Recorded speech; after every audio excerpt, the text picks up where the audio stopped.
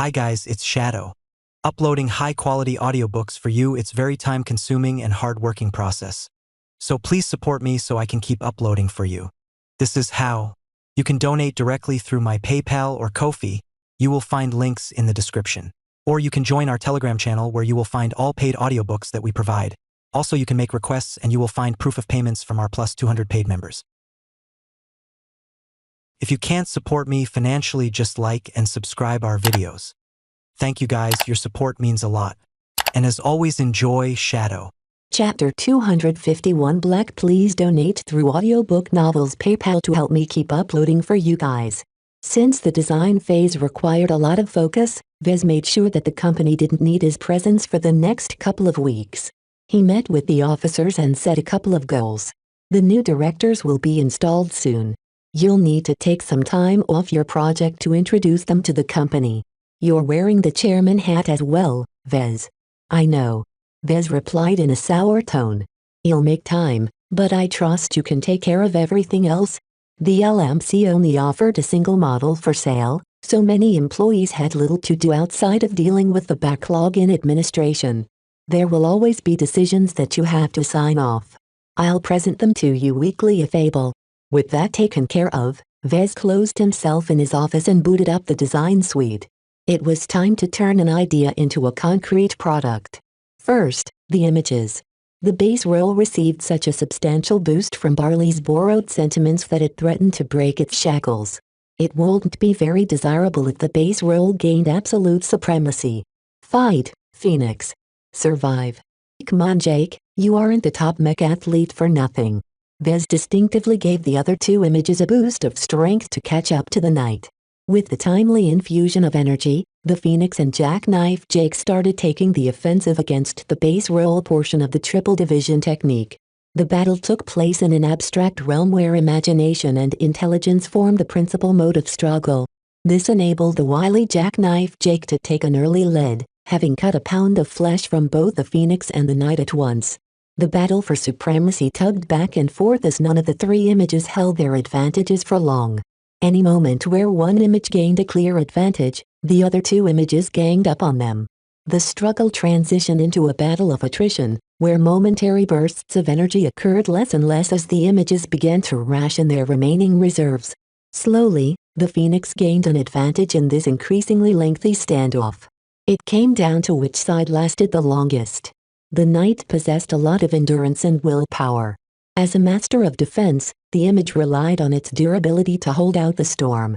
The only downside was that the knight did not have any means to replenish its reserves once it ran out.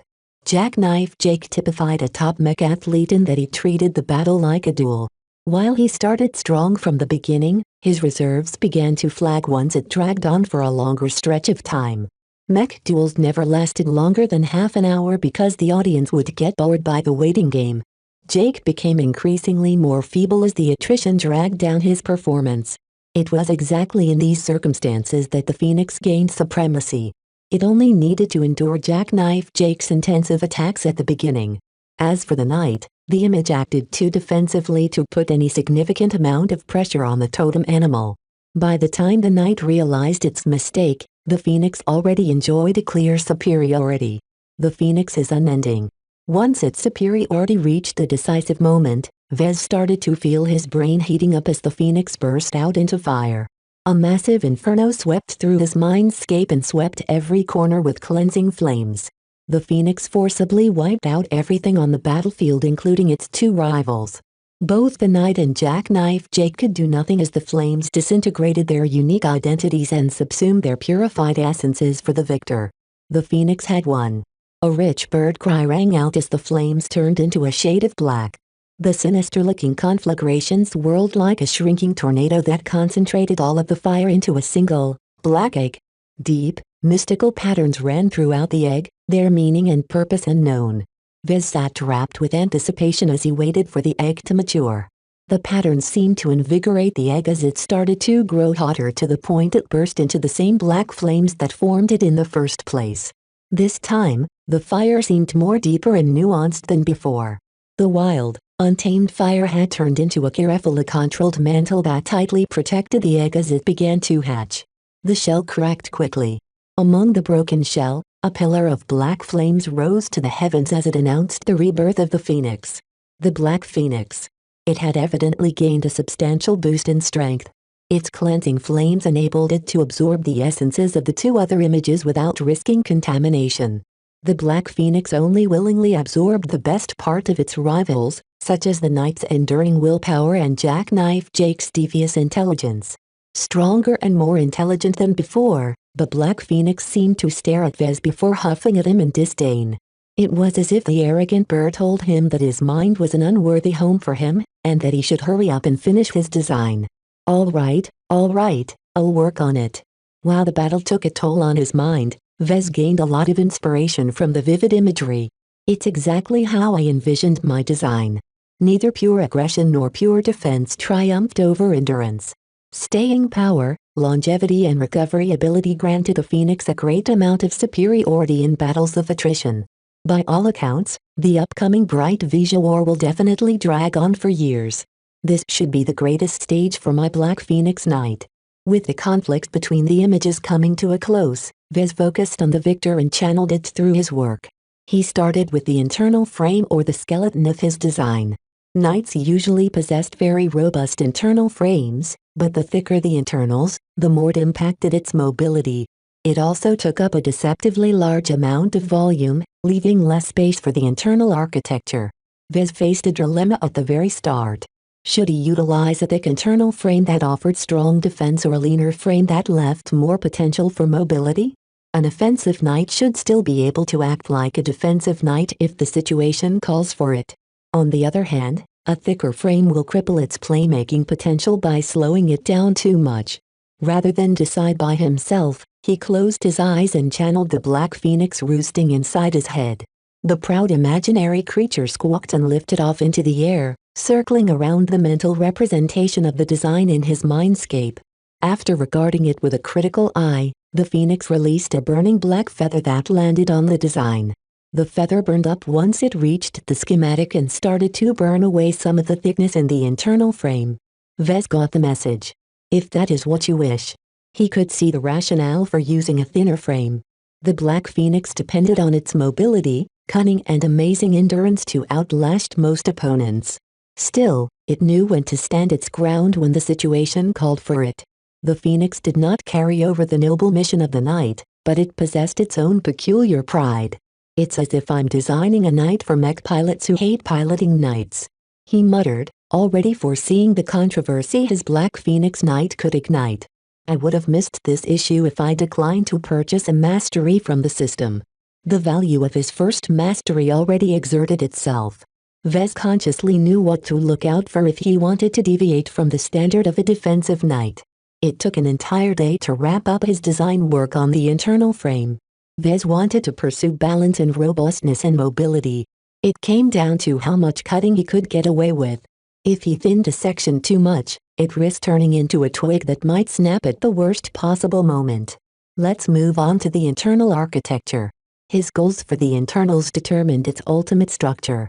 Even with a simple frame like a knight, a lot of compromises had to be made in order to form an efficient architecture that could withstand the test of time. It has to be tough, it has to be easy to repair, and it also has to possess a high amount of redundancy. The last priority demanded a lot of clever solutions, because increasing a mech RF took up a lot of weight and volume. Vez had to keep them down in order to maintain his knight's mobility. With the generic alloys he licensed from the market, Vez began to draw up his structure according to a specific method. He started with the major pipelines and channels and began to surround them with smaller components. All the while, he sprinkled his growing architecture with features that improved his mech redundancy and compartmentalization. The work involved a lot of tedium and repetitive iteration. Time flew by as Vez became absorbed in the problems of day. He leaned heavily on the Mech Designer System's advanced simulations to produce the most optimal results when his considerable intelligence and creativity failed to provide a solution. I'm glad I beefed up my mathematics and physics to journeyman. I'm finally starting to tap into the potential of all those simulations the system has in store. Even more advanced models awaited his use once he advanced his mathematics to a transcendent level. For now, Vez made do with the workmanlike models that provided fairly realistic results at the press of a button. The design work on the architecture dragged on for over 4 weeks as Vez faced the prospect of running out of space. He could always decide to bulk up the exterior of his mech to accommodate more internal space, but that would ruin his design's entire balance. Strangely enough, Vez never got bored throughout the entire process. With the fate of his future career hanging in the balance, he worked at peak efficiency throughout the day. Rarely did he need to take a rest due to an overburdened mind. The simplification of his images allowed him to dedicate his focus solely to the proud and relentless Black Phoenix. It's even showing signs of growth. One of the main goals for his mech had always been the ability to foster growth. The Black Phoenix happened to be strongly connected to this concept, so it had been easy for Vez to emphasize that aspect. He just didn't expect the growth to start before he finalized the design. A curious interaction took place as the design choices he made resonated with the image. In turn, the changing Phoenix reflected its own desires back at the design. Vez served as the channel and mediator of this faint but clearly noticeable relationship. His role even allowed him to manipulate the interaction to suit his outcomes. It felt like something unprecedented and profound took place in a plane beyond the material. Something that Vez had birthed out of nothing but his own mental energy took on a life of its own but colored in the perspective of his design. The Black Phoenix increasingly embodied the design, and the design increasingly echoed the Phoenix.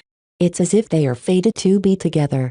In concrete terms, Vez made many design choices that seemed odd and out of place, but started to make sense once he put all the pieces in place. He did not design the most durable knight, but he sure as hell made it tough as bones. In order to increase his design's redundancy, he sacrificed a bit of everything, in particular his energy budget and his armor budget. My knight won't be outlasting or outdefending similar models as a consequence. That sounded fairly bad. Even with the excellent Veltrex armor system, if Vez did not employ too many layers, his knight would fall apart after a couple of alpha strikes. It's a marathon runner, not a sprinter. The endurance is still fairly good, and the repairability has remained excellent throughout the process. The internal architecture crystallized all of his considerable insights in this area. His extensive development with the Caesar Augustus line taught him many ways to untangle its ungodly internal mess.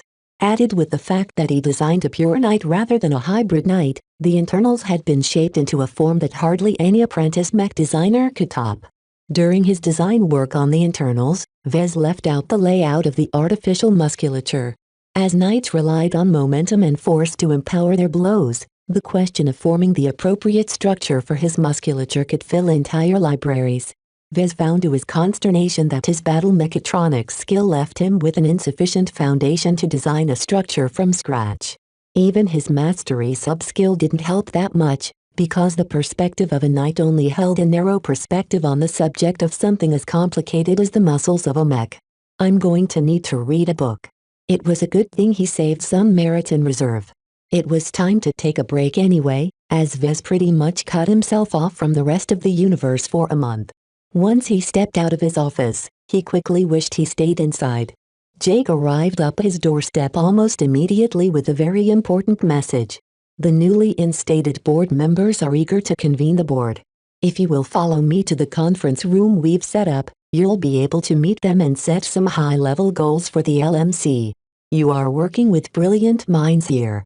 You best take advantage of their expertise. Oh joy!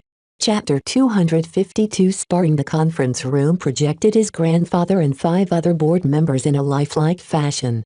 All of them sat at the table with expressions of hope and anticipation. After the formalities went out of the way, that optimism quickly disappeared as Vez did not approve of their suggestions. A financial expert began to speak. Entering the Bentheme market is a daunting venture that has broken many ambitious companies. We're going to need to build up a war chest. Right now, your various assets are tied up in a perplexing manner.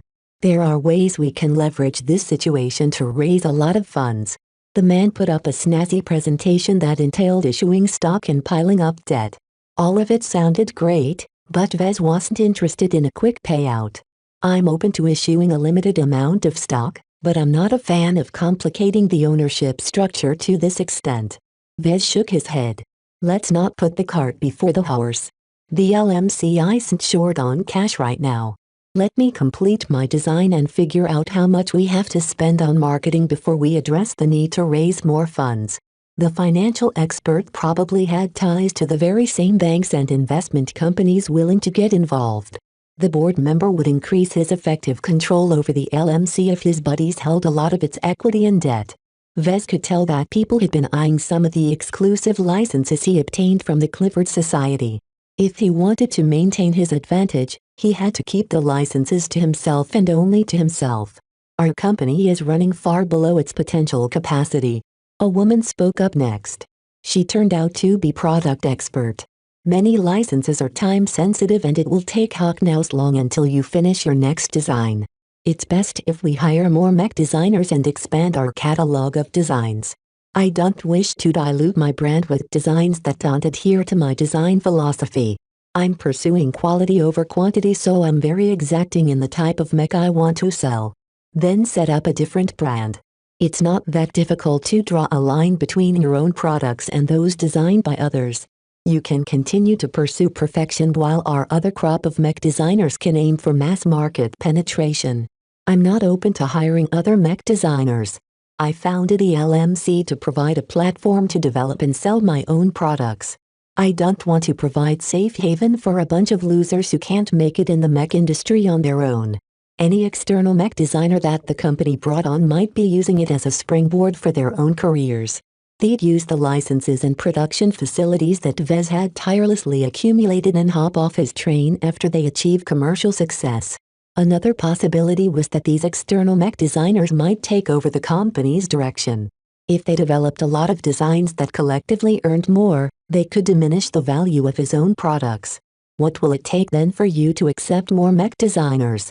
They'll have to work under me for a long period of time. Right now, the only possible candidate is Carlos Shaw. I see. The woman replied while looking down at her terminal. According to the records, he's an able but inexperienced fabricator who is unremarkable in many ways. You can find many competent mech designers off the streets of Bentham that can do a better job than a former classmate of yours. The difference is that I don't trust random bums off the streets even if they can design a bestseller. If they're actually that good, they should have started their own company or find someone else that can sponsor their work. It's not the LMC's goal to promote other mech designers. After this, a mech industry expert started to tout his connections to Bentham. The LMC may have put their roots in Cloudy Curtain, but limiting it to an agricultural planet will severely hobble its growth. Any mech business needs a presence in Bentham.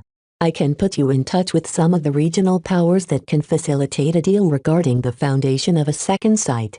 Such a second site would likely become the main base of production for the LMC, effectively giving control of a major revenue source to the mech industry experts' bodies. A second plant is not in consideration at the moment. Our current production facilities are already capable enough to meet a fair amount of demand. Since I'm in the business of selling premium mech, I see no immediate need to expand our production capacity for the immediate future. Vez parried a few more traps couched in helpful suggestions. Once the board members realized that he wouldn't fall for their tricks, the conference meeting shifted into an awkward silence. His grandfather Benjamin broke the silence by bringing up something that actually sounded constructive, a first for this meeting. At the moment, you've signed a contract with a Bentham mech broker named Marcella Bollinger. You've read through the contract, and while it allows you and your company to outsource all of your sales and support to her, the compensation she demands is uncharacteristically high. The other board members nodded in agreement. The standard rate should be 10% of gross profits.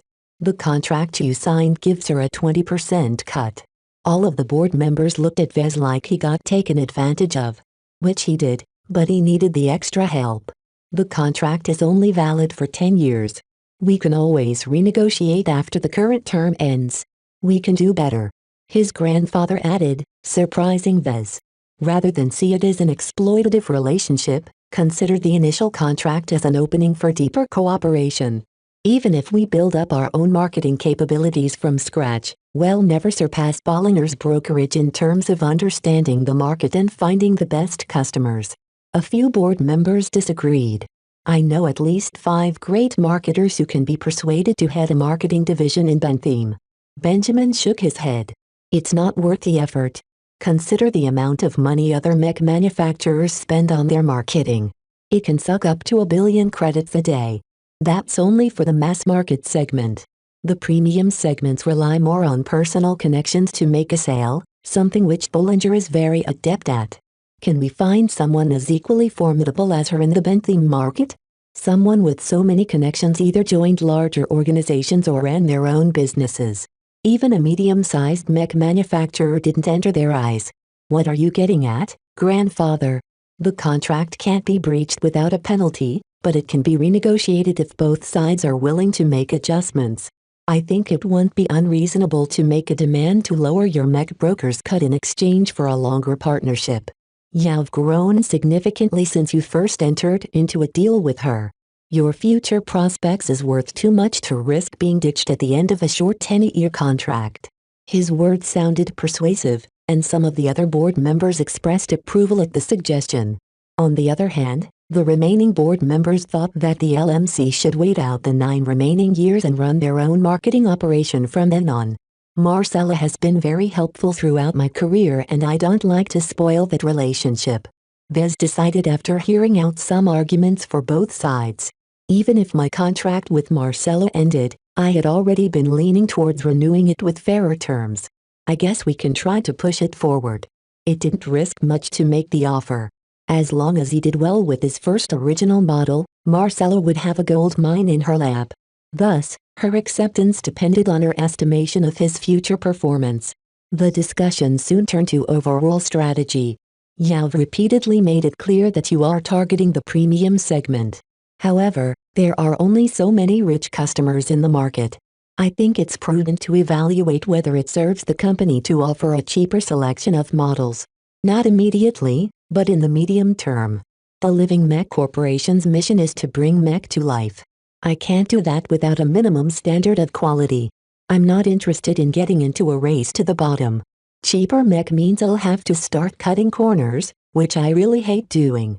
The LMC could establish a different brand to take care of that problem, but Vez had already ruled that possibility out. However, the board member suggested another approach. I'm not saying the company has to be responsible for the production of these cheaper designs. Your design capabilities are impressive for a young man of your age. I'm sure it won't be a challenge for you to come up with some cheaper variants of your main designs. Once you've finished your variants, you can license them out to other mech manufacturers, who will do the rest of the work on our behalf. You're suggesting that we engage in outsourcing? In the mech industry, outsourcing meant that Vez would offer his designs up for licensing with a very specific set of terms. The companies that bought his licenses had to abide by a number of very strict restrictions and won't be allowed to modify his designs in any way. In exchange, Vez would waive the massive licensing fee, though he did take a larger share of per-unit revenue. Mech manufacturers in possession of production hardware didn't always have the money to pay for a standard license. Producing mech on behalf of another company was considered a way to make ends meet by these sorts of companies. Even though Vez didn't wish to cheapen his designs by developing severely hamstrung variants, he was open to the idea of offering up purpose-built designs. It would enable his work to penetrate the market and allow his reputation to spread beyond a narrow circle of wealthy customers. Even if the licensees botched up the production, the LMC could terminate the license and find another manufacturer to do the work. The only issue was that his company earned far less profits than if it did everything in-house. Then again, Vez had already shot down the possibility to produce any cheap models by themselves. The idea holds some promise, but only if the right manufacturers are interested in licensing my designs. He replied after careful contemplation. Right now, we only offer the Mark Antony Mark II, which is an aging last-gen design that's unsuitable to further cost-saving modifications. Let's wait until I've developed my new design before considering the matter in earnest. Vez started to understand the appeal of a board. Even if they had no actual decision-making power, they had a vested interest in the company's success. The various experts lent their expertise to the various matters that the company faced. Still, he didn't delude himself that they worked for the greater good of the company. They only had their own interests at heart. Overall, their knowledge and ability to think at a higher level made them useful sparring partners. Compared to the company's officers, the directors turned up short in terms of depth, but they made up for it by taking the bigger picture into account. If I might suggest something. The mech industry expert spoke again. Your search for a long-term supplier will not be successful. Even with a moderately successful design, the LMC will always be regarded as a non-entity. Even if you catch the attention of a supplier, it's doubtful they're willing to offer favorable terms. The crow sounded much more optimistic when he informed me of the ongoing search for a supplier. Your crow must be aiming to build a relationship with a distressed or desperate supplier. It's not a good idea to source your materials from a troubled seller. The expert provided many reasons why it might go wrong. The supplier might have almost tapped out its reserves. It might have engaged in illegal labor practices. It may even serve as a channel for pirates to dispose their ill-gotten gains. Considering the impending war, it's actually best we don't rely on any single source to supply our most critical exotic materials. Why is that? Because exotics turn into strategic goods over the course of the war. The Visions will try to occupy or destroy the Republic's mining operations. They'll also prey on the convoys delivering those materials to the hungry industries it feeds. That sounded very troubling. I don't see why relying on the open market is any better. Because no matter how the war progresses, the open market will always continue to operate. Don't forget that Bentham is a port system and that it serves a regional nexus of trade. Some of that traffic will diminish, but not enough to starve the markets entirely out of resources. You won't be dependent on the whims of the Visions if you can accept the higher costs. Someone else disagreed. As long as the LMC insists on leaving out the exclusivity clause, it's free to trade with any other party. I don't see the need to suspend the search for a supplier. You can't have your cake and eat it too. You won't find a supplier who is willing to let the LMC retain the right to approach its competitors for business. The LMC isn't producing enough mech to force a compromise. They'd rather decline a partnership than be taken for fools. The issue of suppliers had always given Vez a headache, and the directors just made it worse. He banged his fist against the table. Enough. This is going nowhere. Let me tell you now that I plan to let the Relations Department continue to find a supplier and attempt to negotiate a mutually beneficial contract. We can convene the board again to discuss whether it's worth it for us to sign it into the books. Even though the discussion led to nothing substantial, it got Vez to think about what his company would do after the war broke out. He decided to raise the matter to the board. As you all know, the Bright Republic and the Vija Kingdom will likely be embroiled in a serious conflict. It'll likely be drafted by the Mech Corps, and so will some of my employees. How can we prepare the LMC so that it will continue to function during wartime? The directors made a number of useful suggestions, starting with his grandfather. First up, the Republic provides a substantial amount of assistance to mech manufacturers affected by their wartime policies. If your administration is up to task, they should have already prepared the necessary paperwork. I'll check up on that after the meeting. You should also check with the bank. The financial expert said. In some cases, they're obliged to freeze or even forgive parts of your debt in the event of war. Also, if the company is bleeding cash, it should be able to demand some compensation from the government, though they may demand some equity in return. In truth, the government only offered a limited amount of support to failing mech manufacturers. It was content to let the weak ones close their doors while offering only a pittance to most medium mech manufacturers. The only way to receive better treatment is by contributing to the war effort. His grandfather added. The Mech Corps has many needs. The LMC can best serve our fighting force by supplying them with high-quality replacement parts that are difficult to fabricate at military supply bases. They formed a tentative plan around this suggestion. His grandfather even offered to pull some strings and lay down the groundwork for such collaboration.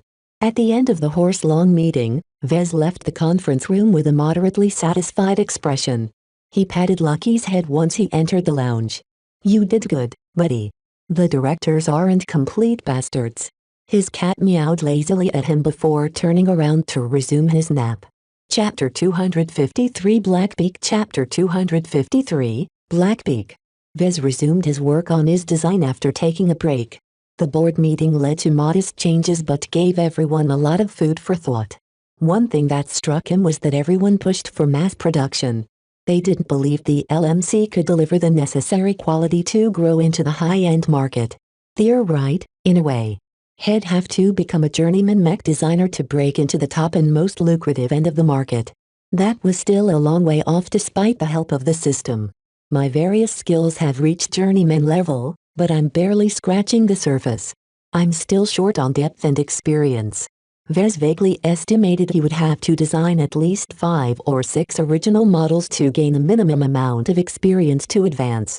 They also had to be distinctly different mech, so Vez couldn't get away with designing 6 identical night mech. Let's get back to work. Vez thought about the implications of forming the structure of his artificial musculature from scratch. The more experienced mech designers can do this by heart. I haven't reached that level yet, even with the theories I've learned. In such cases, it would be a shame to consult a reference book and adapt an expertly designed template that had been derived from examples of nature. For example, night templates often took their inspiration from studying the bodies of athletes and soldiers. Vez chose to be fairly extravagant by borrowing a high-quality reference book from the Clifford Society's Moon Library. It took a couple of says for the fast courier to deliver the secure materials required to read the book. For a price of 10 Marriott's, the Society went out of its way to make sure that Vez didn't propagate its contents. He didn't spend his time in vain during the wait. He reread the textbooks on battle mechatronics and looked back on his old designs to study the way their musculature worked. Mech generally adopted simplified structures compared to a human made out of blood and flesh. In particular, they didn't require so much fine control for their toes, neck and head. Night mech also sacrificed a lot of finesse in their arms in favor of brute strength. Still, a strong pair of legs forms the basis of a sturdy knight. Knights relied on the strength of their legs to build up momentum and withstand shocks. They also depended on their legs for balance. The reference book he borrowed happened to contain a couple of templates for all the different archetypes. After a lot of browsing, Vez chose to go with the lightest knight template. It's the most responsive and agile out of all the medium knight templates. It's the only choice that conforms with my vision. The Black Phoenix would never sit still like a rock for long. It wished to endure attacks only up to the extent for it to close in on its opponent and take it out.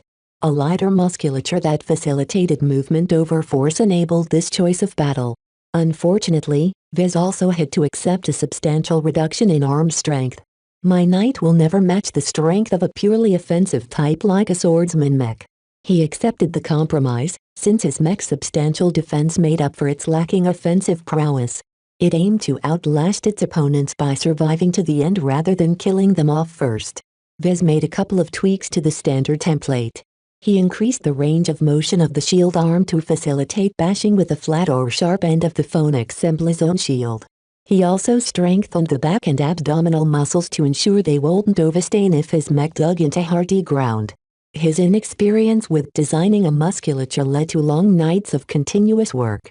The Black Phoenix remained demanding throughout the process, sometimes even forcing Vez to throw away hours' worth of development. The delays resulted in further refinements that provided greater strength without taking up too much space, which was getting very cramped by now. He sat back in his seat with a satisfied smile after the latest round of modeling pronounced his work to be without any major flaws. This is the best I can achieve at the moment. It helped that he licensed a fairly premium artificial musculature system from the Society. If he licensed a generic one, he would have been forced to bulk up his frame. Still, the various compromises he made so far made it clear it didn't excel as a damage sponge.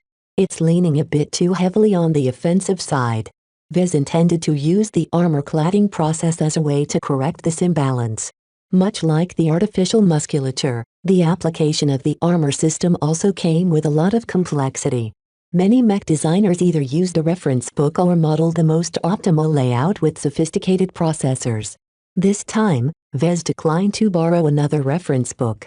His experience and his optimization sub-skills should be sufficient for him to design an adequate armor layout. The Veltrex armor system consisted of a minimum of 3 layers. The upper layer consisted of various composites that worked best against directed energy weapons.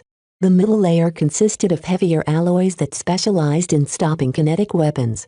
The lower layer mainly dispersed heat and force that went through the other layers. It also worked great in mitigating explosive damage. The weakness of this armor system became apparent. If an enemy force stripped the upper layer with a ballistic weapon, it could easily penetrate past the middle and lower layers. While their sheer thickness could still mitigate a certain amount of energy damage, it was obviously not ideal. I doubt my models will become prolific enough for enemies to know about this weakness. Despite this wrinkle, the Veltrex armor system could withstand a surprising level of abuse for its thickness. Some armor systems could be trimmed or thickened by adjusting the amount of layers. The Veltrex system worked a little differently by adhering to the same 3 layers, only this time he could adjust the thickness of each of the layers. Vez spent a lot of time with the fine-tuning of the armor layout. He adopted a fairly standard medium knight layout but trimmed some fat wherever he could get away with it. However, he didn't go too far, as a knight still had to withstand a lot of blows. Even if the internals are easier to repair, it's still not a good idea to make it easy to get past the armor. He took his time in this phase, dragging it out over 4 weeks as he meticulously verified his design choices with advanced mathematical modeling. From chilly ice planets to desolate asteroids, Vez simulated every possible hostile environment he could come up with. His model performed surprisingly poorly in vacuum and hot environments. My mech doesn't generate as much heat as a laser rifleman, so I didn't put too many heat sinks in its design. This limited its heat processing capacity. The only way his Phoenix could shunt its heat was through shunting it from its feet or dissipating it through infrared radiation. Isn't it ironic for a Phoenix Knight to be prone to overheating? Vez decided to keep the current amount of heat sinks. Adding any more meant decreasing his mech performance to an unacceptable level in his eyes. He took the Republic's geography into account as well. The bright Republic doesn't have that many hot planets anyway, and spaceborne mech are far more suitable to deploy in vacuum environments. After making sure the armor held up in every other environment, Vez surrendered himself to his artistic fancies. He meticulously carved the upper layer of the armor with Phoenix-themed reliefs. He shaped the generic humanoid face into a Phoenix's head. He carved up the shoulder pauldrons into a feather-like appearance. He added minor decorative lines throughout the torso to reinforce its association with black fire and phoenixes. The only downside to this extra addition was that the carvings affected the structural integrity of the armor system. Vez had to bulk up many of the sections due to the weaknesses he inadvertently introduced. It's worth it, though. My design looks good, really good. He already applied a coating of black and gold to his mech. The change in color amplified the connection between the design and the image in his mind. The Black Phoenix strongly approved of the Phoenix Knight's impressive appearance. It definitely possessed a strong level of gravitas that he only found in his recent Marcus Aurelius limited edition model. What particularly stood out from its appearance was its underlying menace. The black coating gave his design a sinister association that Vez didn't see very often in knights.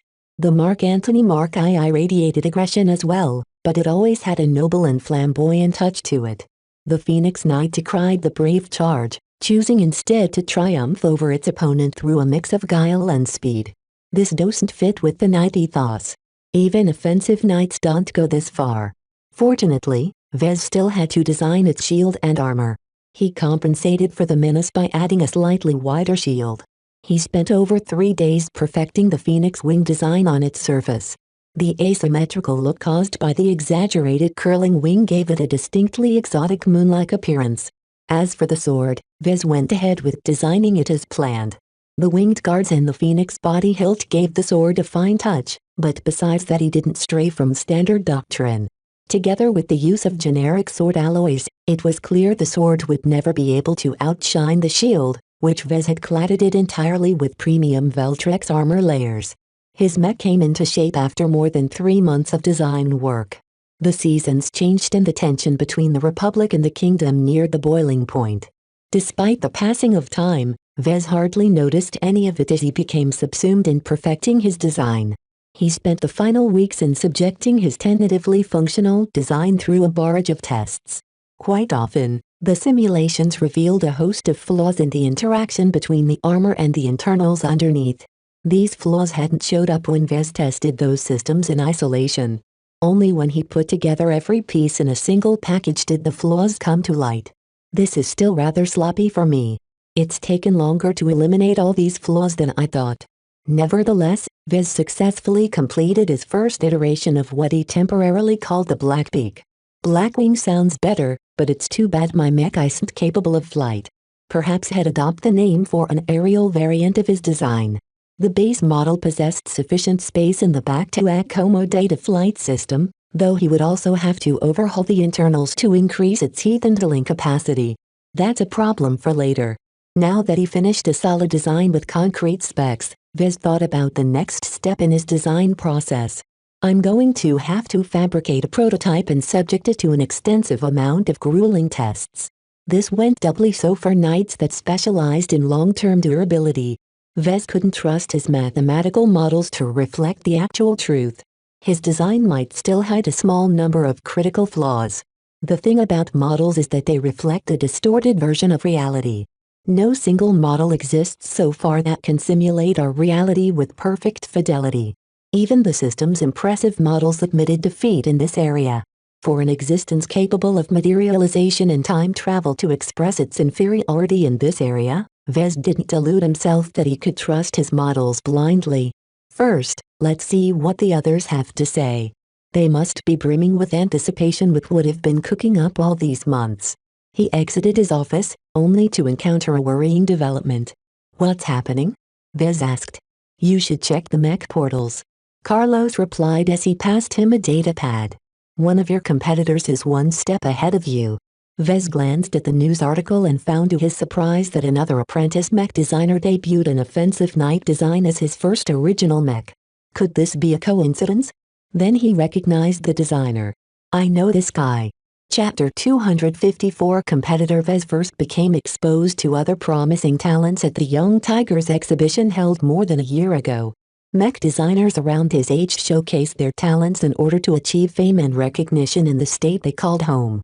It mostly ended up as a comparison between who had the better foreign backer.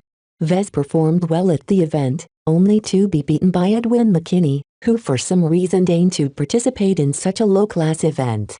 Afterwards, Vez slowly realized that the geniuses who participated in the it likely didn't do very well abroad. They were mostly the equivalent to squires in the Clifford Society, marginal figures that could never compete against the native mech designers of those second-rate states. Michael Dumont. It's been a long time since I last saw your name. After being beaten by Vez, Dumont disappeared from the face of the Republic. Vez assumed that Dumont must have tucked his tail between his legs and fled back to the Coalition or wherever he called his second home. Evidently, he returned, and just so coincidentally introduced an offensive knight design in his debut as an original mech designer. Vez played a recording of the clip. After months of intensive development and extensive testing, I am now ready to announce the release of my first original design, the Havalax. A medium mech slowly stepped into view. The reporters gathered at the press conference murmured with excitement as the ground under their feet thundered as Dumont's creation stopped in front of them. With its stylish white coating with triangular blue and orange patterns, it made for a vividly noble sight. The Havalax is a knight mech geared for offensive and defensive purposes. Its greatest strength is its speed, which is even able to match the sprinting speed of light mech. As a fast and mobile knight mech, the Havalax excels in chaotic skirmishes and smaller engagements where battle lines often shift on a whim. A projection appeared that showed the Havalax's performance in a number of realistic simulations, interspersed with clips of the first production model going through an obstacle course. What stood out from Vez was that the Havalax showcased an impressive level of performance. So much so that he suspected the pilot must have overheated the mech soon after he completed his acrobatics. If you are worried about the Havalax's ability to function as a knight, then let me reassure you that it can take the hits as well as it can dish out. The armor system I am using is an exclusive development from a lab associated with my university in the Coalition. Its multifaceted composition employs a semi-modular arrangement where expended plates will fall after they degrade, facilitating even higher levels of mobility at the tail end of a fight. The rest of Dumont's speech detailed his design's strengths while glossing over its weaknesses. Some of the reporters did a good job asking about its endurance, which should have been quite awful for a pure night design. The Havalax is a mech that is designed to make an immediate impact on the battlefield. He repeated. There are hardly any mech on the market that can compete with mine in these terms. Not at the price level of my initial models. How much will it cost? Production has already started. You can reserve the first 100 copies by moving quickly and pre-ordering it at my company's portal for the generous price of 50 million credits. After that, you can purchase a standard model starting at 55 million credits. We offer many additional options and customizations at additional fees. Please consult the portal for the details. Vez flipped the datapad and slammed it to the ground. Then he stepped on it with his foot, though he failed to make any cracks. Pads these days served as reliable information carriers under extreme conditions like battlefields and hostile alien planets. I don't believe this is a coincidence. Just when Vez prepared to debut the Black Beak, an old rival released an offensive night on his own. The Havalax differed distinctly from the Black Beak by specializing in delivering peak performance, but that design choice would also enable it to inflate its spec sheet. Frankly speaking, the Black Beak's specs looked like crap compared to the performance that the Havalax was capable of pumping out. Sure, the Knight designed by Dumont might only be able to keep running its systems at maximum capacity for a couple of minutes, but most laymen won't know the difference. In actual fact, the Black Beak and the Havalax shouldn't even be direct competitors. Despite sharing the same roles, they excelled in different circumstances, so there should be very little overlap. Except Vez knew that many customers didn't think about less flashy criteria like endurance and longevity. They cared more about exciting stuff like top speed or arm strength. Jake arrived quickly after Carlos. It's fairly bad news. Early adopters already got their hands on the Havalax and they've been giving them rave reviews. Even some of the more reputable mech portals are giving it a thumbs up. How is Dumont able to produce so fast? His backers bought out a failing medium mech manufacturer and repurposed it as Dumont's personal property in the Republic. There's rumors that the Ricolin Corporation has a stake in the company as well. Figures. Both of them had a beef with Vez. Dumont's entry in the IT had been cut short by Vez while the Ricolin Corporation suffered a devastating terrorist attack with the help of a mech that he designed and built. Vez suspected that the Ricolin Corporation had been behind the various attacks on his person. Such threats had ceased to materialize in the last half-year, which led Vez to believe the Ricolin Corporation quietly gave up on its attempt to hit back at Vez. Evidently, they chose to retaliate by a different means. He admired the elegance of their plan. It wasn't illegal to give a helping hand to one of his competitors. Even if everyone in the Republic knew of their conflict, so what? Right now, Vez was in big trouble. He could already sense an undercurrent of worry and despair among the employees in the office. They all thought that Vez would debut as Black Beak too late. Even if it offered some redeeming features over the Havalax, demand for offensive knights had already been met by that time. Emergency meeting. 2 hours from now. Vez said crisply as he stormed back into his office. Bring everyone that matters. Jake and Carlos watched the door slide shut. They both looked at each other. Do you think he's resigned? Not at all. Carlos replied. That's his serious mode. Vez almost never makes an outburst. He's the type who lets his rage boil inside his mind. Don't let his flat face fool you. 2 hours later, the entire management team of the LMC poured into the conference room. The executives and pillars of the company like Jake, Primrose, Carlos, Qualcy and Gavin sat alongside the oval table. The rest seated themselves upon floating synthetic foldable chairs stored underneath the table. The planks, as people called them, provided basic seating for everyone without taking up a lot of space when they returned to their storage compartments. Vez stomped into the conference room a few minutes later. He slowly paced towards the front of the room and turned on the main projector. A full-throated projection of his first complete iteration of the Black Beak appeared in front of everyone's eyes. This is the Black Beak. It's a premium offensive knight that excels in endurance, longevity and energy efficiency. He summarized its various attributes and emphasized its differences compared to a model like the Havalax. Still, half the crowd stopped paying attention to his words, because the mere sight of the black beak consumed all of their attention. Its sheer presence and artistic appearance dwarfed anything Vez designed before except for his most impressive limited edition designs. The sinister flavor underpinning the Blackbeak's X Factor evoked both fear and admiration from the gawking crowd. As Vez had been tinkering with his design for months, had grown used to its aura. He didn't expect it to have such a pronounced effect on his employees. "Wow, Vez. Wow!" Carlos exclaimed. "If this is what you've been working on, then Dumont stands no chance." Several people agreed, but those who read through the Blackbeak's spec sheet quietly shook their heads. "I have confidence in my design," Vez declared simply.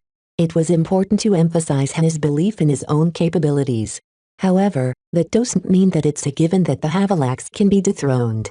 The first mover advantage is a very powerful thing to have.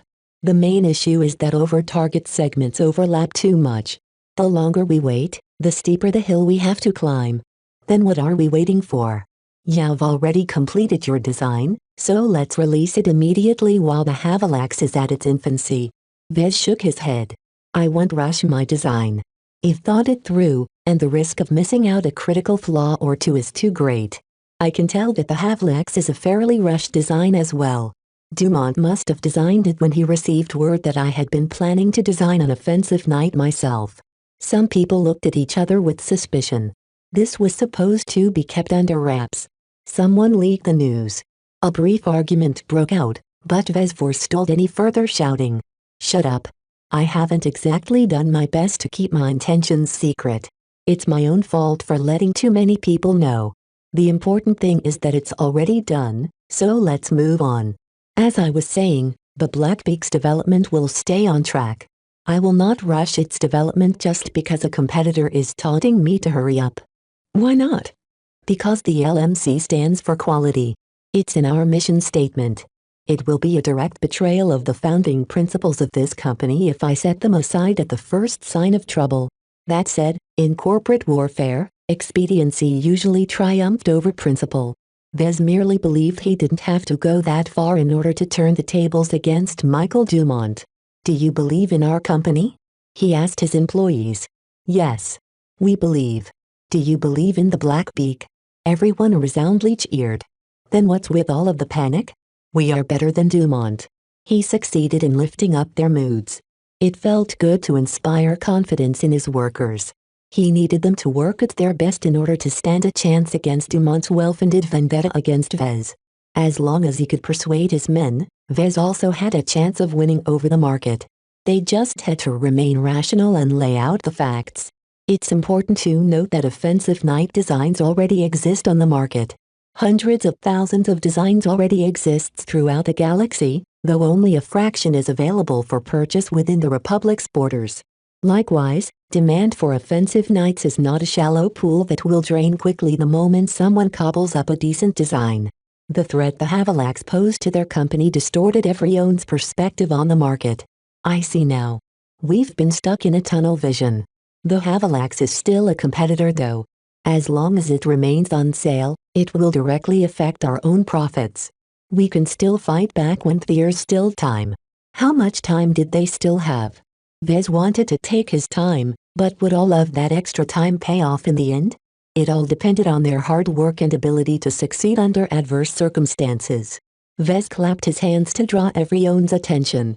"I've gathered you all here not to admit defeat, but to form a plan of action. We will not let Dumont have his satisfaction. We shouldn't fear his competition. He should fear us instead." He had unquestioning faith in the superiority of his own design. Vez hardly believed that Dumont progressed as fast as him since the last time they dueled against each other. Along with the added advantage of a pronounced X factor, Vez possessed a final contingency should his design fail to match up to the Havalax. He tapped his fingers against his unassuming palm, which had the option to super-publish any design once a year. Chapter 255 Breathing to Life. In truth, Vez didn't wish to resort to super-publish option, as he considered it a cheat. Besides sullying his reputation and demeaning the tradition, he won't be able to get away with it anyway. He already shared his development logs to the MTA. If Vez suddenly improved his design by a significant margin at the very end, the MTA would rightly question whether he had help. Let's form a plan and draw up a timetable," he announced to the people gathered in the conference room. "I think it's not too late to release my latest model a month from now. It's impossible for Demont's company to have produced so many mech in that span of time." They hashed out a quick plan that mobilized the entire company. Even though the Black Beak hadn't been finished yet, its functional state allowed the workshop to grow familiar with its design. Chief Cyril and Carlos received permission to train the mech technicians with practicing its fabrication in a virtual environment. Meanwhile, administration and relations departments laid the groundwork for logistics. Vez wanted the LMC to be amply supplied without being overcharged for the necessary raw materials. He also wanted the shipping to be reserved in advance in order to minimize delays and disruption in supplies. The current convoys between Cloudy Curtain and Bentham won't suffice for our needs, Jake reported after making a projection on how many goods flowed in and out of the workshop. The Barracuda has lately remained rather idle. Other than conveying some of our executives to Bentham and back, the Corvette is severely underutilized. Any shipments we make outside a convoy isn't insured by Senile Ablin. Vez shook his head. "I don't want to tempt fate by putting millions of credits worth of goods in an even more expensive starship. The Barracuda will adhere to the current flight schedule. If one attracts so much attention, if all it does is ship some of our marketing people back and forth." On that topic, how is the negotiation going with Marcella? "We've been making slow but steady progress in our discussions with your mech broker. From what we can tell, she values your ability to improve and thinks your worth will only increase in the future. Our negotiating team has been able to leverage this information into compelling her to agree to a number of important concessions. However, our talks have stalled lately due to the lack of activity on our part." Vez already knew why. "She's waiting for my design, I bet. Once I fabricate the prototype of the Black Beak, I'll ship it over to Bentham in order to take advantage of their extensive testing facilities. The MTA's Cloudy Curtain branch office lacks the hardware to put the prototype to its paces." A few people showed alarm at his decision to do the testing in Bentham. "The port system is a powder keg waiting to blow," Primrose warned with a shrill voice. "It's highly inadvisable to step foot on the planet with war tensions so high. There's no other choice. I can't do without the sophisticated testing equipment that is only available on major planets like Bentham. Don't worry, I've got Rila, Melker and Senile Ablin watching my back. We're also permitted to pilot our own mech within city limits." Rila raised her fist in excitement. "If the BLM wants to pick a fight, I'll gladly give them one." Once they finished their testing, Vez would return to Cloudy Curtain and apply the lessons on his initial design. Do we have enough time for another round of testing? Likely not. There's a lengthy lead time required to submit an original design to the MTA. If we want to make the Black Beak ready for sale in a month, we have to submit the final version along with a fabricated copy to the MTA's branch in Bentham at least 2 weeks before the official release. So in essence, Vez actually had 3 weeks to work with before he had to finalize his design. We can't afford to undergo a second round of testing. We can only hope that one round will be enough to catch all the major flaws. Marketing: once I show off the prototype to Marcella, please work together with her brokerage on a marketing campaign. Make sure to take various budgets into account. A simple plan made all the difference. Getting his people moving again helped push back the negative sentiment. Everyone dispersed and went back to work. Vez himself took some time off. He wanted to be in his best condition before he fabricated the prototype. Lucky meowed and climbed on his shoulder once he sank into a couch at the lounge. The cat didn't experience much excitement with Vez holed up in his office. His pet made his disaffection clear by batting his paw against his cheek. I know, you'll get your fun soon. We'll be traveling to Bentham again after a few days. Meow. Vez thought about picking something up at Bentham that could keep Lucky busy. Then again, the amount of minerals his cat had eaten so far had reached a point where Lucky showed signs of evolving yet again. The glowing blue lines between its shiny bronze-like exterior glowed as bright as a flood lamp. You're stuffed with energy, aren't you? Meow. Lucky lazily stretched his back. I wonder what you'll look like at level 3. As Vez advanced, so did Lucky. It made him wonder what his cat had in store in the future. Perhaps he'd be able to traverse the stars, or fire a mech-grade laser from his mouth. Maybe he'll be producing gemstones that could double the performance of any mech. He began to fabricate the prototype the next day. He skipped practicing the process in a simulation because he was short on time. Instead, he relied on his substantial fabrication skills to tide him over his very first attempt to bring the Blackbeak to life. Chief Cyril gestured everyone away. "Everyone, clear out. The boss will be working on the prototype alone." Due to everyone's unfamiliarity with the new design, Vez demanded full control over the entire fabrication process. Only if he did everything himself would he be able to guarantee the quality of his prototype. It was vitally important that this early copy of the Blackbeak be a faithful reflection of its design. Every mech technician halted their work and cleared their junk. The new production line stood ready to be used. Vez took a deep breath and centered his mind onto his continuously evolving image. He opened his eyes, revealing a flickering glint in his eyes. "Let's make you whole." Vez moved his fingers over the console of the Dortmund printer. He started working from the inside out, fabricating the innermost pieces first before working his way outwards. The technical challenge laid mostly in his unfamiliarity with the process. He also worked with unfamiliar materials and entirely new alloys that sometimes strained his capability to solve problems on the fly. Still, the greatest advantage of designing a mech from scratch is that you have complete control over its complexity. A hybridite like the Caesar Augustus possessed a lot of interconnected components that made a mess of things inside. Even if he substantially simplified its internal architecture in the Mark II, it still posed a lot of difficulties.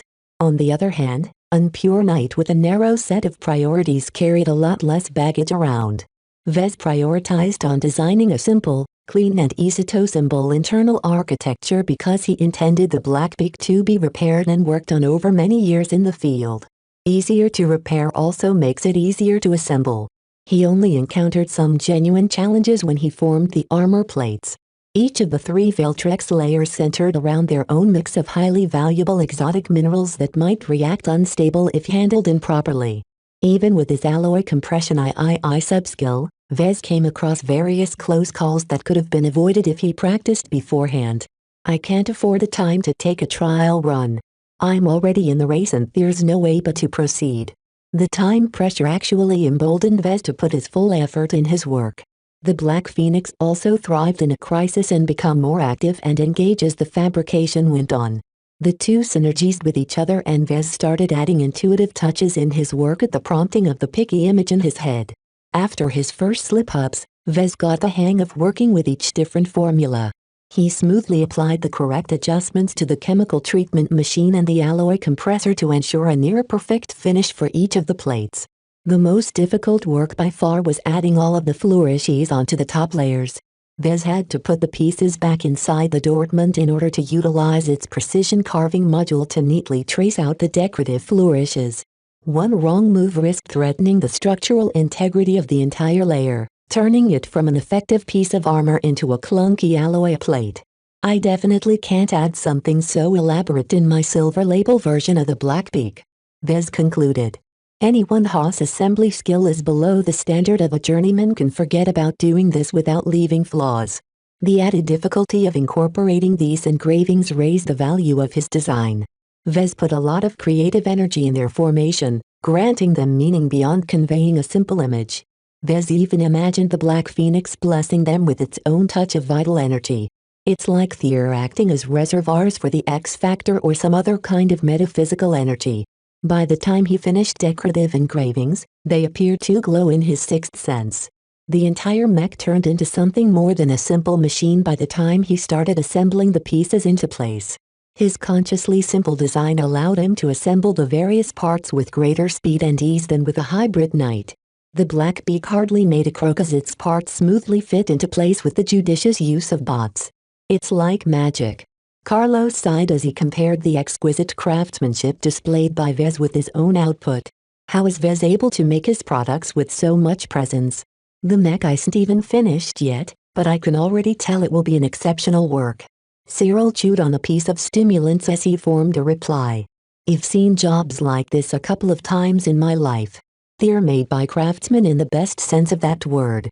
They are passionate about their work and treat every individual mech like a separate art piece. You can tell that Vez is made from the same mold by the intensity of his focus. It's like we're not even here. Even their low discussion didn't affect the meticulous work that went into fitting the more delicate pieces into their assigned positions. Once Vez attached the finished sword and shield to the back, the prototype officially came into being. The Black Phoenix in his mind cried out triumphantly and spread its wings. It was just about to depart from his mind and enter the almost finished Blackbeak's design, but Vez held the stubborn bird in place. It's not finished yet. Stay put. The Phoenix took offense at his demand and tried to burst through the shackles holding it down. Vez cried out in pain and held his thundering head in his hands. His sudden collapse alarmed the mech technicians. He's exhausted. He hardly took a rest over these 3 days. Call a medic from the security group. They have one on site, I'm sure of it. None of them suspected that Vez was waging a battle in his mind. The Black Phoenix he birthed into being had developed a life of its own. Like any child growing up, it sometimes tried to defy its progenitor. In other words, the Black Phoenix reached the point where it started to assert its own identity. It's not time yet. He yelled, to the confusion of the worried technicians. Stop your stupid tantrum and get back inside.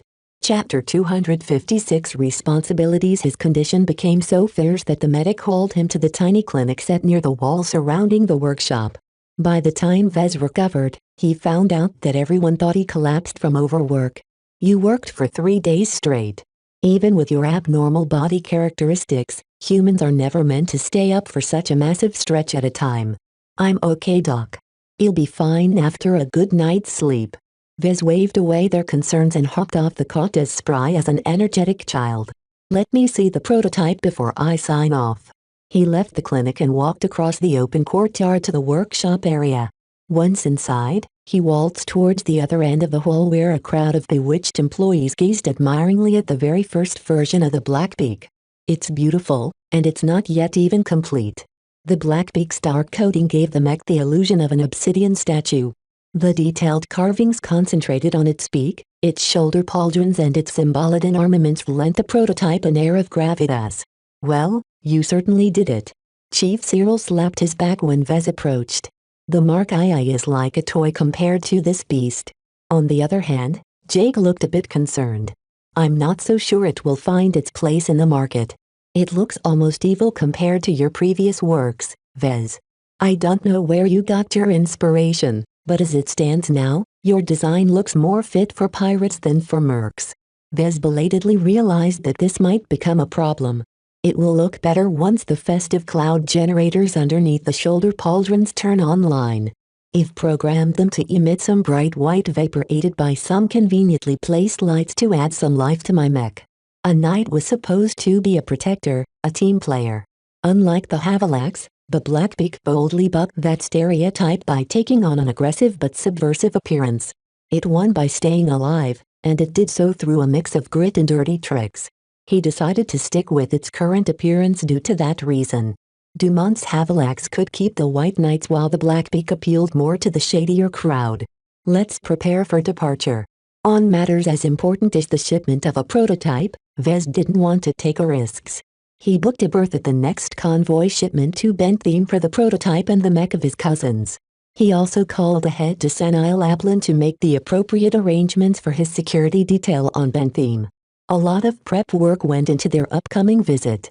With the growth of the company, the LMC had to comply with a lot more regulations as well as take a lot of industry-specific standards into account.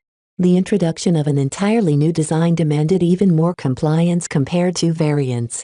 An incompetent designer could take an unknown mix of components and mix them together into a powder keg that could blow at any time.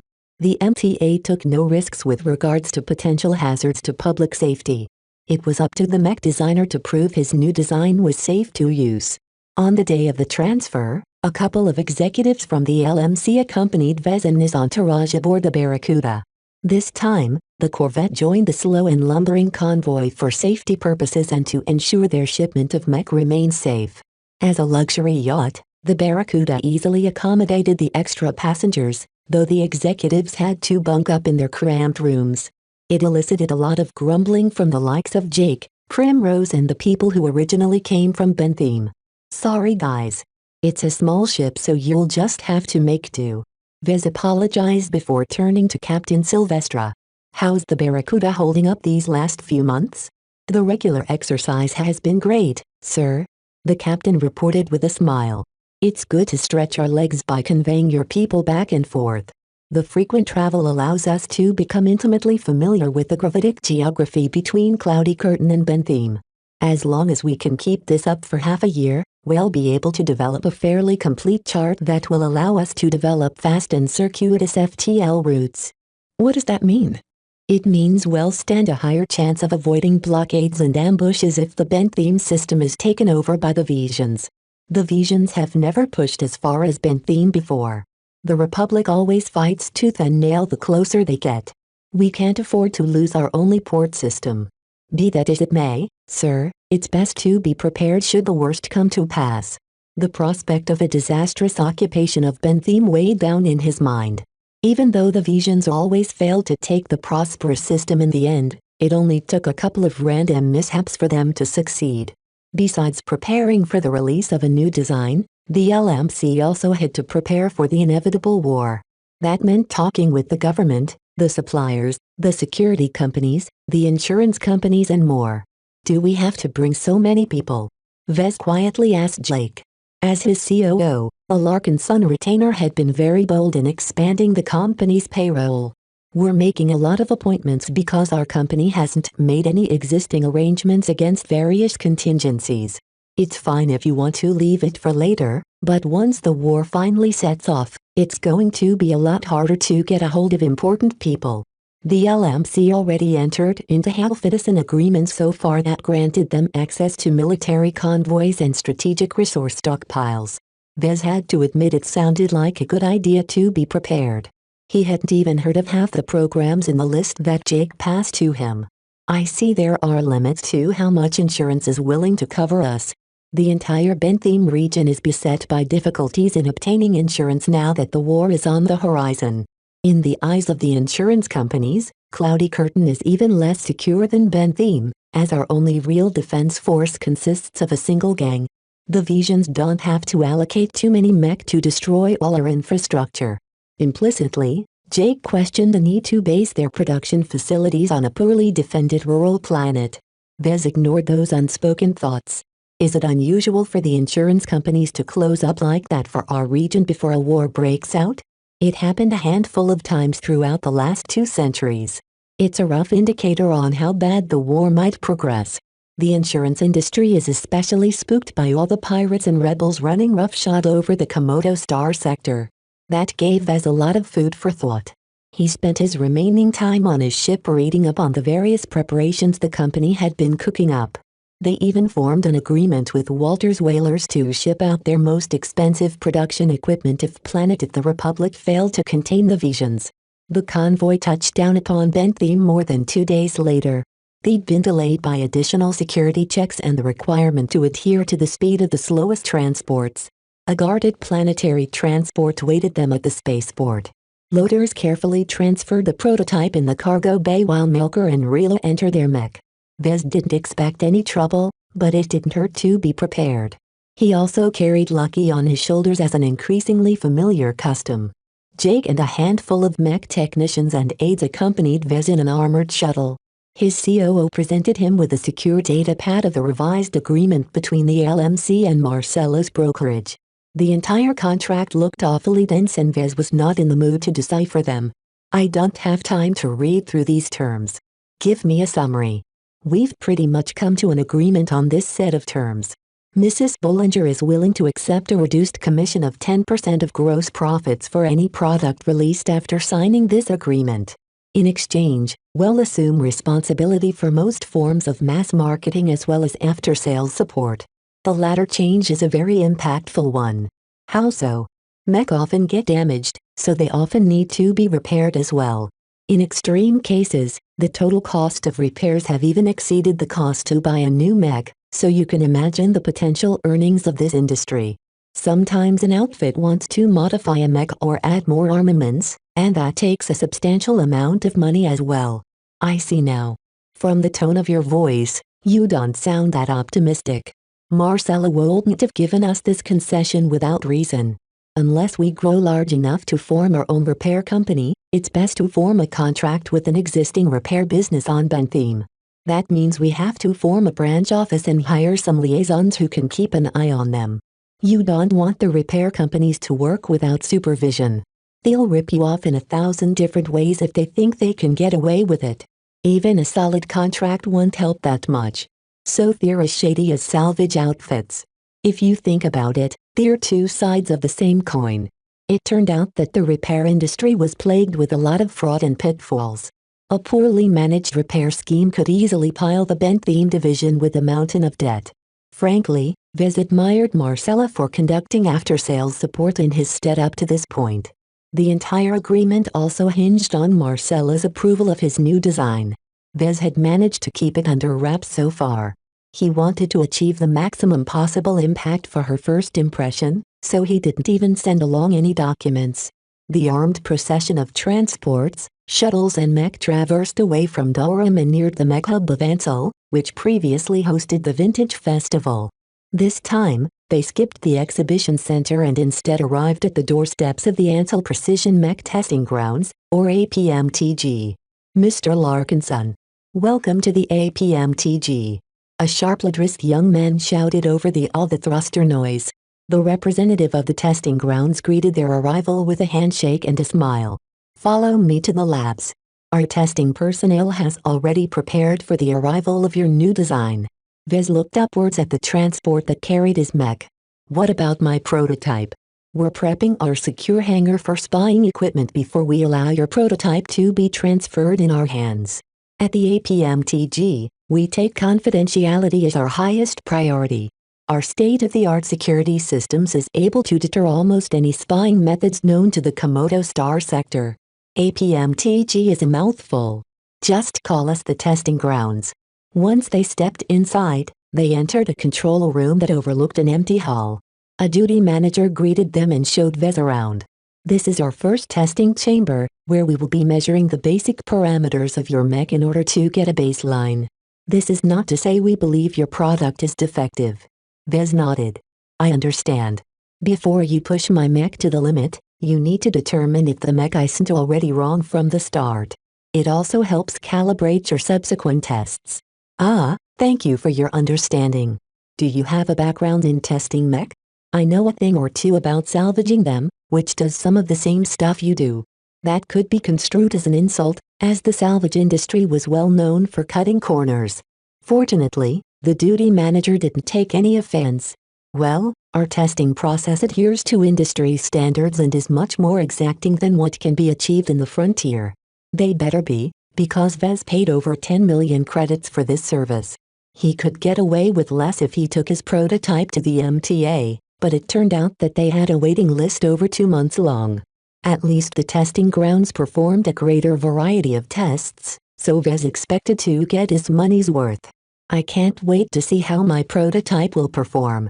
As they waited for the prototype to be brought from the hangar to the testing chamber, Marcella arrived with a faux angry face. The nerve of you. She slapped his back with her artificial limb, only to be surprised by his ability to remain unfazed.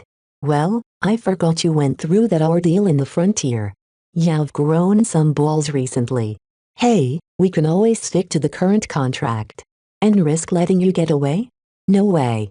You're the goose who lays the golden eggs. Marcella firmly shook her head. Viz, even if your early work resembles dog turds, you've been getting better and better with each new model. Your progress is especially pronounced when you track the quality of your virtual models. Since they basically fixed all of the terms of their revised contract, Marcella didn't feel any need to hold back her opinion. Vez got the sense that Marcella deliberately sang praises to make a better impression. It glossed over the fact that a mech broker like her more often posed as a ruthless shark. They made small talk while the testing grounds conveyed the prototype. 15 minutes later, the early version of the Blackbeak stood at the center of the testing chamber. Everyone dropped their conversation and stared at its alluringly sinister frame in shock. His handcrafted models always had the effect on those who saw his products for the first time, but even Marcella dropped her metaphorical jaw. Eventually, she laughed. When I heard you finally started working on your first original design, I didn't expect a monster. This is one of the most impressive designs I've ever seen, appearance-wise alone. I'm tempted to sign the new contract right now.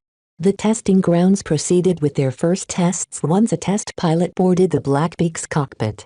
Chapter 257 Testing Grounds. The mech pilot proceeded to tread carefully in activating the mech.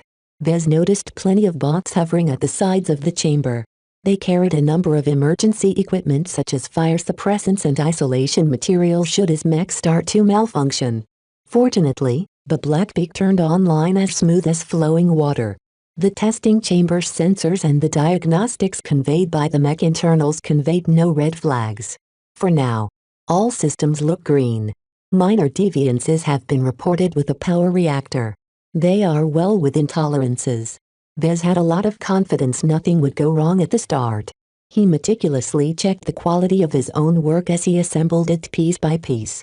Still, he felt excited to see his hard work pay off by delivering a near-flawless performance.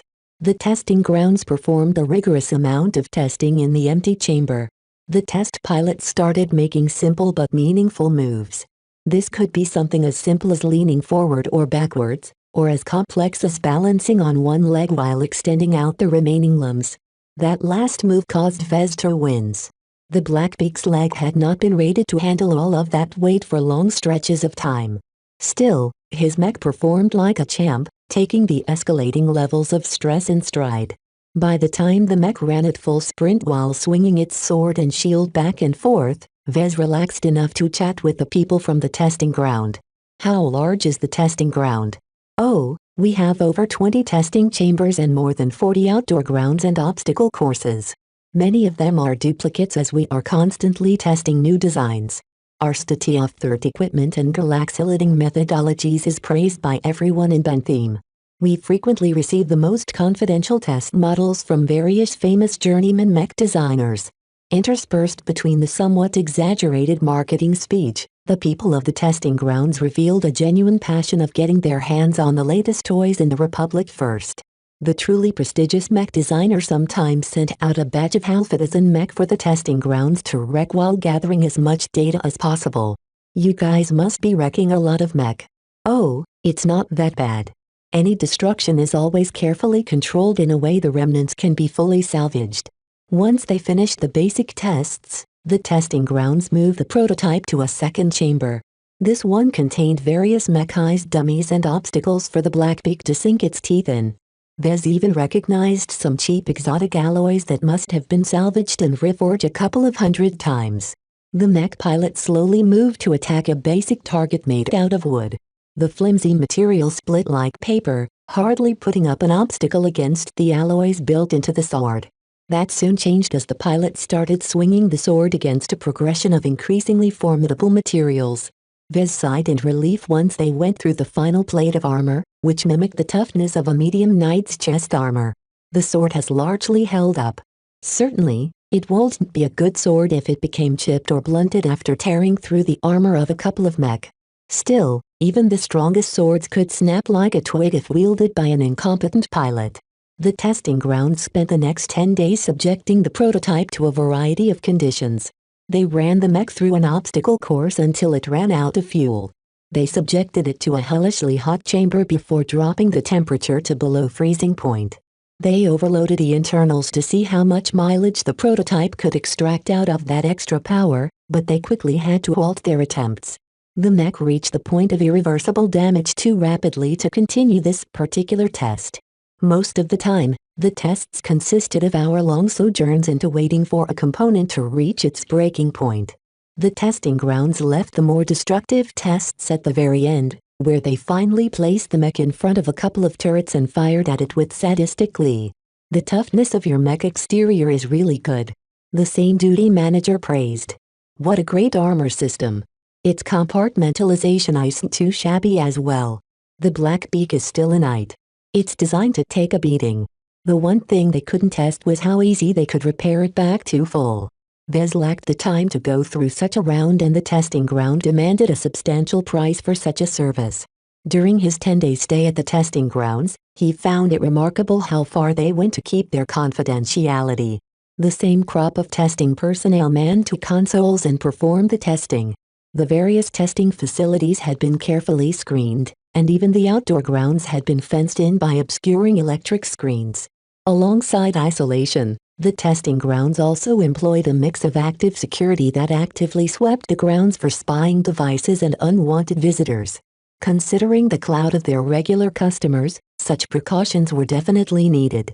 I must say, it's a pleasure to test your first original mech. The representative gushed as he accompanied Vez to the shuttle pad. Yours is one of the most aesthetically pleasing debut designs I've ever had the pleasure of seeing on our grounds. Thanks for letting me witness the entire process. It always hurts to see your own creation get hurt, but I've learned just as much from my observations as I've had from the data you've compiled. It's our pleasure to serve you. We don't often see mech designers possess as much passion for the craft as you, to the point where you've stuck with us for the entire 10-day stretch. That inadvertently told Vez a lot about how the Wiltato mech designers treated their own creations. He gently shook his head. How far would he go before he started to treat his mech as commodities as well? Well, I'm very satisfied with your services. Vez thanked the representative as he reached his shuttle. I'll think about bringing my next designs to you whenever I come up with something new. You're welcome, Mr. Alarkinson. The APMTG always stands ready to find the limits of your mech. While the pieces of the prototype would be shipped back to Cloudy Curtain, Vez had to make one more stop. Marcella left after the first couple of hours since the testing began, but she regularly kept tabs on the results by remote. By now, she must have gathered enough data to prove that the Blackbeak was a solid design. It's too bad your Blackbeak doesn't perform that well in certain extreme conditions. Jake commented to him. Knights have always shown historically poor performance in hot and vacuum environments, but your model is particularly bad at it. That may not be a problem in the Republic's market, but it will be greater hindrance should you decide to publish it beyond our borders. I'm not considering any expansions beyond the border at this point. Even if I do, I'll likely develop a cold weather variant instead. Don't go overboard on developing variants for your own products. If there's a viable need, other mech designers will license your design. That sounds fairly unlikely. Vez replied. I'm merely an apprentice mech designer, and my design is being published at the tail end of the current generation. True.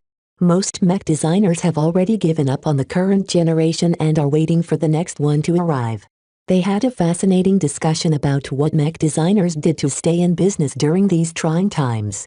The more established entrepreneurs could easily sit back and rely on their existing catalog to generate a steady income. Newcomers had it more difficult. Once they arrived at Marcella's brokerage, they went up to her office where she awaited his arrival. Vez, please take a seat.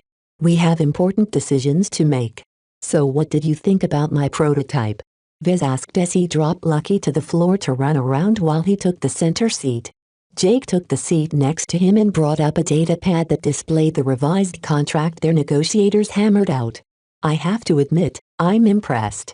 The mech broker said. I didn't think you'd be able to exceed the quality of your most recent products. Out of all of the products I've worked with, none possess as much magic as yours. Don't forget about its performance. I've worked hard and risked my life to acquire a set of high-quality component licenses. My mech performance is on par with other current-gen models that are priced around 60 million credits. One could argue that Michael DeMont's latest model is a much better bang for your buck. The Havalax won't last as long as the Blackbeak when all hell breaks loose. It will take years before that becomes evident. Well, that's what marketing is for, right? Vez pointed out. I'm sure the benefits of my model will become clear as long as we put out the right message. After some small talk, they moved on to the revised contract. Vez schemed over the clauses and found nothing that stood out to him, though he only understood half of the terms. Meanwhile, Marcella clasped her hands and added a last-minute request. I've been thinking about the cooperation we had so far and what we can achieve in the future. I think you have promise, Vez. What are you getting at? Vez looked at his mech broker with a guarded expression. I'd like to take a personal stake in your business. Say, 5% of the LMC shares. Vez dropped the data pad containing the contract. Even Jake looked taken aback at this sudden demand. I'm sorry, Marcella, but I'm not short on cash right now. Hear me out, Vez. The current contract states that we'll be working together for at least 20 years.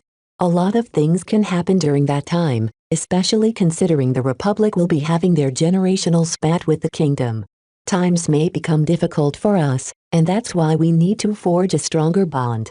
Jake didn't refuse the suggestion out of hand. He looked intrigued and asked a pertinent question.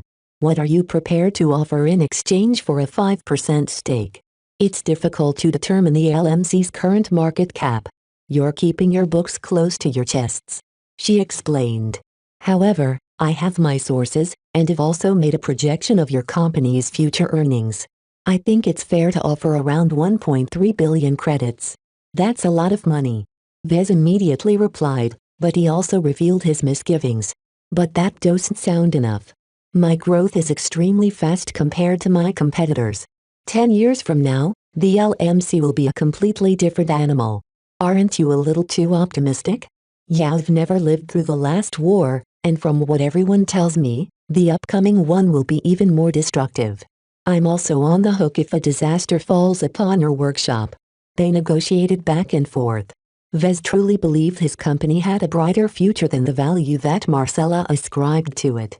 Meanwhile, his mech broker believed that Vez severely underestimated the challenges his company was about to face in the next 10 years. Eventually, Marcella switched up her offer and decided to pledge 1.9 billion credits worth of marketing activities in exchange for a 5% stake and a seat at the board. Don't underestimate the value of marketing. It's essential to sustain your company's rapid growth phase. As your catalog and production capacity grows, you'll need to develop other channels to sell your mech. Jake made a subtle indication to Vez. His COO thought that Marcella offered a decent amount of value for what she asked. Vez let go of some of his misgivings. Still, the question remained whether he should issue stock or sell the ones he already had in hand. The Larkin Son estate wouldn't agree with the decision to issue new stock. He responded. Before he joined the LMC, he used to be a retainer for the Larkin Sons. He still acted as their proxy in a way. Issuing new stock will dilute their ownership of the company below 25%. That's not in their interest. In the end, Vez had to part with his own shares, reducing his ownership of the LMC from 75% to 70%. They slowly went through the paperwork and signed all the contracts. At the end of the day, the LMC welcomed another shareholder to the fold. Vez rubbed his tired face. I don't know if I made the right choice or not, but welcome to the fold. I hope you can help us grow into a fixture of the Republic. The new agreement entailed significant changes in their cooperation. For better or worse, both of their fates became intertwined with the success of the LMC. Chapter 258 finalized. The racked state of the prototype diminished its value immensely. Vez decided to scrap the pieces outright in order to recover as much exotics as possible and ship them back to his workshop. With most of the company's envoys remaining on Benthine to take care of business, Vez, Jake and his usual entourage decided to race back to Cloudy Curtain aboard the Barracuda. Without the shackles of a slow and lumbering convoy, the swift and agile corvette reached Cloudy Curtain in roughly a day. Vez hardly wasted any time by returning to his office. The Blackbeak's 10-day crucible revealed a lot about its limits. The simulations haven't been that far off. The differences between the virtual models and the real space testing didn't amount to much, but the details mattered. In particular, the testing revealed that the Blackbeak could use some improvements in terms of heat management and armor coverage. My mech runs too hot the longer it keeps running. It's not venting heat fast enough. The joints are also rather vulnerable. Defensive knights featured very thick armor around their joints, making it difficult to exploit them as weak points. The Blackbeak demanded a certain level of mobility, however, which limited the amount of armor Vez could put around its knees and elbows. The testing grounds revealed that the joint armor degraded a little too quickly. The Veltrex armor system performed well below standards if Vez thinned its 3 layers beyond the minimum threshold. Both problems demanded Vez to make a couple of unpalatable compromises. Solving the heat issues entailed incorporating more active heat emission elements, which took up valuable space. Increasing the armor around the joints meant that the Blackbeak lost a substantial amount of flexibility. Could he plug both gaps while retaining the Blackbeak's current level of performance? Vez crunched his head over the problems, but came up with nothing. He decided to consult the imaginary existence roosting in his mind. "Come on, Black Phoenix, show me an idea." The image hardly stirred. It didn't possess any intrinsic knowledge about mech design to suggest any solutions to the problems he faced. Vez had to solve the issue on his own. He decided to punt on the problems and address the minor problems first. Vez corrected various minor shortcomings about his design by minutely shifting the placements of some components. It only took a couple of hours to enact all the changes, but Vez took 3 entire days to confirm they didn't result in any adverse consequences. By the time Vez made a decision about his design, my mech is meant to stay on the field for long stretches of time. Both heat management and joint coverage are essential to extending the Blackbeak's operational time. Though it hurt him a lot, he decided to cut into the Blackbeak's design in order to make room for further improvements. He made room by expanding its exterior to make room for a couple of heat sinks and some heat shunting mechanisms. He also clad the joints in thicker layers of interlocking plates. Both changes profoundly affected the performance of his design. They also turned it into a slightly different beast, which forced Vez to rerun all of his virtual tests in order to ensure he hadn't introduced any new flaws. This stretched on for 2 weeks. The deadline to submit his new design to the MTA was only days away. Carlos knocked on his door and entered it when Vez signaled he could come in. Vez looked fairly haggard right now. "I just came to tell you that our time is running out. You spent enough time on your design. I know you feel like you can always do more, but that's not how the industry works. Don't be like those perfectionists who spend decades on a single design." Vez snapped out of his obsessive gaze towards his design. "You're right. I doubt I can squeeze more performance out of this design. It's time to wrap it all up." Compared to the prototype, the latest version of the Blackbeak looked more robust. Its slightly expanded frame and substantial joint coverage slowed down the night, shifting it away from the fighting style of a skirmisher. In exchange, Vez plugged some of its weak points and slightly increased its capacity to absorb damage. He found it hard to tell whether his design actually improved, but at least he made it a little more rounded. Strengthening the joint armor closed a potential loophole that knowledgeable opponents could exploit with contemptuous ease. Now they had to work a little harder to cripple his knight. The closer his design reached completion, the more the Black Phoenix stirred. When Vez added the logo of the LMC on the upper left chest of his mech, the bird practically screeched with impatience. "Not yet," he whispered, trying hard to contain his image inside his head. "There's still something missing." Despite the wholesomeness of his design, Vez felt as if it lacked a final touch. There's a line between a fine mech and a great mech. All of the compromises he made had turned the Blackbeak into a fine mech. His extensive use of modeling gave him confidence that all of the major kinks had been worked out. His design shouldn't carry any major flaws. Yet that didn't seem enough. Vez paused for over 30 minutes over this roadblock. No matter how much he flexed his mind, he couldn't figure out why his design was still not complete. He decided to step out and ask for the opinions of others. He first showed off a small projection to Lucky. "What do you think, buddy? Is it a good mech?" "Meow." His cat batted the projection away. "Okay, then." He entered the workshop floor next and gathered Cyril and Carlos. The 2 supervisors hummed over the Blackbeak with serious expressions in their minds. "It's larger than the previous version," Carlos stated. The initial design looked graceful. That's not quite the case anymore with this newer version. It looks fatter somehow. It looks less like a light mech and more like a medium mech, Chief Cyril added. Thin mecha look pretty, but they don't tend to last too long in the field. Your design looks perfectly suitable to rough it out. They supplied some comments but didn't mention anything too pertinent. Vez took his design to the rest of the mech technicians who had even less of an idea of what might be wrong. Carlos shook his head. "Really, Vez, you're obsessing too much again. I know it's important to get your first design right, but it's already a great mech. Let it go, man. I'll regret it if I stop at this point," he replied and shut off the projection. "I know I can do something to make it even better." No one could help him identify the problem, he realized. Even his closest friends never understood his design philosophy. They only saw the surface of his design. Vez left his workshop and stepped outside. He looked up at the perpetual cloudy skies and noted the subtle rainbow colors reflecting off their puffy surfaces. It took only a minute to figure it out. Sentiment. He often liked to disparage other mech designers as producers of soulless objects. Yet many mech designers injected their designs with sentiment and personal feeling. The Larkin Sun ancestors' Valiant struck the strongest impression in his mind. The iconic mech was a piece of living history that was capable of telling an interesting tale from its appearance alone. What kind of story did the Blackbeak convey? Why did he opt for an offensive knight, and why did it end up with a sinister aura? His memories cast back to the start of his career. Arriving at his workshop with a mountain of debt hanging over his head. Designing his first virtual mech out of two badly matched elements. Participating in the IT and reaching the finals with the help of Charlotte. Developing and producing the Mark Antony Mark I, his very first production model.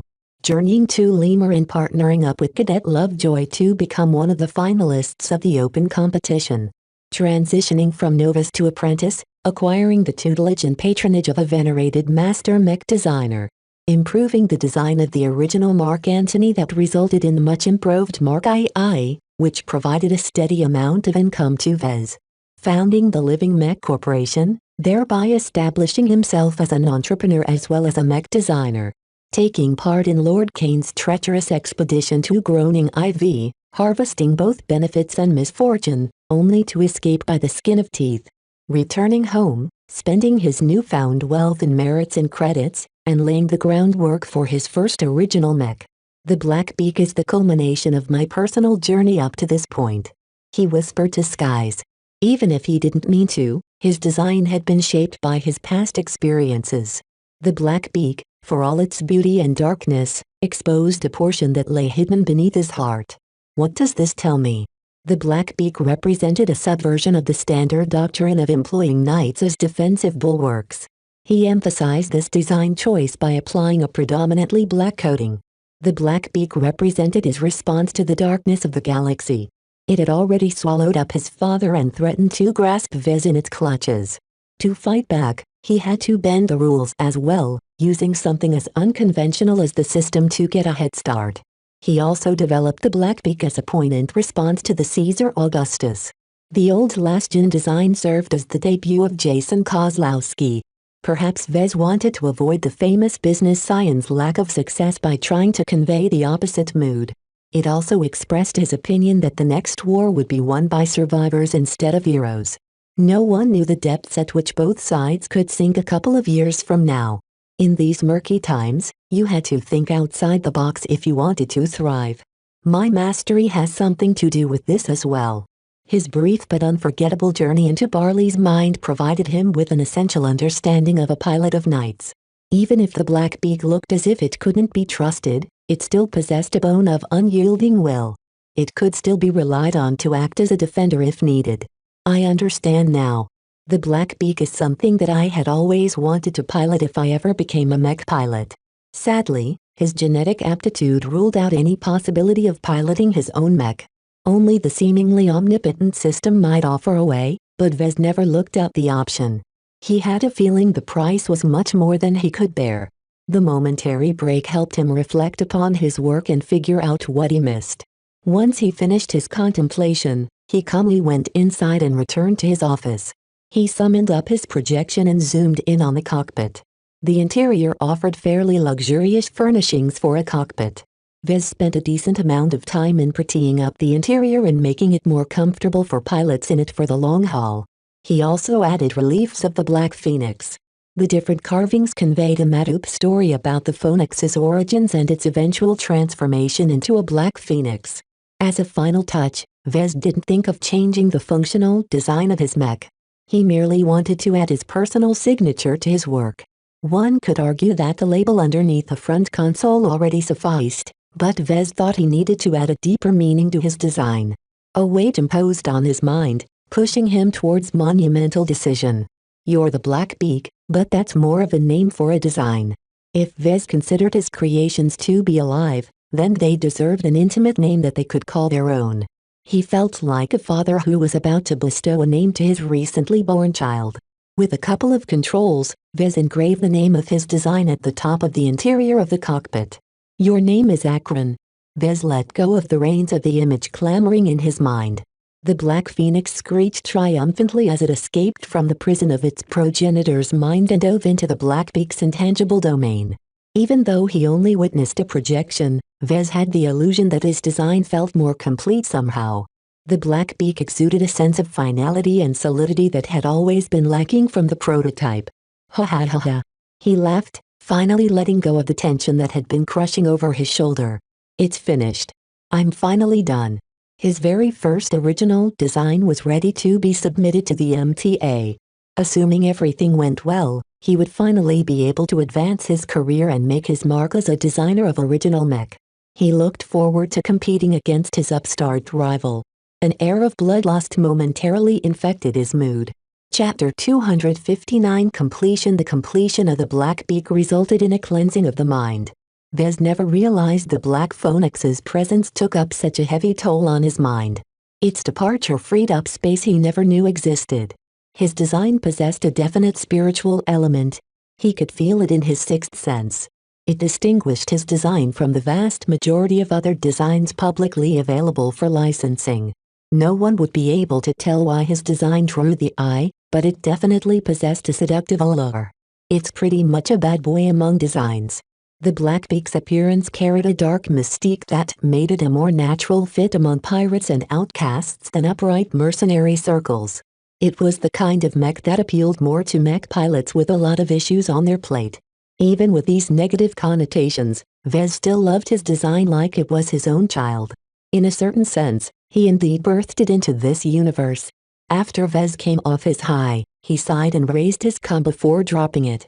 Before he could get his evaluation from the system, he needed to fabricate a single copy of the final design. Taking such a step would leave a physical presence of his design. Onwards, then. He bounded out of his office and raced towards the workshop floor. The meandering mech technicians all looked up at his entry. Clear the production line. Everyone soon found out that the Blackbeak had been finished. The mech technicians wrapped up their projects and hauled every piece of junk to the side. They were about to witness the fabrication of the first production model, something that carried a lot more weight than the production of the prototype. "Can we help?" Carlos asked. "We practiced on the prototype's design for several weeks. We're beginning to get the hang of it. The armor plates are still giving us a lot of trouble, but we can easily take care of the generic components."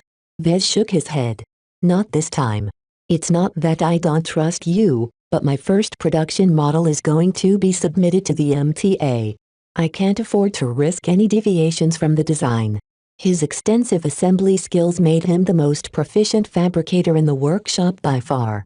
This actually indicated that his workshop lacked a senior fabricator that could take over for Vez in his absence.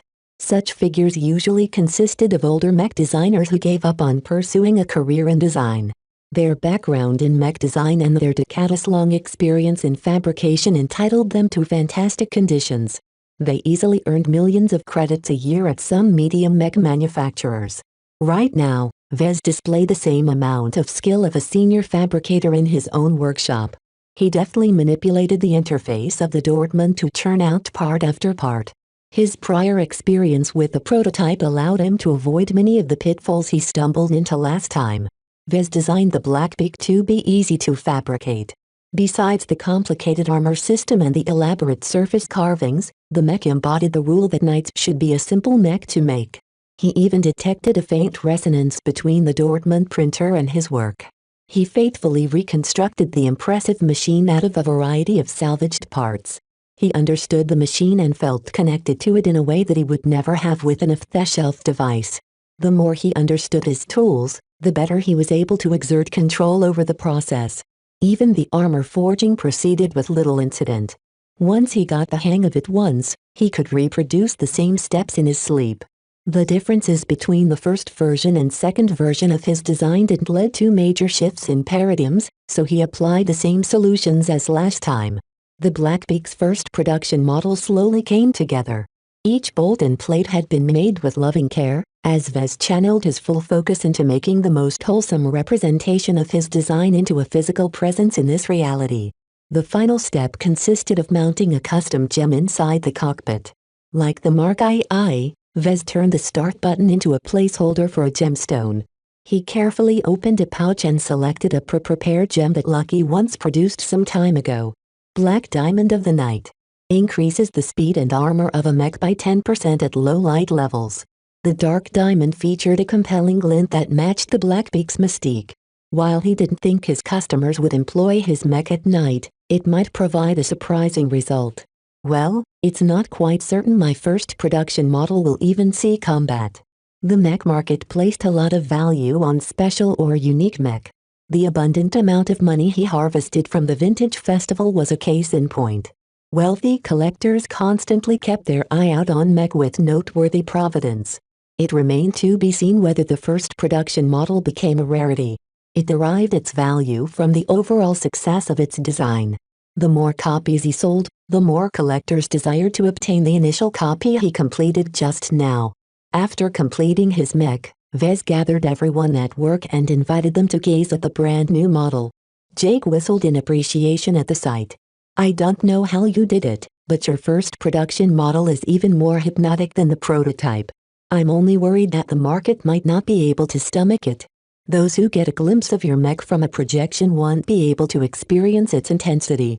Much like artwork, a recording or a projection won't be able to convey more than a tenth of the intangible properties of his handcrafted work.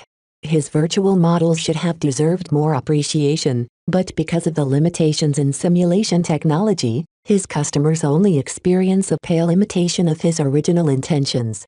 That's the nature of our business. We just have to work with what we have. Vez spent the final day wrapping up his documentation. He already sent more than enough proof that he worked on his design alone, but it didn't hurt to send additional documents. He mainly paid attention to justifying his design choices.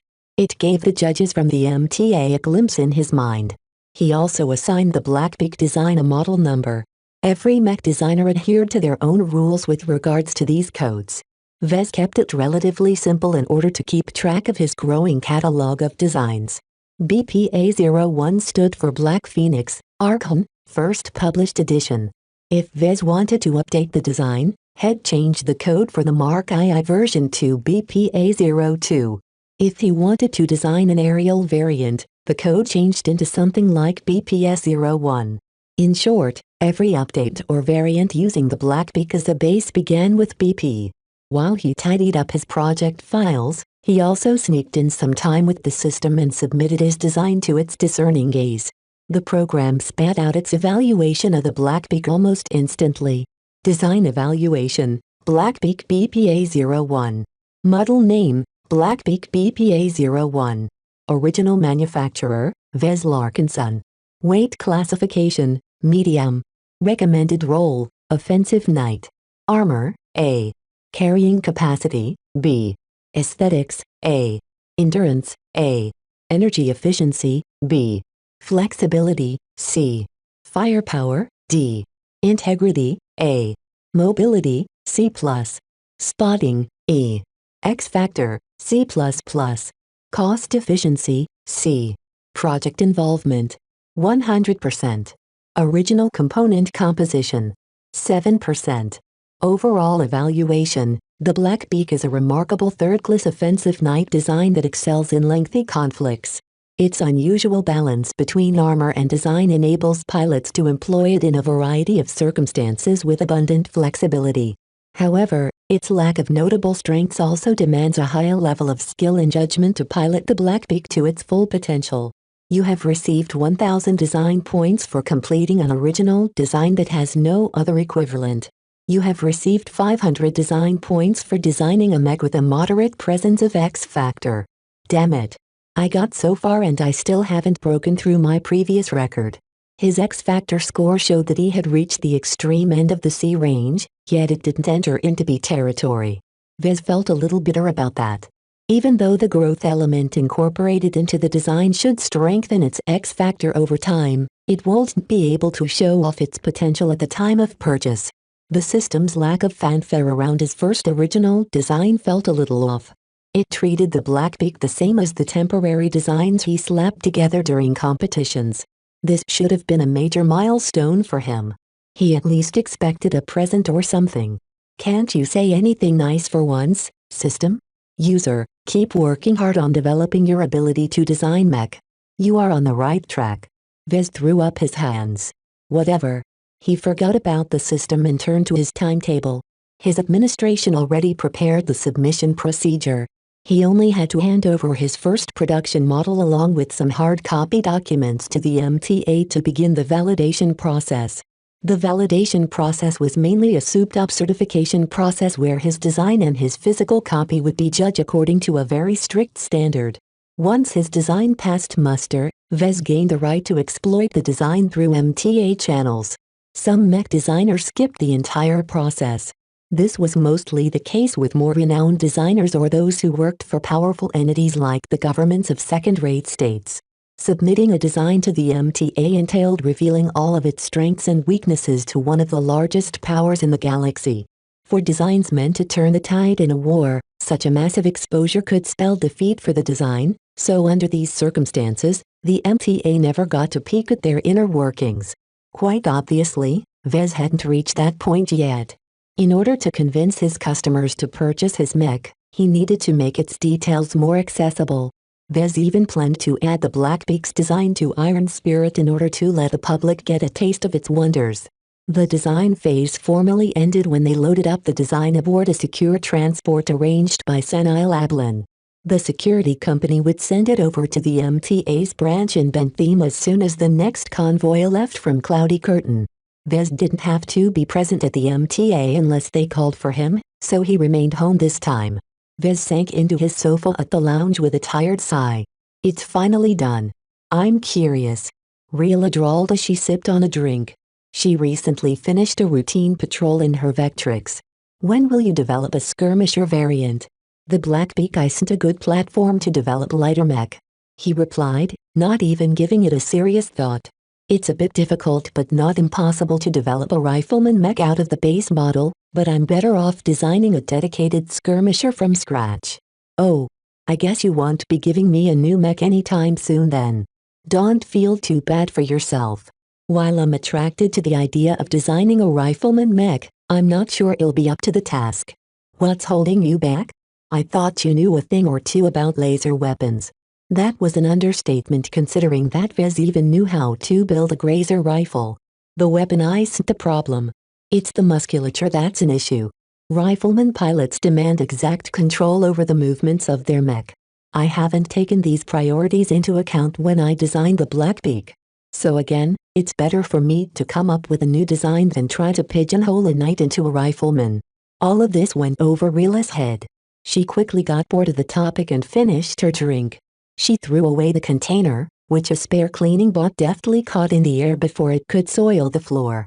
Hey Vez, I'd like to ask you something. What's up? I'd like to take a few days off. Nothing happens in this boring dump anyway and all of those spooky assassins seem to have disappeared into nothing. So I'd like to take a trip to Bentham to have some actual fun. Vez frowned at that. I'm not too comfortable seeing you go out alone.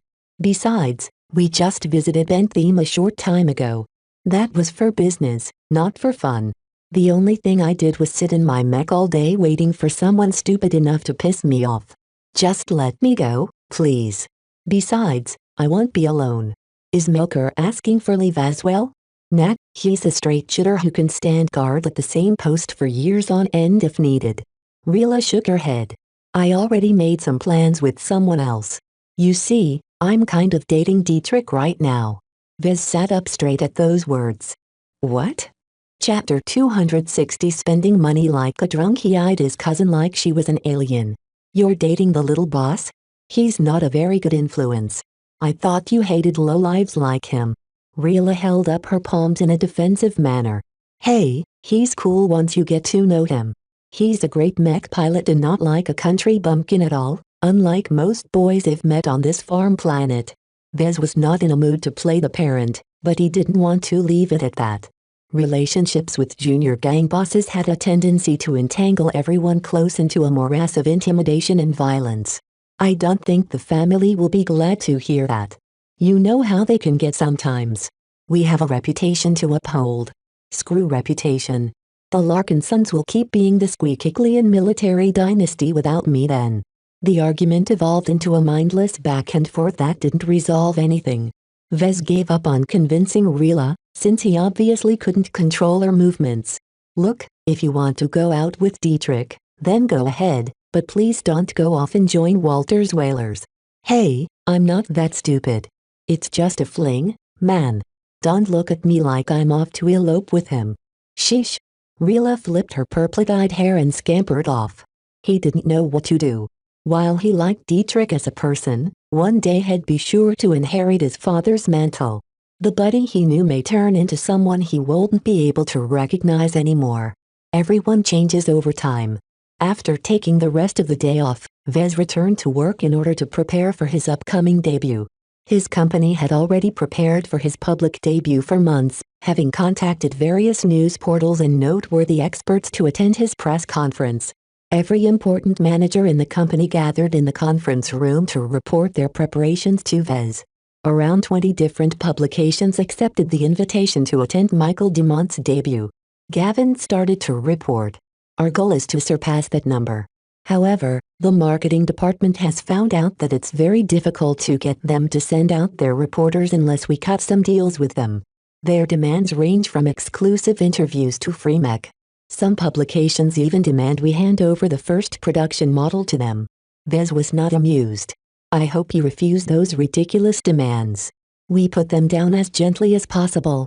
With the help of Marcella's connections, we managed to secure the presence of at least 15 different news portals and Mech portals.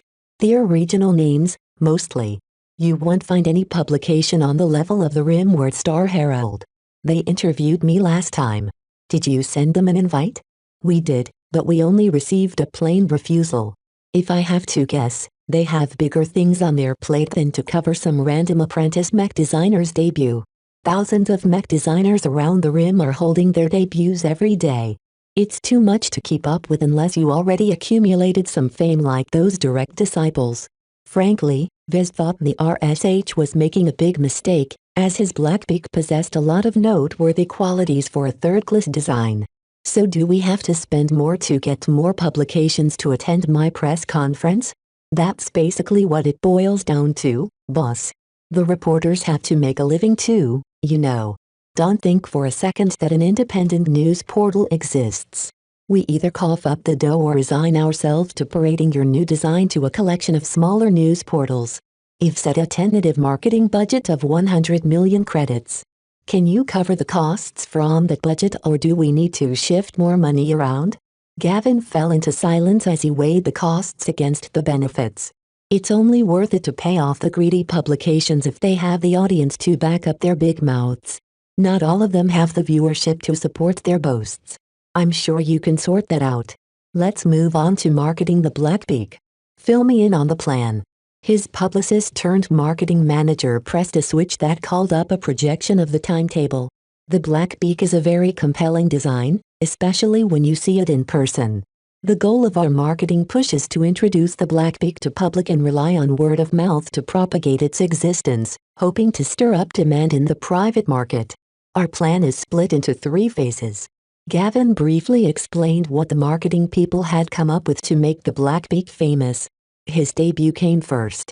The LMC would carefully keep the Blackbeak under wraps and avoid leaking out its appearance, its specs or its defining properties. All the press would get to know for now is that Vez planned to announce a new offensive night as his first original design. The marketing department wanted to rely on the wow factor to ignite the first round of buzz among the press.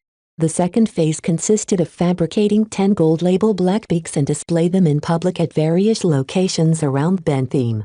Their enthralling appearances should be able to elicit a lot of curiosity from the crowd. Wait a minute. Vez interrupted. The plan sounds fine, but fabricating 10 models without receiving compensation will drain my entire cash reserve. Does anyone know how much it costs to fabricate a single copy of the Blackbeak? Someone dug up the latest figures. It costs 41 million credits for us to fabricate a single mech. The internals take up 13 million credits in raw materials, while the armor system requires 26 million credits worth of exotics to construct. The remaining 2 million credits consists of per-unit licensing fees to various companies who develop the components the Blackbeak is using. Compared to the Caesar Augustus, the Blackbeak cost much less to produce, even with the recent level of price surges. It all had to do with this smart selection of components. Viz specifically licensed components that incorporated materials that the Republic could supply themselves. The LMC didn't have to rely on expensive imports from distant star sectors to produce a single mech. That was one of the biggest advantages of designing your own mech. Viz knew of the power of the X factor. Even with a rating of C++, the physical copy exuded a magnetic pull that definitely halted traffic. Still, he sounded a little skeptical about its reach. 10 models won't be enough to cover the entirety of Bentham, or even Durham alone. We don't hold any ambitions to reach the entire public. We only want to feed the hype surrounding the Blackbeak. Once people start to see it on the streets, they'll take recordings from their comms and send it to their friends and relatives. The third phase began after that. Once the marketing department thought they created enough of a buzz, they planned to release the virtual version of the Blackbeak onto the simulation games. Iron Spirit stood out the most, of course, but Gavin also suggested making it available to non-potentate games so that laymen could get a taste of the offensive night as well. Even if they're never able to pilot our products themselves, they might recommend our product to someone with the right aptitude. This virtual release would be paired by a fairly extensive advertising campaign. Most of the marketing budget had been allocated to this phase. Working together with Marcella's brokerage, they aimed to make the Blackbeak into a momentary sensation. In the short term, we can rely on advertising to drive our product's appeal. We don't plan to keep this up for more than a month. After that, we can hopefully rely on positive word of mouth from our first customers to drive up demand. If not, we can always spend more. The plan sounded risky, but Vez understood their intentions. He only had one major problem with the plan. We don't have the liquidity to produce 10 models at the snap of our fingers. The LMC generated a decent amount of revenue in the last few months, but their overhead also increased.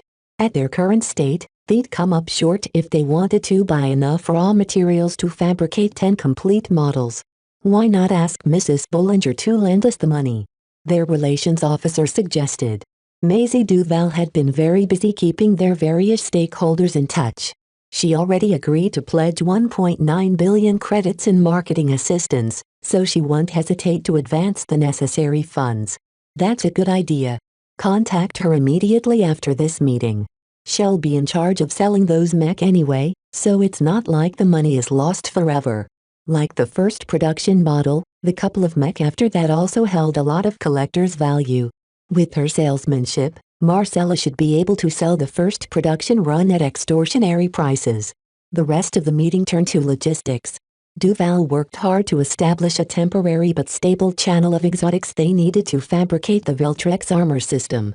This ensured that they wouldn't be subjected to sudden supply cuts if they ramped up their production in the short term. I'd like to emphasize that we haven't established any long-term relationships with our current suppliers. That's fine. As long as they don't jack up the price, we can afford to wait for better offers. After the meeting, Vez kept staring at the cost projections. All of these elaborate plans called for lots of spendings. Everyone was in an upbeat mood after witnessing the final design. They treated it as a given that the Blackbeak would sell like hotcakes. Carlos noticed his friend lagging behind. What's up?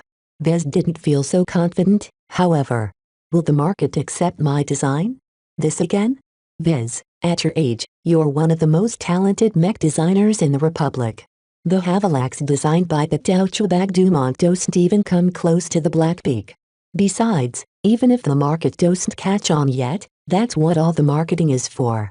As long as you throw enough money at it, even the ugliest piece of junk can become a bestseller. That was easy for Carlos to say. He didn't risk hundreds of millions of credits on a potentially futile venture. Vez shook his head and left his seat. He had some more preparations to make. Later that afternoon, Marcella agreed to send them a substantial advance. Combined with their existing cash reserves, they could easily afford the raw materials needed to fabricate 10 Blackbeaks. After a few days' wait, the shipment of materials arrived. This time, Vez accepted the assistance of others, though Vez still took the lead. Their frantic production and constant learning shortened the time to fabricate a single copy from 3 days to 2 days. They managed to fabricate 5 extra copies they could bring to the press conference. After the Blackbeak's official unveiling, Vez planned to leave the copies behind to be shown off on the streets while he returned to finish the production run before doing anything else. As his workers packed up the mech and sent them off to the convoy, Vez led a procession of senior management aboard the Barracuda. He planned to arrive at Bentham ahead of the convoy shipments in order to prepare for his debut ceremony. Melker and Lucky would be joining his security detail as usual. As for his niece, Vez constantly worried for her safety. Rilo had already extended her few days off into a weeks-long hiatus into the underbelly of Bentham with her new boyfriend in tow. He prayed to the heavens that Dietrich didn't drag his excitable niece into something shady. The Barracuda deftly transitioned into FTL. Vez constantly worried what could go wrong as the time of his debut neared. Somehow, he didn't think Dumont would let him announce a competitor to his Havellax without a challenge. Dumont and the Ricklands have it out for me. If they're aware of my intentions from the start, then they should have already prepared a response. Chapter 261 Validation. Someone rang the bell in front of the entrance to his stateroom aboard the Barracuda. "Come in," Vez called out. The armored hatch slid open and let in Melker. Wearing his trademark visor, his nephew's expression had always been hard to read. "What brings you to my office, cousin? Is it about Reel? Reel is a big girl now. She can take care of herself." Melker waved away his concerns. "I'm here for you right now. You've been hearing that you aren't holding up so well these days. You're letting your nerves get the best of you." Vez had to admit he fell into a hole of endless worry and consternation. He constantly came up with worst-case scenarios that threatened to ruin his debut and threaten his career. "Don't you think mech pilots have it worse? Every time we get deployed, we risk our deaths. Even those who man the security mech assigned to routine patrols have to worry about madmen trying to tear the whole place down. The galaxy isn't safe." He understood Melker's underlying message. How many Mark IIs had the company sold all this time? 30? 50? More. Vez didn't keep track of his customers anymore, but he guessed that most of them employed them as war mech. The coming years of war would test his designs like nothing ever seen before. Not just the Mark II, but also the original Mark I could see a lot of combat. With the imminent introduction of the Blackbeak, Vez pushed even more mech pilots onto the battlefield with his creations. His face adopted a rueful smile. So many mech pilots will struggle to survive. Who am I to lament about falling flat on stage? It's not the end of the universe for me. Even though a poor debut had a depressing effect on the rest of his career, as long as he worked hard enough, he could eventually redeem himself. Even Jason Kozlowski turned into a respectable mech designer nowadays despite having released the bloated Caesar Augustus. The short talk woke Vez from his spiral of doubt and uncertainty. He thanked Melker, who left once he did his job, and stood up from his seat to stare at a projection of the Blackbeak. "I have all of the ingredients to succeed. I'll make sure you'll get the recognition and use you deserve." His sixth sense fluttered a bit, indicating that the Black Phoenix had been paying attention. Vez found it interesting how the Black Phoenix would evolve once more models began to proliferate. The rules of the imaginary realm boggled his mind. From what he guessed, a single Black Phoenix King ruled over the entire BPA-01 line, while paler duplicates of the imaginary entity occupied the individual mech. These individual images possessed a growth element, so they grew over time, adapting to both their mech pilots and their shared experiences. This in turn fed back to the king of the mech line, allowing it to grow into an even more majestic creature that elevated the entire design to a higher level. It's going to require a lot of energy to accomplish such a thing, if something like that will happen at all. He suspected. His inclusion of a growth element in his design had far-reaching effects that he didn't quite yet understood. His findings on the X Factor only scratched the surface of what it could do. The only downside was that it took a long time for the fruits to bear. Vez had to debut the Blackbeak when the design had only just broken out of its shell. He felt apologetic about that. Reality isn't always so perfect. I have to work with what I got. He spent the rest of his journey preparing for the upcoming event. Through the galactic net, he coordinated with the marketing department on Cloudy Curtain and the envoys sent ahead to Bentheme. With the help of Marcella's brokerage, they secured a suitable venue to show off all 6 current production models at once. All of this is contingent upon the MTA approving the Blackbeak design for release. Gavin cautioned. Vez knew his design. There was no way it could get rejected. The quality assurance department won't hold up our design. It's nowhere near those crappy designs that some of my competitors slapped together in a couple of weeks. We specifically tested the limits of the prototype at the testing grounds to catch any remaining flaws that the MTA could use as an excuse to disqualify its design. They did their due diligence. Some designers never even bothered to subject their mech to any physical tests, thinking that the simulations would be lifelike enough to qualify. When the Barracuda finally touched down at the spaceport, Vez met a representative from the MTA's QA department. Mr. Larkinson? We have a secure package for you. A couple of security officers in MTA uniforms proceeded to confirm his identity. Once they made sure that he wasn't a body double, a robot, a clone or some brainwashed schmuck, the rep handed over a couple of fancy data pads. As the people from the MTA boarded their shuttle and left, Vez glanced over pads with apprehension. Everyone else gathered around him to stare at the gilded pads. Their ceremonial appearance made it clear that their contents contained an official judgment from the QA department. Open it up. He activated the first pad. It took a few seconds for them to get a grip on the cover letter of the only document in the pad. We are pleased to validate your submitted design, codename BPA-01, as a battle-worthy mech. Your submitted design exceeds the minimum standards of quality set forth by our quality assurance department. It has been deemed worthy enough to be added to our archives. Your submitted design will be available for licensing as soon as it is commercially released. If your submitted design is not commercially exploited by any party, we will make your design available for licensing after 1 standard month. Our appraisers have determined the value of a standard 10-year production license of your submitted design to be 3 billion bright credits. If you wish to dispute this estimate, you are free to lodge a formal objection. We did it. Carlos yelled and raised his fist. The MTA approved of our design. Everyone held a miniature celebration. The last roadblock ahead of its introduction to the market had been cleared. Even if Vez expected the MTA to give out their stamp of approval, even he didn't know for sure. The Blackbeak's license is worth only 3 billion credits. Vez sardonically said. I don't know whether to feel glad or insulted. The license for the Havilax is worth 3 billion credits as well. Cheer up, Vez. Carlos clapped his back. Even if they don't recognize your mech is better, at least it's in the same league. Vez didn't think it likely that someone would license his design in the current generation. The huge sum mainly served as bragging rights. For a third-class mech design, a valuation of 3 billion credits wasn't shabby at all. Vez sometimes heard of awful designs receiving a licensing value of only 500 million credits. In that regard, he did quite well, though he heard of some geniuses managing to achieve a value of 4 billion credits. If I only had more time and better component licenses. Now that the Blackbeak officially entered the records and became an MTA-approved design, their preparations entered a fever pitch. Vez shuttled back and forth between Marcella's brokerage and various offices in order to ensure that nothing went wrong.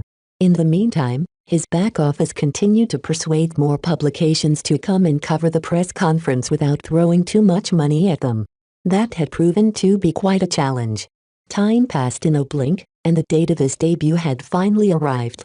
Vez woke up with all of his mental burdens gone. Somehow, he felt as if he already did his best. After a short breakfast, Vez joined up with his entourage and left for the venue of his debut. They reserved an upscale exhibition hall in downtown Durham that other mech designers frequently used to introduce new designs. Beyond the palatial double doors, 6 gleaming Blackbeaks stood at a row behind the podium where Vez would make his speech. Wow! 5 of them stood just behind the first production model like an honor guard. All of their collective X-factors resonated with each other to produce a remarkably strong aura that even took Vez aback. Carlos whispered in appreciation. With mech like these, Haas going to remember the Havalax? Indeed. Their view quickly cut off as a couple of bots covered the mech with cloth.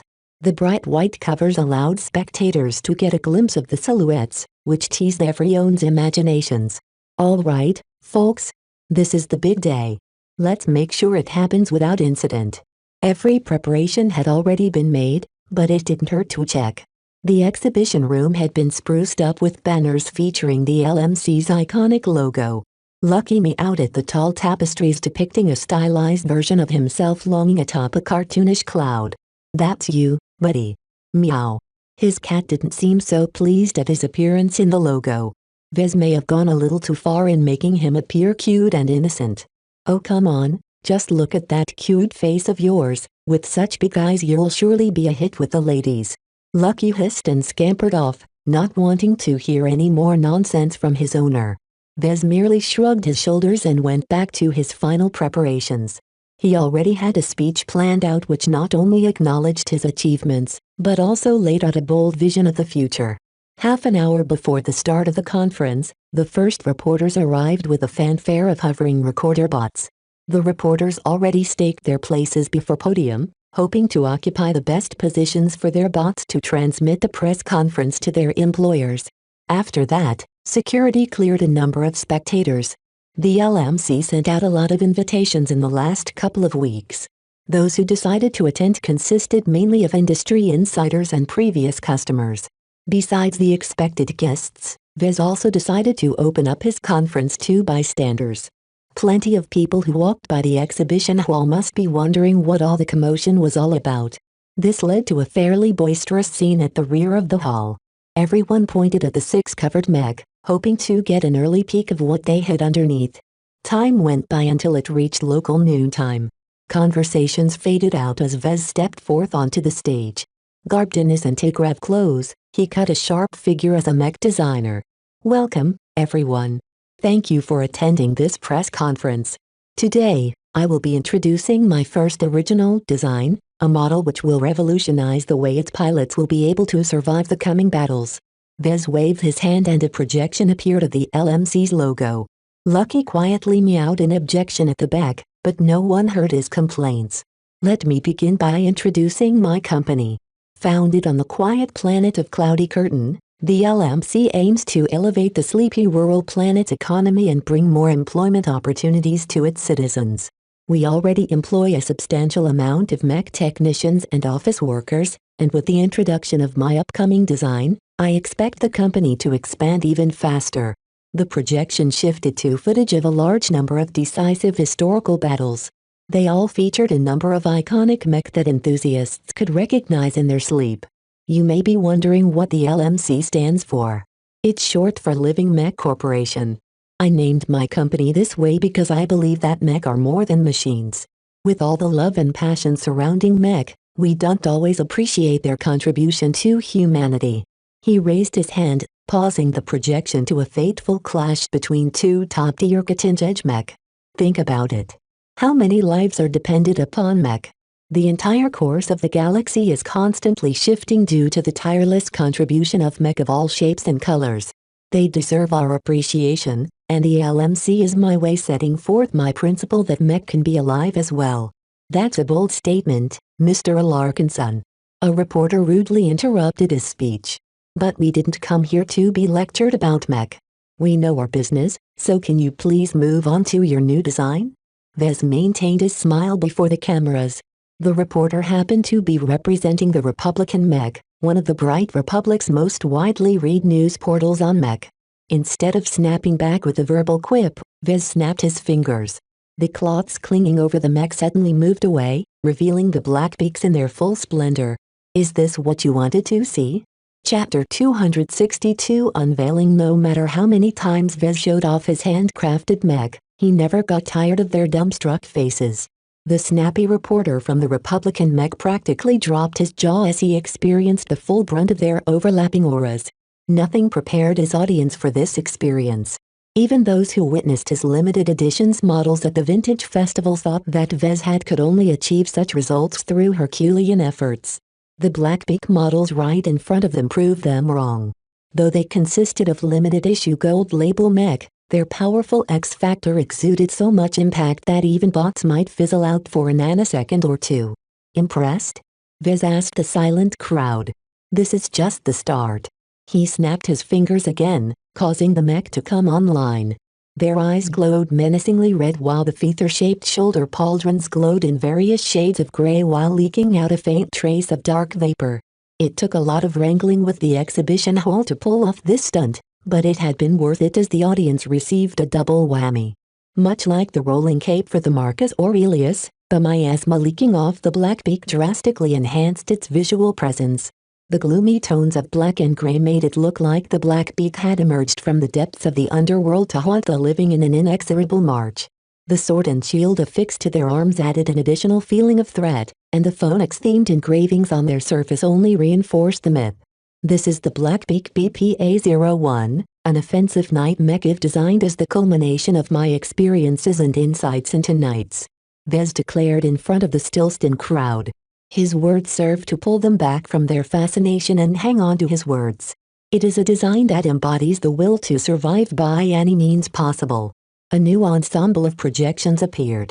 They consisted of highly realistic combat simulations that showcased the Blackbeak's performance under a variety of conditions. In one projection, the Blackbeak dueled against a swordsman mech. The latter mech had the edge in power and speed, but its sword failed to circumvent the Blackbeak's moon-shaped phoenix shield. The offensive knight grinded down the hapless swordsman mech over the course of a couple of minutes. Another projection showed the Blackbeak as the forward element of a long-range deep strike squad. They encountered a hostile patrol of defending mech and became entangled in a fight. The Blackbeak showcased its defensive prowess by enduring a withering barrage of long-ranged fire with its shield and its armor. The Veltrex armor system held up long enough for the squad to gain a decisive edge. Yet another scenario proved to be the most compelling. It showed a time-lapse of the mech being used in a low-intensity war. Each time the Blackbeak deployed on the battlefield, it gained additional scars and battle damage. Each time it returned to a workshop, the mech technicians fixed it up with ease. Such a sequence of events didn't sound so interesting, but it kept repeating over and over.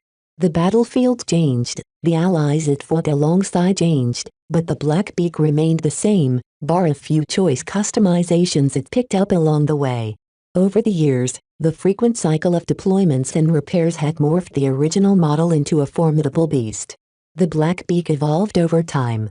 Rather than degrading due to faltering integrity and heavy wear and tear, the mech's robust internals allowed it to soldier on. Just when you thought it reached the point of no return, the mech technicians figured out a way to keep it running.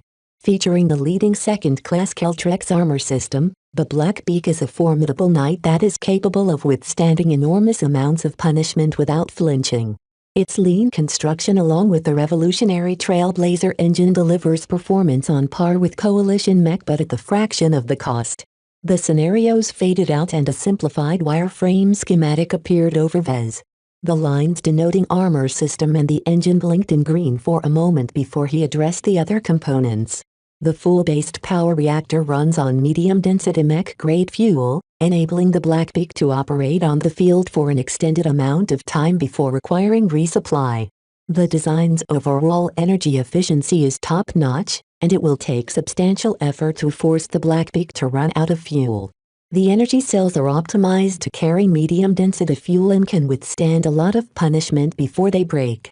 There is almost no chance of explosion since the mech is programmed to eject any fuel cells if their integrity is at risk.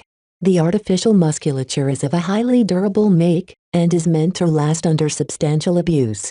The cockpit is a safe design that features additional armor and enhanced ejection systems. The second-class ECM will dominate most other targeting systems on the battlefield. The embedded shovel integrated in its back can be detached and used as an impromptu entrenching tool. Vez ran down the specs one by one. The second-class components impressed the crowd the most. Even the industry insiders found it noteworthy that a young apprentice mech designer got his hands on so many quality licenses. They already started to change their appraisals of Vez, figuring he gained substantial backing from his master or some other wealthy patron. Meanwhile, the spectators standing behind the reporters and the distinguished guests remained rooted to the ground. Only half of them understood the jargon, but it didn't take a mech expert to understand the Blackbeak represented something special. The extensive blending of coalition tech with Republican practicality delivered a package that performed like a champ but kept its costs under control. A major issue with mech that incorporates a lot of second-class components is that they're expensive. They often required expensive imports of rare exotics if they need to be built or repaired. The crowd nodded in agreement. Such mech suffered from inflated price tags and ruinous maintenance costs. The Blackbeak doesn't suffer from that problem. I'm a Republican mech designer at heart, and I know what you want. I went above and beyond to ensure that all of the highest performing components can be sourced from within the borders of the Bright Republic. Throughout his speech, Vez set forth the Blackbeak's value proposition. It had been designed from the start to grow alongside its owners and users over a grueling conflict that everyone had been worrying about in recent times. The specter of the latest Bright visual war loomed over them like the Blackbeaks casting their shadows over the audience right at this moment. Hard times were coming and only a durable could see them through. What you are witnessing are the Living Mech Corporation's exclusive premium lineup of mech. We will be selling at least 3 different lines, 2 of which consists of a basic silver label edition and a higher quality gold label edition that's been hand fabricated by myself. The mech standing behind me consists of the latter, so you already know what you can get. A guest that looked like a wealthy collector raised his hand. When can we buy a mech? Good question, sir. Vez clapped his hands, summoning up a pricing table for his new design. Starting from now, the LMC will be taking orders for the first production run of 25 gold label Blackbeaks on a first come, first served basis at the exclusive price of 80 million credits apiece. Subsequent production runs of the gold label edition Blackbeaks will be priced at 75 million credits, so if you are tight on credits, then it's best to wait. Does this include the first production model? The first production model is a mech that carries an inordinate amount of value.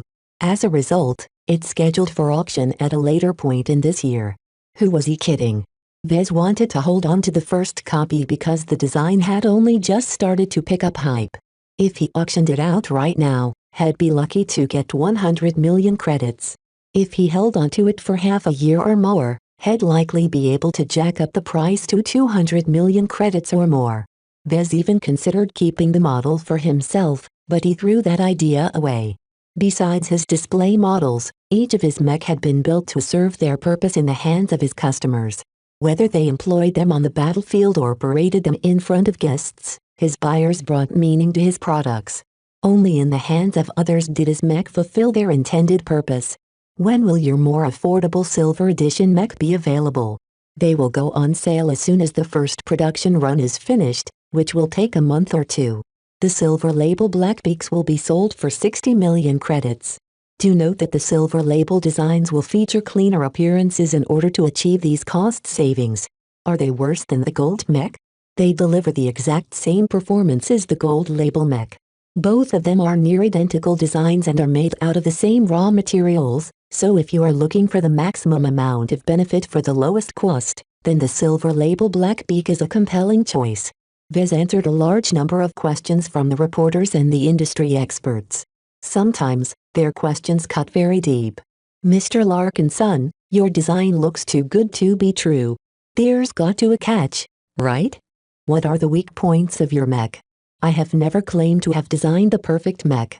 Vez tried to laugh, though he couldn't hide the awkwardness in his voice. If I can name the most obvious weakness of the Blackbeak, it's that it isn't supplied with a ranged weapon. As a purely melee-oriented design, the Blackbeak isn't suitable for any form of marksmanship. Some of the people in the audience wanted to pound his head.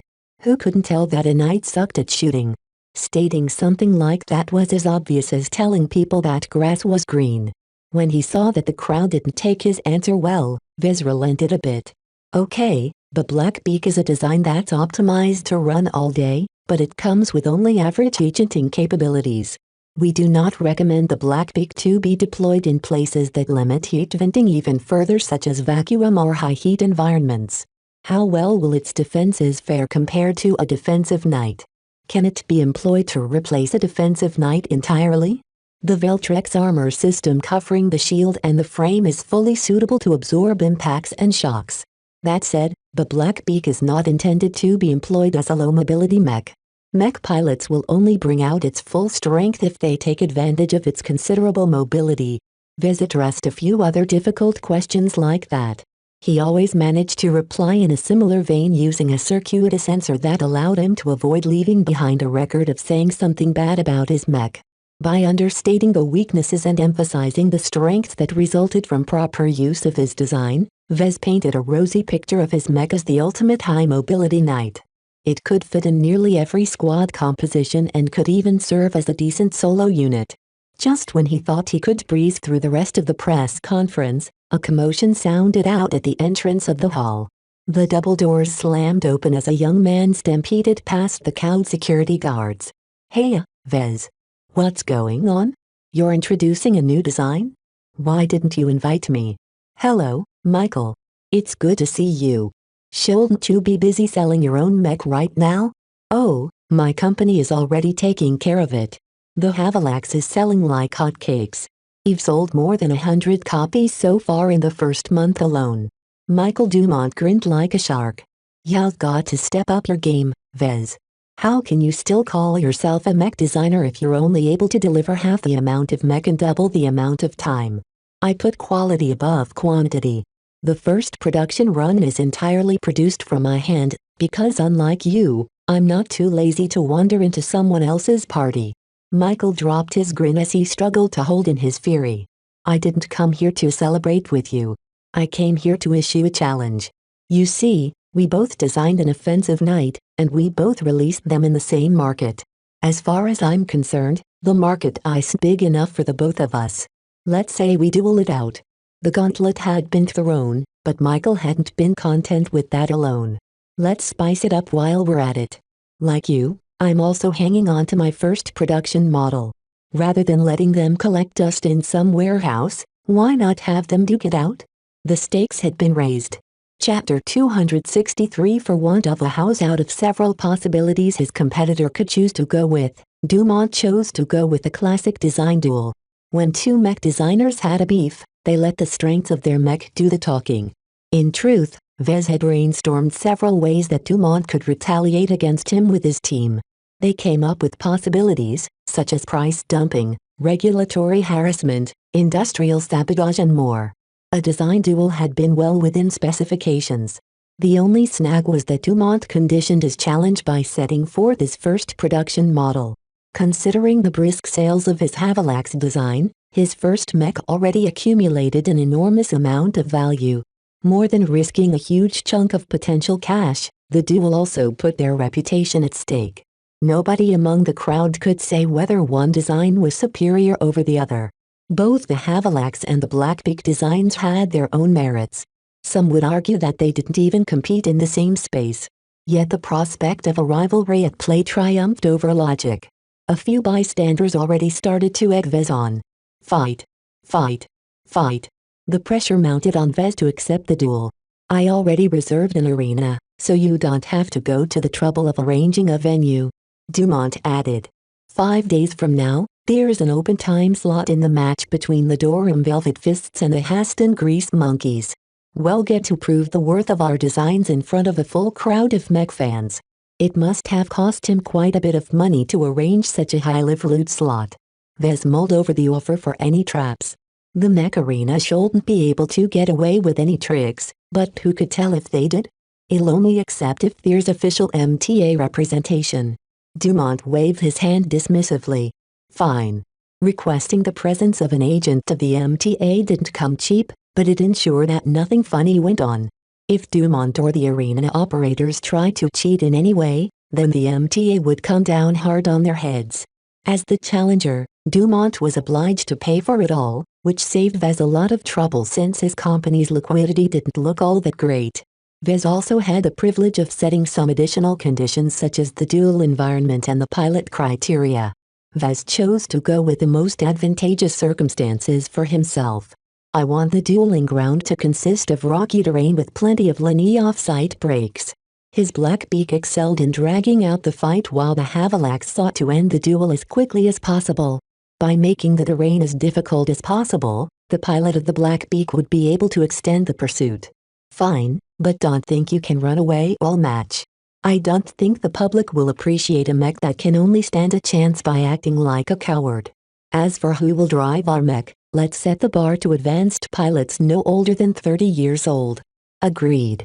Advanced pilots could be found everywhere. If Vez didn't set such a condition, Dumont might have been able to persuade a rare expert pilot to fight in his stead.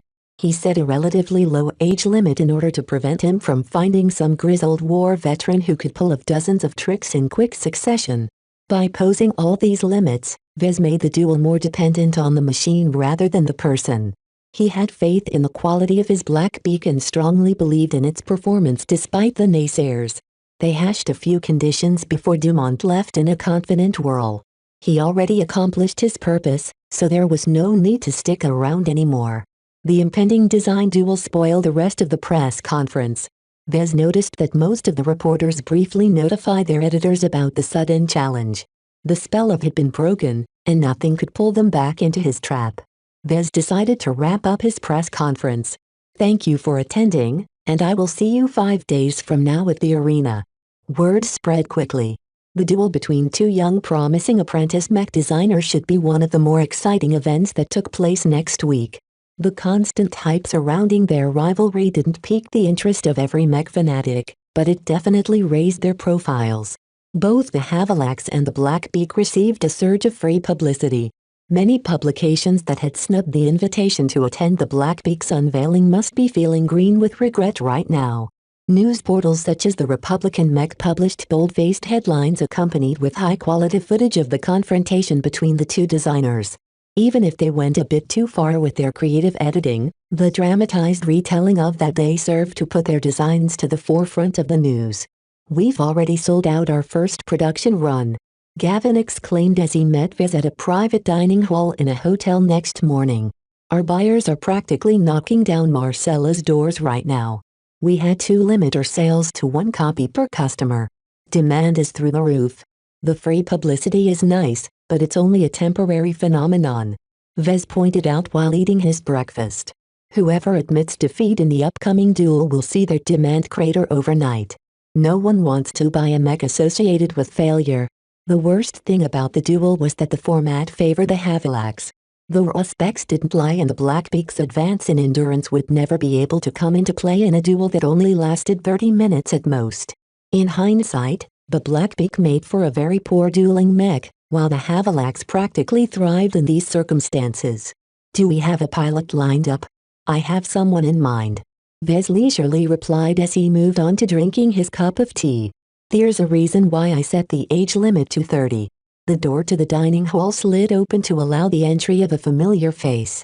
Good morning, Vez. Melinda. Good to see you again. I didn't want to call you up for this, but I really need your help. Melinda Larkinson took a seat at the table and poured herself some tea. She dressed casually this time, but her powerful movements and predatory expression couldn't hide the fact that she was a mech pilot. Who's this? That's Gavin, he's in charge of marketing. We were just discussing some business before you arrived. Your mech business must be doing well, she remarked. You're practically the talk of the town. Ticket prices for the match between the Velvet Fists and the Grease Monkeys have tripled overnight. Even the VIP rooms are fully booked. The mech duel attracted a lot of interest due to hype. Most people probably didn't know too much about Vez or Dumont. They just wanted to witness a historic rivalry between two similarly talented mech designers. Vez started to compose himself. About that, Melinda, out of all the cousins I know who are here in the Bentham region, you're the only one who's proficient in piloting knights. I'd like to ask you to be my champion for the upcoming duel. The entire room plunged into silence. Even Gavin almost spurted out his coffee. He expected Vez to tap a professional mech athlete, or some kind of elite academy graduate. Why me? Because I trust you. Because you're a Larkinson. Because you're both. He didn't need to say anything more. As a Larkinson himself, he knew how much the family prized their potentates. Every Larkinson with the aptitude to become a mech pilot had received a vigorous amount of training from the start. The family ensured that every Larkinson began their piloting careers with a solid foundation along with a couple of fully developed specialties. For example, Rila excelled in piloting skirmishers and light mech, while Melker turned into a killing machine if he piloted a rifleman. Beside hard work, much of what they accomplished could be attributed to the training they received from the family. Melinda looked dead serious now as she weighed the offer carefully. I'm not too sure about this. Sure, I know a thing or two about knights, but I'm more of an all-rounder than a dedicated night pilot. Law enforcement mech are a whole different beast, you know. Vez still remembered the mech she piloted when she rescued him from an assassination attempt. Her law enforcement mech consisted of an aerial hybrid knight that exchanged a sword for a fluid projector. It's not a bad thing if you're not a pure night pilot. The Blackbeak is an offensive knight, so it performs at its best if you take advantage of its mobility. It's still a knight, but it's got several things in common with more agile knights like Skirmisher Mech. No matter who he approached, Vez still wanted to persuade Melinda to take up his cause. She was family, and family was meant to stick together. This is a lot to take in, you know. Melinda breathed deeply. I'm not a stranger of duels, but the stakes are awfully high. How much money is at stake? Vez gestured to Gavin, who supplied the latest estimate. The first production model alone can be worth as much as 300 million credits if you manage to win. Collectors are willing to throw money at any mech that carries such a great piece of history. Sheesh, Vez. You're sticking me into a mech worth 300 million? Why not deposit a few billion credits in my cockpit while you're at it? Actually, Miss Melinda, the outcome of the duel has far-reaching effects on the demand of the Blackbeak model. If we win, we can expect strong sales to deliver additional revenue to the tune of 2 or 3 billion credits over the next year. If we lose, we'll be lucky if we can get the production line running at all. All of this piled more weight onto Melinda's shoulders. She had never been made responsible over so much potential gains and losses in her life. Her face turned numb at the dizzying amount of money being bandied around. My salary is only around 200,000 credits a year. I really don't know, Vez. I'm a decent pilot when I'm on assignment for the Planetary Guard, but have never performed in front of the entire Republic. Do you know how many fans are tuning into the match between the Fists and the Monkeys? That's one of the most popular dueling teams in the Republic.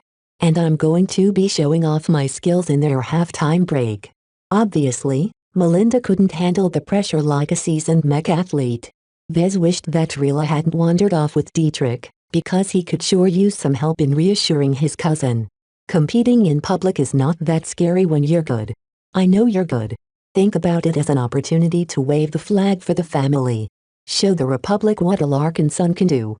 If you win the match, you'll not only help me sell more mech, but you'll also boost the careers of every Larkin son in active duty. When Vez joined the family's steering committee and attended their annual meeting, he learned that one of the family's priorities was supporting the careers of their younger mech pilots. Many of his nephews and nieces joined the mech corps with dreams of making it big. It took a lot of money and effort to distinguish themselves from the other talents in their units. Consider this as well. Vez continued. The Larkin Son estate owns 25% of my company. A win will directly boost my company's earnings, to the point where the family will potentially earn billions of credits and dividends down the line. Think of what the family can do with all of that money.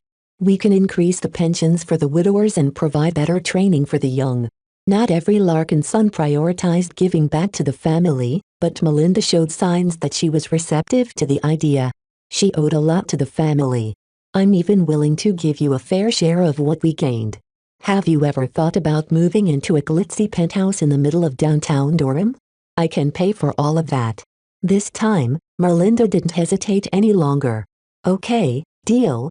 I'll do it. I'll pilot your damn mech in front of a circus. Just get me the penthouse. Chapter 264 Captain Vicar is the center of landbound mech in the Republic. Bentheme featured a lot of mech arenas.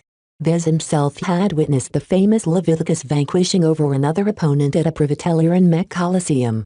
That enormous venue only found enough space to operate by setting up at the outskirts of Durham. Their upcoming design duel took place at a massive stadium operated by Bentheme's local government. Its central arena took up the same amount of space as the domed arena he visited at Moira's Paradise.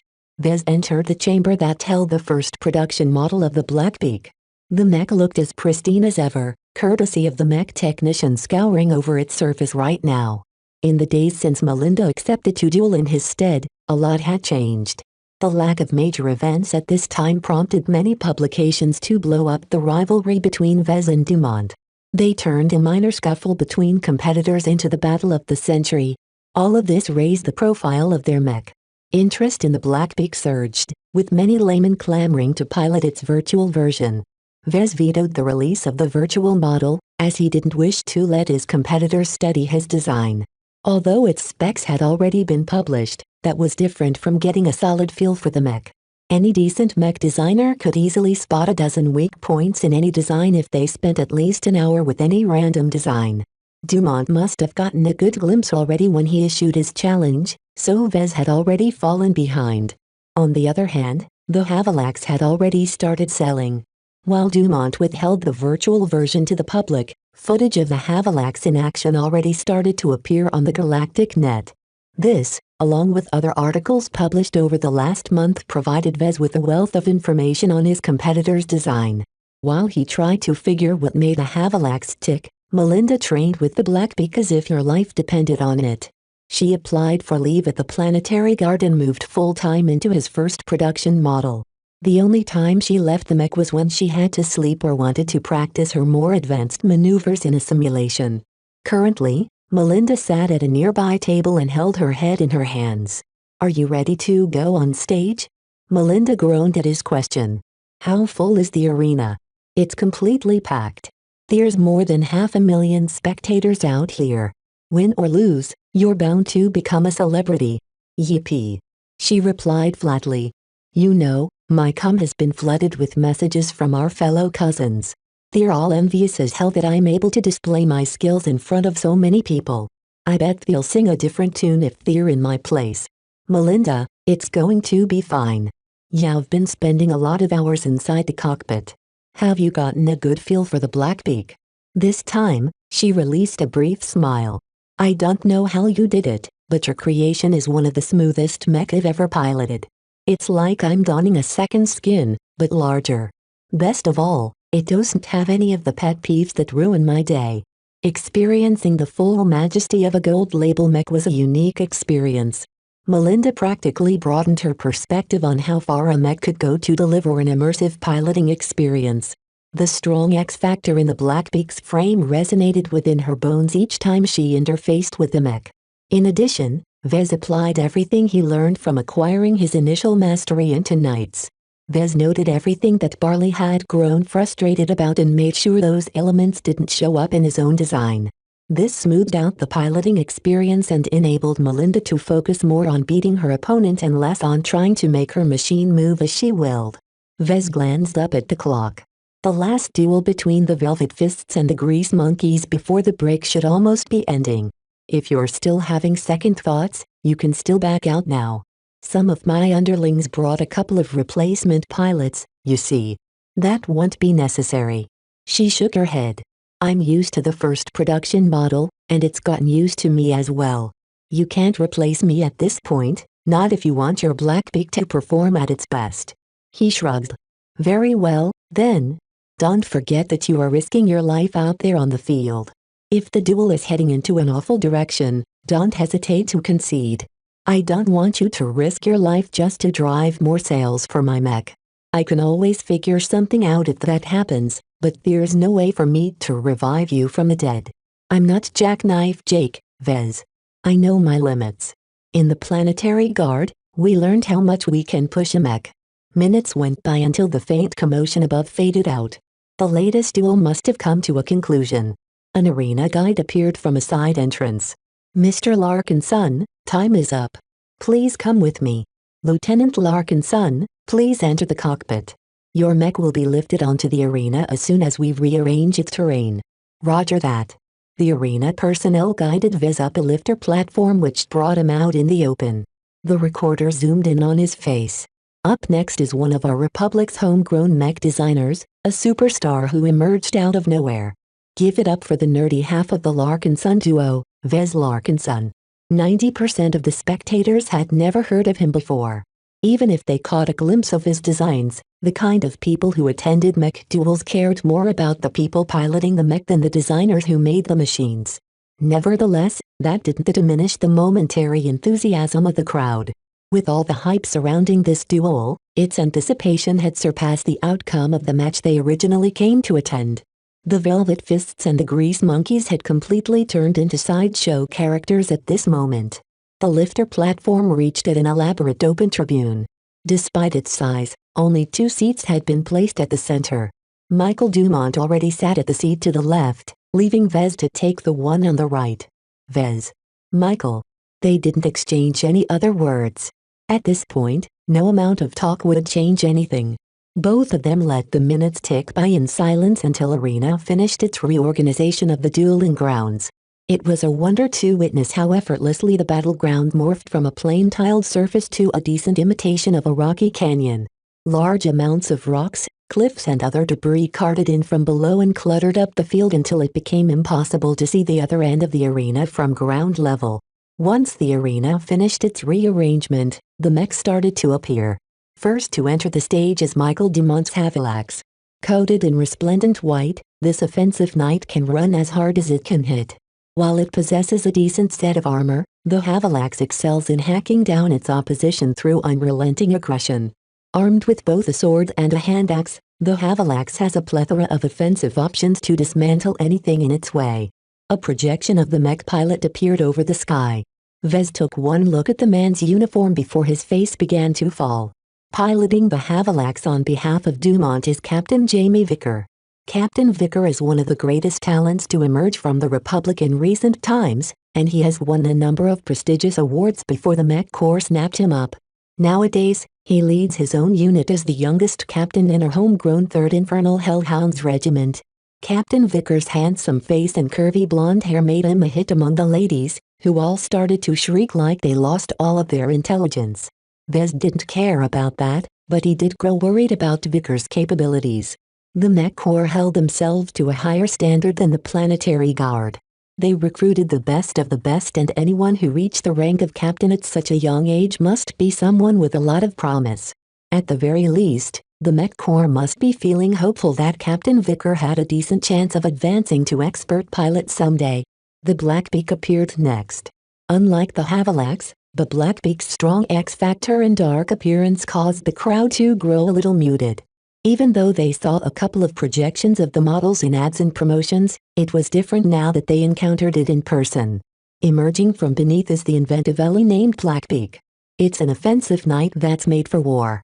Featuring top-notch endurance and a running time that lasts for days, it's the perfect mech to deploy if you wish to drive the Visions mad.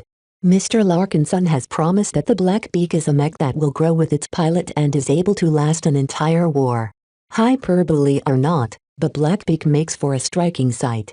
Compared to Vicker's enthusiastic reception, the crowd reacted with considerable less attention when Melinda began to be profiled. The announcers briefly went over the highlights of her career, which wasn't much considering she spent much of her time in training or walking the beat in a rather boring law enforcement mech. Still, no matter how plain her biography looked, it didn't detract from the sheer amount of time and effort Melinda put into her training. The two mech approached the center of the complex battlefield until they were 10 seconds apart. Formal duels of this nature mandated that the mech had to be within line of sight from the start. A number of inspection bots bearing the logo of the MTA started to scour the battlefield in the mech. The delegation from the MTA occupied a different platform just above the heads of Vez and Dumont. Even though the projections didn't introduce them in any way, their presence was very much felt due to their reputation alone. The bots cleared the arena once they failed to detect any signs of foul play. Let the duel commence in 10 seconds. A timer counted down from 10. Vez gripped the handholds of his seat. It felt frustrating to sit so far away while parading out his favorite niece to fight in his stead. He knew how dangerous a duel could turn out. Even though a duel between knights rarely led to fatalities due to their considerable defensive prowess, a single stab of a sword could puncture right through a cockpit if the chest armor had been weakened. Please don't go too far, Melinda. Just endure the opening moves. Don't try anything fancy. The countdown ticked down to 0, and the duel officially commenced. For the hellhounds. The Havalax's speakers broadcasted in the air. The white mech immediately sprinted forward with its kite shield up in front. It aimed to close the gap to the Blackbeak with its superior speed. Melinda kept her cool. She knew the Blackbeak couldn't run as fast as the Havalax, but she ran anyway in order to force her opponent to burn through its energy cells. The more the Havalax expended its power, the sooner its reserves ran out. And in response, the Havalax started to overload its systems, putting a lot of strain on them in exchange for a momentary surge. Captain Vickers decided to start the engagement with an axe, having sheathed the sword behind the Havalax's back. Once his mech reached the lagging Blackbeak, it began to bash with its shield while simultaneously chopping its target from above. The Blackbeak turned at the last moment and absorbed the shield bash with its own moon-shaped shield. As for the axe strike, it only managed to put up a hasty guard with its sword, which clearly didn't fare well against the power behind the offensive weapon. The Blackbeak's sword arm strained to absorb the impact, allowing the Havalax to slip in a low kick that destabilized the Black mech footing. This opened up the Blackbeak to another attack. Melinda immediately faced a crisis. Chapter 265 Duel of the Firsts. She knew it was a bad idea. Yet her obligation to her family and her friendship with Vez urged her to step up and make the Republic remember the glory of the Larkinsons. The amount of people flocking to the arena made her falter a bit. Melinda had never been shy, but that didn't mean she felt eager to embarrass herself in front of a crowd of 500,000 spectators. If that wasn't bad enough, the entire match would be broadcasted to billions of viewers watching at home. One misstep and she would never live it down for the rest of her life. Is this what mech athletes have to go through? She found poor comfort in her cousin, who kept blabbing on about the strengths and weaknesses of the Havalax. As if she cared about those details. The only thing she needed to know was that the Havalax possessed a lot of strength but couldn't keep it up. She merely had to outlast it with her Blackbeak, which unfortunately struggled to match up to the Havalax's power. Strangely enough, every time she interfaced with the Blackbeak, her doubts and worries faded away like they never existed. It was as if she was a little girl who returned to the embrace of her father. The mech enveloped her mind and elevated it into an invisible network at the heart of the mech she controlled.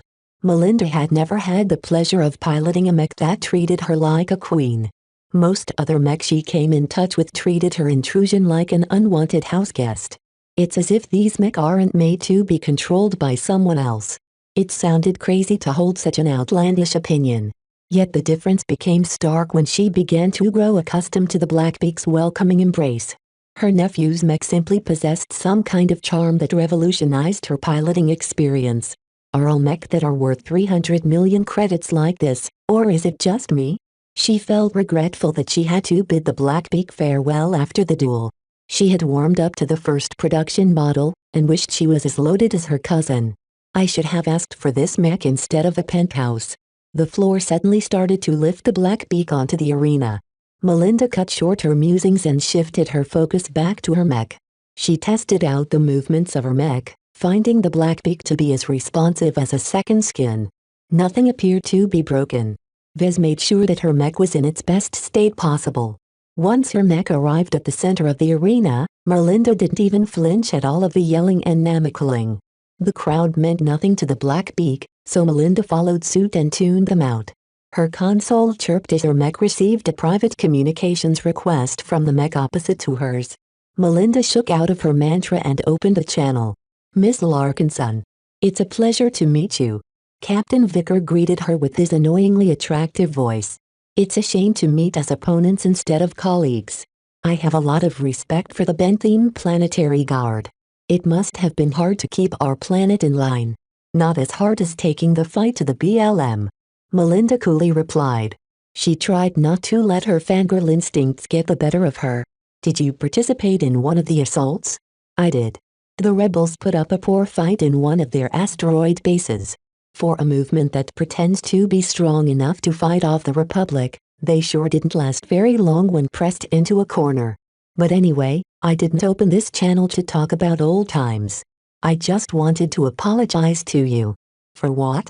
For beating your mech into a pulp. The countdown to the duel reached 0. The Havalax stormed forward at a rapid pace, catching Melinda off guard. Her short flight backwards didn't prevent Captain Vicker from reaching her mech before she could get away. The channel between their mech remained open. "No offense to you, Miss Larkinson, but you don't stand a chance." Melinda gritted her teeth as she desperately fended off another chop of the Havilax's axe. "That's Lieutenant Larkinson to you." The axe was a supremely offensive weapon that transferred a lot of force with every swing.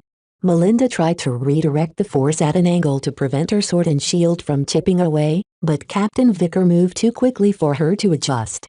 The damage quickly piled up. The axe bit into the Blackbeak's moon-shaped phoenix shield, parting the laser-resistant upper layer like a knife through butter. It encountered much more resistance from the middle layer, but each subsequent hack degraded the integrity of the armor, especially when the Havilax kept focusing on the same narrow area. "Have to disengage," she reminded herself, and tried to work together with her mech to push the Havilax back. Melinda utilized her excellent control over the Blackbeak to shift the mech to the side. Her mech raised its shield to absorb the next attack square against the shield. A deep trench had been carved into the shield, but the Blackbeak successfully managed to bounce away from the murderous Havilax. "You're not getting away so easily." The Havilax raised its power back to full and thundered after the fleeing Blackbeak. This time, Melinda paid attention to her environment. She guided her mech towards a large pile of rocks. While a mech could brush one or two aside, the sheer number of obstacles posed a significant threat if it wanted to straight through. Her connection with the Blackbeak heightened as she took in all of the sensor input of her mech and processed them in a way that allowed her to keep track of the Blackbeak's footing.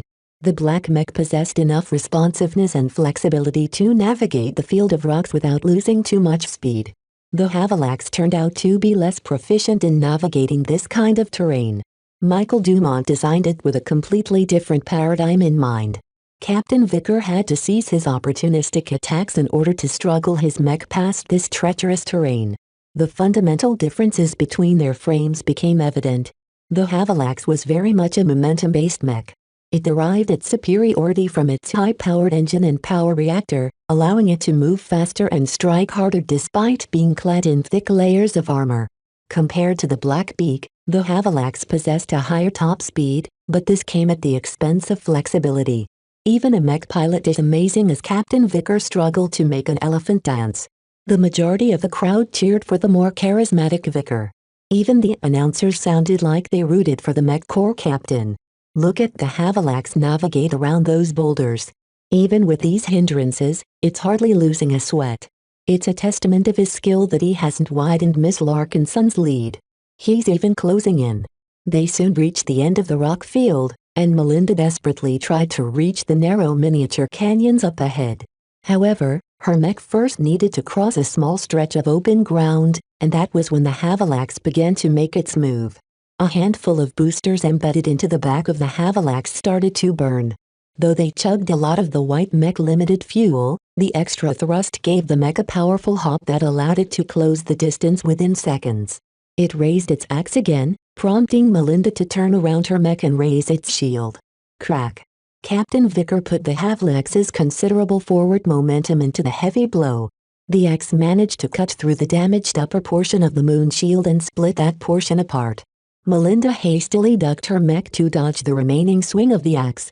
She tried to drag the Blackbeak away from the deadly axe, but Captain Vicker would have none of that. His relentless aggression matched the Havilax's own as they collaborated to deliver his promise to dismantle the Blackbeak. The powerful knight stuck to Melinda's mech and began to rain down a hail of blows. "Lay off a girl, will you? Man or woman, it's all the same to me," Vicker yelled over the channel. "The moment you enter a mech, you've turned into my prey." The Havilax had completely taken over the initiative in the fight. Vicker left no opening for Melinda to attack. His oppressive offensive started to achieve solid results when his axe began to bypass the Blackbeak's shortened shield and dig into its armor. The audience showed little sympathy for Melinda. Instead, they egged Captain Vicker on. The man seemed to feed off the attention and up the tempo of his offensive. Even as the Blackbeak's armor started to suffer rents and tears, Melinda tried to keep her cool. She knew that the Havilax's hyperactive performance came at a cost. It won't be able to sustain such a level of performance for more than 15 minutes at most. The only problem was that her mech wouldn't last more than 5 minutes at this rate. For all of its prowess as a knight, the Blackbeak hadn't been designed to duel against an elite knight like the Havalax. The main problem was the compromises Vez had made in consideration with its armor coverage. Its Viltrex armor system could absorb a lot of punishment, but Vez hadn't been generous enough to apply very thick layer. This was supposed to provide the Blackbeak with additional mobility, and against most other mech it might be able to pull a rabbit out of a hat. This time though, the Havalax possessed enough superiority in this front to neutralize Melinda's options. Melinda knew she had to flip the table somehow. One of the principles behind the Blackbeak was it shouldn't be playing fair. So she frantically tried to figure out a way to break the current entanglement. Her eyes darted back and forth before focusing straight ahead. It's a long shot, but I've got nothing else. She made her decision. The Blackbeak currently suffered from quite a number of armor breaches. Internal damage had been kept at a minimum so far due to deft piloting, but a few minutes more might exacerbate the situation. Melinda made her move before her mech reached that point. The Havalax struck down with yet another chop while holding its shield close to fend off the Blackbeak's sword. It expected its prey to backpedal in order to minimize the damage. It became surprised when the Blackbeak headed straight into the blow. An awful tearing sound echoed into the arena as the axe bit through the shoulder pauldron. Melinda ignored the damage reports and urged her mech to continue forward. Captain Vicker instinctively pushed out with the Havalax's shield. It impacted the Blackbeak's Phoenix shield and successfully negated the black mech momentum, but not before its head darted forward like a woodpecker about to drill into a tree. An awful crunching sound emerged from the Havalax as its frontal head component caved in from Melinda's pointy strike. Vez had added in the beak to the head of his design as an afterthought. Despite the lack of attention put into the beak, it was sharp and heavy enough to crunch any opposing mech head. The attack didn't really cripple the Havalax, but it gave Melinda enough of an opening to disengage. Her Blackbeak suffered moderate damage to one of its shoulders, but it had been worth it as she bought enough time to slip into the nearby canyons. The entire crowd didn't know what to think of Captain Vicker's mishap. After a few seconds of silence, they all erupted into laughter. Captain Vicker's mech got fact-checked. Look at the Havalax now. Who would ever want to kiss this poor mech with such an ugly face? Most mech relied on their heads to provide a human-like perspective to their pilots. The sudden loss of those sensors disoriented Captain Vicker, who despite his plentiful battle experience still had to get used to the changed perspective. He silently cursed himself for letting the Blackbeak get away. His Havalax could still navigate through complex terrain, but it was doubtful if it could ever catch up again. As he glowingly guided his mech into the narrow cliffs and valleys, the duel transitioned into another phase. This is more like it. Melinda grinned as her mech slipped into the gaps. The time had come to turn this match around. I'm done being your punching bag. Chapter 266 Superior Vez winced as his Blackbeak fell into a defensive posture soon after the start of the duel. The powerful Havalax started off strong and immediately pushed its advantage. He knew it would be bad, but the Blackbeak lost the initiative and never got the opportunity to regain it. Pairing the Havalax with the captain of the 3rd Infernal Hellhounds resulted in an amazingly powerful combination that put Melinda at her wit's end. You could have prevented this, you know. Dumont suddenly remarked from his seat. They sat close enough to talk to each other in private. There's no reason to accept the duel when you know your design is at a disadvantage. You speak as if I had a choice. You just had to issue the challenge while I was in the middle of my debut. To refuse your challenge will show the entire Republic that I'm not confident in my own design. Dumont erupted into laughter. Ha ha ha. It's like the public considers us wizards who possess a whole host of magical powers. Just because we design machines doesn't mean we know how to use them. Even when you lack the courage to fight, sometimes the situation forced your hand. All of the press he invited to attend his debut would have crucified him as a coward if he dodged the challenge. People often held mech designers to the same standards of mech pilots despite their lack of commonalities. Besides being connected to mech, one occupation dealt with fighting while the other preferred to tinker with machines. It wasn't fair to expect a mech designer to adhere to martial traditions. Sadly, the galaxy ran on its own rules. A mech designer must have courage. A mech designer must stand by his product. A mech designer must defend his honor if challenged. At least Vez had been allowed to choose someone else to fight in his stead. He was a non-combatant, after all. Even if by some miracle he could pilot a mech, he still would have made a fool of himself. Even the worst pilots needed a full decade of training before they become proficient enough to outperform a simple modern combat vehicle. Tell me, Michael, did you challenge me because you're still sore about your loss to me at the IT, or did Cat Ellen Ricklin push you into it? His rival laughed again, though Dumont couldn't hide his irritation. My associates are none of your business. The Ricklin family is one of my shareholders, but that is the extent of my relationship with them. If you believe we're conspiring to bring you down, you're mistaken. You never even registered on our radar if not for your new design. His words sounded innocent enough for Vez to doubt his suspicions. Did he make a mistake? Then he considered everything Dumont had done so far. Coincidence or not, Dumont had certainly made himself out to be his enemy. I don't know what kind of game you're playing, Vez started to say. I didn't set out to pick a fight with you and your backers. Yet the moment you came up with an offensive knight, it's a given that we've become competitors. So as one mech designer to another, I'll warn you that you shouldn't pick a fight you can't win. Is that a threat? Dumont replied sharply. Vez smiled at his guarded posture. Not as such. I'm merely stating that I'm better than you in any objective measure. I'll prove it to you by winning this design duel, and I'll prove it again when my Blackbeak drubs your Havalax in the market. Arrogant. Let's see whether your champion can overcome my own before you open your big mouth. Melinda's Blackbeak just managed to slip into the complex maze of caverns and cliffs. The difficult terrain hindered the relatively stodgy Havalax while providing an advantage to the agile Blackbeak. Despite the latter's lower power levels, its agility had never fallen behind due to its fairly slim design. Still, her troubles hadn't ended yet.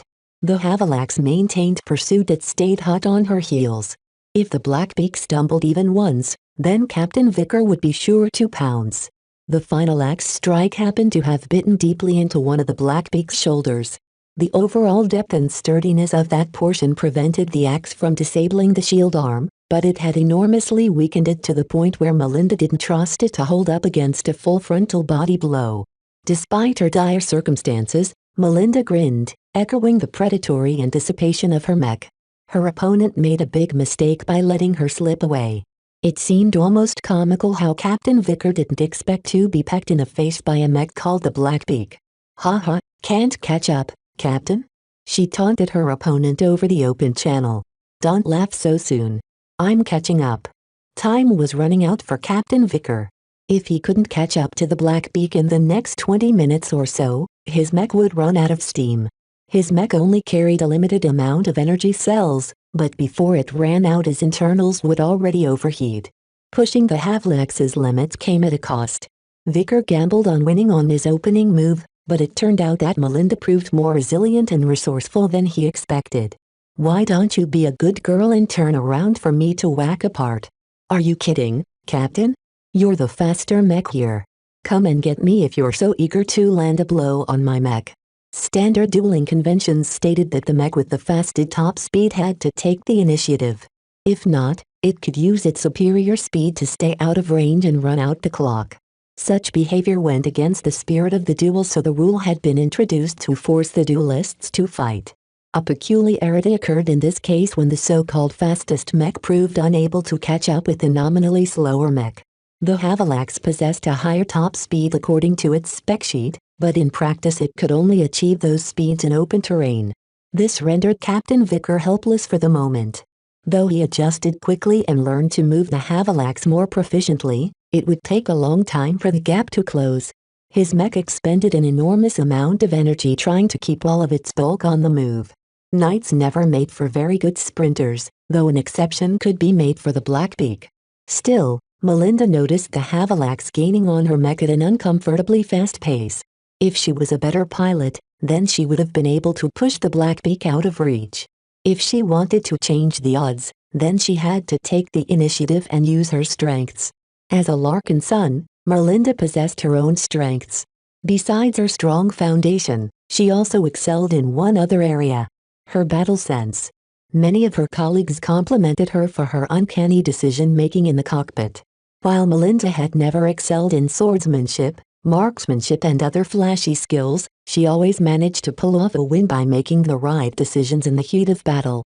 Right now, her mind worked together with the Blackbeak to analyze her current surroundings. She kept her attention focused on both the Havilax and anything she could use to her advantage. She quickly found something in the terrain up ahead and adjusted the course of the Blackbeak to guide her opponent to follow suit. The Blackbeak stomped past an arched cliff. Just as it was about to pass through the narrowest spot, it struck the upper portion of the cliff with a quick raise of its sword. A couple of rocks fell down the cliff and rained down right above the pursuing Havilax. Captain Vicker had to veer his mech aside in order to prevent the heavy rocks from exacerbating the damage to its head. Meanwhile, the Blackbeak had turned around to stab at its distracted opponent, only to come up short when the Havilax raised its shield to turn aside the blow. "Did you think I would fall for that?" Vicker shouted. "Think again." Melinda fell into a spot of trouble when the Havilax recovered faster than she thought. Vicker landed a couple of good blows with the axe that dented the Blackbeak's already worn-out shield. She had to pull off a hasty dodge in order to slip out of reach again. This pattern repeated itself several times over. Though Melinda chose to turn around and surprise Vicker several times, the captain's insane reaction speed ensured that he would never fall into a permanent disadvantage. Annoying that. "Why don't you stand still for a change? Haha. Why don't you stop running yourself then?" Melinda taunted back. Despite her repeated failures, Melinda kept up her Hitandran attacks, making sure her mech would always be able to resume its flight before the Havilax pushed it into a corner. Captain Vicker grew increasingly frustrated at this sequence of events.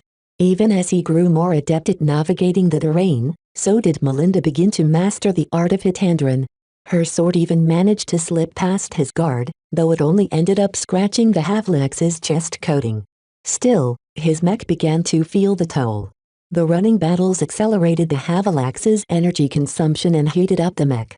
He glanced at a couple of indicators in his cockpit and estimated that his mech could only hold up its current level of performance for another 8 to 10 minutes. No choice then. Vicker decided to do something drastic. First, he disengaged the locks holding the Havilax's kite shield in place. It dropped to the ground with a thunk, surprising both Melinda and the crowd in the arena. Next, the Havilax quickly used its free hand to draw the sword from its back. The mech effectively abandoned the way of the shield in favor of wielding two weapons at once. Abandoning the shield proved to be the right decision. A literal weight had been lifted off the white mech shoulder, allowing it to gain on the Blackbeak with considerably more speed. Melinda gritted her teeth as she realized that she couldn't get away. She turned her Blackbeak around in order to meet the incoming double chop. She parried the sword strike with her own sword while she took the axe strike with the remnants of her shield. The latter almost splintered apart into smaller pieces after fending off the blow. People considered axes to be the ultimate shield killers, and this incident tested this maxim again. Captain Vicker unleashed a hail of blows with the Havilax. Melinda frantically tried to disengage from the attacks, but the Havilax stubbornly stuck to her mech. Crack. The Blackbeak's phoenix shield finally croaked its last breath and split apart into useless chunks. The sudden loss of the shield provided Vicker with an opening. He locked his sword with his opponent's while chopping down with his axe along the Blackbeak's unprotected chest. An awful rent resulted from that devastating strike. The axe had chopped right through all 3 layers of armor but stopped short from dealing any major damage to the power reactor. Still, the attack exposed the Blackbeak's chest and left it open to a coup de grace. The Havilax had run out of momentum after that last attack. This allowed the Blackbeak to bounce away and flee out of reach. The loss of its shield had liberated its speed as well. Though the Blackbeak didn't gain as much speed as its opponent, it still proved vital in dragging out the engagement. The two mech ran in circles as Melinda desperately engaged in damage control. The Blackbeak not only lost its shield, but it also had to deal with various levels of damage to its frame.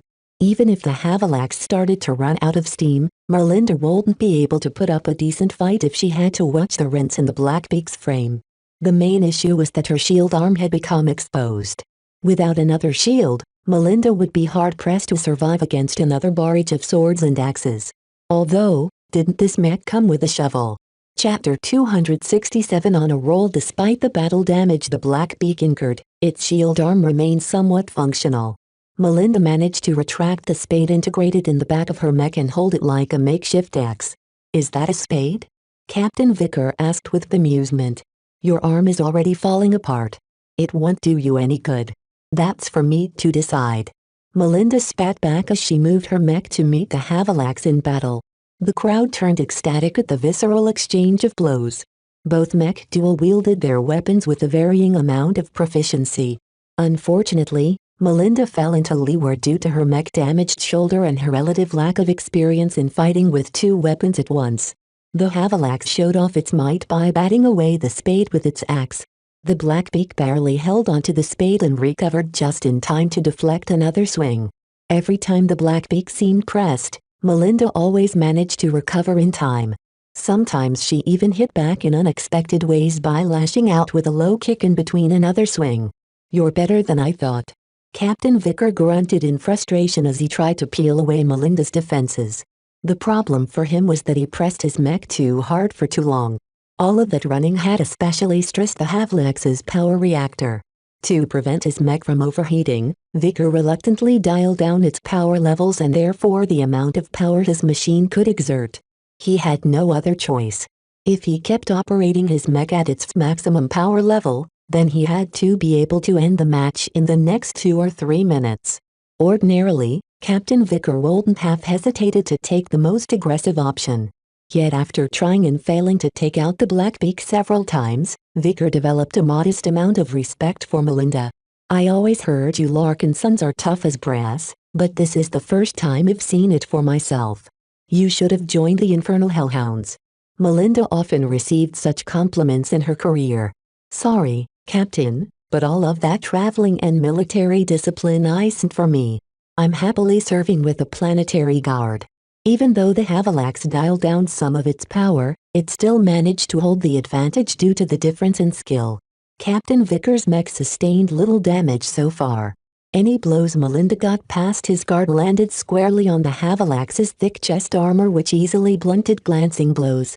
Getting the Blackbeak's sword to punch through all of those layers of armor required specialized techniques which Melinda didn't practice very much in lately. Anytime she tried to put some weight into her blows by turning the Blackbeak's torso or moving the entire frame forward, she telegraphed to the whole world what she planned to do. It was child's play for Captain Vicker to read her movements and adjust his own. Melinda made a risky decision. She feinted another serious attack, which prompted the Havalax to put up a defensive posture.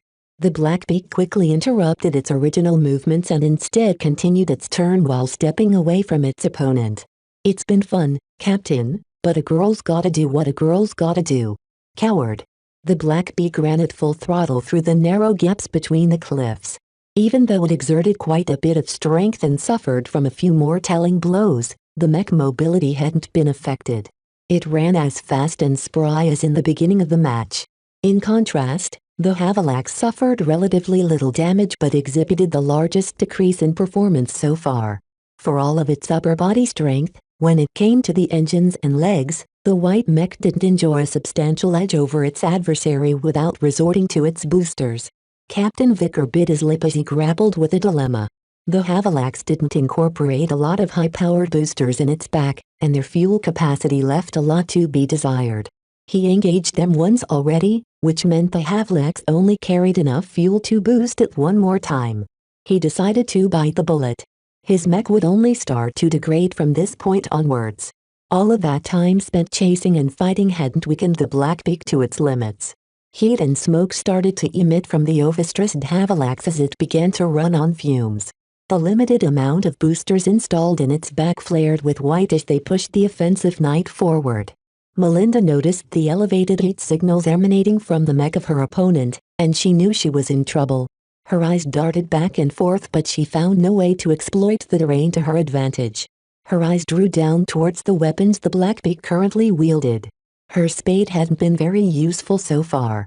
The damage to the shield arm had been too extensive to make efficient use of the limb.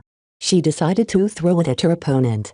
The Blackbeak made blind overarm throw that spun the spade towards the incoming Havalax.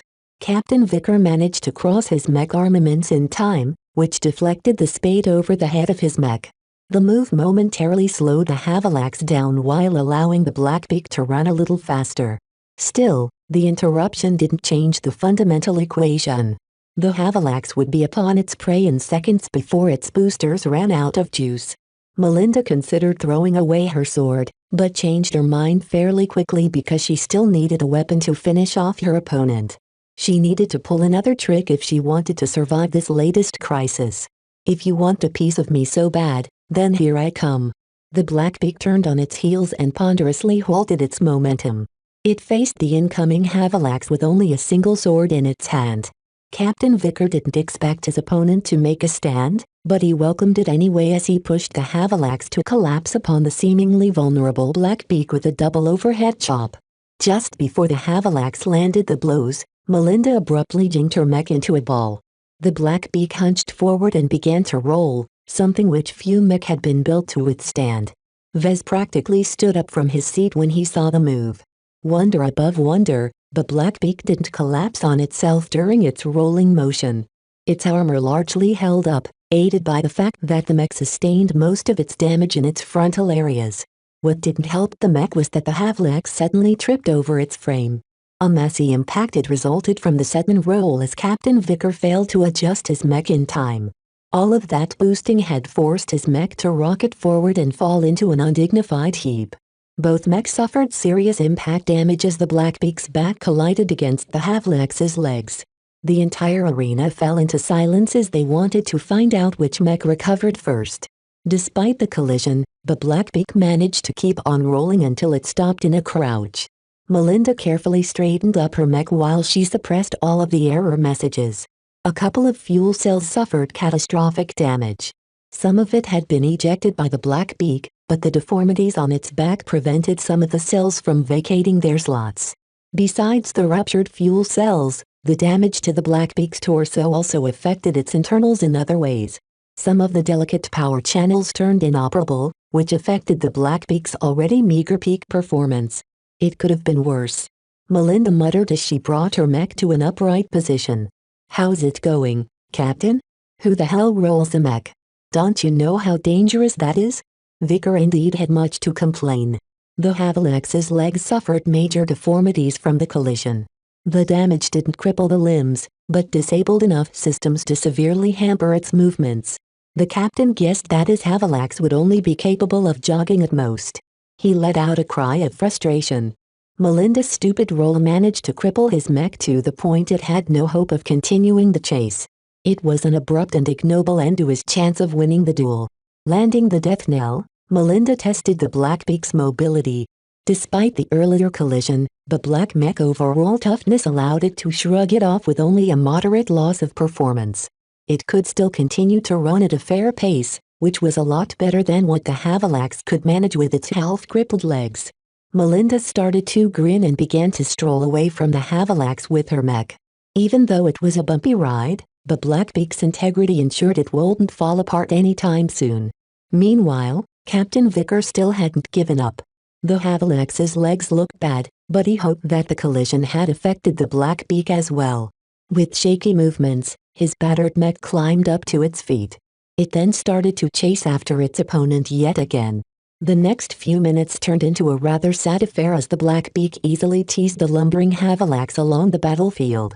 While Melinda felt playful enough to tease the movement-impaired Havalax, her common sense prevailed and she kept a healthy distance instead. To all of the people expecting blood, the duel had turned into a boring farce. The Havalax didn't seem capable of catching up to the Blackbeak unless the latter mech suffered from another malfunction, which didn't appear to be happening anytime soon. Melinda's legendary role had already entered the annals of history as the spectators spread the news along with captured footage from their comms. The Larkinsons inadvertently gained prominence throughout the Republic even before the duel had formally ended. Watching from above, Vez shook his head at Captain Vicker's dogged persistence. His belief in himself was admirable, but his machine eventually couldn't keep up with him. While he never expected Melinda to turn the tides in such an unexpected manner, he felt relieved that his faith in his niece had borne out. "I think this sideshow has gone on long enough," Vez remarked to Dumont. It's time to throw in the towel. His rival mech designer deepened his glower. Of all the reasons for Dumont's mech to fall behind, it had been a simple role that spelled the end for his ambitions. His entire plans had fallen apart due to that fateful role. It was practically an ironclad rule that mech pilots should never attempt to roll their mech. In truth, Vez didn't design his mech to accommodate the role. However, he did strengthen his mech internal structure around its back in order to make it easier for the Blackbeak to dig up harder soil. All of that modest strengthening also happened to have mitigated much of the potential damage his mech might have incurred from the roll and the collision that followed. Dumont let out a frustrated sigh. "I concede." A tone sounded out throughout the entire arena, announcing the end of the design duel. Mech designers had the right to concede on behalf of their pilots because design duels tested the mech rather than the individual pilots. Dumont's words definitely put an end to his challenge in his hopes of boosting his profile.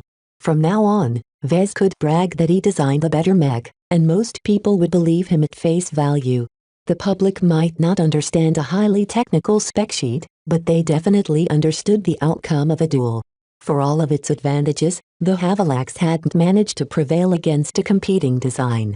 Vez smiled for the recorders, which hopefully broadcasted his face throughout the entire Republic. This must have been something that Dumont had been looking forward to himself.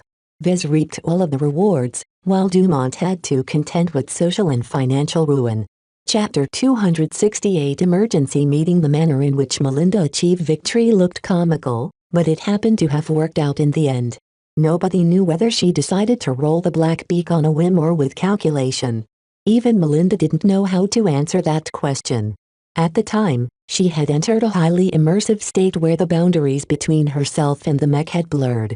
Even as she exited her cockpit, a horde of reporters tried asking her how she came up with the idea. "I got hit in the head and decided to take a tumble." She shouted randomly and pressed her way past the annoying people in order to head for the showers. Her answer became headline news along with a recounting of the duel. Various publications put their own spin on it.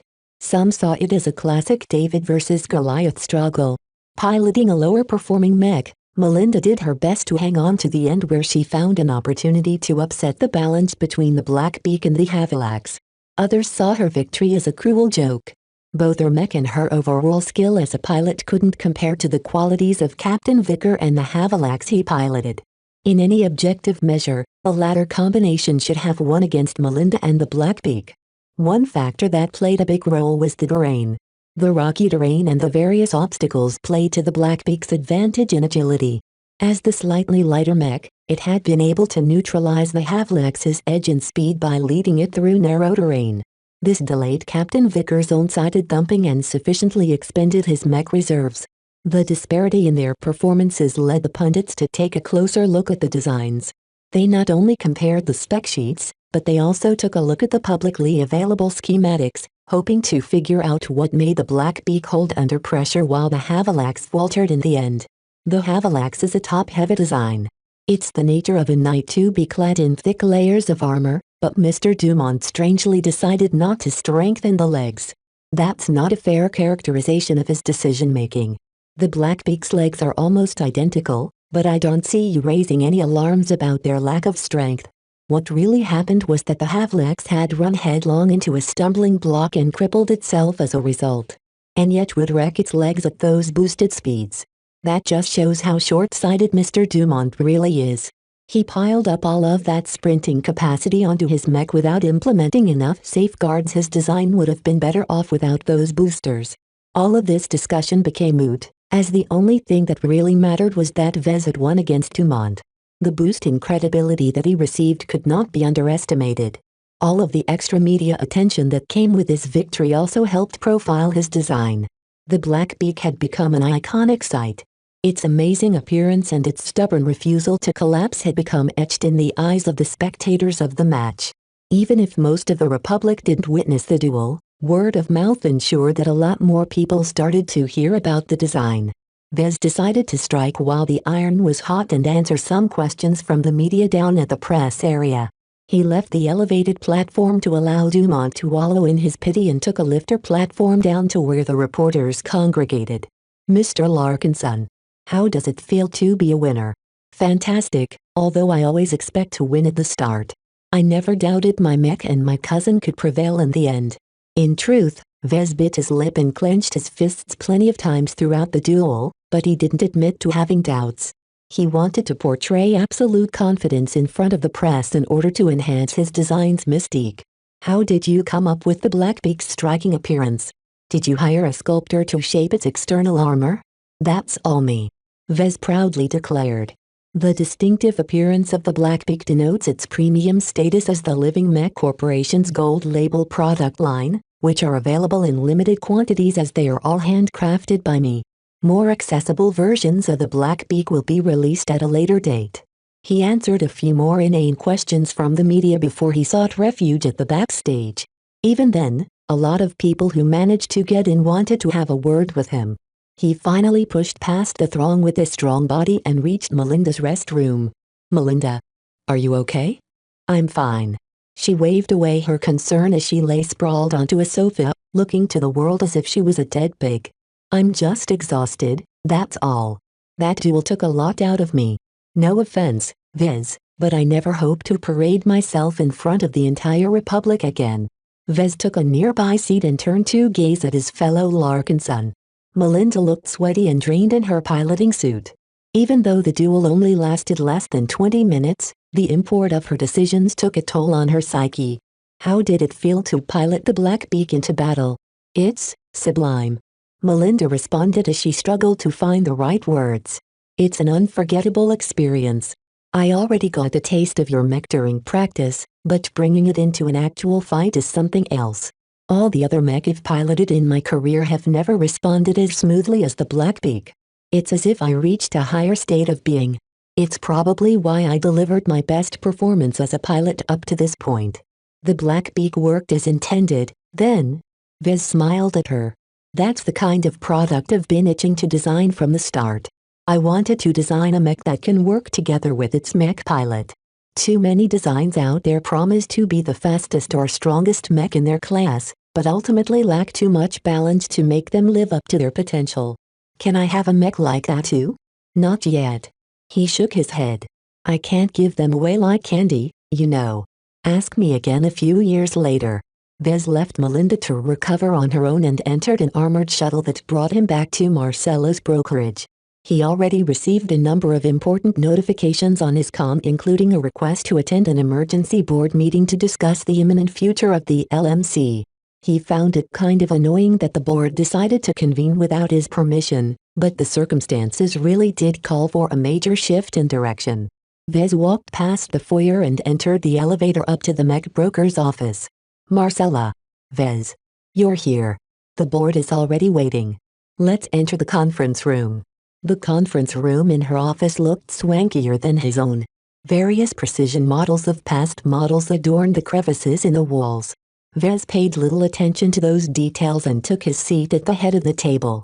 The projectors flared to life as soon as he did. A total of 8 people had gathered to discuss the dilemma facing the LMC. Marcella took the word.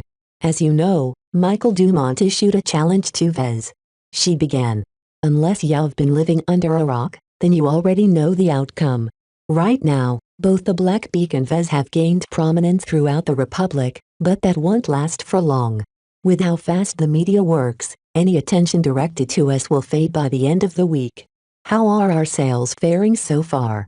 We've sold out our initial production run of 25 gold label Blackbeaks. Vez responded. It will take a little less than 2 months to complete this order. That's not enough. Mrs. Bollinger, how high is the demand for the new model? They're constantly knocking at my door. My estimate is that if we prepared 500 meg, we could have sold them out within the day. This is only possible due to all of the hype that followed the duel. Our failure to meet this spike in demand will potentially cost us billions of credits in lost opportunities. The news sounded very painful to Vez. By failing to build up a stockpile or declining to expand their production capacity, the LMC effectively waved away an opportunity to cash in on their 15 minutes of fame. While they didn't actually lose any money, their lack of preparations effectively meant they flew past a pile of free cash. There's a way for us to salvage this situation. Another director stated. I've proposed this before, and I think it deserves another chance. We should partner up a third-party manufacturer and leave the mass production of the Blackbeak up to them. I know several parties in Bentham that will be eager to enter a contract with us for the right to produce a popular design. Vez liked to maintain control over his own products, which was why he rejected the suggestion out of hand. The director's ties to those mech manufacturers also seemed rather shady. He shook his head. I still have a lot of qualms about the quality of the products by an external manufacturer. Any major defects will reflect back to us, which will tarnish our reputation as a premium mech manufacturer. Sadly, out of all the board members, Vez remained the sole holdout on this topic. Every other board member, including his own grandfather, indicated that they wished to outsource production. Vez, I understand why you treat the company that you founded like a baby, but you are stifling its potential. Marcella explained to him.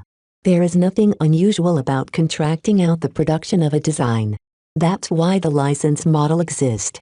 Any faults resulting from shoddy fabrication will mainly reflect on the contracted company. We'll only get the blame if your design is at fault. The meeting somehow moved on to inspecting a handful of quick-thinking mech manufacturers that applied to mass-produce the Blackbeak on the LMC's behalf. They all wanted to waive the massive 3 billion credits licensing fee in favor of slightly higher per unit royalty fees. All of the manufacturers had lowballed their offers, but many things could still be changed when they entered talks. They narrowed down the list to 3 possible companies, one of which had been recommended by director from Bentham. The other 2 manufacturers possessed their own merits, as they had a long track record of producing various models on behalf of other mech designers in decent numbers. Maybe we should contract all 3 of them? That's not a good idea. We don't know how the current tide in demand will last. The Blackbeak is still an expensive design. Even if you lower the price to 50 million credits, there aren't enough buyers in the local market to snap them all up. Then we should expand our reach throughout the entire Komodo Star sector. The Blackbeak has proven itself in battle. I'm sure that we can find some foreign partners to work with to make that happen. Let's not move too quickly. Marcella cautioned the high-flying directors.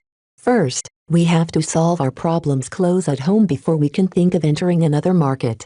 Despite the Bentham directors clamoring to hand over a contract to his preferred firm, the board decided to pit the 3 companies against each other by allowing them to enter some kind of bidding process. The mech manufacturer that offered the most attractive conditions won the opportunity to enter into a contract with the LMC. What do you think, Vez? Do you agree with the plan we've hashed out? Marcella gently prodded him. She knew how sensitive he could be about this issue. The best way to go forward is if you establish another product category that sits below your current silver label offerings. Let's call it the bronze label. This can be an exclusive label that you can apply to mech made by outside parties. Vez had remained silent throughout the discussion. He still felt rather ill about the whole thing. Bronze label? He might as well call it the trash label. However, deep down he knew that his company would be better off if it could borrow the production capacity of another mech manufacturer. He bent his head until his chin hit his chest and considered the matter deeply for a few minutes. Eventually, he gave up. All right. Let's contract the bronze label to a third-party manufacturer. I do want to add that the contract better includes strict language on quality control. The board had been waiting for that answer. With his assent, they formed a brief set of goals for the coming month. While Vez adjusted the BPA-1's design for mass production, the LMC had to find a partner by the end of the week. Chapter 269 Third Party. The entire matter about outsourcing the production of bronze label Blackbeaks had spread throughout the entire company. None of the workers under Vez felt very concerned. In fact, everyone felt excited to be part of something big. The option to leave the heavy lifting to another manufacturer was seen as boon to the LMC as a whole. Look at it this way. Gavin told him next morning as Vez prepared to go on a field trip. Up until now, most of your new recruits had nothing to do. The anemic sales of the Mark II generate so little paperwork that most of them felt useless. Vez raised his eyebrow as he finished dressing. Is handing over most of our production to a third-party manufacturer going to change anything? The way these outsourcing contracts worked in the mech industry was that a mech designer sold the rights to exploit a design to someone else. Oftentimes, the third-party manufacturer also gained the right to sell the mech based off the borrowed design through their own channels with their own branding. This last point served to raise the profile of the third-party manufacturer while simultaneously isolating any faults from affecting the original mech designer. Only rarely did the mech designer insist on retaining his company's original branding. That only happened if the two parties entered into a long-term alliance or if the mech designer owned a significant stake in the other manufacturer.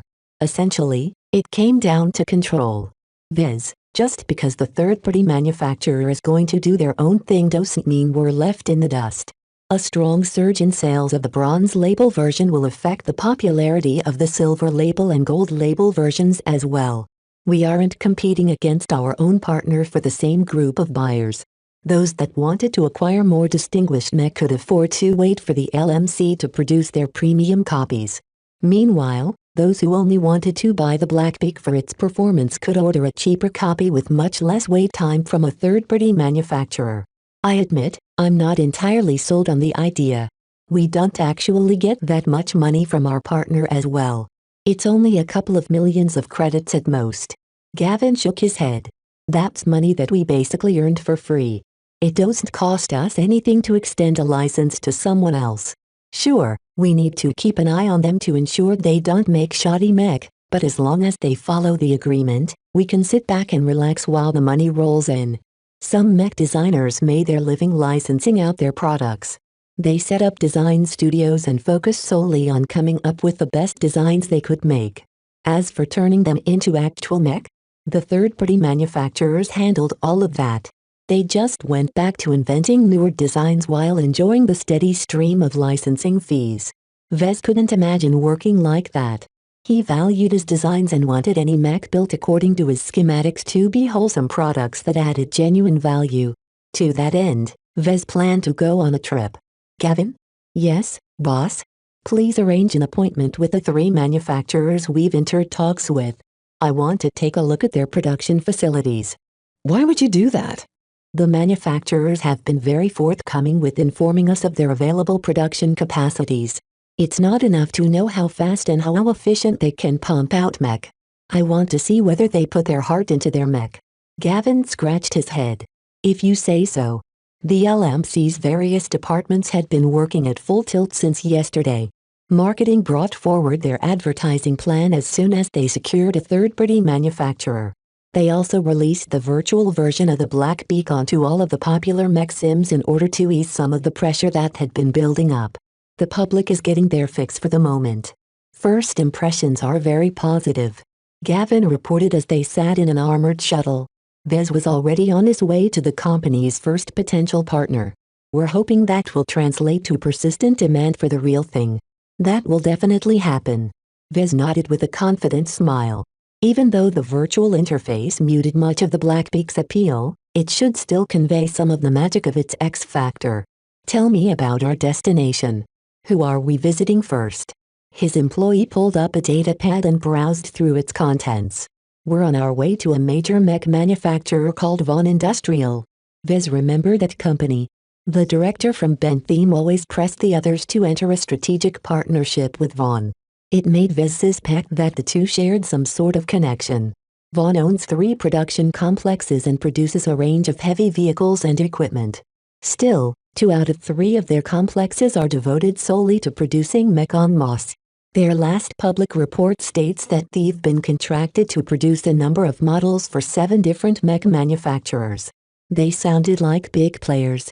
A company like that should have been out of the LMC's league. Does Vaughn still have enough spare capacity to produce a sufficient number of bronze label mech? Well, Vaughn has offered to dedicate at least 8 production lines in the first half year. After that, they'll adjust their resources according to the winds of the market. If the mass-produced Blackbeak ends up being a hit, then they can easily shift their numbers to produce less of one mech and more of ours. Gavin didn't mention that Vaughn could also decide to go the other way. If sales of the Blackbeak slumped, then they could easily shift to more profitable alternatives. To be honest, Vez already had a bad impression of Vaughn. He merely decided to visit them in order to appear more impartial. The shuttle landed after roughly an hour.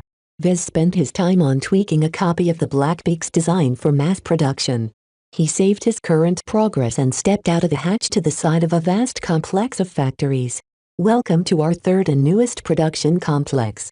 You must be Mr. Larkinson. Vez shook hands with a graceful-looking woman.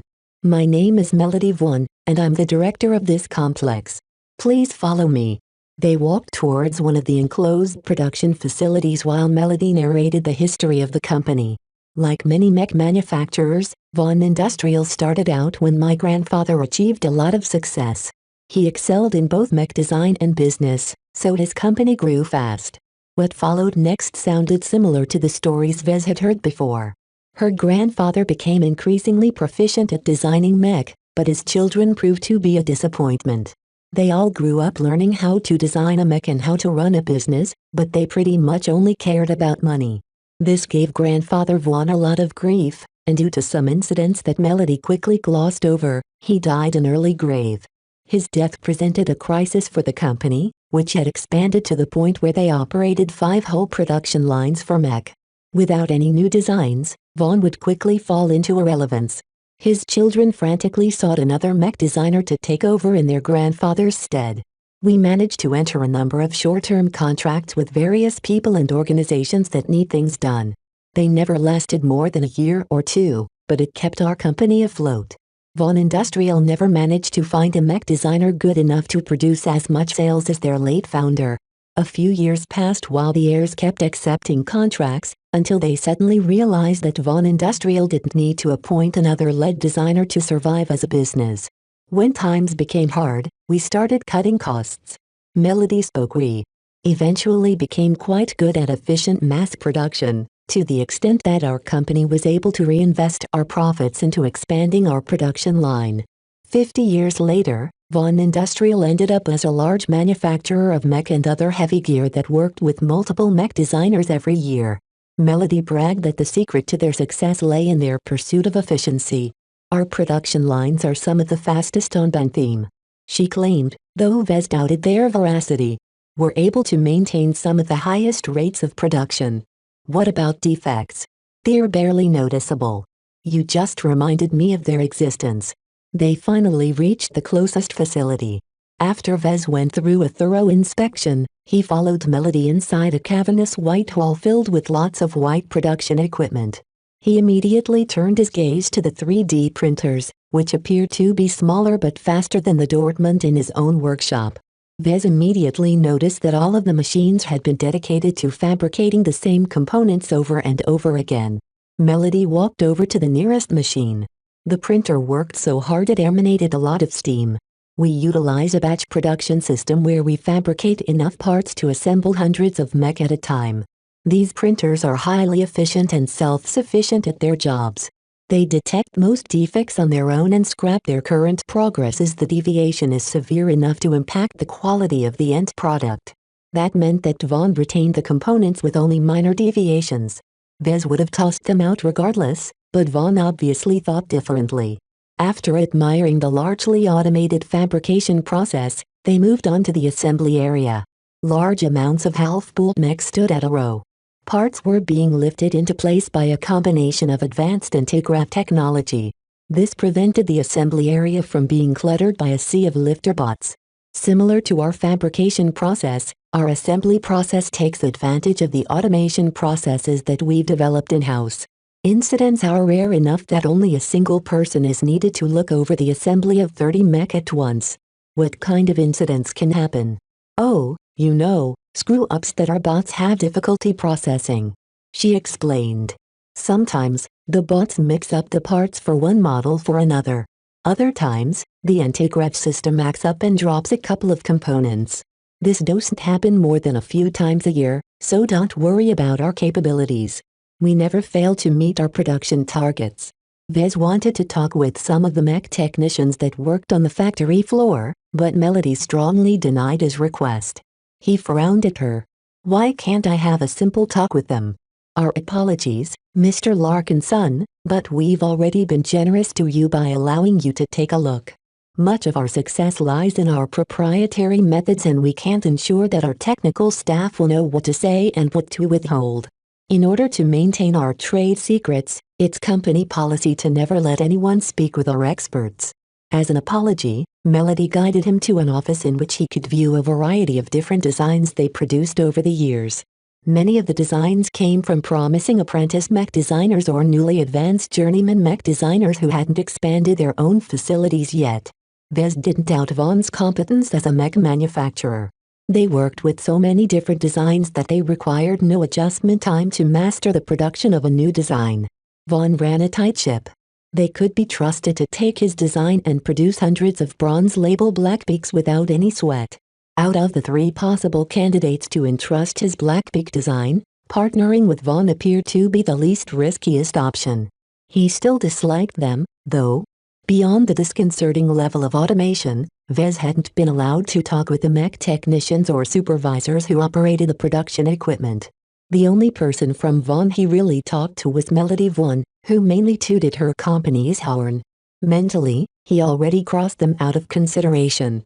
He'd probably have to argue against the entire board for refusing to work with Vaughn. Hopefully, the other 2 mech manufacturers offered something better.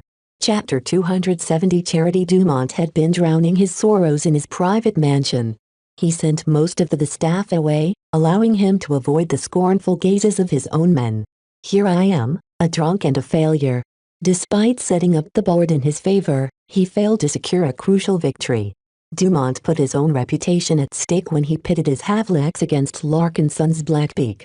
It should have been a slam dunk win considering the Havelax's high-performance characteristics turned it into an excellent dueling mech.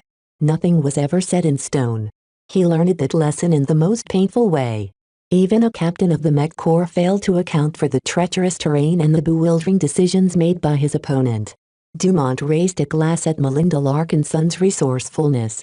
People always say that the Larkinsons can't be messed with. They're the Republic's mangy wolves. People called them wolves because they fought in a ferocious manner. They also called them mangy because they weren't really a big deal compared to the other military dynasties that held more sway in the Bright Republic. Obviously, the emergence of a talented Larkinson mech designer changed the old equation. For the first time, it appeared the famous Larkinson family gained some actual financial muscle. All of that had nothing to do with him, of course. The highly placed folks who opposed the Larkinsons had secretly pulled some strings to allow the elite Captain Vicker to duel on his behalf. HMPH. He snorted. What an elite he turned out to be. What happened yesterday is not his fault. An incisive female voice spoke from behind. Dumont practically jumped from his seat, spilling his drink in the process. Tiny cleaner bots quickly cleaned up the mess, but that hardly calmed his heart. Heavens! How did you sneak up to me, Cat Ellen? It's not that difficult to bypass your security systems when you dismissed most of your security. The Ricklin Scion sneered. Any twabba thug with a gun can approach you before you notice it. And last I'm aware of, you don't wear a shield generator that can stop an attack. I figured it didn't matter if I put my mansion on lockdown. Dumont shrugged. If you decided to get rid of me, nothing I do will matter. Cat Ellen Ricklin shook her head as she tutted. My dear, you always think the worst of me. Did you really think I wrote you off? Hardly. You've diverted a substantial amount of family funds to your endeavors. I'm not about to let my investment go to waste. Wasteful spending and frivolous business decisions had caused the Ricklin family to decline. In Cat Ellen's eyes, Vincent Ricklin exemplified the degenerate old ways. In any case, Dumont started to see the light again. He sobered up and faced Cat Ellen with his full attention.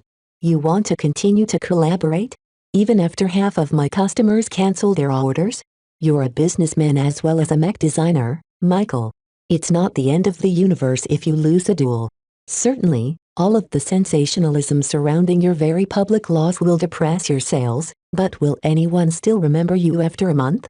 Just hunker down and ride the storm.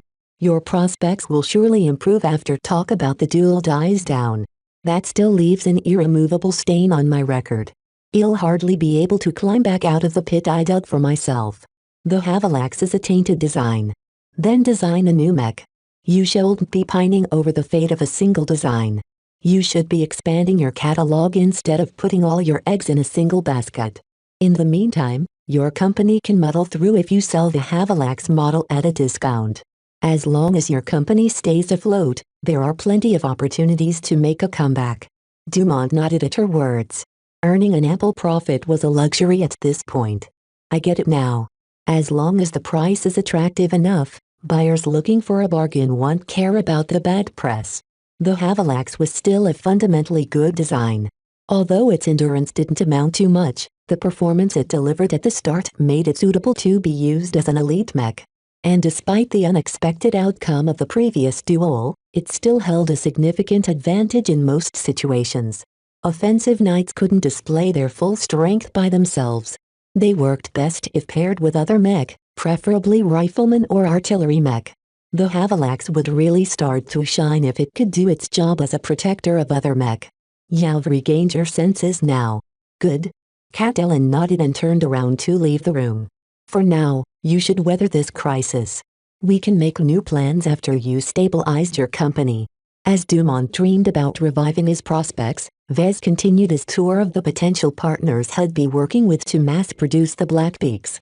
After leaving the industrial complex operated by Vaughn, the armored shuttle brought him to the next mech manufacturer on the list. Gavin briefed him on the company. The next manufacturer on the list is a company called Vigorous Mech. VM is a medium-sized family-owned mech manufacturer based in Haston. They started off producing spare mech from salvaged fabrication equipment and expanded from there.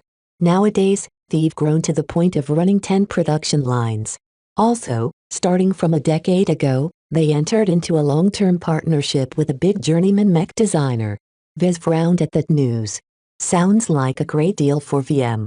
If they partnered up with a journeyman, then they should have been running their production lines at full capacity. Why are they turning to us? They've fallen on hard times. Gavin replied without much sympathy. The mech designer they worked with suddenly dumped them out of the blue. From what rumors have gathered, the mech designer wanted to work with a major mech manufacturer, but had to give up all of his existing contracts to seal the deal. That designer must have decided to work together with a major mech manufacturer because they could handle more complex designs. Many small and medium mech manufacturers didn't possess the hardware required to fabricate some of the more sophisticated parts that journeyman-level mech often hosted. VM should have anticipated that something like that might happen. A journeyman mech designer can be very exacting about their designs. His assistant shrugged. Well, they obviously didn't take precautions, seeing as they presented us with the most favorable terms. Their negotiators seem very eager to work for us. Vez took a datapad that contained a document that outlined their latest offers. They indeed conceded a lot of ground during the negotiations. The Perunet licensing fee had somehow climbed up all the way to 5 million credits. With an expected sale price of 55 million credits per Blackbeak, that didn't leave much profits for Vigorous Mech in the future. Everyone expected resource prices to soar once again at the outbreak of war, so Vez didn't assume the current production cost of 41 million credits to stay the same. The shuttle arrived at Haston after an hour of flight. The working-class city looked as dreary as ever from above. The Bentham liberation movement often found eager recruits from the disgruntled unemployed masses. The premises of Vigorous Mech reflected the lack of confidence in public security. It featured high walls and a number of worn but very functional turrets. The armored shuttle and its escorts had to land outside the walls and receive a fairly rigorous inspection before being allowed through the gates. A portly gentleman greeted him just inside the gates. "Mr. Larkinson, it's a pleasure to meet you. Let me introduce myself. I am Frederick Yang, and have been steering this company for more than 20 years as CEO." Frederick looked exhausted and overworked. His black hair started graying early and he didn't bother to use any of the modern grooming solutions to revive them back to their prime. As Vez shook hands with the man, they walked over to one of the two great halls VM had built up. "I've heard you've recently lost a major client. Can you tell me if your facilities are still up to par?" The blunt question took the CEO aback. He returned with an awkward smile. "We've parted ways with a major client for reasons unrelated to our performance. Our equipment is fairly old, but we have lots of experienced hands to keep them running smoothly. There is no reason to doubt our capabilities. We are able to fabricate virtually any kind of design an apprentice mech designer might present to us." They entered a stale and rather worn-out fabrication floor. Vez noted a few touches of rust and grime in some of the corners, but nothing truly serious. The CEO guided him to an array of printers which churned out a variety of parts. Each machine had a serious-looking mech technician or fabricator at the helm. We operate all of our equipment manually. We believe in providing employment opportunities to the disadvantaged communities of Haston, so we bring in those with talent and teach them the essential skills to become a fabricator or mech technicians. Many of the people indeed look like they grew up under harsh conditions. Vez found the initiative to be admirable. It must have been difficult to educate a barely literate man or woman from scratch. Do they have diplomas or certificates? It takes too much money to send them out for examinations. The CEO shook his head. A diploma doesn't matter too much in our circles because we already know what they are capable of. They don't need to prove themselves to us. Vez bet that Vickers Mech deliberately discouraged certification for more selfish reasons. They spent so much effort bringing up their skills. If they actually gained a diploma, they'd be able to apply to other manufacturers that provided better compensation. Still, even with this shady exploitation, the staff hardly looked aggrieved with their lot in life. They obtained precious opportunities to elevate their lives without paying any tuition at all. As he toured the old and rusty alloy compressors and CTMs, Vez got the sense that Vickers Mech was a social project. They obviously didn't need to hire so many locals and spend so much effort on shoring up their skills. A score of sturdy butts could have taken over the jobs of as much as half of the people working in the halls. I'm very impressed with your setup, Mr. Yang. Vez cautiously praised. Still, I'm a little concerned by the age of your machines. My design isn't very difficult to make, but Veltrex armor plating is very difficult to work with. Are you sure your gear and your men are up to the task? The CEO hastily nodded. We have decades of experience with fabricating comic.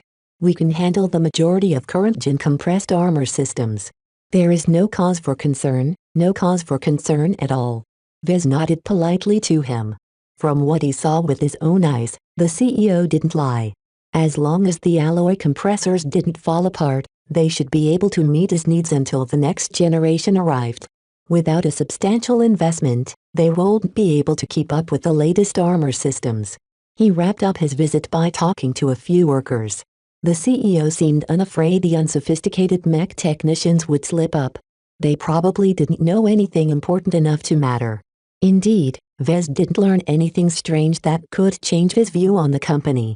Vickers Mech didn't do so well after losing their most essential partner, but they may do for now by performing small jobs here and there.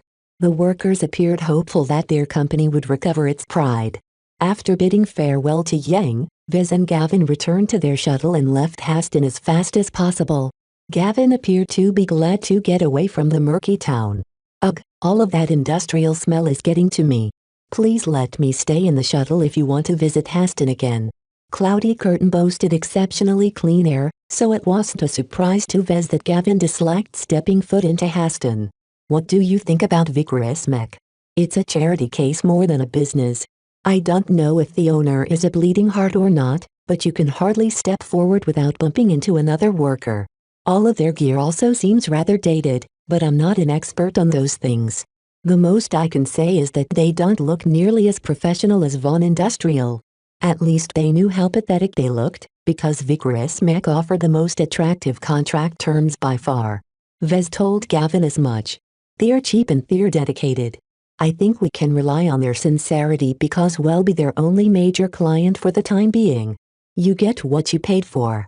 Don't expect consistent quality from these guys. True. Chapter 271 Money Crunch. So far, Vez visited two very different mech manufacturers.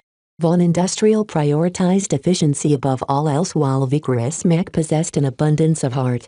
That said, neither seemed like the right fit for the LMC. Gavin partially echoed his findings. I can understand your doubts about Von, but I thought you'd be sympathetic for Vickers. They employ lots of people and they all seem to care for their work. Well, it all seems a bit too harmonious. The people there seem happy, but Frederick Yang is just a patsy. Someone else is pulling the strings in the company. Now that you think about it, Mr. Yang doesn't seem very assertive for a CEO. You've got a bright eye for taking that. Combined with the overly generous contract terms, all of it seemed suspicious. Vez refused to entertain any further thoughts of cooperation with Vigorous Mech unless they became more forthcoming on their background. Another thing that bugs me is the apparent charity that's going on. Vez continued. It seems to be built on a fragile base. What if some of those workers harbor sympathies for the BLM? It's incredibly easy for a single infiltrator to sabotage an entire production line, or worse, cover up any instances of defects. I didn't think about that. You're right. There's too many people going in and out every day. All of that security around their complex won't be able to stop a determined saboteur who already has free access to everything from the start. Vez ran a business, not a social project. The main goals of the LMC should be to advance his interests and make a profit. He couldn't care less about the plight of the citizens of Haston. Bentham's government should be cleaning up their own messes. Let's move on to the next destination. Who are we visiting last? Gavin turned to his datapad again. We'll be dropping by a company called Elemental Mech Engineering. EAM is actually a company founded by a reasonably successful mech designer called Ender Neverland. They currently only operate 4 production lines, but they're fairly modern and capable. This sounded like another distressed manufacturer. Is Mr. Neverland still alive? Oh, he's alive and well. He even has a daughter Haas a bit younger than you, Haas, studying mech design at Ansel. From what we've gathered, EAM has been chugging along great until their licenses expired. This happened fairly often to mech designers. They budgeted out their earnings and saved up money for a license renewal or a net set of licenses, but something happened along the way that caused a gap to occur. The key here was finding out why Neverland couldn't acquire another set of licenses. It didn't take too much trouble for Gavin to look up the reasons. Sales of Neverland's designs have slumped in recent times. A huge transgalactic mech manufacturer entered the market with a fantastic design that outperformed Neverland's own products on both price and performance. Now he's facing a budget shortfall of several billion credits due to the fact he borrowed a lot of money to get his hands on quality fabrication equipment. Sounds like EAM is Neverland's private playground. Does his company have any experience with doing contract work? Not really. They're scrambling for work, but their lack of pedigree in this field of business means that not a lot of clients are tempted to work with them. It also doesn't help that they're asking a lot of compensation for their efforts. Out of the 3 parties the LMC had their eyes on, EAM offered the least attractive terms. They only agreed to hand over 2.5 million credits per sale, half the offer of Vigorous Mech. In exchange, EAM offered smaller concessions in other areas, such as letting the LMC keep a close eye on their activities. The shuttle reached the industrial district of Ansel and landed at a cramped and densely built complex that bore the logo of EAM. As Vez and Gavin exited the shuttle, they met with the founder and lead designer inside a lobby. A middle-aged man greeted them with much aplomb. Mr. Larkinson. It's a privilege to meet you in the flesh. You're a famous mech designer now. The industry is buzzing about your rise to fame. You flatter me. Vez casually laughed in return. My accomplishments pale in comparison to yours. In his opinion, experts in the mech industry hardly took any notice of Vez. They considered his duel against Dumont to be as trivial as 2 ignorant toddlers fighting each other over a shiny toy. Mech designers like Neverland deserved a lot of respect for elevating his company to such a height from scratch. Even if he failed to hedge his bets in recent times, he was still very much ahead of the game compared to someone like Vez. I haven't heard much about you. Please tell me about your designs. Neverland looked eager to talk about his own work. The pride and joy of the EAM is the Clamson series. The Clamsons are a line of striker mech with varying loadouts, from flamethrowers to shotguns. We've even supplied some of the remote planetary guard units with Clamsons armed with fluid projectors. Can I take a look at the design? Oh sure. They're archived in the MTA, so it doesn't hurt for you to take a look. Vez received a datapad that contained a couple of abridged design schematics. He skimmed over the documents and inspected the wireframe schematics with an eye for attention. In his eyes, the Clamson design didn't look very fancy, but neither did it attempt to overreach its capabilities. It was a simple, workable design that had matured over the course of a decade. The Clamson Mech also benefited from fairly premium third-class components. Still, despite their qualities, it wouldn't be too hard for a competitor to come up with a better design. They'd have to take some risks and be more skilled, but it could be done without resorting to more expensive components. In a way, the EAM treated the Clamson series like a cash cow. Neverland probably rested on his laurels thinking that a couple of minor updates every year would suffice to keep the design competitive. He made a big mistake and fell behind as a result. It didn't help that Neverland invested a lot of money into expanding the EAM's production capacity just before his sales followed a downward trajectory. Vez didn't mention anything unflattering and kept his comments positive. I like what you did with the weapon holsters. Even an unskilled pilot would easily be able to stow his mech weapons without a fuss. That's been a persistent problem in the earliest versions of the Clemsons. Neverland explained. Some of my early customers used the Clemsons as training mech, and a lot of inexperienced mech pilots broke their holsters trying to stow away their shotguns. They're not as slim and delicate like laser rifles, so mistakes happened often enough for me to figure out a better solution. What made you decide to commit to Striker Mech? They're not the most popular archetypes around. The older mech designer shrugged. It's all I inherited from my mentor. He's a fanatic about strikers and I took over much of his enthusiasm. There's a lot of charm in Striker Mech. They combine some of the best parts about knights and medium-ranged mech into a single, durable package. Vez could see some of the appeal.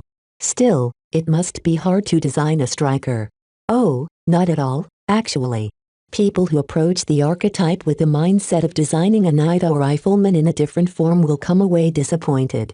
Strikers demand an entirely new approach. Outsiders always place too much emphasis on accuracy and precision.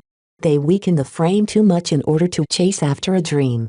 Don't they require a minimum amount of accuracy? Vez raised his eyebrow. If the Blackbeak picked up a laser rifle and decided to use it, it would be liable to hit its own squad members. Such was the danger of neglecting accuracy. Mr. Larkinson, the reason why strikers are armed with wide-area weapons is because poor aiming is built into the archetype. What they lack in accuracy, they make up for it in strength. Standard doctrine says that strikers should avoid melee combat whenever possible, but in practice they often resort to their bayonets or backup swords to fend off an opponent up close. Their conversation halted when they reached the fabrication floor. It didn't look as clean as the floor from Vaughn, but neither did it look grimy like the floor from Vickers.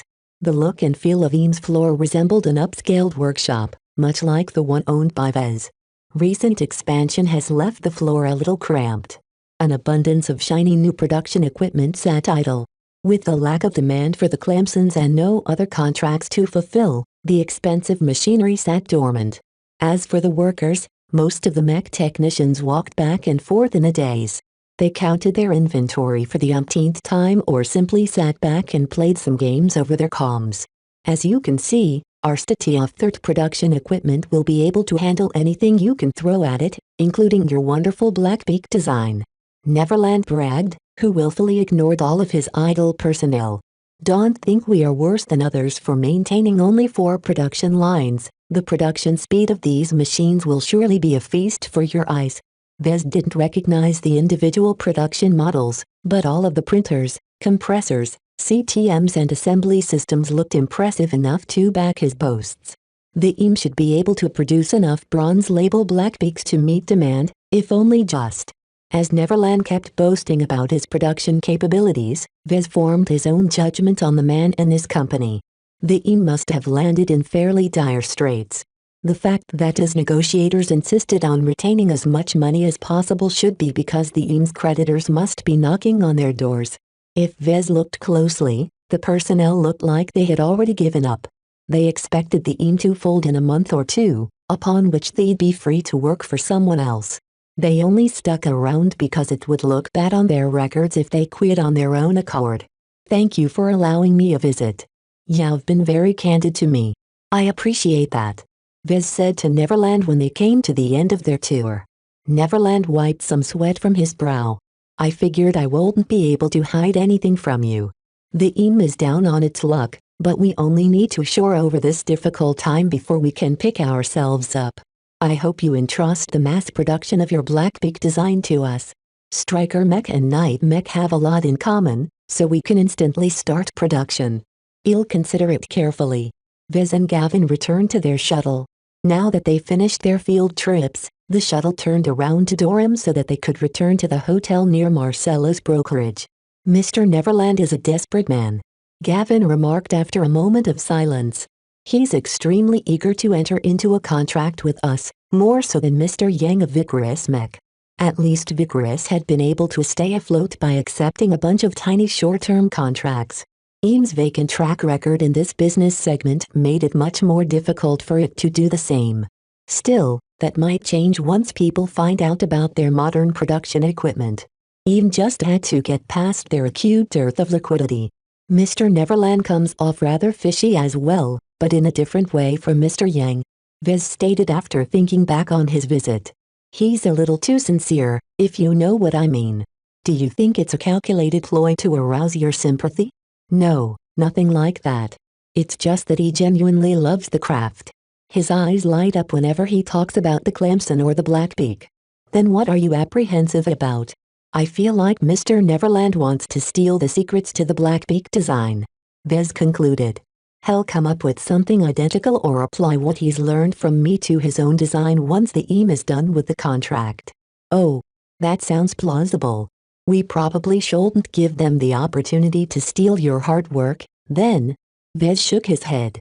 If it's a choice between Vaughn, Vigorous and Eames, I'd pick the last one anytime. Even if they're greedy, they're well worth the effort. He already made his choice, and not just because he had a bad impression of Vaughn and Vigorous. Gavin missed out on a couple of reasons which made Eames the most suitable manufacturer for the LMC to collaborate. Chapter 272 Gratitude. Out of the three mech manufacturers in consideration, Viz had already picked his favorite. Vaughn Industrial and Vigorous Mech both had their benefits, but Enter Neverland's Elemental Mech Engineering took the cake. Unfortunately, his board didn't think so. When Viz returned to Marcella's conference room next day, he encountered a bunch of bewildering stares as he laid out his choice. Even Marcella seemed dumbfounded.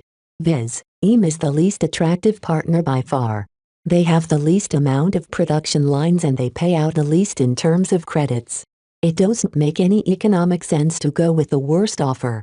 According to the licensing terms they negotiated up to this point, Eames promised to pay the LMC only 2.5 million credits per Blackbeak. This contrasted sharply with the 3.5 million credits per mech offered by Vaughn and a whopping 5 million credits per mech offered by Vigorous. If you've visited all of their production facilities with your own eyes, you'll know that Eames is better than the rest. Mr. Neverland's company offers a number of benefits that the other two manufacturers won't be able to realize. Let's hear it then, Viz. First, and most importantly, quality control. Viz raised his finger to emphasize this priority. Even though the bronze label Blackbeaks are our lowest tier products, they will still sell for at least 50 million credits per copy. Such a price demands we ensure that every mech is up to snuff. The director from Bentham shook his head. That's not a sufficient reason to choose Eames over Vaughn. Certainly, the Haston-based Vigorous Mech has a spotty track record in terms of quality, but Vaughn has a lengthy track record of producing high-quality mech at an extremely fast rate of production. Right now, the spike in demand for the Blackbeak won't last, so it's imperative we push as many Blackbeaks into their hands before the hype runs out. Most of the other directors agreed with his reasoning. Vaughn Industrial possessed the scale and professionalism to meet any of their clients' demands. With a seemingly endless amount of production lines spread over three massive complexes, they could increase their production on a dime if the Blackbeak turns out to be an enduringly popular model. Viz shook his head.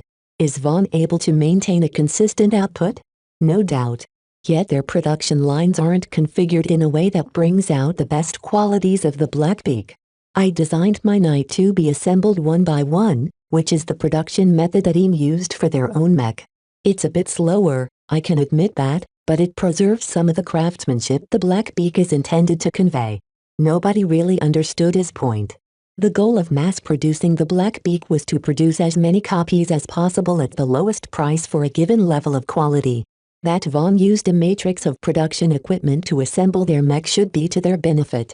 Marcella tried to explain the rationale to Vez. The bronze label is meant to present accessibility and cost savings. It's okay if a couple of parts don't perform as expected. They also won't care about the craftsmanship put into their products. They simply want the best performance without going bankrupt. Von Industrial is a massive manufacturer as well. Someone else said. If our most optimistic projections of the Blackbeak's demand turn out to be true, then EAM will be hard-pressed to squeeze out more mech than they are already pumping out. 4 production lines don't amount to much. We can always contract a second manufacturer if needed. Vez waved away the excuse. If the Blackbeak turns out to be a bestseller, then our negotiating power will obviously be higher than now.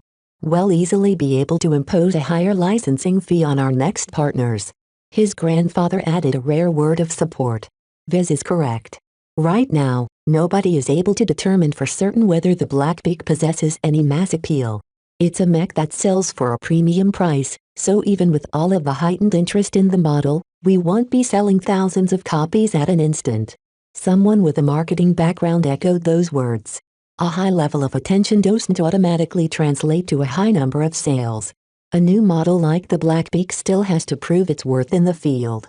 The Duel was a good start, but it's only a single incident.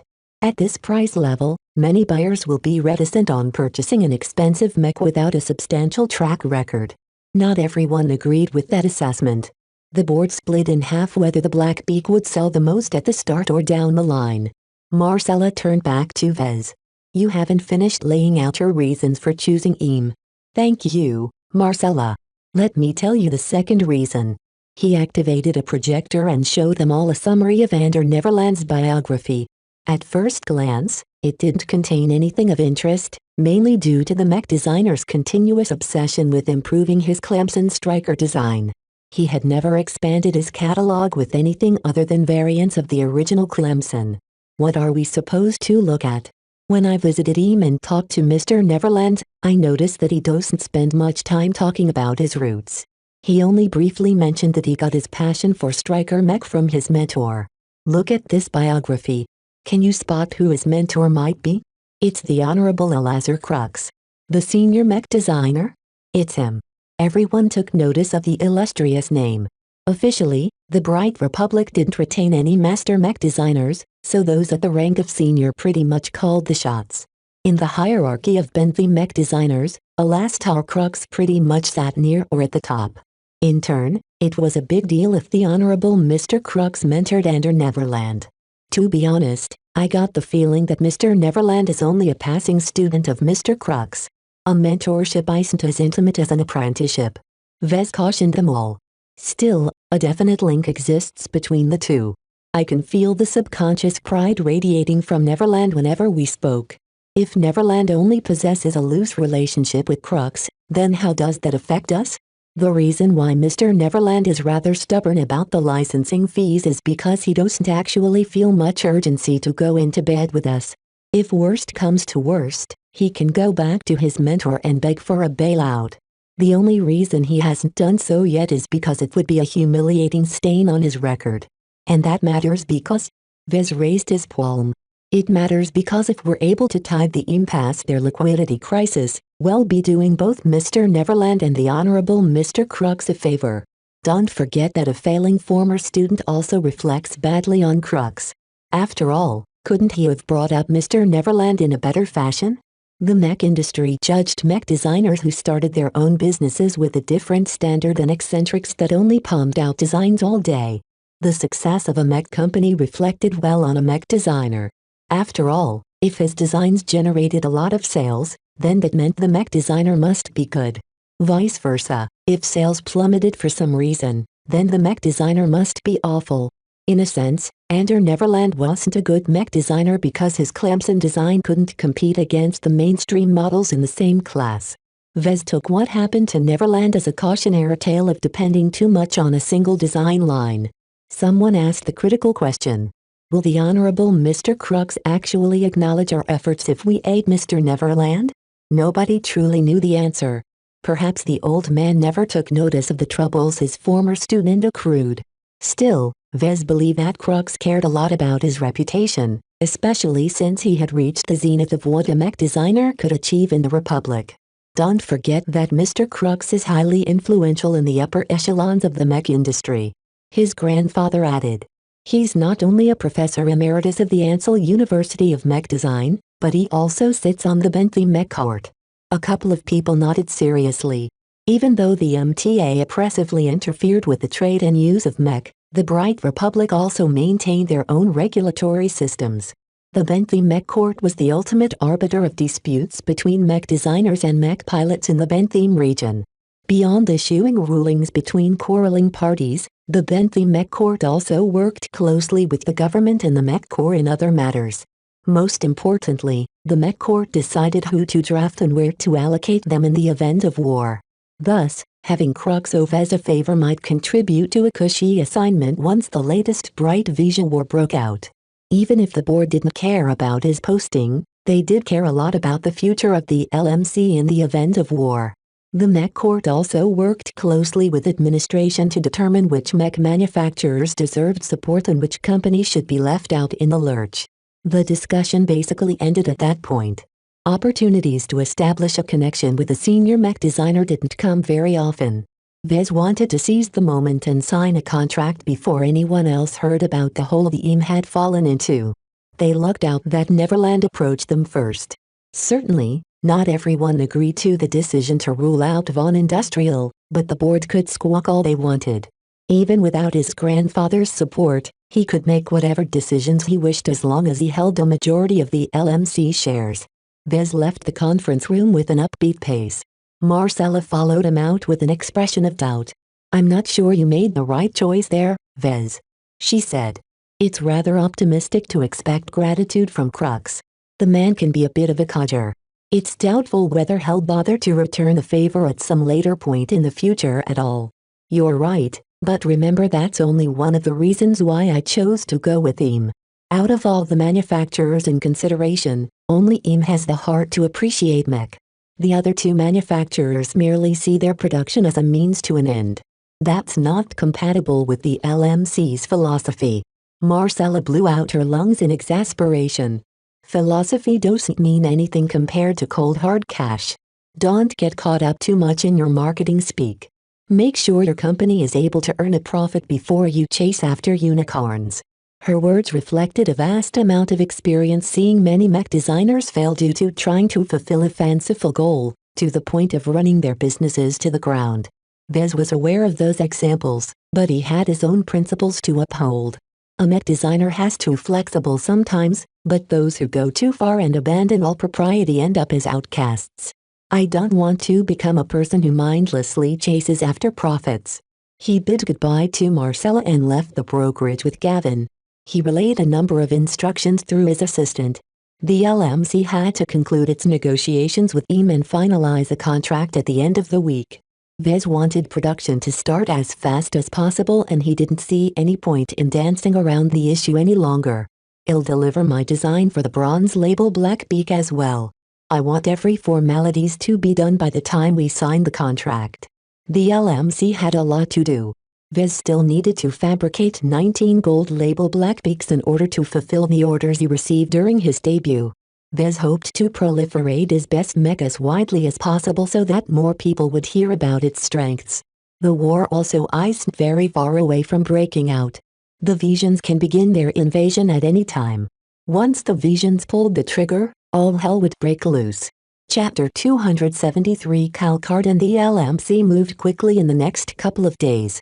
They hammered out an agreement with Elemental Mech Engineering while Vez finished deriving the silver label and bronze label versions of the original Black Beak design. Both of the mech featured near-identical specs to the gold label version. Vez mainly simplified the complicated sculptured exterior into straight, smooth surfaces that wouldn't be as much of a challenge to produce. More specifically, he tweaked the silver label Black Beak to go well with the Dortmund printer. He knew the capabilities of his equipment best, so he could easily retain any features that his company could still achieve on their own. On the other hand, the bronze label Black Beak truly represented a simplification of the original design. He not simplified the exterior even further, he also adjusted the internals to reduce the rate of errors. For both designs, Vez did his best to retain their original X factor. Even though they'd lose much of their strength during the fabrication process, Vez still saw hope of some spark of survival in his products. That was also an important factor why he went with them. They offered the best hope of keeping the X factor alive. He did his work on the flight back to Cloudy Curtain. Vez saw no need to remain at Bentham. He wanted to get back to the workshop and start on processing his latest orders as soon as possible. 3 days later, the Barracuda landed at his home planet spaceport. Vez and his entourage entered an armored shuttle that brought him back to home. He idly played with Lucky while Melker stared out of the view screen.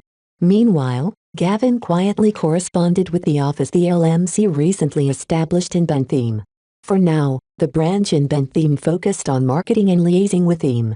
Vez expected the branch to hire a lot of people to manage all of the responsibilities on its shoulders.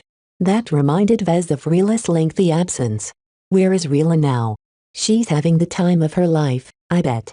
Melker sighed, rubbing his visor with his palm. Her parents want approve of her boyfriend. Dietrich isn't exactly an upstanding citizen. Vez shared his cousin's concerns. I don't get what Rila sees in him. She can do much better. Neither of them really understood girls, so they merely scratched their heads and remained clueless. At least they understood Mech. Vez turned his attention back to his designs. The silver label and bronze label designs acquired the code names BPB01 and BPC01 respectively, making it clear where they placed in the hierarchy of the Blackbeak product line. Melker, you've been keeping touch with the other Larkin sons in our generation, right? I am. What do you want to know? What do they think about the upcoming war? It's an opportunity to make their mark. Melker stated, as if the horrors of war meant nothing to him. We've been raised on the stories of our parents and grandparents about the glory they earned from the battlefields of yesterday. So you think it's your turn now? Aren't you all afraid of losing your lives along the way? If we die, we die. No Larkin son has shied away from death. Melker stiffly declared. It's our greatest responsibility to fight on behalf of the family and the Republic. No matter how tough it gets, we will never falter. Vez had never underwent the kind of training that the potentates in his family had received. He found the blind devotion a little disconcerting. It reminded him of Barley's unyielding loyalty to the Exilis domain. Sometimes, it was easy to forget that Mech depended on their human pilots. It didn't matter if a state boasted huge numbers of high-quality Mech. Without a motivated fighting force, all of those Mech would collapse at the first blow. In the endless wars that had been fought during the Age of Mech, plenty of upsets had occurred. There were even times when a loose alliance of third-rate states had turned the tables against a technologically and numerically superior second-rate state. These examples showcase the importance of raising everyone's morale. Vez realized for the first time how deep his family had committed to the Republic, and how much he missed out due to his inability to pilot Mech. The shuttle eventually arrived at the workshop. Vez strode straight to the workshop with Lucky in his grasp. The boss is back. Congratulations for your win, boss. The Mech technicians laid down their work and applauded Vez like a hero who achieved glory on the battlefield. Vez considered these men and women to be his closest employees, so he took his time to smile and speak some words about his experience.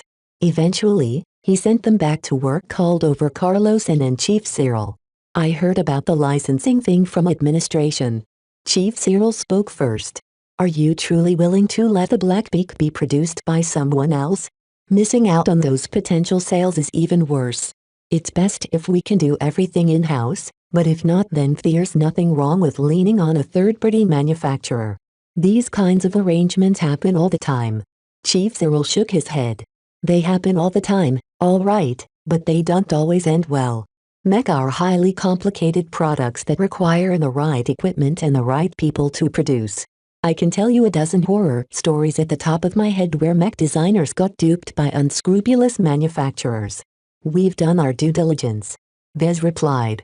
The contract we signed with EAM is also fairly strict about these matters. They won't get away if they decide to pull the wool over our eyes. EAM's persisted in keeping their licensing fees as low as possible. Perhaps aware that their offer wouldn't be attractive, their negotiators relented on everything else, so long as it didn't lower their potential earnings. About those contract terms, I'm going to need a senior hand to keep an eye on their production. Vez pointed at Carlos. You're it. Why me? Because Chief Cyril is indispensable. I need him to watch over my workshop. As for the other mech technicians, they're too junior to be of any value. That leaves only you. You're my best man. I won't have any concerns about him if I know you're there. Carlos slumped in defeat. Okay, you're right. I'll do it then, but I don't want to be stuck there forever. I already did a stint at quality control. I don't want to end up doing the same job again. Vez weighed the matter for a bit. 2 months should be long enough. By the time, they'll have gotten used to the standards I've imposed. We can set a regular rotation where some of our local mech technicians get to go on an extended trip to Bentham to take over your duties. I'm not sure whether they're seasoned enough to spot any funny business, but that sounds like a good idea. Chief Cyril nodded in agreement. Our mech technicians haven't seen much of how far mech manufacturing can go. Allowing them to experience a bigger company's production facilities will do wonders in broadening their perspectives. Even though IM had idled all of their production, Vez still got a good impression of their work methods. Ender Neverland cared a lot about his mech, to the point of going deep in depth to upgrade and expand his fabrication equipment. Unable to come up with something better than his Clemson design, he instead focused on improving his production lines. Hopefully, everyone will be able to get a turn. I hope the LMC will be able to expand its production lines in the same manner as the EAM. Chief Cyril bumped Vez on the head. Mr. Neverland is how many years old now? He's in the business for at least 30 years. You've got a lot more potential than him when he was your age. Aim for something higher. Vez appreciated the vote of confidence. The chief also reminded him that he shouldn't get too caught up in the present. The Black Beak was merely the first of many amazing products coming from his hand. All right, enough dilly-dallying around. He clapped. Let's get to work with fabricating those gold label mech. Everyone released a minor cheer. Even though most of the mech technicians wouldn't be doing anything important, they would still get to witness their boss at work. Vez also hoped his mech technicians paid attention because he planned to sell only silver label Blackbeaks under his own company's auspices from this point onwards. While Vez started pulling up his sleeves, light years away from Cloudy Curtain, something momentous occurred in the depths of interstellar space. A small convoy of trade vessels escorted by a trio of mercenary carriers quietly plied the trade routes between the Bright Republic and its neighbors. Trading directly between the Republic and the Kingdom was prohibited, but a lot of traders got around that restriction by stopping by a couple of neutral states before they reached their destination. The convoy transitioned into FTL a couple of days ago, and had reached the midpoint of their final leg of their journey to the port system of Bentham. At the head of the convoy flew the biggest carrier, the Calcardan. The carrier owed her size due to her origins as a decommissioned cargo hauler. A Republican mercenary corps called the Barbed Lynxes bought the old vessel at a bargain and converted her interior to hold a mix of landbound and spaceborne mech. The Barbed Lynxes did well for themselves after they acquired the larger vessel. Although the Calcardan's speed left a lot to be desired, she excelled in convoy missions where she escorted fully-laden trade vessels as sluggish as the converted carrier. Inside the bridge, the captain of the ship yawned in boredom. Nothing ever happens on this trade route. Where have all the pirates gone to? Knock it off, Captain Spencer. You're tempting fate with your talk. I'd rather we finish our mission without a fight. Oh, come on, Commander Leaf, I was just joking.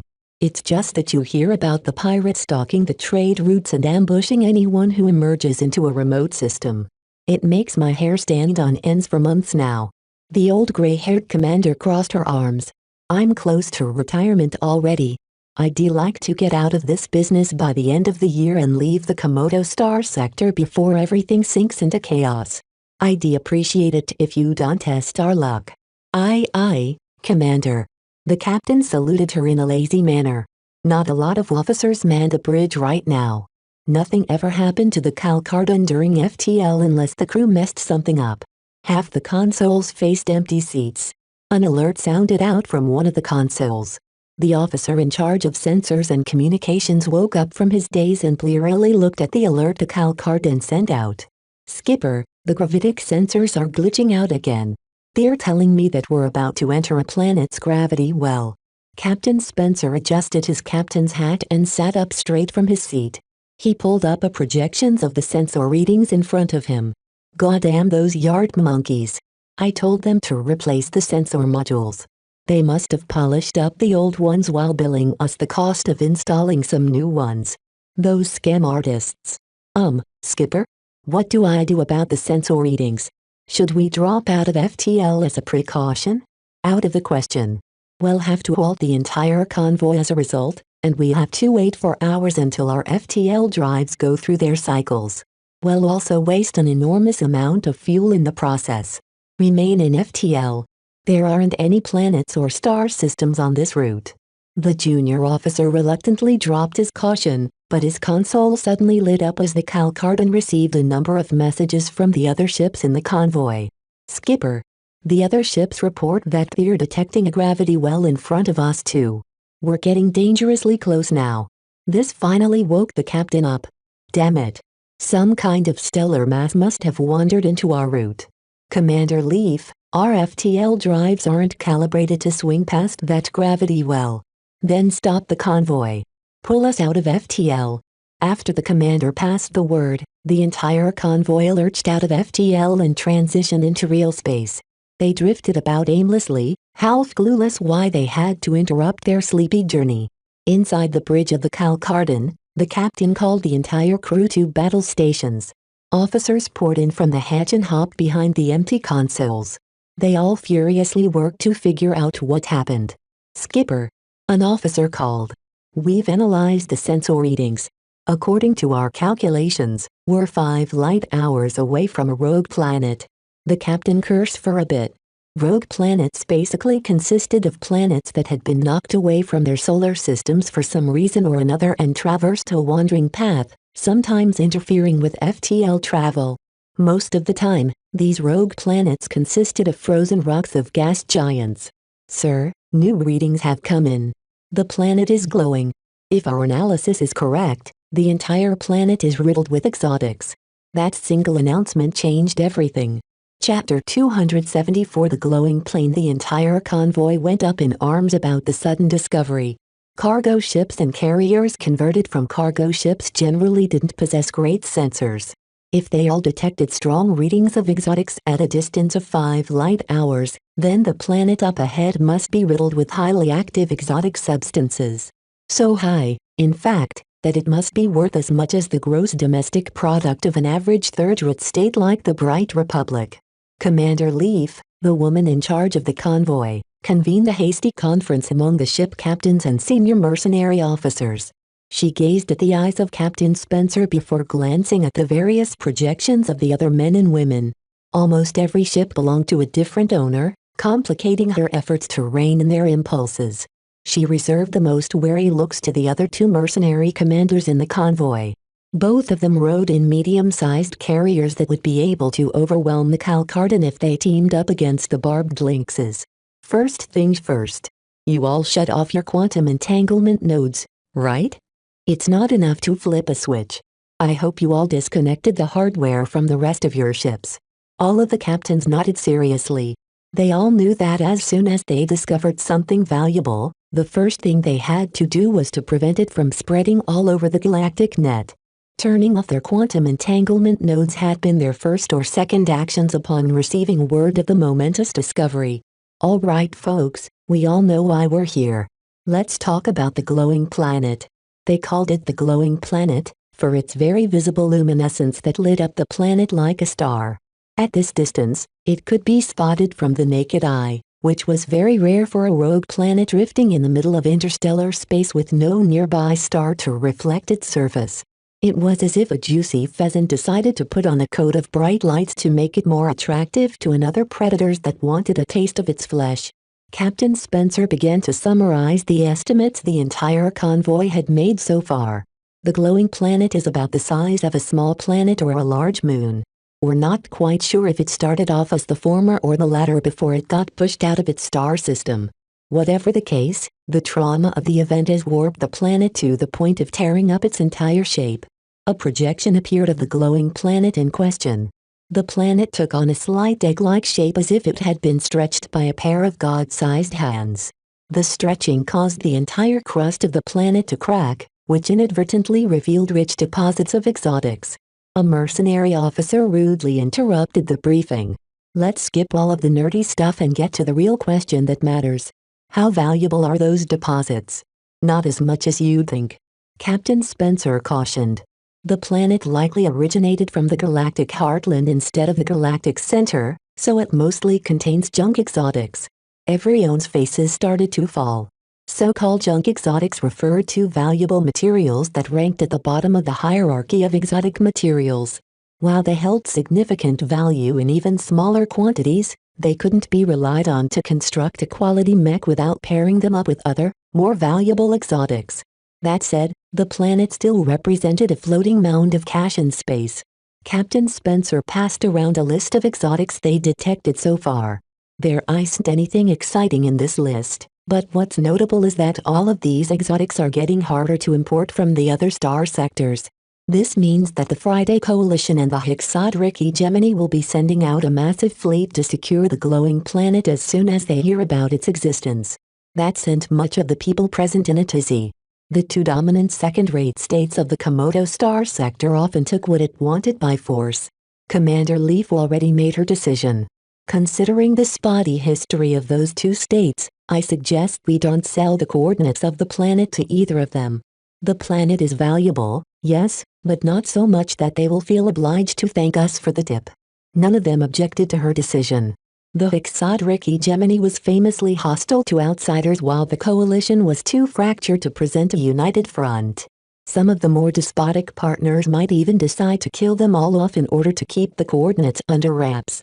Who can we turn to then to sell the coordinates of the glowing planet? The question resulted in a brief tug-off whereas the captains and mercenary officers proposed various possible powers. Complicating the matter was that nearly every ship in the convoy came from different states. This allowed them to cross various borders without problem, but it also complicated the decision on who to approach. Commander Leaf personally preferred to sell the coordinates to the Bright Republic, but another captain who hailed from the Vija Kingdom insisted on approaching them instead. Various rivalries came to the fore as each captain wanted to take this opportunity to earn kudos from their home states. This is getting nowhere. Captain Spencer slammed the table with his fist. I don't think we'll be able to sell it to a single state without pissing someone off. Who can tell if any disgruntled captain won't go behind our backs and reconnect their quantum entanglement nodes again? Then who should we sell it then? Maybe someone neutral, like the MTA or CFA. They maintain a standard policy concerning these kinds of discoveries. They always keep their word. Yeah, but the rewards they hand out amount to nothing more than a pittance. Spencer nodded in a grave manner. It's just a flat finder's fee instead of a percentage of the gains. Nobody could hide the greed in their eyes. Who hadn't heard of stories where entire crews grew rich overnight by discovering a lucky find and negotiating a share of the profits of the resulting venture? It was one of the stories that always perpetuated into legends. Every spacefarer hoped to stumble onto a find like the glowing planet. Some of the more conservative captains expressed support at the idea of approaching the MTA or CFA, but others who wanted a bigger payout clung on to alternatives. The entire discussion reached a deadlock, with no possible compromise in sight.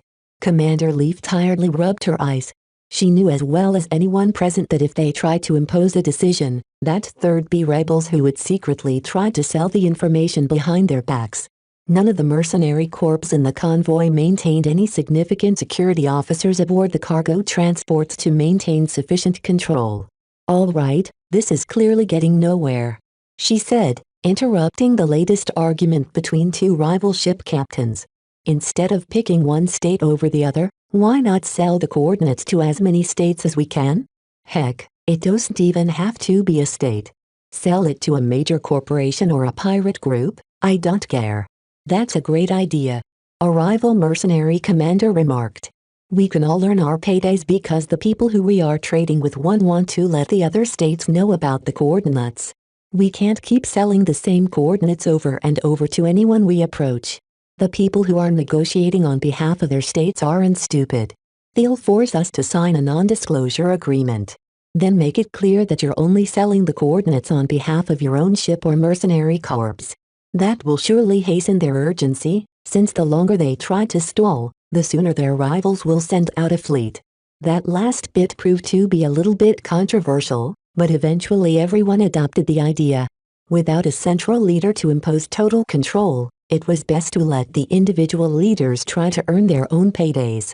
As soon as the meeting ended, every captain scrambled to reconnect their quantum entanglement nodes. Aboard the Calcardan, Captain Spencer already left the conference room in order to race down the decks to supervise the procedure. As for Commander Leaf, sent a mental apology to her home state. The glowing planet had currently drifted into the nominal borders of the Bright Republic, and would only depart from their territory a couple of years later.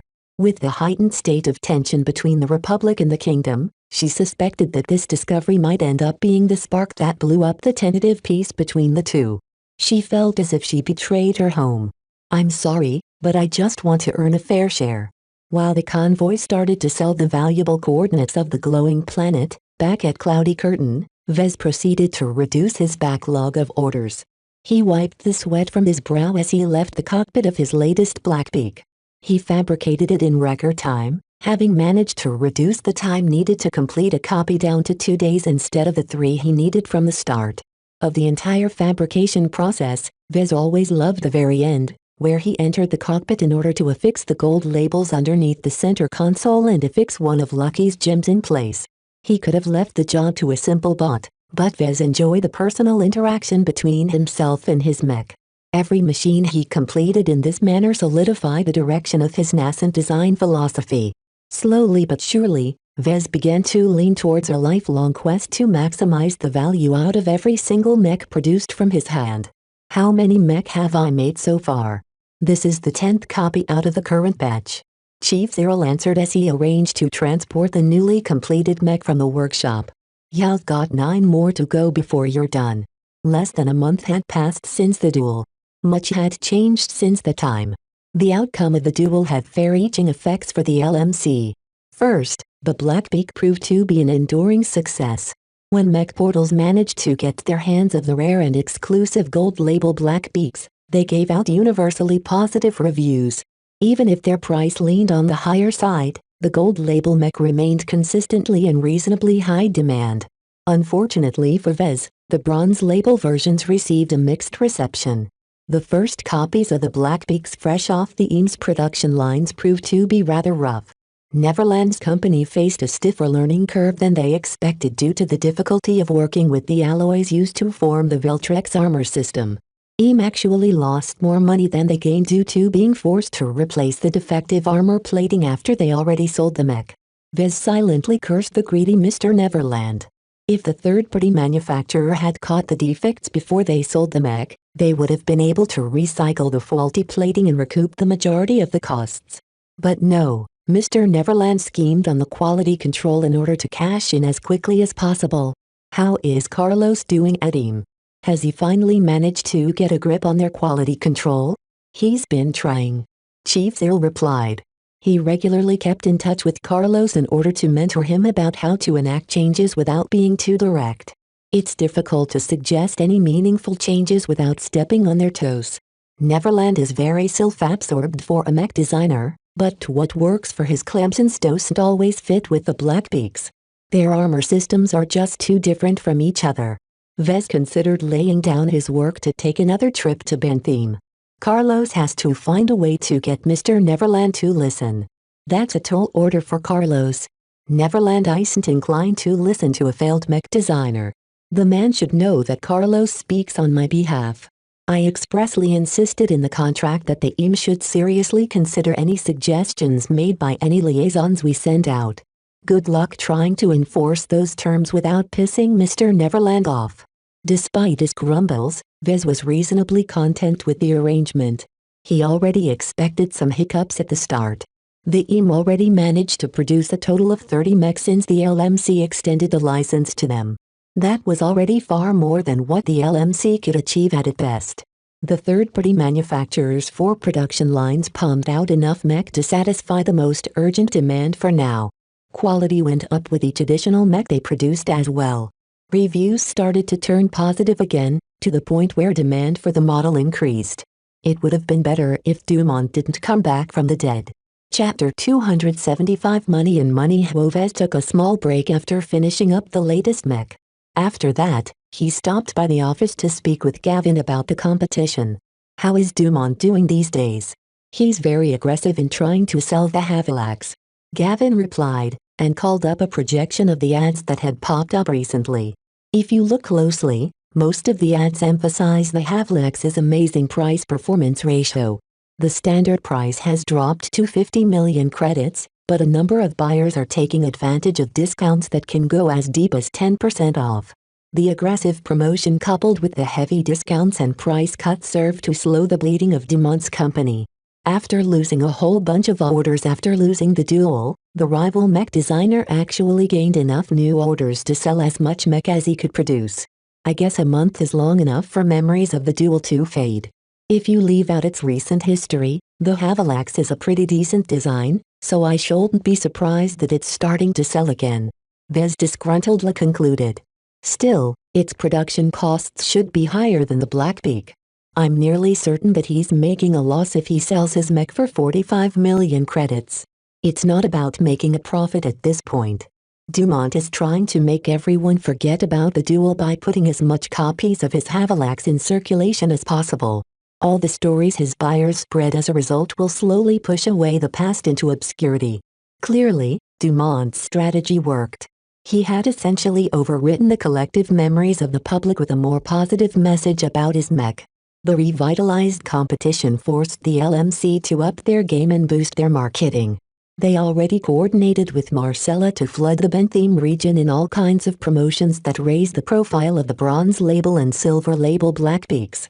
The sad thing about it was that the LMC spent far more on these campaigns than what they got back from the EMAN licensing fees. That's going to change in a couple of months. Gavin predicted. The marketing is a bit heavy-handed because the public has only heard about your exclusive gold label mech, which are very hard to obtain. We still have to let the market know that there are cheaper and more abundant alternatives available. Vez didn't argue about the need to invest in marketing. He simply found it disconcerting to be throwing millions of credits away each day. Still, unlike Dumont's company, the LMC earned far more money than they spent. Much of it could also be attributed to their new contract with Marcella. She kept her word and devoted a lot of her own money in helping to promote the Blackbeak. By the way, Qualcy's been wanting to meet with you. A lot has changed on this planet as well.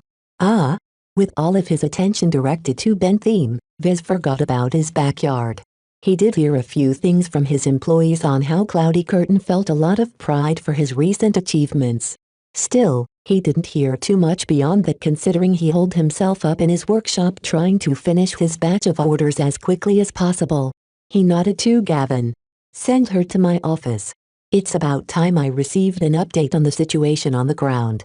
Vez took care of a couple of other matters, like feeding an increasingly radiant Lucky. He could clearly feel his pet had almost reached the point of saturation before he triggered another evolution. Eat well, but not too much, okay? I'd still like to cuddle you in my arms once in a while. Meow.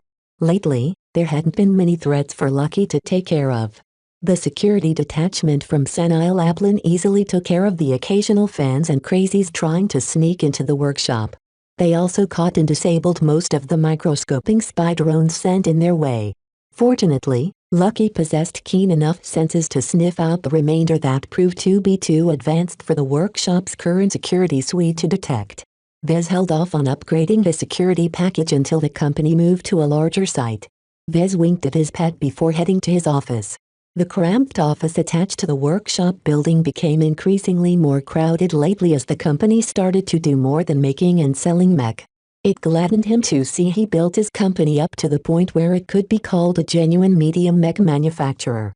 If Vez factored in the EAM, then the goal of selling more than 1,000 mech in the LMC's second fiscal year would definitely be met. Vez. It's been some time since I last saw you. Haha, my apologies for that. I've been busy, as you know.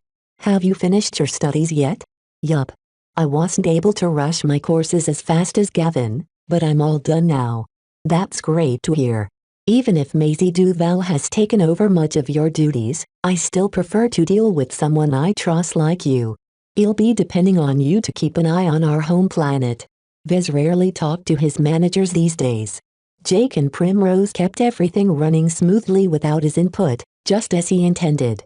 He didn't wish to be bothered by trivial minutiae that his underlings could take care of by themselves. He was far more comfortable in the workshop than the conference room. He only made an exception for Gavin and Calcy. They were around the same age and they had been with him from the start, so Vez didn't feel the need to watch his words around the two. Let me brief you on what's happening on the streets. Calcy handed him a data pad that contained a mix of local news articles. They all profiled the shift in public opinion with regards to Vez and the LMC. The Living Mech Corporation, a homegrown sensation, putting Cloudy Curtain on the map. Total mech mania has engulfed the younger generation. Mech haters must get lost.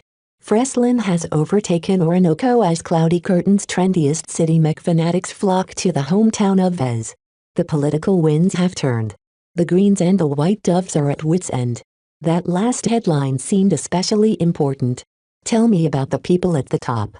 Is the ruling coalition still thinking about raising taxes? They shelved those plans for an indefinite time right after you won your duel. Calcy reported. You don't have to worry about any new threats on that front. You and your company have pretty much become the public mascots of our planet. It's political suicide to propose any bill that hinders the growth of the LMC. The LMC didn't pay much taxes to the local government, so it didn't actually benefit the local citizens directly. Maybe a couple of years from now, the LMC's profits might reach the point where it represented a significant chunk of Cloudy Curtain's GDP. Still, the citizens mainly cared about pride. The LMC became the planet's standard bearer in a way the two major farming consortiums achieved. Calcy showed him plenty of indicators that noted this change of heart among the public. That's good to hear. Vez nodded. While he didn't need the public's love, it certainly didn't hurt to benefit from it. What about the pioneers? You've only been hearing good things from them lately. Calcy had a strong connection to the pioneers, so she should know best what went on with them these days. The pioneers recently became embroiled in a power struggle. The old guard wanted to stay aloof while the younger members supported more proactive policies. I take it the latter won the power struggle? Yup. Most of those stubborn old goats got booted out of the member roles by the new leadership that swept into power. Some of them retired, but a significant chunk defected to the White Doves. Is that bad? Not really. Calcy dismissed any worries. Sure, they know a lot of secrets, but by now most of what they know is obsolete. The pioneers have transformed into a dynamic young movement now. And you can bet their main priorities is to see the LMC grow, thereby dragging the rest of the planet out of its squalor. That's a bit strong, don't you think? People are hardly starving on the streets. Neither are they finding any better opportunities. Lots of farmers are doing the same work their parents did, who in turn have taken over the work of their own parents. Social mobility is practically glacial compared to the glitzy Bentham. Vez became a little worried at Calcy's enthusiasm. Bentham isn't the best role model for a planet you want to live on. The best cities like Durham and Ansel cost a fortune to live in. Some time ago, I promised my cousin Melinda a penthouse in downtown Durham. Do you know how much money I ended up spending? 15 million credits. Still, the suburbs are. It's even worse there. Places like Aston have become notorious for the breakdown in society there. It's not a coincidence the Bentham liberation movement initially rose up from that town. Look, Vez, that all sounds worrisome, but Cloudy Curtain is not about to turn into a second Bentham. With smart leadership at the helm, we'll surely be able to swim past the rocks in the river. Aspirations like that have a tendency to be derailed. He shook his head. Anyway, it's not my business to meddle with the pioneers. They have nothing to do with me. Your relations department doesn't think so.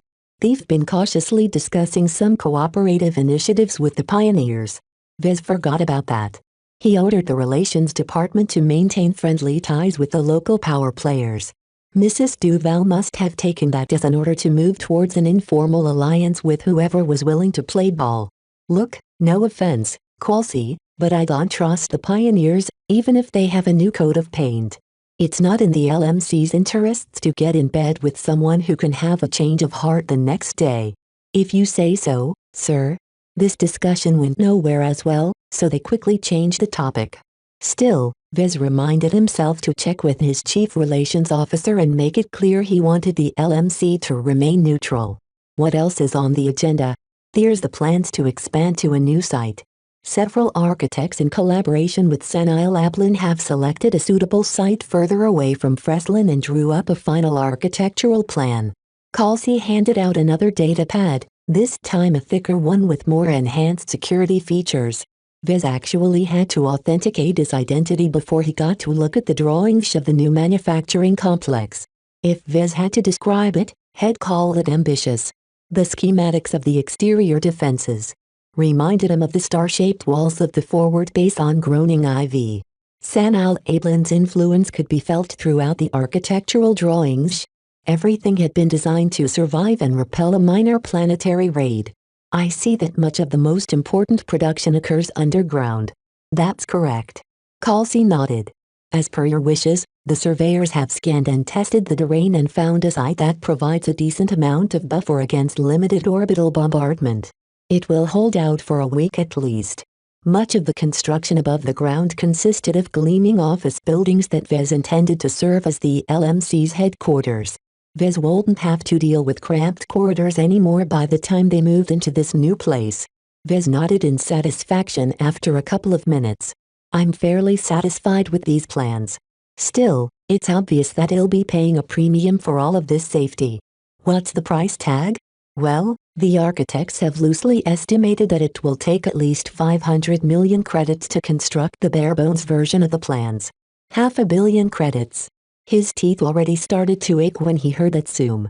Just when he thought he could catch a break and rake in the profits, it turned out that he had to give the money away again if he wanted to prepare for the future. The LMC desperately needed to move out of their increasingly crowded location. Chapter 276 Blood Claws. A pair of light mech matched blows against each other in a grungy underground mech arena. The skirmisher mech wielded a pair of knives while the swordsman mech wielded a single blade. A rowdy crowd exulted in the reverberations of the high-speed impacts between the dueling mech. Only the thick but cracked and worn-out transparent panels protected them from the splintering shards of plating that the mech shaved off from each other. One thing to note about the people was that they all wore similar color motifs. The lower-ranked crowd wore shirts of red stripes with diagonal black lines. The ranks above that made do with armbands of the same look, while the handful of leaders at the top wore exotic alloy rings that glistened in alternating red and black. More interestingly, the mech, which featured the same coating of red with diagonal black stripes, consisted of outdated models. Neither their armor nor their speed could keep up with current-gen mech, but that also made them cheap and easy to fabricate on the fly. From the reckless way in which they dueled, neither pilots gave a damn about conserving their machines. They danced at the edge of death in their reckless attempts to overpower their opposition. Come on, Rila. Dietrich hollered. Go for Mac Carroll's left. He's half blind in that direction. Like the others, he wore an armband bearing the colors of the Blood Claws, one of the most infamous gangs in Bentham. Even though his main affiliation lay with Walter's Whalers, he answered to the same boss as the rest. The skirmisher mech pulled out of the melee after leaving behind the crisscross of knife marks on the enemy mech. Rila's voice emerged from the speakers. You're getting rather slow, aren't you? I got much more in store for you than that, lassie. The man inside the swordsman mech broadcasted as he urged his mech to pursue his opponent. The swordsman mech hadn't fared very well so far. Its pilot was older and more experienced than Rila, but he couldn't match her in terms of technical skill. Rila deftly swerved her borrowed skirmisher mech to dodge the incoming hack. Her mech went in to leave behind another nick, only for her mech to receive a punch that pushed it back. Get her, Mac. You can do it. Watch out for the legs as well, girly. That advice proved to be telling as Mac Carroll's mech lashed out in a dangerous flurry of kicks. Rila's mech barely dashed out of reach, and swiped its weapons forward to slice some layers off the extended leg before it drew back. That last attack had bit a little deep, causing the swordsman mech to suffer from unsteady footing. Rila took advantage of her opponent's preoccupation and went Allen, shoving the unsteady sword aside before surgically stabbing the weak points of the vulnerable mech before it could recover. A huge cheer sounded out as the swordsman mech practically lost all of its connections to its limbs. The hapless mech collapsed onto its back like a puppet with its strings cut off. The ringleader enthusiastically announced the end of the duel. And the winner is Rila Larkinson. She's shown herself to be as capable as her famous cousin Melinda, but prettier by far. The battered skirmisher mech opened its cockpit, allowing Rila to jump out and float down with her anti-grav clothes. She approached the cockpit of the fallen mech and waited for its cockpit to open up as well. A grizzled man wearing an armband and covered in tribal tattoos climbed out of his immobilized mech.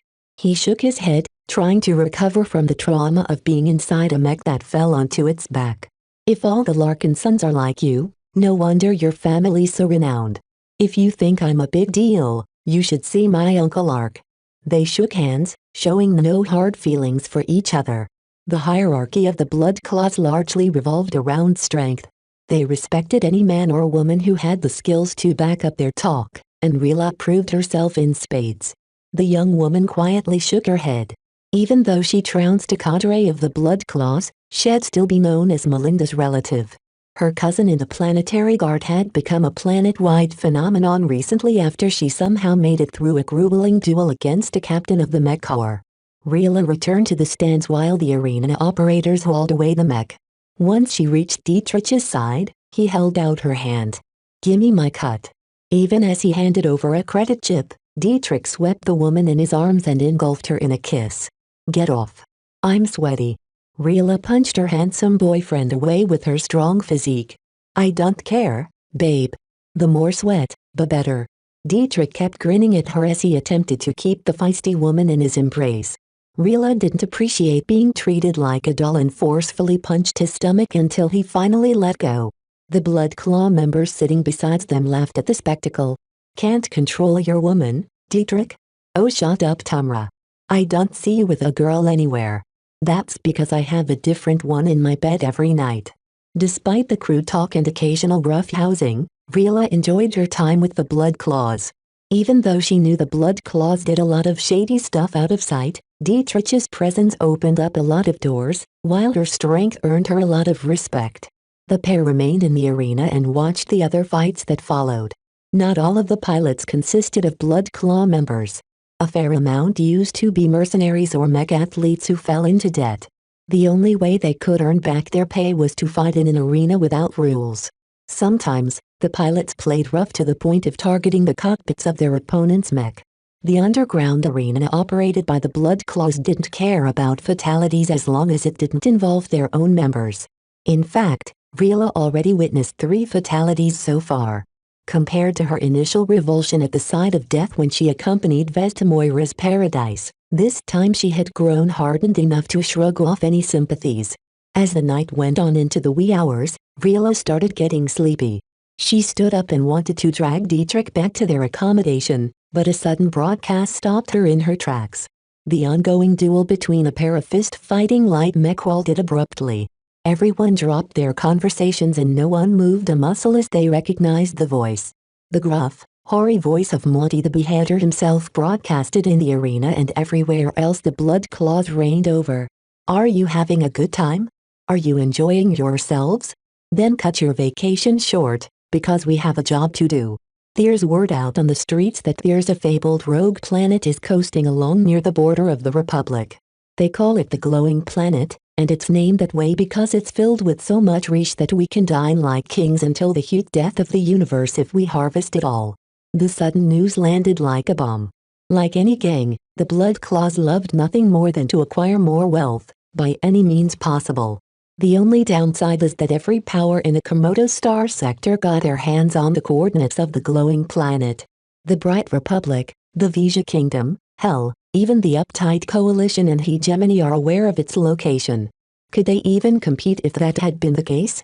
You might be thinking what the Glowing Planet has to do with us. Well, even if it's glowing like a bulb in space, it's hardly a pinprick compared to brown dwarfs. The lack of a star also makes it hard to zero in an FTL drive to the planet unless you get within a dozen light years or so. Do you know what that means? Most of the blood claws scratched their heads. Stellar navigation had never been their strengths. It means we're closest, and therefore get to be there first. Sure, the Mech Corps and the other gangs will be sending out their fleets as well, but the glowing planet is big enough to let everyone grab a piece of the pie. Now they understood what an opportunity this represented. Rila felt excited as well, even though she hadn't formally joined the Blood Claws. She looked to Dietrich, hoping to join in on the action, only to receive a stern gaze. "This is far above our league, Rila," he whispered. "Something like this, there's going to be a lot of fighting. I've never shied away from a fight. This is different from a duel. The entire planet will be engulfed with greedy mech pilots who won't be playing fair." The voice of Monty resumed speaking. "Since everyone that matters already know about the glowing planet, the big boys upstairs have hashed out an agreement. The Coalition and the Hegemony will both be preparing fleets of mech carriers to fight over the glowing planet. Since they're far away and need some time to mobilize their forces, they've given everyone else a carte blanche to mine away for 70 days. A lot could be done in 70 days. Depending on the value of the exotic ores and how easy they could be extracted, a substantial mining expedition could easily harvest billions of credits worth of materials out of the ground." The people in the arena grew stoked at the idea of picking up a fortune off the ground. "Sharpen your claws and ready your mech, because the Blood Claws will be grabbing a piece of the action. We set off in 3 days." As the broadcast ended, everyone went wild at the prospect of taking part in this enormous venture. In the meantime, a lot had to be arranged. Monty's organization had to decide who to send and who to hold back to defend their territories. They had to prepare their carriers and acquire other ones to accommodate all of the mech and mining equipment they intended to bring along. The leaders already buzzed about as they received their own instructions. As for Rila, her eyes turned into swirls as she imagined the adventure of it all. She wanted to be part of the expedition. She stood up and climbed up the stands, heading straight towards the circle of leaders. Dietrich hastily followed after his girlfriend. "Rila? Don't go up there. It's dangerous." The guards who stood in the way noticed her approach, but instead of halting her in her tracks, they wordlessly moved aside. Rila walked straight past their heavily armored forms and drew attention from the older generation of Blood Claws. A bald man wearing the biggest ring of red and black looked over her palazzo-added form. "Ah, we have a distinguished guest. Miss Rila Larkinson, what can we do for you? I want in." Dietrich finally reached her side and gripped her arm, but he didn't dare pull her back. He failed to stop her in time. The bald man looked wordlessly at Rila while the other leaders waited for his decision. He only considered the matter for a couple of seconds before he nodded. "Why not? You're in." The brief exchange of words had sealed her fate. Dietrich minutely shook his head as he drew her out of the circle. Once they gained some distance, he scolded her for a fair bit. "That was dangerous as hell. Do you know who he is? He's the left hand of Monty the Beheader. He could have decided to cut your head off on a whim. He won't dare." Rila smirked. Being a Larkinson had its perks. "Besides, I just showed everyone that I can pull my own weight. The Blood Claws will thank me for saving their hides." For the rest of the night, Dietrich remained concerned about Rila. He regretted taking her with him on a tour to Bentham. While Rila jumped into her bed and fell asleep, Dietrich hunched over the other side of the bed and held up his comm. His finger hovered over the name of Vez. Chapter 277 Get Rich or Die. Trying over the next 2 weeks, Vez quickly finished off the remainder of the orders. 24 gold label Blackbeaks had been forged from his hands. The only one that remained unsold was the first production model, which still awaited repairs. He didn't even know whether he should restore it to its original condition.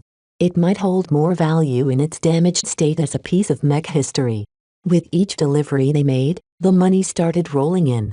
The LMC finally reached a state where they possessed a steady amount of liquidity, though much of the funds would soon be drained after they received approval to construct a new manufacturing complex. How much did the mech technicians progress in their studies? They achieved a fair bit while you worked. Everyone has seen you do the same thing over and over. Chief Cyril reported as he supervised the preparation to shift over the production lines to fabricating the silver label Blackbeaks. As for the Mark II, The LMC already retired the model from the catalog.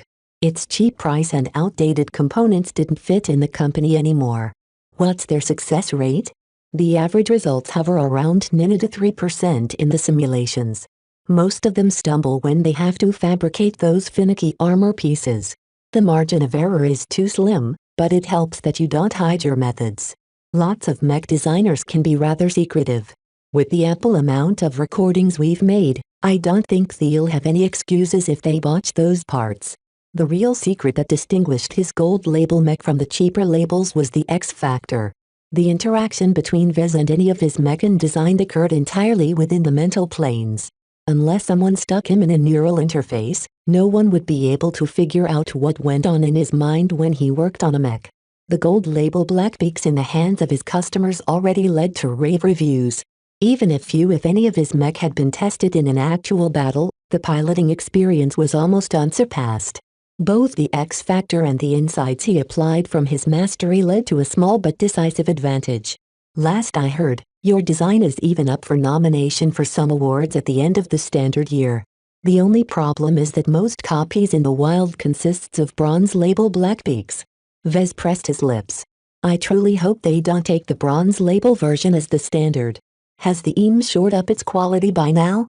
Carlos tells me that some of his lessons have penetrated through Mr. Neverland's thick skull.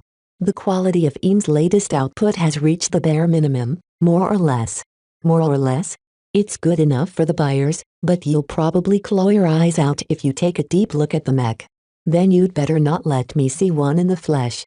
His obsession over quality and craftsmanship had grown more severe over time. It had been a conscious decision of Vez to fan the flames in this area because it had a measurable impact on his work.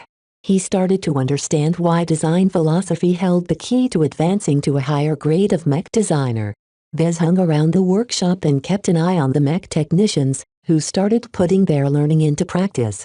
Even if they did the simulations 100 times, working with the real thing always went wrong one way or another. The absence of Carlos had a significant effect on the productivity of his workers. Vez frequently mentored him, and he also continued to study on his free time. All of that added knowledge turned him into a qualified, if junior fabricator. Perhaps Cyril could do a better job, but he had to supervise the entire workshop floor, so he couldn't do the work himself. The general lack of experience exhibited by the mech technicians disheartened Vez somewhat. It would take years to get them to the level of a trained technician of a major power. His comm suddenly chirped. Vez bent down and saw it came from Dietrich of all people. Vez quickly left the workshop and entered his office before accepting the call. Dietrich looked awfully tired from the projection that appeared over his comm. Vez, I've got bad news for you. Is something wrong with Rila? You could say that. The little boss said, and began to explain what happened at the arena yesterday. Ordinarily, Vez would get angry if he heard that Rila ran off to engage in a series of highly dangerous underground duels. Yet what Dietrich said about the glowing planet turned all of that into something trivial. This glowing planet, you're saying it's valuable to the point where the Coalition and the hegemony will come to duke it out?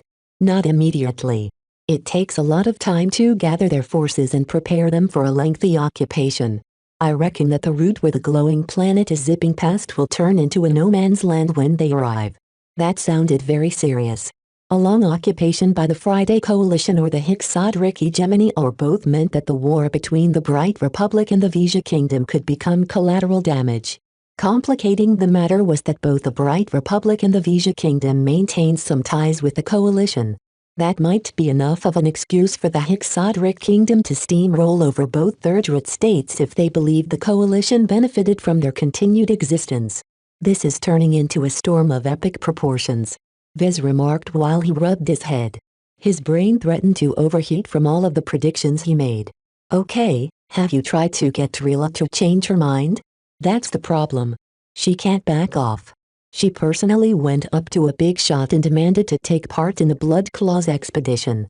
In her line of work, once you do something like that, you always have to keep your word.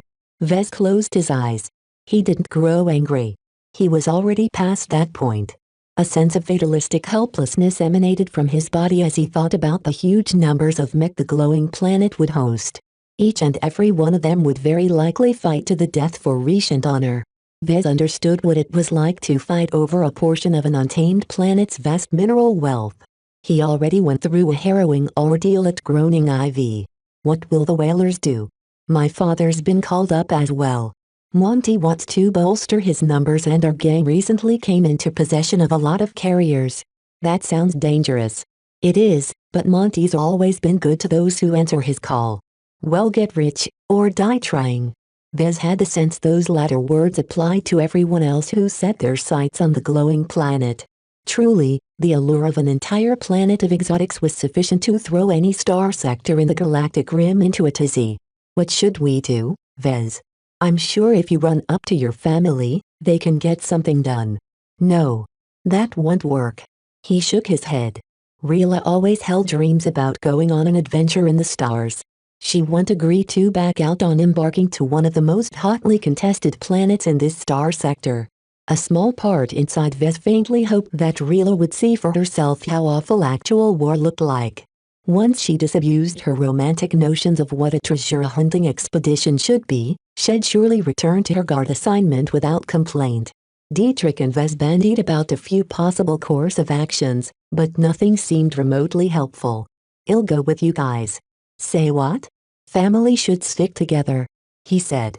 Even though Vez hadn't been very close to his extended family, he still felt it was his duty as Rila's cousin to see her through the fighting that would continue until the end of the 70-day grace period.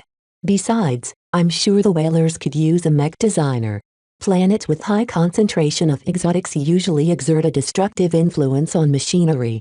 Let me join up with you guys and I'll make sure your mech remain in tip-top shape. The offer sounded very attractive, and Dietrich didn't hesitate to accept. You're right. We could sure use your help.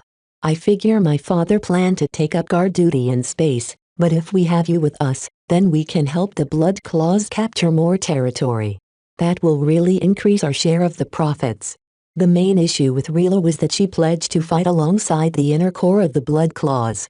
She basically turned into an honorary Blood Claw herself, which let her pilot a Blood Claw mech maintained by their own logistics.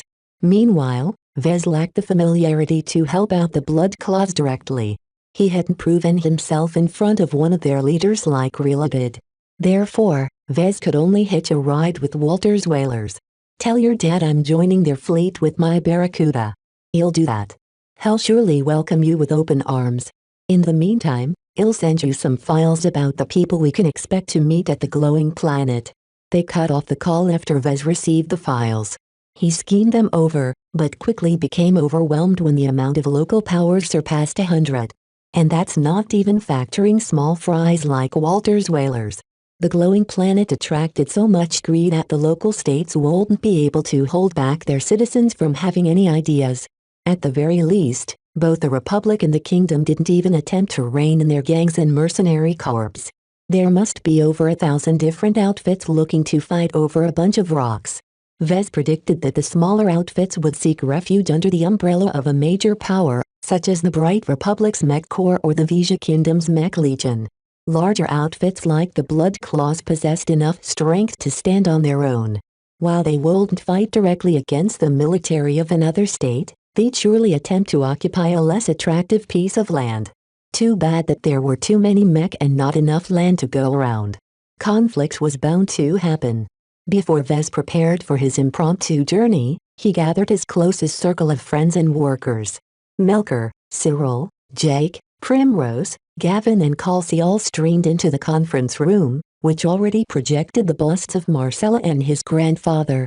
"I've got something to announce." Vez began his meeting while holding on to Lucky. He proceeded to explain what happened and how Rila ended up in the thick of it. Once he reached the part where he said he'd participate as well, the entire room exploded. "You're crazy, Vez," Jake yelled. "You're a mech designer. You have no place on the battlefield. I might not even be touching down on the planet. I can do most of my work aboard a carrier ship. Even then, there's going to be so many different fleets in orbit that your ship won't be any safer." The administrative types like Jake and Primrose simply didn't understand his decision to throw himself headlong into danger. However, he received a surprising word of support from Marcella. It's up to him whether he wants to participate or not. All I can say is that a mech designer can be a lot of help to the whalers. His presence will save a lot of lives. They are just a bunch of half-criminals. It's not worth the risk. Vez turned to his grandfather. What about you? You haven't spoken a word yet. What do you think? I don't like to be put on the spot. Benjamin replied. As a retired expert pilot, he had gone through a lot of battles over the years. As a man, and as a Larkin son, I applaud your decision. I would have done the same. Yet I also believe that your COO has a point. It's not fitting for you to volunteer yourself to an extremely treacherous free-for-all. I wish I can tell you more, but I'm not allowed to tell you anything. His grandfather worked at the Ministry of Defense, so he knew best what might happen at the glowing planet. Vez didn't begrudge his grandfather for holding back the details. He guessed that the Republic must be monitoring this conference call right now. Do I have your blessing to take part? You can have it, for what it's worth. Go forth and be a man, but remember that you don't have to hold yourself to the same standard as a mech pilot. His grandfather's words reflected the conflicting set of values running through his mind. Every Larkin son had been raised with tales of daring, heroism and sacrifice. With every Larkin son able to pilot a mech being sent off to war, the family suffered a lot of casualties over the generations. That was why Benjamin didn't discourage his own grandson for taking part, even if he didn't really belong on the battlefield in the first place. Melker, will you come with me? Of course. What will the family think if I let you go without my protection? That settled it. At least 3 of the Larkin sons would set off for the glowing planet. Vez faintly predicted that even more of their family might end up at the battlefield. The Mech Corps was all but certain to play the main role in the coming campaign. Perhaps he might meet some of his other relatives who served in the divisions. Chapter 278 In Your Blood. While Vez decided to head to the glowing planet to help out his cousin Rila, he might as well accomplish something more. However, he still faced considerable pushback from the company. How could they allow the founder, CEO and lead designer of the LMC to stroll into an active war zone? What's wrong with you? Jake hissed at Vez as he cornered him. Are you some kind of adrenaline junkie? Why do you throw yourself into danger at the first opportunity that knocks at your door? It's not about chasing after a thrill. I'm doing it because I have to help my family. We both know damn well that's not the only thing on your mind. Haven't you always said that you had an awful time in your last adventure and never wanted to do anything like that again? Aren't you working so hard to become an established mech designer so that when the Republic drafts you, you'll be sent to some cozy lab away from the front lines? What's your point? You're too much of a Larkin son.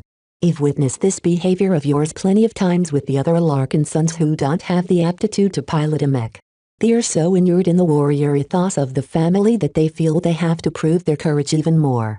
Jake should know what he was talking about, since he managed plenty of stores for the Larkin son estate. He must have interacted with the business-minded side of the family for decades and gained a keen insight on their overall culture. Vez fell silent for a moment. Did he feel the need to prove himself? Not particularly. His rapid advance in the mech industry already earned him enough respect that it didn't matter if others branded him a coward. Was it about the thrill? Seeking fortune amid chaos and death? His heart started to beat faster at the thought. Despite being terrified at the prospect of battle, it enervated him as well. His eyes shook in anticipation. Fear and fright seemed to have conflicting effects on his body and mind. The blood runs too deep. Jake softly whispered as he shook his head. You're made in the same mold as your grandfather. Did you know that Benjamin distinguished himself in the previous wars by volunteering for some of the most critical and dangerous missions? Just when you thought he'd meet his death, he'll crawl away with the skin of his teeth. It's the main reason why he advanced to expert pilot so young. He knew the stories. Every Larkin son who reached the exalted rank of expert pilot possessed something remarkable to be able to break through the bottleneck that stopped countless pilots in their tracks. Some had been gifted with exceptional neural aptitude. They easily pierced the bottleneck like a needle through cloth. Some started off average, but grinded themselves past the barrier through relentless training. Some, like his grandfather, fought at their best when they put their lives on the line. Benjamin Larkin's son rose like a rocket, but a single incident late in his career had finally been the straw that broke the camel's back. The venerated war hero had been forced to put aside his profession when he sustained irreparable damage to his body. So maybe the blood did run thick. Even though his father didn't inherit any of Benjamin's grit, perhaps it had to take another generation for another daredevil to emerge. Vez began to smile. All of what you said makes sense. I don't have to go to the glowing planet. It doesn't make any logical sense. Yet my heart and mind is urging me to seek my fortune there. Don't forget that this company had been built from the rewards I gained from exploring the stars. He salvaged the highly productive Dortmund printer from an old facility. He obtained the rest of his equipment along with a slew of rare and valuable licenses by completing a mission from the Society. That reminded him to check out their mission hall. They might have issued another set of missions concerning the glowing planet. Even if the entire coalition moved in after 70 days, they might want to test the waters first. He had a feeling that the two dominant second-rate states deliberately took their time in claiming the planet. Any stellar body with a huge number of exotic mineral deposits always played havoc with man and machine. Any number of unimaginable dangers might lurk beneath its glowing facade. And that was where Vez planned to find his fortune. Even though Jake tried to convince his boss to stay, Vez would have none of it.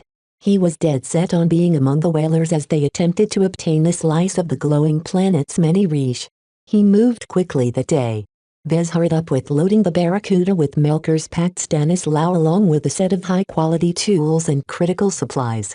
He also got in touch with Walter's whalers and let them know he was coming. Arranging all of that work took little time, since his workers did the actual work. Vez thought about what he brought to the table, and found it rather lacking. He wanted to bring one of his mech as well and present it to the whalers. The problem is that I don't have any spare mech on hand. Vez had to complete his contractual obligations first. The LMC immediately shipped all of the gold label Blackbeaks that he fabricated up to this point. He didn't have any spare mech left, and he couldn't fabricate a new one from scratch in time to join up with the whalers. Still, I do have one frame collecting dust in my warehouse. It was his first production model. As his very first Blackbeak, the mech had special meaning to him. The MTA validated his very first original design based on that copy.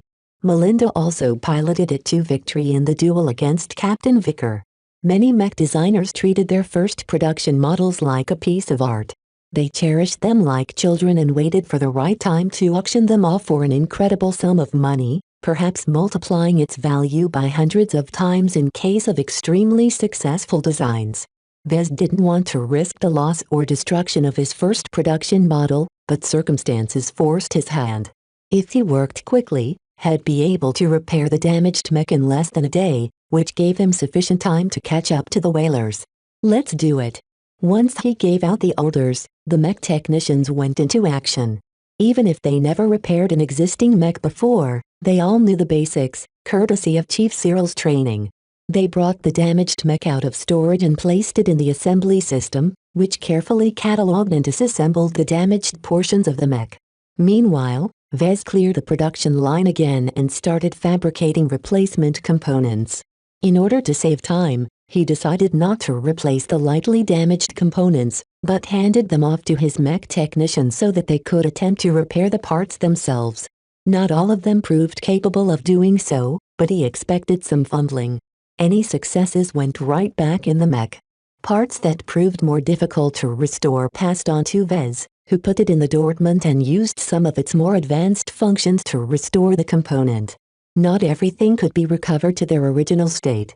The armor plating proved impossible to repair with the equipment that the workshop had on hand.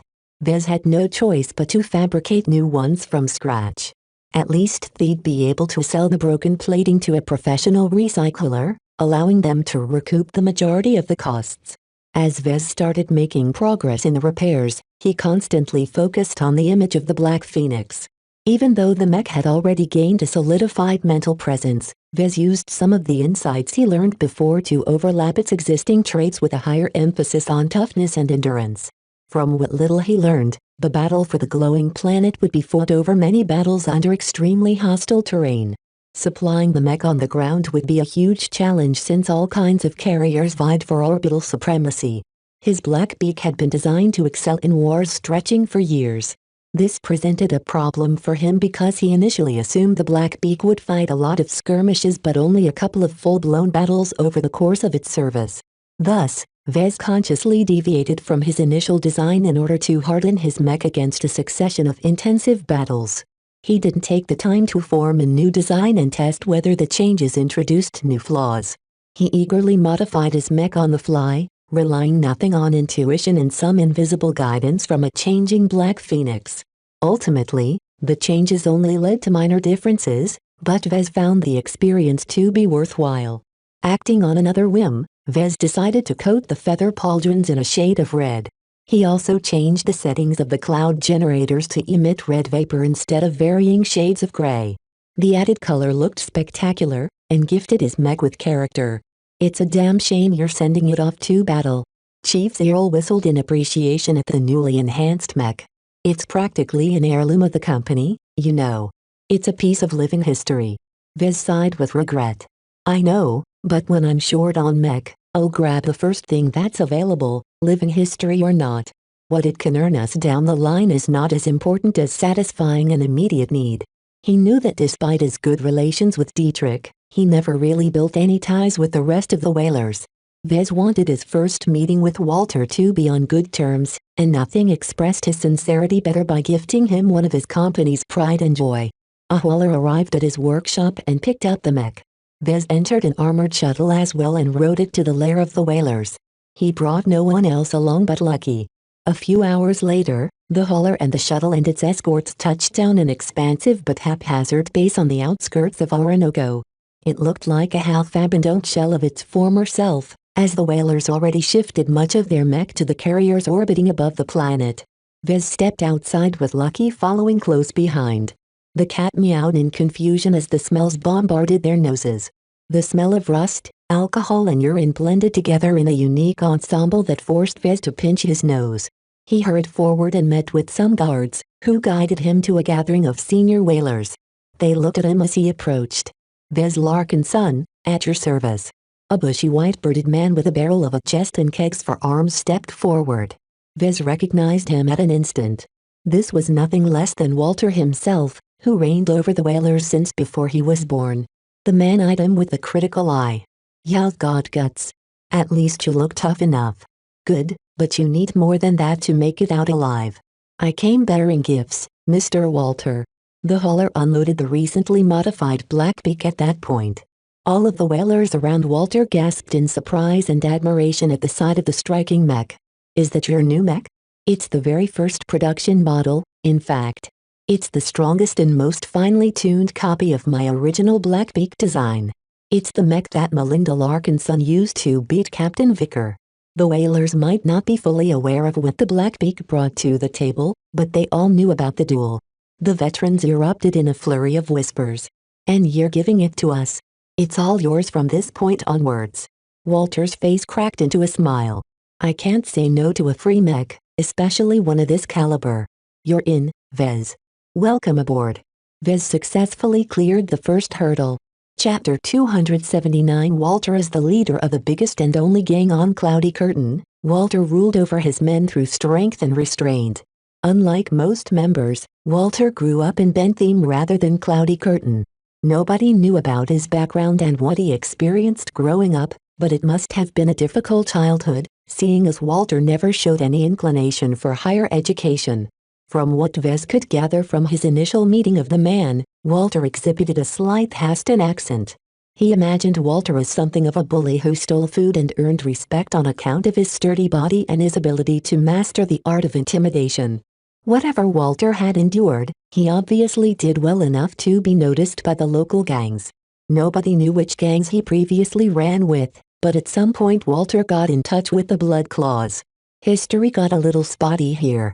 All the public knew was that at one point Walter split off to form his own gang called Walter's Whalers and try to vie for territory. They lost the battle. Defeated and demoralized, the remnants of the newly established Whalers tucked their tails between their legs and departed from the port system in a hurry. They sought refuge at any hole they could find, and eventually ended up in Cloudy Curtain. The previous gang that claimed the planet as their own turned out to be more pathetic than the Whalers. Their outdated, atrophied mech didn't stand a chance against the whalers and their dented arsenal of cheap but modern mass-produced frontline mech. Since then, he whalers settled in and licked their wounds. Eventually, recovered to their former numbers, but Walter himself never considered going back to Bentham. He would rather reign over cats than live like a dog among tigers. Good choice. Vez thought as he woke up the next morning on the Happy Jelly, the flagship of the whalers. As flagships went, the Happy Jelly didn't receive much care. Like most carriers, the ship had started out as a heavy hauler, and once she became too slow and worn out to make a profit, her owner sold her to a shipyard. There, the Happy Jelly received a second life as some of her most worn-out components had been replaced and her massive cargo space had been reconfigured to carry combat-ready mech. The only problem Vez had with the Jelly was that she was obviously pushing her age. The carrier audibly groaned as the whaler fleet engaged their FTL drives. Vez already missed his gleaming Barracuda. The sharp and nimble corvette always glided into FTL as if she dove into the water like a graceful athlete. The ship already went ahead of the main fleet to scout the star systems ahead. The Happy Jelly on the other hand resembled an elephant being launched into the water with a mighty splash. Occasionally, her entire hull groaned as if she was being stretched out like a noodle. One day, he thought, the Jelly would be the Jelly no more, leaving behind a debris field that stretches over light years as they fell out of FTL in a haphazard order. You really need to tune your ship, Vez told Walter as he entered the main hangar. Rows upon rows of mechs sat dormant in their stables. Much of them looked like they had seen better days, but only a handful of technicians attempted to patch them up. My Jelly can take a few more trips.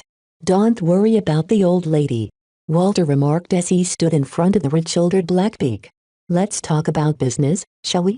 Vez approached the boss as an equal but made sure to maintain a tone of respect. As you know, I'm taking a lot of risks. I left behind a company valued at around 10 billion credits in order to join your expedition. I've also gifted you with a priceless mech that's valuable not only for its history, but also its performance. What do you want in return? A cut of whatever the whalers manage to obtain. It doesn't have to be too much, and we can adjust the amount according to my contribution. Let's set the base at 10% of total earnings. That was a massive sum, but it also reflected the value Vez could bring to the table. A mech force without a mech designer watching over their machines would always be at a disadvantage compared to an opponent that did enjoy that advantage. They bargained back and forth, but on account of his generous gift, Vez succeeded in setting the bar at 10%. You look like you're eyeing something else. Get on with it, Walter spat, brandishing his massive arms in front of Vez.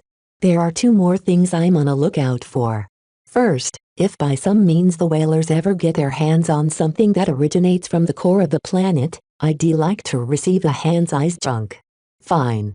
Not that Walter knew what something like that really meant. Second, I'd like to get a copy of all of the logs of the mech on the field. For what reason?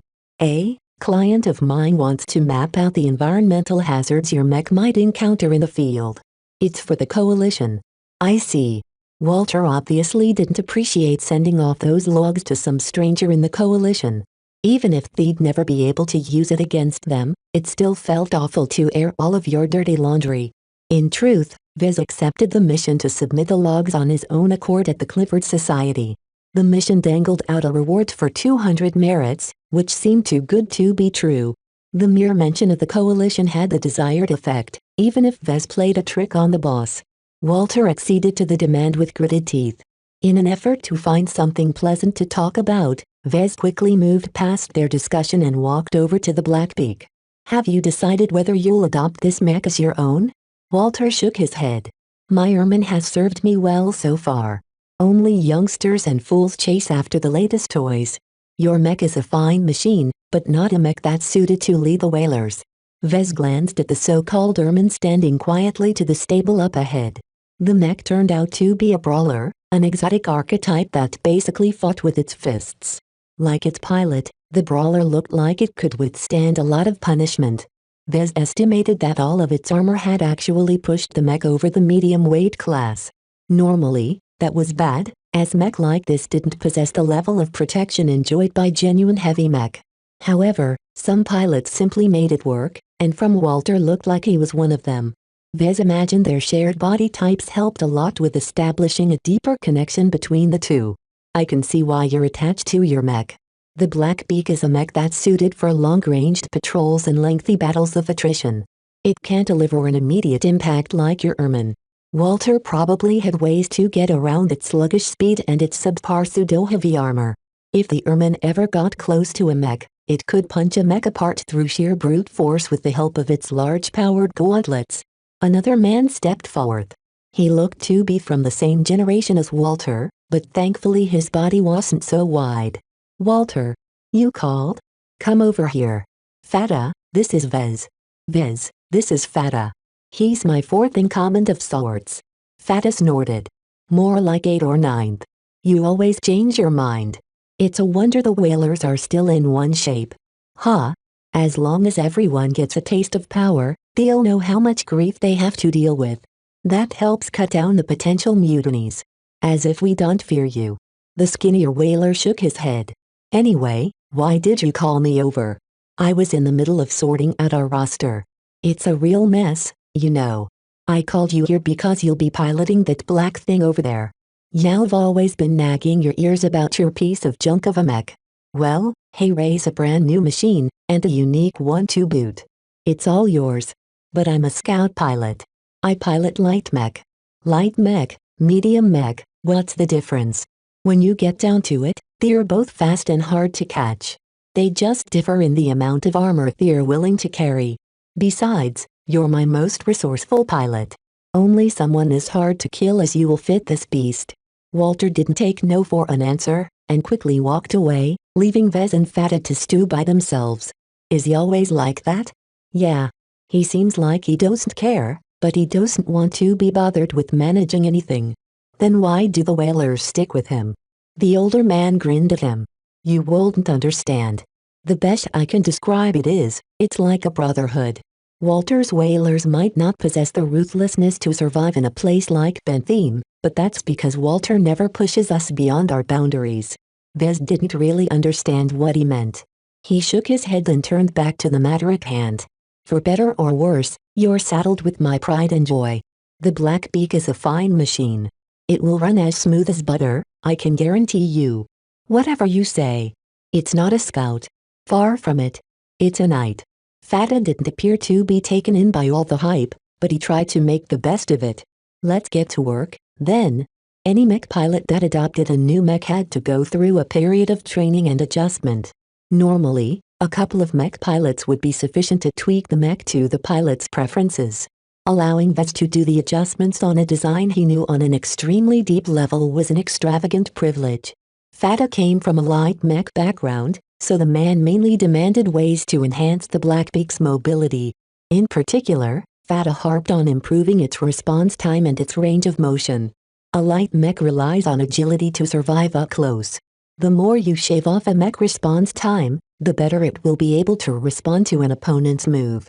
Vez felt deeply reluctant to make any drastic changes to the Blackbeak, but Fata insisted on a couple of modifications that severely impacted the effectiveness of its armor. As Vez tried to follow Fata's suggestions, he became a little conflicted about maintaining its ability to endure. Many of the things Fata insisted upon set back the Blackbeak's ability to survive the entire campaign. You shouldn't be beating your head over my style. Fata said. The whole point of light mech is that they survive by not taking a hit at all. I know it seems kind of reckless for me to demand you strip a knight of some of its armor, but I can tell you that it'll be much better off that way. I still think you're going too far with this. The Blackbeak is losing its identity as a knight. I don't want to pilot a knight. They remained at an impasse. Vez felt more and more like he was butchering the Blackbeak until all he had left was bones. The conflicting vision for the mech sometimes caused him headaches that forced him to halt his adjustment work. That was bad, as the whaler fleet would soon arrive at the outskirts of the space around the glowing planet. The crew members of the Happy Jelly already called the 5 light hours around the planet the glowing zone. The whaler fleet was scheduled to rendezvous at a point around 1 light hour into the glowing zone. Monty the Beheader issued a call to arms, and every outfit that pledged allegiance to him had to heed his words. If all went well in space, the whalers would be touching down in a couple of days.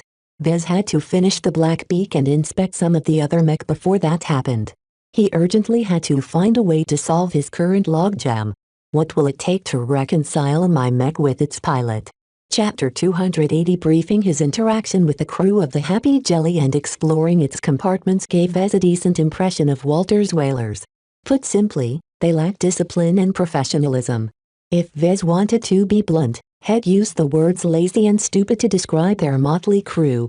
While the whalers at least invested a little in their mech crews in order to make sure they functioned normally, their ship crews left a lot to be desired. Severely undermanned, the crew of the Happy Jelly only had the manpower to spare on maintaining the bare essentials of the ship. They kept the atmospherics going so they wouldn't be freezing and choking from a lack of oxygen.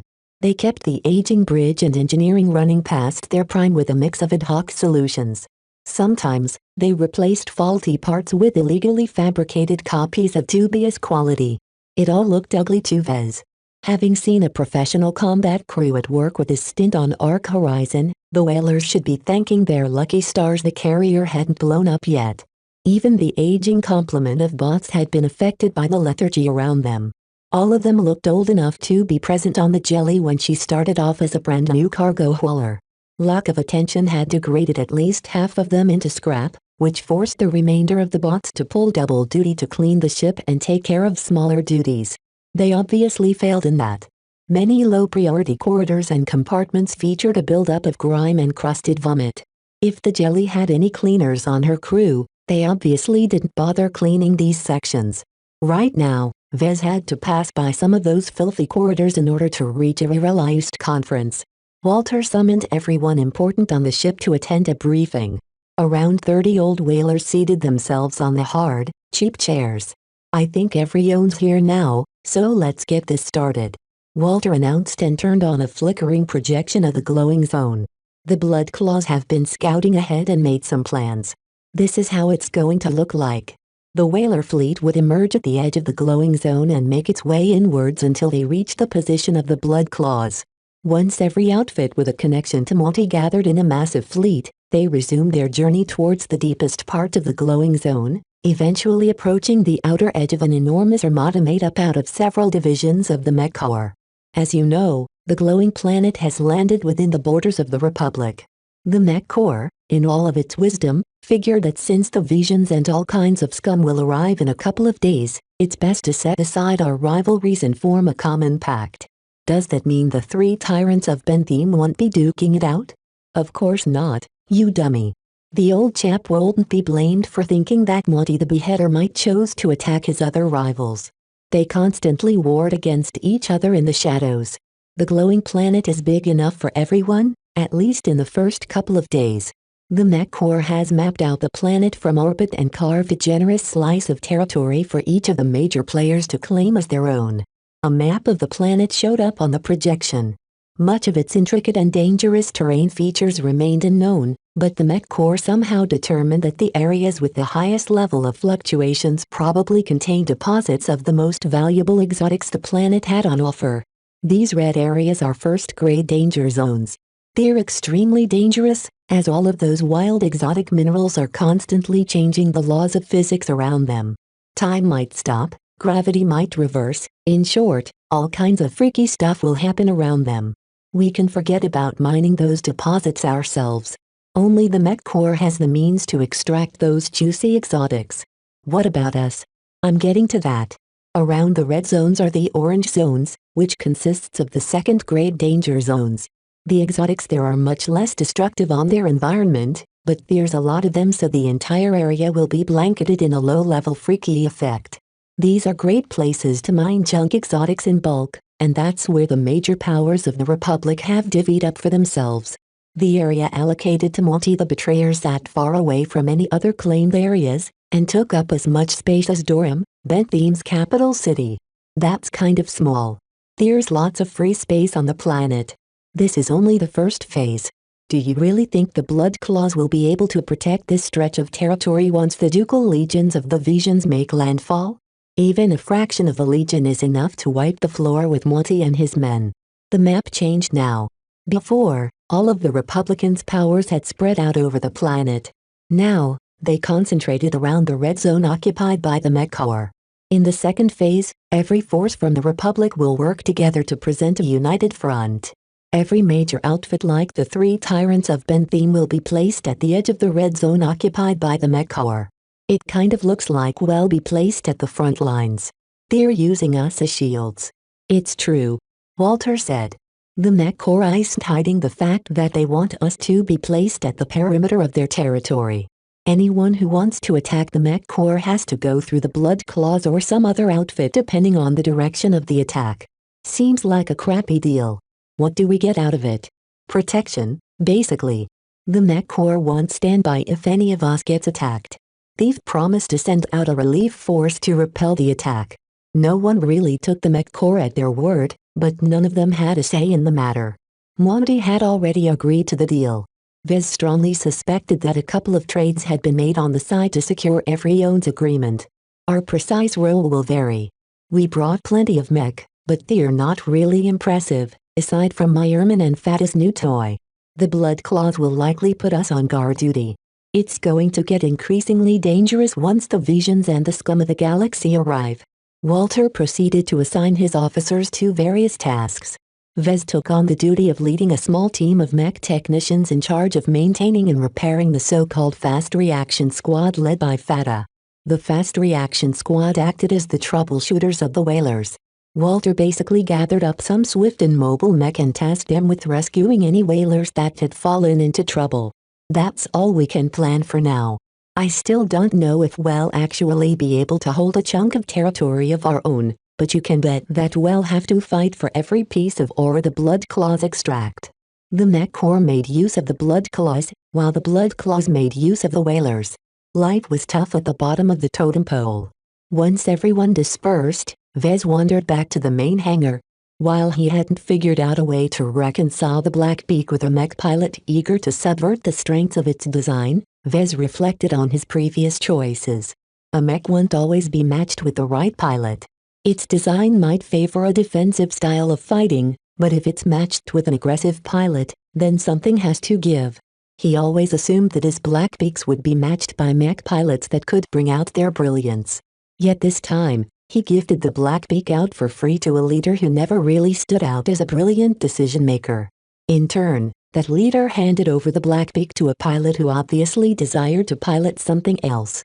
All of this turned out to be a mess, and as the mech designer in charge of tweaking the Blackbeak to Fata's tastes, it was up to him to untangle the knot. Eventually, he made a decision. It's no good to hold on to my beliefs even if I think that Fata is wrong. In a sense, he's my customer, and a mech designer should always be attentive to their customers.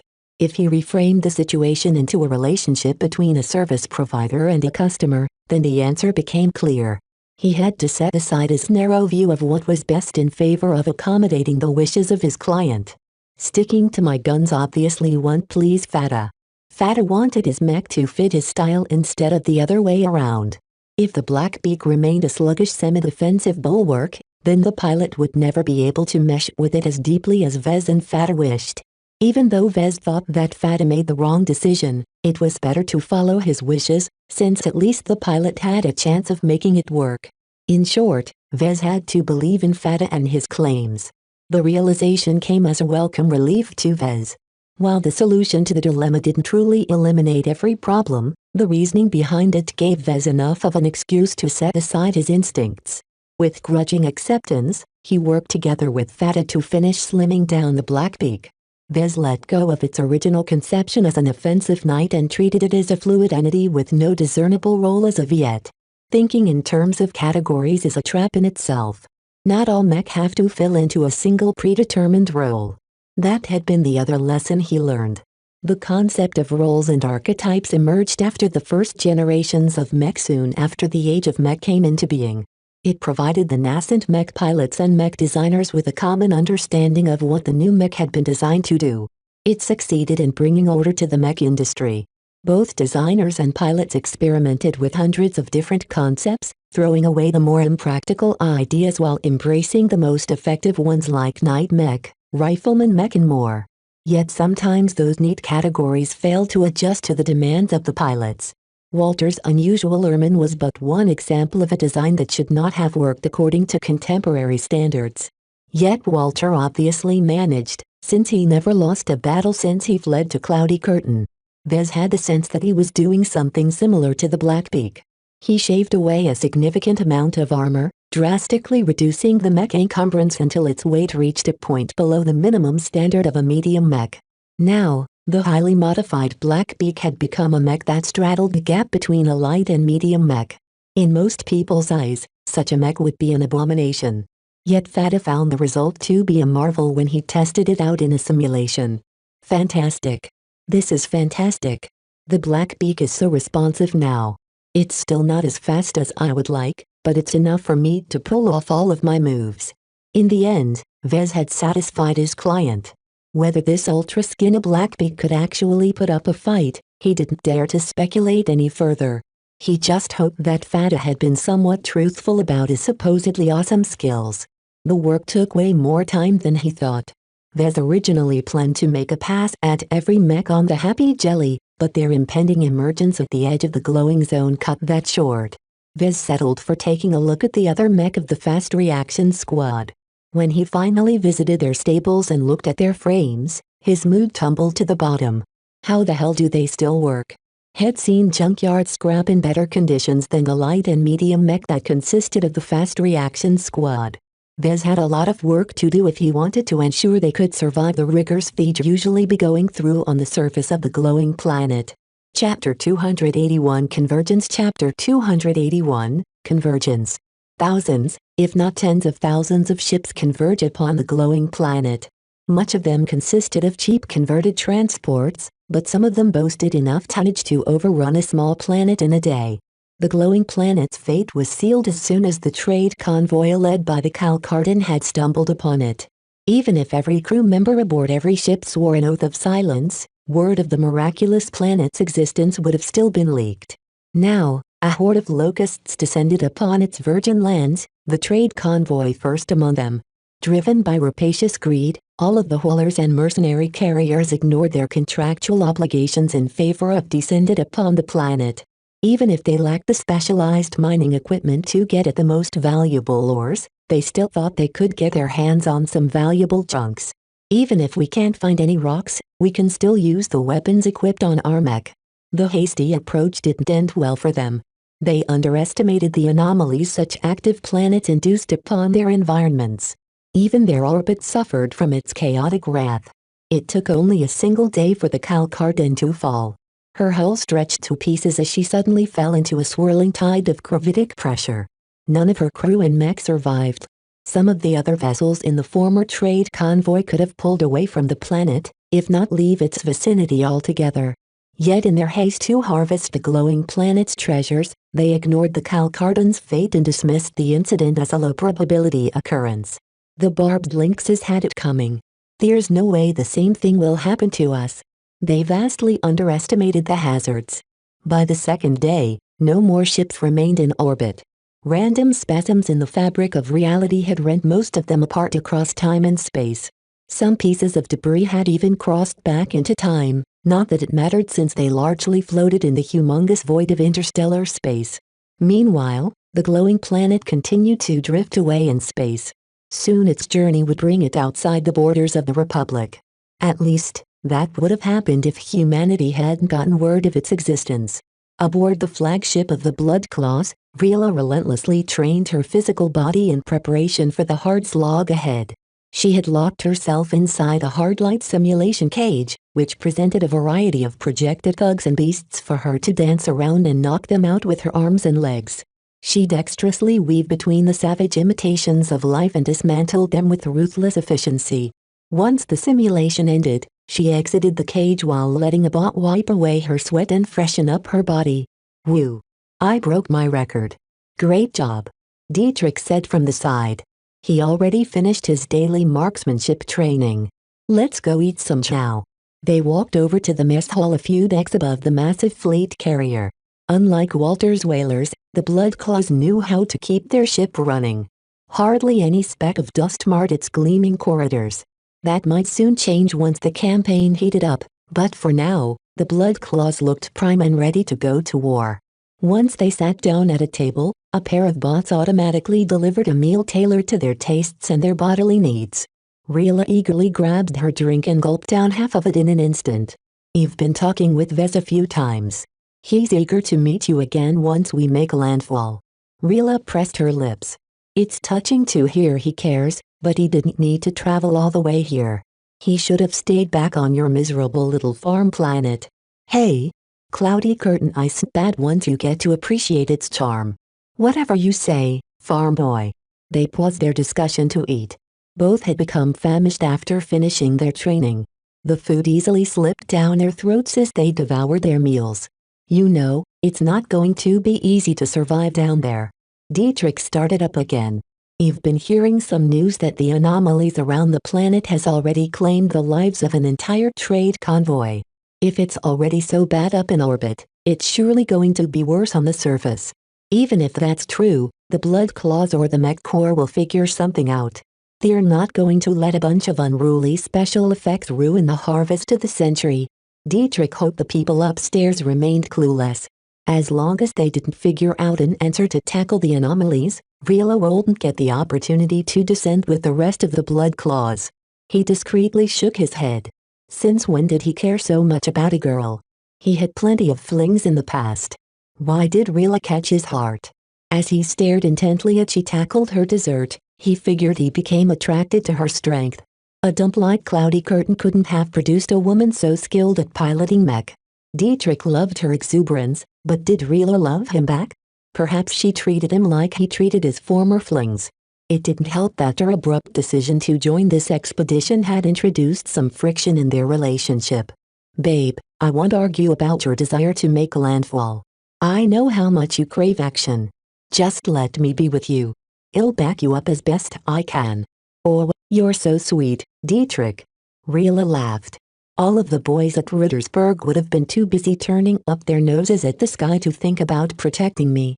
But really, I don't need your coddling. I can handle myself, no matter what the glowing planet throws at us. It's not the glowing planet I'm afraid of. Well, that's not true. I am afraid of it, but I'm more scared about the riffraff that will arrive in the next couple of days. I'm sure we'll be able to clean them all up. Trash will be trash. You've dealt with several of them when I fought in the underground arenas." Dietrich grabbed her hands and clasped them in his own. "I still worry about you. All the real opponents you've faced so far are rejects compared to the pilots who joined the military. I know how good they are.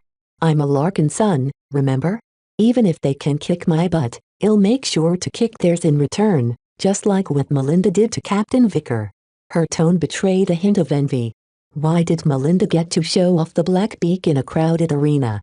That should have been Rila. Even if she didn't specialize in piloting mech, she still would have managed to deal with the pressure. In a way, she craved to prove her courage, to test whether she had what it took to be a Larkin son.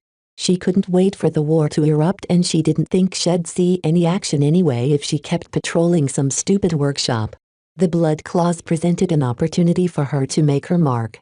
Her biggest aim was to distinguish herself in battle. While Rila dreamt about overshadowing Melinda, plenty of other people aspired to fulfill their goals in the upcoming campaign. Over a third of the Bright Republic's mercenary corps had converged around a small number of charismatic mercenary leaders. While no single mercenary corps possessed the numbers to defend themselves against a major power, the balance of power changed if they managed to unite. The emergence of the so-called mercenary lords allowed the smaller outfits to band together to form a temporary alliance. While none of them really trusted their colleagues to risk their lives for a couple of strangers, they still shared enough in common to let a lord order them around. Of course, that only held if they got paid. An alliance would instantly disintegrate if the lord became incapable of delivering the goods. Thus, the leaders faced a lot of pressure to succeed in their expeditions. They'd be ruined if they left with empty hands. The mercenaries that tentatively answered their calls could easily turn against the lords if they showed an inkling of weakness. Interestingly enough, many of the mercenaries piloted mech designed by Vez. For the first time in his career, a large number of his products would be tested in an actual combat situation. And what a test it represented! The fight over the glowing planet would definitely spark more than a couple of cautious skirmishers. Wealth had a way of infecting the most prudent individuals with boundless greed. No one was in a mood to back off. Not at this stage. The mercenaries brought two distinct models to the war zone. First, the Mark Antony Mark IIs had become a staple in some mercenary corps. While the LMC never produced very much of them, they still brought a lot of value to the smaller and less financially capable outfits. The only downside to the Mark IIs was that they only functioned for a relatively short period of time. Much like the Havelox, the Mark II excelled at forcing a quick resolution of a battle. Fortunately, the hybrid mech possessed many tools to force such an outcome. As for the Blackbeaks, many of their owners and mech pilots had barely gotten a grip on them. The design showed a lot of promise, but aside from a single publicized duel, the Blackbeak hadn't been tested for the role it had been designed to fulfill. Still, the pilots believed in the machines. The Blackbeaks looked and felt impressive.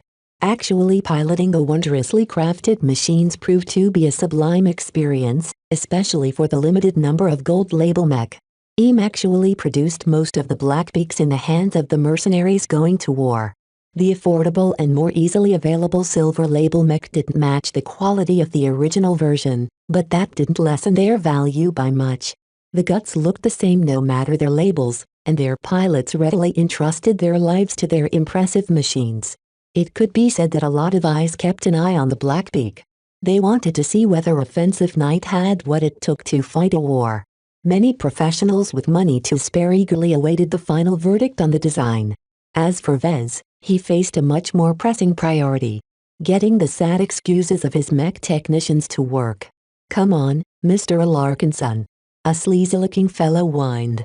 "I just checked the integrity of the armor like you told me to do. There aren't any cracks worth mentioning." Lucky. His mechanical cat jumped from its perch on his shoulder and jumped straight past the bewildered technician. Ouch. That hurt. Lucky only needed to mark their skins to provide an abject lesson on why they should listen to Vez. "Don't try to fool my eyes. I know my mech, and my judgment is telling me that this light mech needs another set of armor. So get off your lazy butt and scan it again." "Yes, boss." Vez shook his head as the techs scurried back to the scanners. The main issue that plagued the mech owned by the whalers was that the mech technicians lacked supervision. They didn't hire a chief technicians to ride on their backs. This left Vez with the tiresome job of hounding the awful technicians to do the work they should have been doing from the start. Really, they've cut so many corners that these mech could have been round at this point. It's truly a wonder that the whalers haven't collapsed from all the rust. It truly vexed Vez to know how badly the whalers handled their logistics. He wasn't even sure if a single whaler besides Dietrich even knew what that word meant. Chapter 282. Smooth the happy jelly emerge at the edge of the glowing zone in a lurch. Its oft-repaired and barely functional FTL drive strained to bring the ship into real space without breaking her apart. Vez gripped the cushioned pod seat site at the moment of transition, but everyone else simply shrugged off their nausea and went back to work. They had already become used to the violent transitions from the higher dimensions back to the lower ones. "Damn it, this ship will really kill them all someday," he muttered as the seat automatically withdrew the straps that held him in the pod. "Tell me you didn't enjoy the ride, Lucky." Meow. Lucky didn't look too chipper either. The glowing blue lines of energy between the gaps of his elegant bronze plating burned bright now. Vez surmised that Lucky already accumulated enough energy to evolve from level 2 to level 3. For some reason, the gem cat held back, likely because Vez needed his help if he wanted to make it through the upcoming campaign. It didn't help that many of the mech the whalers used enjoyed less than stellar maintenance. The lack of leadership, the shortage in manpower and the pervasive attitude of doing the bare minimum resulted in a lot of heavily degraded mech. The mech technicians often dismissed the minor problems that piled up in a mech, unaware that several unrelated errors could cascade into catastrophic faults down the line. Vez had accessed some of the logs and noticed that the whalers didn't fight very often. This had allowed the problems to fester, because the whalers never really experienced a significant loss arising from a lack of maintenance. Now they faced a reckoning. According to some of the contingency plans the Blood Claws passed to the whalers, each mech might be facing an average of 6 intensive engagements. In these kinds of pitched battles, the mechanical state of any mech was of extreme importance. Too bad none of the whalers really listened to him. The few times he got hold of Walter, the burly man told him to piss off and bother someone else. When Vez approached the officers like Fata, they tell him that he worried too much. Sure, our equipment is crap. That's a fact. They're cheap to get and cheap to use. We break things a lot, so we don't actually bother trying to keep our gear in shape. Indeed, over 70% of the mech aboard the Happy Jelly consisted of frontline mech. In addition, the whalers acquired at least half of them through the gray or black market, so their reliability was questionable. Their only advantage to the gang was that they cost only several million credits a pop. The most basic frontline mech in the Bright Republic could be bought for 5 million credits. In comparison, Vez thought that some mech looked like they'd been salvaged from a battlefield and refurbished up to a point where the whalers snapped them up for half the minimum price. Very obviously, the whalers could put a lot of mech on the field this way. Most of its members consisted of local recruits from Cloudy Curtain who hadn't been able to attend a fancy advanced academy of World. This meant that most of them lacked the training and skills to pilot anything more sophisticated than a bare-bones frontline mech. It would have been useless for them to pilot something as sophisticated as the Black Bleak, as they wouldn't be able to control the mech efficiently. That's still no excuse to neglect the maintenance of their mech. Vez wanted to tear his hair out. Even though he kicked the mech technicians assigned to his command into action, they quickly returned to old habits once he walked away. Discipline was non-existent, and playing games on their comms turned out to be their most frequent activity. It also didn't help that Vez didn't quite fit in with the loose and casual brotherhood the whalers fostered among themselves. His goodwill for gifting the Blackbeak quickly faded away, and this constant prodding of getting people to work quickly earned him a reputation for being uptight and serious. He didn't care about what other people thought. Everything he accomplished now was one thing he didn't have to compensate for when the whalers made landfall. That's not far away now. We've got to get the Fast Reaction Squad in decent shape before we touch down. I won't be able to overhaul these mech on the surface of an active planet. The Happy Jelly and the rest of the whaler fleet slowly gathered in a protective formation and began to fly deeper into the glowing zone. On the bridge, a large amount of alerts sounded out as the Jelly's sensors strained to identify all of the active thruster emissions. At least 500 ships are already burning their way towards the inner zone. Over a third of them haven't activated their transponders. Looks like the pirates are scrambling to get a piece of the action as well. Walter joked as he gazed upon the giant projection of the glowing zone and the ships they detected so far. It did not look too good. While the whalers brought around 12 functional mech carriers and 4 supply ships, much of those ships only carried a dozen or half a dozen mech. Only the Happy Jelly was large enough to receive acknowledgement from the Blood Claws. Over the next day, the whaler fleet sluggishly brought their ships towards a random coordinate relative to the glowing planet. The Blood Claws, along with a handful of smaller outfits, already gathered there. The whaler fleet turned out to be among the last who arrived, much to the consternation of the crew. You should have invested more in your ships, then, Vez pointed out to Fata. Every extra credit spent on a ship is 1 credit less we can invest in our mech. Vez could have said that their entire budgeting rested upon a flimsy foundation. Sure, they might not have been able to do anything about the quality of their mech pilots, but they should have put more care in the quality of their mech. Right now, Vez had given up on changing their mindsets. They needed to experience the folly of their ways with their own eyes before they became more receptive to his ideas. When are the Blood Claws setting off? I'm not sure. Fata shrugged his shoulders as he patted the Blackbeak. He constantly came back to Vez to demand more adjustments. Last I heard, all of the outfits that we know of have arrived. We've got over 200 ships by ourselves. That's got to be enough to put the mech corps to pause.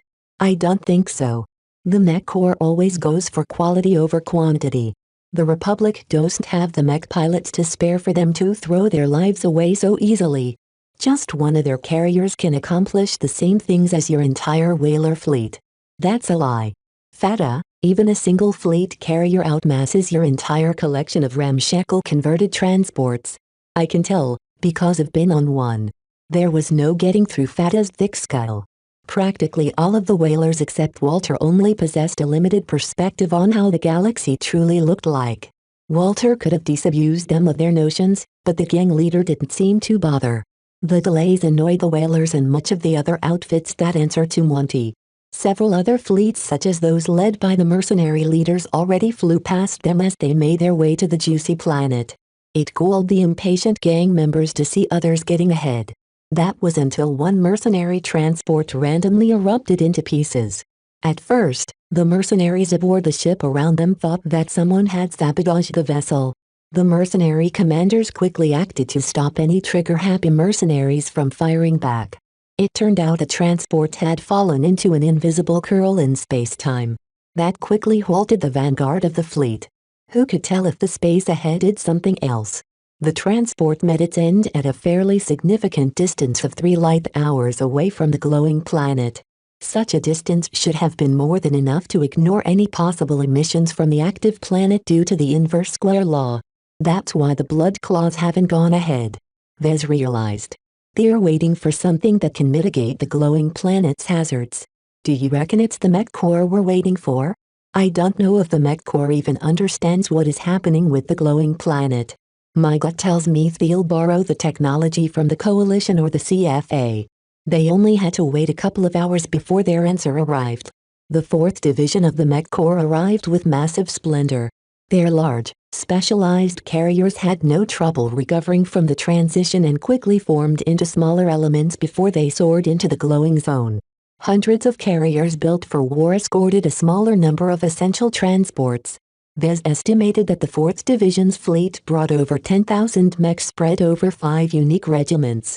All the pomp and circumstance succeeded in cowing the other powers. The 4th Division boldly sped their way towards the inner zone without fear for falling into any inexplicable hazards. Before everyone could scratch their heads and wonder whether the Mech Corps had lost their mind, a number of strange transports split up from the main fleet. Several transports moved to each major fleet, including the one centered around the blood claws. News quickly passed on what they contained. Those transports are carrying the Republic's gifts. They're carrying something called a dimensional smoother. They emit some kind of field that anchors local real space and makes it harder for the glowing planet to do its freaky stuff. The explanation barely satisfied Vez. The so-called dimensional smoother probably had a better name, but the blood claws or the whalers probably couldn't wrap their heads around the original meaning, so they grasped for something simpler to describe its effects. The name did its job, he supposed. Everyone had been able to imagine the implications of a dimensional smoother. They had to get close to it and hope that it emitted enough power to withstand the glowing planet's mood swings. The Blood Claw fleet received 3 transports, which quickly took up a triangular formation. Naturally, the ships under Monty's the Betrayer's direct control received the privilege of flying alongside the transports carrying the dimensional smoothers. The whalers had been assigned at the furthest edge of the formation. That said a lot about their worth to the Blood Claws. They don't think much of us. Worst mistake they ever made. Well, show them what we're made of once we start fighting. Truly, the amount of delusion that had infected the whalers reached a ridiculous level. No matter who he talked to, everyone seemed to think the campaign would be a walk in the park, or at worst a slog through a muddy road. Only Vez thought that the road ahead resembled a treacherous cliff. Sometimes, he regretted joining the whaler fleet. He hadn't imagined they'd be so incompetent. Then he thought about Rila and the missions he accepted from the society and the system. He had a feeling the system knew more about the glowing planet than anyone else in this star sector. When the system broke its silence and demanded him to seek out something from the planet's core, Vez received a massive fright. There's something about the glowing planet that nags me. If it only hold a huge amount of junk exotics, how come its emissions are so strong? It would have been explainable if a ship ended up dead if it wandered close to the glowing planet's orbit. Yet to be able to influence its surrounding space so much to the point of tearing apart a vessel light hours away, it must be hiding something special. I guess we'll see in a day or two when we make landfall. Once the Blood Claw fleet settled into place, the huge formation slowly swept forward. All the other fleet resumed their journey to the glowing planet as well once they gathered around the dimensional smoothers. Everything seemed fine and dandy, until a large number of ships arrived from a different angle. Alarm swept throughout the ships which figured out the identity of the newcomers. It's the Visions. Chapter 283 Landfall. Everyone expected the Visions to come to the glowing planet. How could they not, when its resources lay bare to their arch-rivals? Anything the Bright Republic enjoyed, the Visions always tried to ruin it. They'd been waging several wars against the Bright Republic for over 100 years just to snatch the Bentheme system. It was a matter of time before they came. They still arrived too quickly. Fata muttered. They must have sneaked past the border the moment they heard the news. Not that it's hard to cross the border anyhow. In the vast depths of space, borders served a symbolic purpose. The distances involved were simply too large to defend. Still, even if the Visions strolled past the Republic's outposts, they shouldn't have reached the glowing planet for at least a couple more days. Vez deducted a frightening reason why they showed up so early. The Visions already prepared their invasion forces. They finished their mobilization a while ago. It's not too much of a stretch to think they readied their mech and ships for a short hop across the border. The Visions already primed their forces for an invasion. Upon obtaining word of the glowing planet, they merely had to gather some extra mining equipment and obtain a couple of dimensional smoothers before they could make their move. Damn. They deployed a jamming field. We can't get a good look at what they brought. The Blood Claw fleet shared some telemetry with the other fleets in order to determine the fleet's makeup, but all they could figure out was that the Visions numbered in the hundreds. It's not a huge fleet, but they can steamroll any other fleet in their way. Despite their presence at the opposite side of the glowing zone, nobody truly panicked as of yet. Just because the Visions arrived didn't mean they could destroy anything in its way.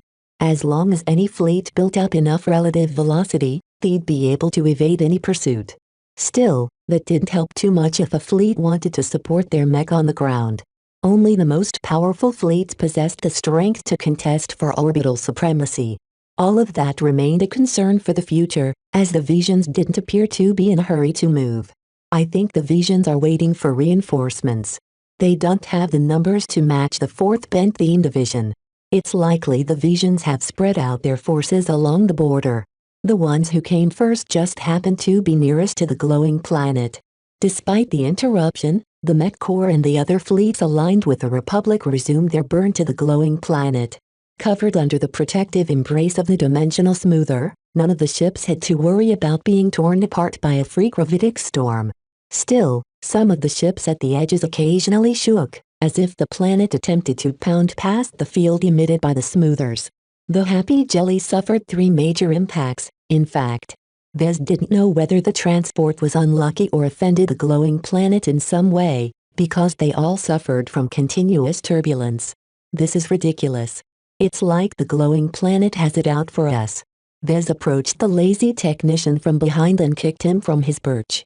If you have enough free time to complain, then you have enough time to the reassembly. Get to it. According to the plan, they'd be making landfall in a day or two.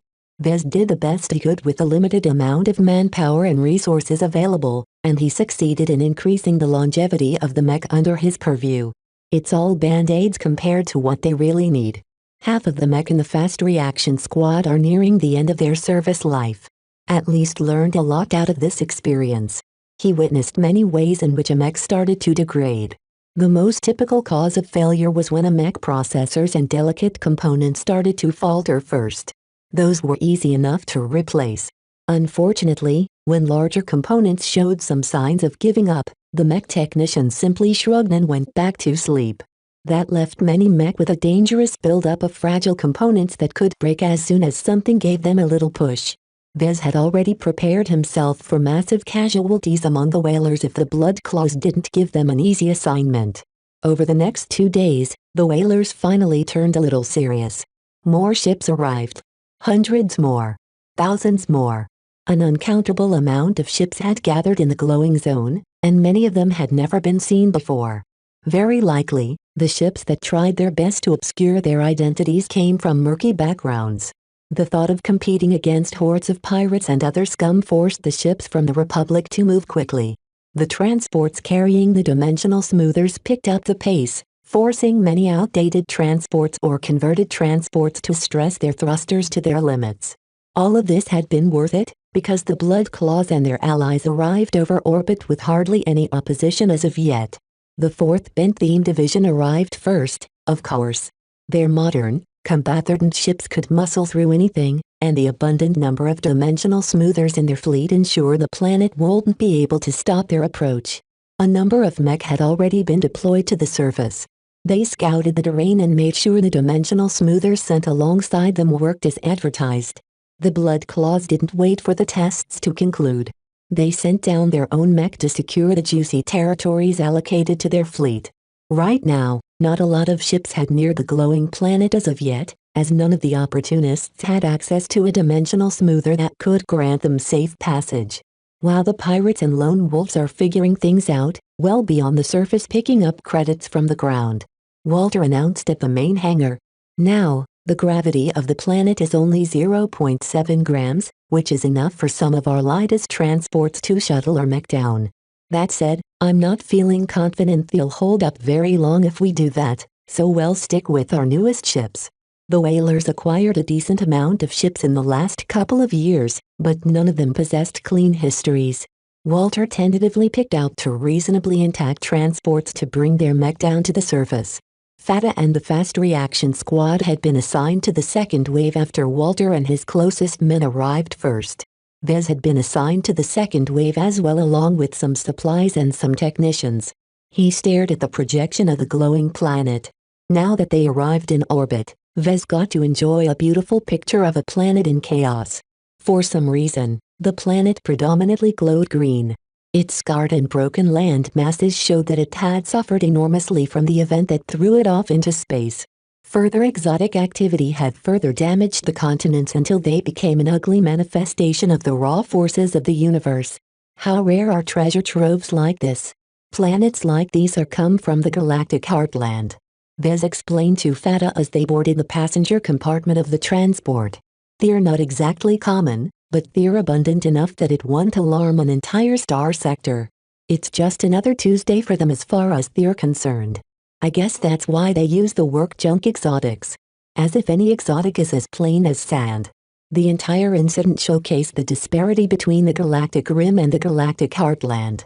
Before the age of mech, humanity had undergone a feverish expansion into the stars. As they traveled towards the galactic center, they came across increasingly more valuable and abundant exotics, to the point where most of the pioneers hardly looked back to Earth. The galactic rim was the largest but most resource-depleted portion of the galaxy. Sometimes a treasure hunter scored a lucky find, but its value always amounted to a fraction of what someone from the galactic heartland earned in a day. The transport finished loading up the supplies and drifted away from the happy jelly. It turned towards the chaotic blackened landscape below and aimed for a spot near the landing site of the Blood Claws. Here we go, folks. I suggest you hold on to your crash seats, because we'll be going in fast. The transport shuddered severely as it dove towards the surface alongside a mech core vessel that carried a dimensional smoother. The whaler transport had to endure a punishing descent in order to keep up with the faster mech core ship. The glowing planet didn't possess an atmosphere, but space-time didn't always work as expected up close. Even within the envelope of the dimensional smoother, the transport still encountered lots of turbulence. Every one's crash seats closed up around their bodies in protective pods. The systems governing the transport had judged the situation to be too dangerous. Inside his seat, Vez quietly waited for the transport to make it through. He held Lucky in his grasp. The cat had grown scared of the intense fluctuations around them. "It's okay, Lucky, we're almost there." 2 agonizing hours later, the transport eased its turbulent flight. They successfully reached the surface of the glowing planet. It landed a moment later on a crude landing pad that the first wave prepared after their arrival. Once the transport shut off its engines and opened up the hatch, everyone released a primal roar for making it out alive. "All right, enough hooting around." Fata yelled over their comm channel. "Get in your mech and follow your assignments." Similar to groaning IV, the glowing planet wasn't able to support human life. Perhaps it might have featured its own alien ecosystem, but getting knocked away from a sun had a tendency to kill off everything living on the surface. Temperatures had reached far below freezing points as well, which forced everyone not inside a mech to wear a bulky hazard suit. Even Vez didn't dare test his genetically modified body against the frightening chill that pervaded the planet. No sun rested in the sky to warm up its surface. No atmosphere allowed life to breathe any air or propagate any sounds. When Vez stepped out to the surface, he admired the raw beauty of the broken landscape before him. Among the shards of broken rocks and the ominous glow of green, Vez enjoyed a sensation of wonder and purpose. Maybe I should have been a treasure hunter. Setting foot on the unknown always seems to buoy me up. He let down Lucky on the rocky ground and looked whether he did anything special. The gem cat had already recovered from the harrowing descent, and began to sniff the nearby terrain. His mouth opened up in a meow that couldn't be heard due to the lack of atmosphere. It didn't matter much as Lucky raced off towards a nearby hill of rocks. Lucky deftly clawed a couple of useless pieces apart until he came across a mineral vein that glowed in low green.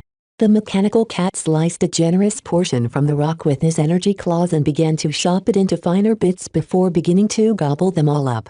Vez laughed at the sight. It figured that Lucky would be able to locate any nearby exotics.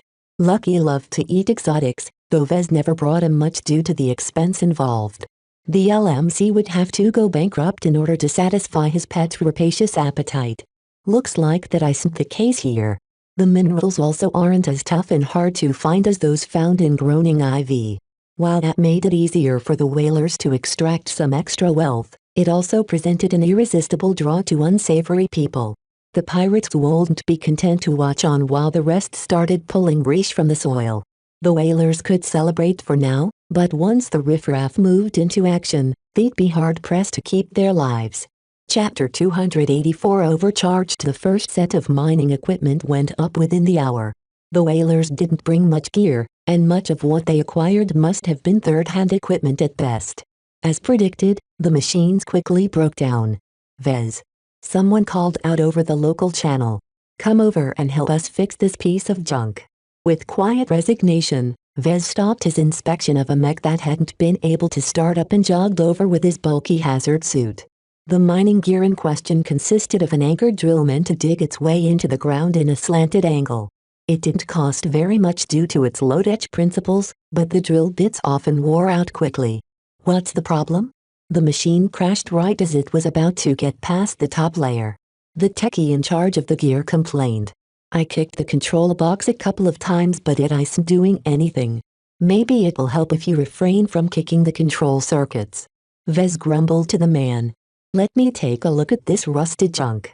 My guess is this thing is already at its limit. The amount of people who still believe they could fix a broken machine by slapping it around could form an entire first-rate superstate. Even mech technicians fell into this belief sometimes. Contrary to his belief, the mining drill had been acquired relatively recently. Whoever sold it to the whalers did a decent job at patching it up. Its endurance should have been sufficient to operate at these conditions. The machine is sound. Vez carefully scoured the exterior of the drill. Nothing seems out of place. It's worn, but not broken. Maybe it's just run out of power. That's impossible. It just received a fresh energy cell. Vez called for a scanner while continuing to inspect the drill. It hadn't hit anything hard and it didn't look like it had been tampered with. Nothing had jammed the mechanisms either. He wanted to check the programming of the machine as well, but the lack of power prevented him from doing so. He'd have to pull the processors from the mining gear in order to inspect the software, and that was a lot of hassle for a single broken drill. Once someone brought over a man-sized scanner, Vez used it to inspect the innards of the machine. Even though he didn't specialize in designing mining equipment, the simple drill in front of him didn't pose any challenge to him. He easily identified most components and reasonably surmised they didn't look broken. I found nothing strange so far. Vez concluded after he finished scanning the entire drill. The hardware looks okay. I'm inclined to say it's either the software or the power supply that's at fault. Maybe the glowing planet did something to the drill. You know, like overload its processors and stuff. There's no sign of any damage to the processors, but perhaps its programming has been tampered with. You'll have to extract the chips and bring them back to the temporary workshop that's being set up right now. Still, Vez had a suspicion that the power supply might be at fault. The drill did shut down completely as if its power had disappeared. Vez carefully called for some tools and began to expose the energy cell powering the drill. He carefully inspected the amount of energy. This doesn't make any sense. The energy cell is at 213% capacity. That's impossible. Vez carefully placed the energy cell back into its slot and backed away quickly. An overloaded energy cell could easily blow up in his face. Even his hazard suit and strength-on body won't survive the sheer amount of power released by the explosion. When did you last put this energy cell into the drill? Just a couple of hours ago when the transport shipped the mining gear onto the surface. I swear the energy cell looked normal. The drill even said its cell had been charged up to 73%. Energy cells deteriorated over time, and when people use them, it won't be surprising for an energy cell as old as this to charge up to 73%. So how did it suddenly end up with more than triple its maximum charge? No one could answer that question. All of the technicians around Vez appeared clueless. They would have scratched their heads if their hazard suits weren't in the way. Okay, just set this energy cell aside and put another one in it. Better yet, just hook it up to something else and drain it. Just do it somewhere quiet. No one wanted to deal with a potential bomb, so Vez assigned a random technician to deal with the problem. Everyone thought that should have been the end of it, until two different mining equipment shut down at the same time. The whalers placed more importance on their mining gear than their mech at this point, so Vez had to pull away from a broken mech again to inspect the disabled machines. Once might have been a coincidence, but twice and thrice should be a deliberate occurrence. I'm going to make a guess and say that these diggers are suffering from the same problem. Different from the drill, the diggers excelled at burrowing into terrain. They also strengthened the tunnels they carved out, allowing Mech to tread inside without risking a collapse. Vez didn't approach the machines himself this time. He called for a couple of bots and carefully controlled them through his comm. They carefully exposed the energy cell and carried some tools to test their charge. Both cells possessed way more charges than they should. This cell is 2.5 times overcharged, while that other cell holds more than 5 times the amount of energy it should.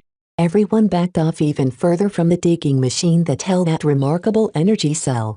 Not one of them possessed the courage to do something about it. Vez had to tackle the problem himself by using bots to extract the energy cells and throwing them far away. Panic had a way of spreading quickly. Word of the faulty energy cells had reached the entire makeshift camp. No one wanted to operate the mining equipment in person. They all stepped away from the machines and tentatively controlled them by remote, which lowered their efficiency by half. The problem had become so severe that Walter showed in person. What's this nonsense about overcharged power cells? Sir, the energy cells aren't sound. Any cell that's put into a mining gear will randomly acquire several times the energy it should have been able to hold at its best. I've inspected some of the cells and even disassembled one after I drained its charge. Nothing points to any foul play. I even checked their logs. They've all been charged up to their safest maximum capacity. That didn't say much to Vez, as the logs could have easily been tampered with by a malicious actor. Even Melker with his limited training could have accomplished such a job on outdated hardware such as this. If only the whalers brought some actual security experts on the expedition. He could have left the puzzling to them instead of relying on his limited computer skills. Walter grumbled a bit underneath his strengthened piloting helm. Whatever it is, it's affecting our earnings. We aren't getting much of a share from the blood claws, so we have to do our own digging to make the expedition worth it. We can't afford to let these machines go idle. I really don't know what's going on. It could be sabotage or it could be the glowing planet acting up. I suggest you contact the blood claws and tell them about the problems we are having. Maybe they are dealing with something similar. They briefly waited while Walter switched to another channel.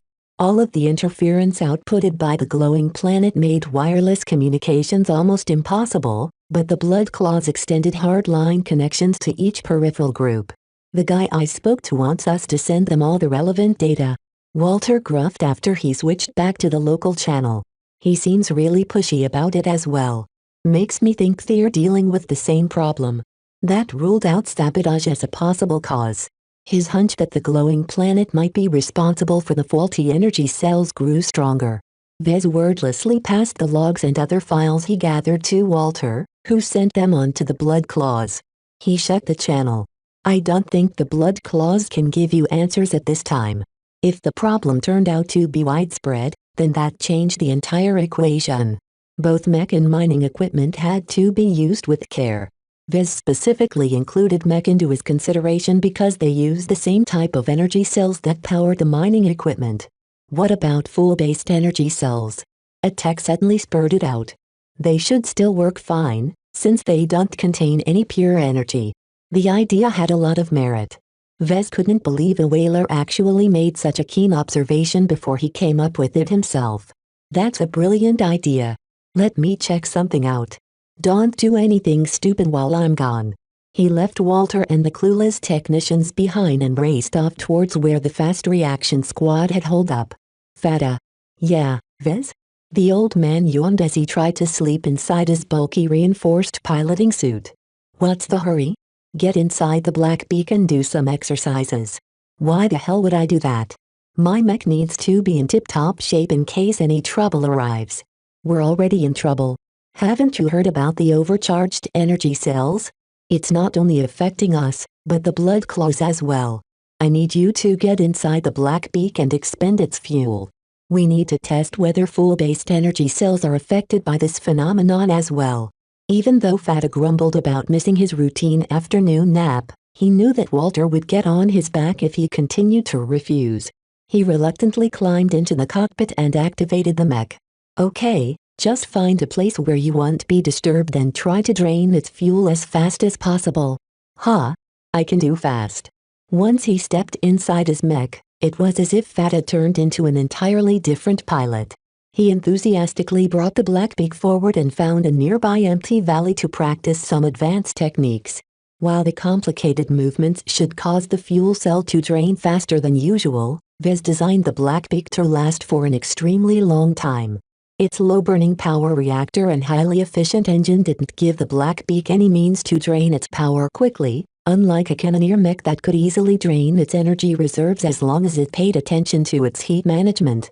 Vez didn't expect a result, and even if nothing happened to the black beak's energy supply, it didn't mean that other fuel-based machines were immune. Vez tracked down several other fuel-based mech and hurried their pilots into draining their reserves. As Vez watched the mech go off on their jaunts, he sighed inside his helmet. Even if these fuel-based mech are immune, it won't help our mining equipment at all. They're all powered by pure energy.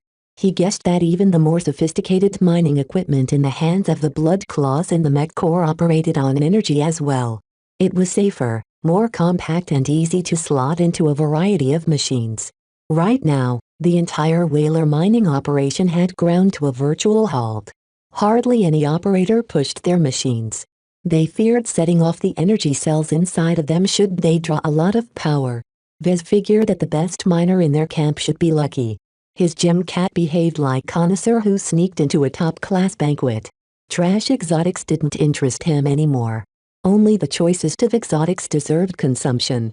Despite the massive power consumption of his energy claws, Lucky probably gained that back and more with each rare exotic broken down in his stomach. His energy reserves must be bulging with power. Wait a minute. Vez stood up in alarm. How could Lucky accumulate so much energy when he already reached the threshold of evolving to the next level? Only one thing could explain it. Damn it. Lucky. Where are you? Chapter 285 Discharge. Lucky could take care of himself. Vez had no doubt about that. The gem cat gifted by the system possessed a keen mind and a lively personality. His bronze-like mechanical body also hid a number of cutting-edge technologies that should have been exclusive to the first Earth superstates. Still, his cat worked like any other animated pet and ran on an extremely compact high-capacity energy source. Vez suspected that his shield generator, which was another source of consternation right now, utilized the same type of energy storage as well. All of that energy pressed into a tiny battery made for a very volatile package. Who knew how much overcharge these super advanced could actually take? The regular batteries haven't blown up yet so far.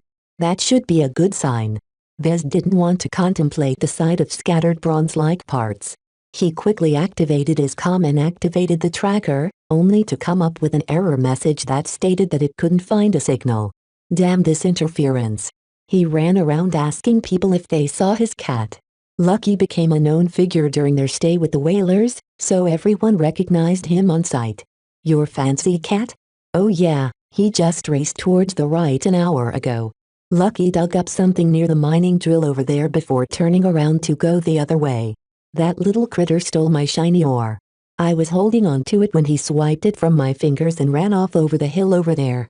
Hearing the stories about Lucky made it clear his cat didn't suffer any ill effects as of yet. In fact, he seemed downright exuberant. That could be good or bad. Good in that Lucky thought he wasn't in danger. Bad in that he continued to take in more energy, thereby ratcheting up his energy density to a catastrophic level. Where are you, Lucky? After spending more than an hour chasing spurious leads, Vez finally tracked Lucky down in a craggy obsidian valley. Vez found a little mound where Lucky had dug into the rocky ground until he reached a deposit of glowing green chunks. As if he had no care in the world, Lucky lazily munched the pieces he dislodged with his claws. The cat winked his eyes and swished his tails like he enjoyed the best buffet in his entire life. Lucky. There you are. His cat turned around and gazed at him for a second before turning back to resume his never-ending eating spree. To Lucky, Vez didn't appear to be as important as highly energetic exotic minerals. The lack of air on the glowing planet prevented any sounds from being propagated, but Lucky somehow found a way to transmit his voice through the local comm channel. Let me take a look at you. I need to see whether you're about to burst from all of your consumption. Vez carefully took out a portable scanner and tried to look inside Lucky's innards.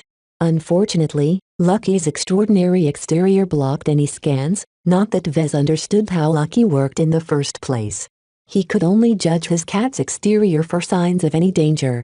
Last Vez saw him, his cat featured glowing blue lines in the gaps between his outer plates. The stronger the glow, the more energy his cat had accumulated. Right now, the glow had turned into a shade of green, the same shade emitted by the glowing planet in fact. Lucky might have acquired some of the traits endemic to the planet. What's going on with you? Why are you glowing green all of a sudden? Typical for Lucky, the cat ignored him entirely. Vez had already learned he wouldn't be able to get his pet to respond. Lucky also wouldn't appreciate being taken away from this treasure of a planet. Alright, I give up. Just continue to munch if you wish. Just don't go too far and stop when you feel bloated. Meow.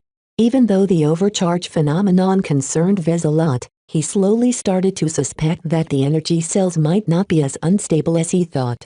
He returned to the camp of the whaler and approached the boss. Vez. Walter gruffed at him over a private comm. Did you figure out what's going on yet? Not really. I think the planet or a particular combination of exotics are to blame for the overcharged energy cells. It's able to affect any kind of cell that works on energy, and I don't think it's limited to mechanized energy cells. The batteries that power our comm and other equipment should be susceptible to the phenomenon as well, although we haven't seen any smaller gear being affected as of yet. So what does this all mean for us? Vez paused for a moment. He was about to make a very dangerous suggestion. I think we should continue to work with the overcharged energy cells. We should test them as well, but we can't wait for the results. The biggest issue right now was that the Visions, pirates and other opportunistic scum would move in eventually.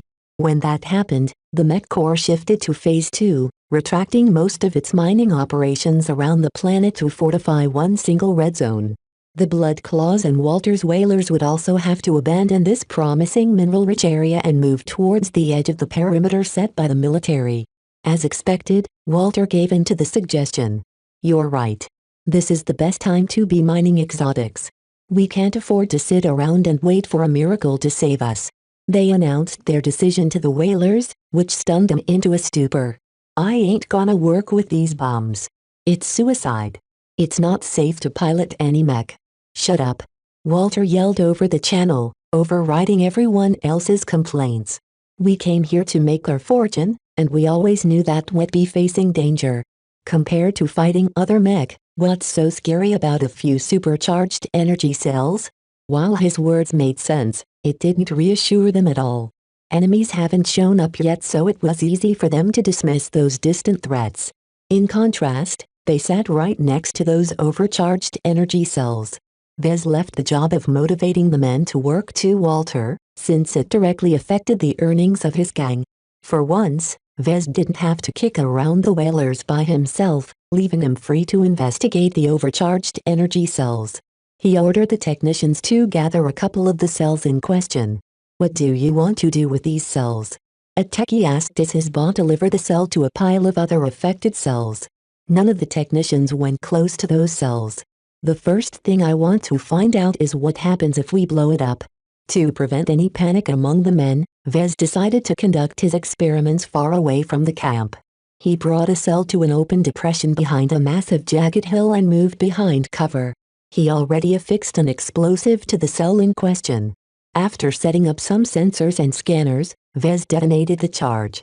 A massive blast engulfed the site. Electric discharge blasted out and reached out over 50 meters away. Nobody up close could have withstood the blast. From the readings Vez had made, he determined that the mining equipment had no chance of making it out unscathed, especially since the energy cells had to be placed inside of them where the manufacturers only included basic safeguards against accidental discharges. Just to be sure, Vez blew up a variety of overcharged cells. Some only carried an overcharge of 150%, while the worst ones boasted an overcharge close to 700%. The results didn't reassure him at all. The power of the blast was directly proportional to the amount of overcharge contained within the affected cells. By his reckoning, the 700% cell could even overpower the Blackbeak's impressive armor system.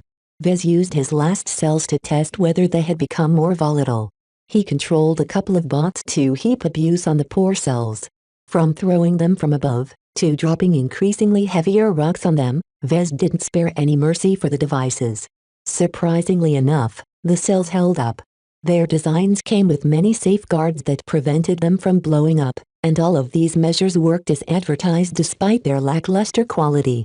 Walter's whalers might buy cheap components, but they made sure they selected the most rugged ones in their price range. All of the energy cells they used came from reputable manufacturers whose designs had been tested over and over in the frontier. Once Vez finally pushed an energy cell past its limit, its final safeguards ensure that most of the energy discharge harmlessly fried the ground. Strange. Why do the safeguards still work despite dealing with such a massive amount of energy? Vez ordered the bots to pack up the scanners and bring them back to the pack while he mused about the issue. The entire overcharge phenomenon seemed strange. They blew up with incredibly fanfare if affected by an explosion, but regular physical abuse seemed to treat them like they didn't hold an overcharge at all. The results led him to a strange but compelling conclusion. He immediately sought out Walter and opened up a private channel. The man reported lots of flashes over the hill. "Did you find out what's the big deal about these cells?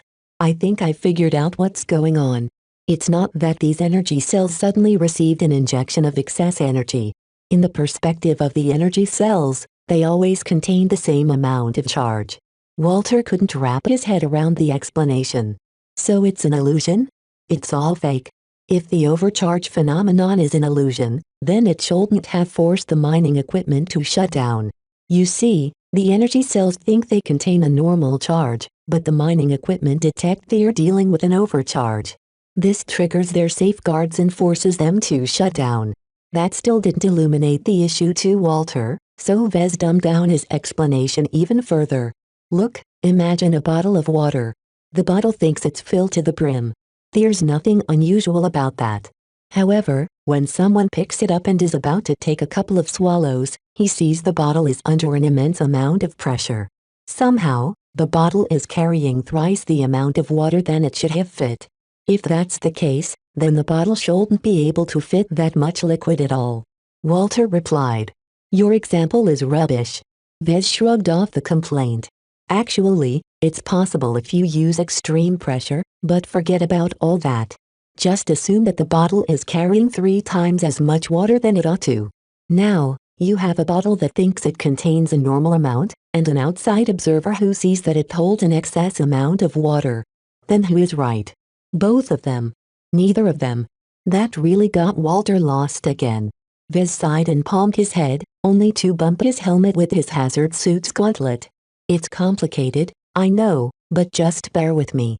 Rather than say one side is right and one side is wrong, It's more apt to say that the glowing planet has affected the fabric of reality in such a way that a quantity of water is somehow turned into a larger quantity of liquid, but it still takes up as much space as the smaller quantity. And this means? Ultimately, it means the overcharged energy cells won't blow up on their own. It takes a lot of effort to get them to explode, just like what would already happen to a regular energy cell. Basically, you can throw the energy cells around and you won't risk any explosions in this way, but if you place them in front of a laser rifle and fire at them, you'll get a massive blast in return. This changed the rules of engagement in a major way. The mining equipment wouldn't explode from regular use, though the technicians would have disabled some of their safeguards to get them to work. The real danger came from combat. Both mech and mining equipment that contained any overcharged energy cells became extremely susceptible to catastrophic explosions. The worst thing about it was that the problem would only get worse. As time went on, more and more energy cells continued to receive an overcharge. By the end of the week, Vez predicted that pretty much every energy cell based on direct energy turned into a potential bomb. The only cells that remained free of the problem consisted of fuel-based energy cells like the one he incorporated in the Blackbeak. That reminds me, how much progress has Fata made in draining his mech energy reserves? Chapter 286 Approach. The whalers went back to work while the technicians modified every machine. They manually disabled the safeguards that prevented them from working if they detected any abnormalities from their energy cells. It all put the workers operating the mining equipment on pins and needles. They hardly became enthusiastic about the prospect of working next to potential bombs. I didn't sign up for this. Even slaves have it better than this. Walter raced down towards the idiot who said that over the local channel and knocked his helmet with a meaty fist. Shut up, you idiot. How can you call yourself a whaler when you cower away before an enemy has even showed up? Stop dragging your feet and get back on that machine. Vez felt a vindictive sense of satisfaction at seeing Walter try to push his men and women to work. He finally reaped what he sowed for making it normal for his men to skip out on their work. Still, if the mining operators had it bad, then the mech pilots had it worse.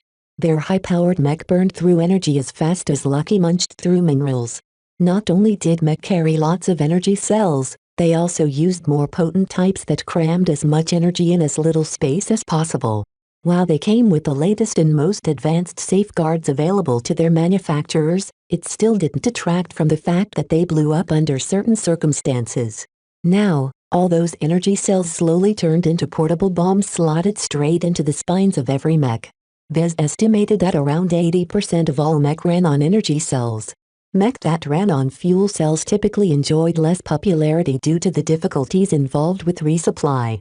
In fact, the whalers themselves had to borrow a few containers of medium-density mech-grade fuel to keep the Blackbeak running. Vez approached Blackbeak. He ordered Fata to exercise the mech and see whether it showed any abnormalities with regards to its power supply. Right now, a technician replaced the spent fuel cells, showing that the exercise had finally finished. Did anything stand out when you used up all of its fuel? Fata yawned behind his helmet. Yeah, the mech lasted far too long. This rogue planet's reduced gravity also isn't helping much. Your mech is so goddamn efficient that I had to dive in the operating system and crank up the power past its ordinary limits. That didn't sound so good to Vez. Overloading your mech won't do it any good. Now we'll have to check your Blackbeak again for any faults. Whatever. In any case, the Blackbeak worked like a charm. Every move is light and responsive and the power draw looks normal as well. Vez confirmed Fata's observation by inspecting the logs. Everything operated within parameters. The fuel cells hadn't suddenly become stuffed with additional fuel, and the power reactor also functioned as normal. It was as if the Blackbeak cheerfully went about its day while most of its fellow mech developed diseases. This finding came as a huge relief to Fata. Looks like enemies won't be able to pop me in a single hit. The news spread quickly, and over the next couple of hours, Vez received word from the Blood Claws that they observed the same results, barring some exceptions. Certain ranged weapons drew their power from magazines instead of a mech internal power supply. These mechs still remained vulnerable to the overcharge phenomenon even if the mech themselves ran on fuel. There's nothing we can do about it, Vez told the people who asked for a fix. As far as I'm aware of, the glowing planet is emitting a field that changes the properties of the energy cells on the fly. We can't even detect it, let alone block it from affecting our gear. Don't we have the dimensional smoother to protect us from this stuff? The dimensional smoother is not a miracle device. It's designed to fulfill a very specific role. Its main job is to stabilize the surrounding gravitics so people won't get turned inside out or get thrown into orbit all of a sudden. You'd need a different machine to affect electromagnetic fluctuations. The whalers, the blood claws and every other force on the planet eventually resumed their work. After the first modified machines operated normally, people started to let down their guards. Vez had been right that the energy cells wouldn't blow up on its own if it received a tiny bump. It took a lot more effort to get them to explode. A couple of days went by as everyone on the planet hurried to extract as much exotics as possible. As long as nobody attacked their mega equipment, they didn't have to be afraid of anything. For some reason, the glowing planet didn't agree. Ever since they made landfall, the men started to suffer from hallucinations. They saw things that shouldn't be there, talked to people who already died and even thought they'd been sent to an alternate universe. Only 1 in 1,000 reported abnormalities like this, and everyone else dismissed them as paranoid delusions triggered by anxiety. No one wanted to admit that the glowing planet had even more weirdness in store for them. Half of the energy cells they brought to the surface had already become overcharged. Two developments in space delivered bad news to the forces on the planet. The Bright Republic's mortal enemy had finally made their move. The Visions are coming. The massive Vision Armada consisted of over 12,000 ships, the majority of which carried a mix of spaceborne and landbound mech. Sending so many ships must have meant the Visions had committed to a battle for supremacy over the glowing planet. They obviously played for keeps and angled to take its bountiful wealth away from the Republic. We only have 3 more days until the Visions reach orbit. Mine as much as we can, because we'll be moving camp in 2 days. The workers finally disregarded their concerns about safety in an effort to dig up as much higher quality exotics as possible. They left the ubiquitous junk exotics aside in favor of smaller quantities of ores that yielded tiny amounts of pure exotics. The whalers didn't possess the necessary facilities to process the ores on site, so they had to leave the bulk materials behind. During this time, the mercenaries finally arrived over the glowing planet. A significant amount of mercenaries hired themselves to the Republic, enabling them to make use of the 4th Division's dimensional smoothers. Still, despite being in their camp, the Mech Corps didn't trust them very much, leaving them to make landfall in some of the least active zones on the glowing planet. The mercenary lords probably aimed to avoid contesting the hotspots in favor of accumulating a steady amount of exotics. Not every mercenary lord decided to bat for the Republic. They wanted to remain independent in order to reap the richest harvests. The mercenary lords in charge of those fleets held back their forces at the outer edge of the glowing zone in order to wait for an opportunity to pounce. That left the scattered pirate groups. Each outfit stayed on their own. Unlike the mercenaries, the pirates lacked a charismatic leader that could draw the separate groups together. They seemed destined to remain scattered and distrustful. That was until the notorious Dragons of the Void arrived. They came with only 300 ships, many of which appeared to be of dubious quality. Vez was old friends with the Dragons of the Void, so he knew about their modus operandi. Most of those ships are cannon fodder. Don't mistake their crew as part of the Dragons of the Void. They're actually brainwashed to the point where they'd eagerly meet their deaths if the dragons gave the order. The real core of the dragon fleet consists of only a dozen ships at the center of their formation. Fata frowned at that news. If they treat those ships as trash, then they'll treat their mech the same way. Do you reckon they'll be scared of any overcharged energy cells? The leaders will probably see it as a welcome surprise. Vez pressed his lips. I can already imagine them looking forward to strapping additional energy cells onto their mech and sending them off as suicide bombers. The Bright Republic enjoyed the home advantage of being nearest to the glowing planet. They'd also been able to forge a loose cooperation with the non-governmental forces that nominally swore allegiance to the Republic. The Mech Corps continually reinforced the 4th Division with ships and mech, but their efforts were hobbled by the need to defend vital territories such as Bentham and their bases. If every non-Republic force decided to gang up on the Mech Corps, They'd be hard-pressed to last more than a couple of days. Keep watch on the mercenaries who haven't picked a side, Fata advised Vez as they continued to tweak the Blackbeak. As soon as one gets the upper hand, the mercenaries who remain free up to that point will throw their entire weight behind the strongest faction. Vez found that advice to be perplexing. Most of those mercs are based in the Republic. Many of them have families and friends who are Republican citizens as well. Do you think that matters if they can become rich overnight? They'll sell out their own mothers in a heartbeat if they can earn a couple of million credits. All of this led to an increasingly tense mood in the camp. The whalers regretfully secured their harvest and packed up their gear as they waited in line to be brought to their new location by their small rickety transports. The transfer finished a day later. This time, the whalers maintained serious expressions as they worked to set up a defensive position.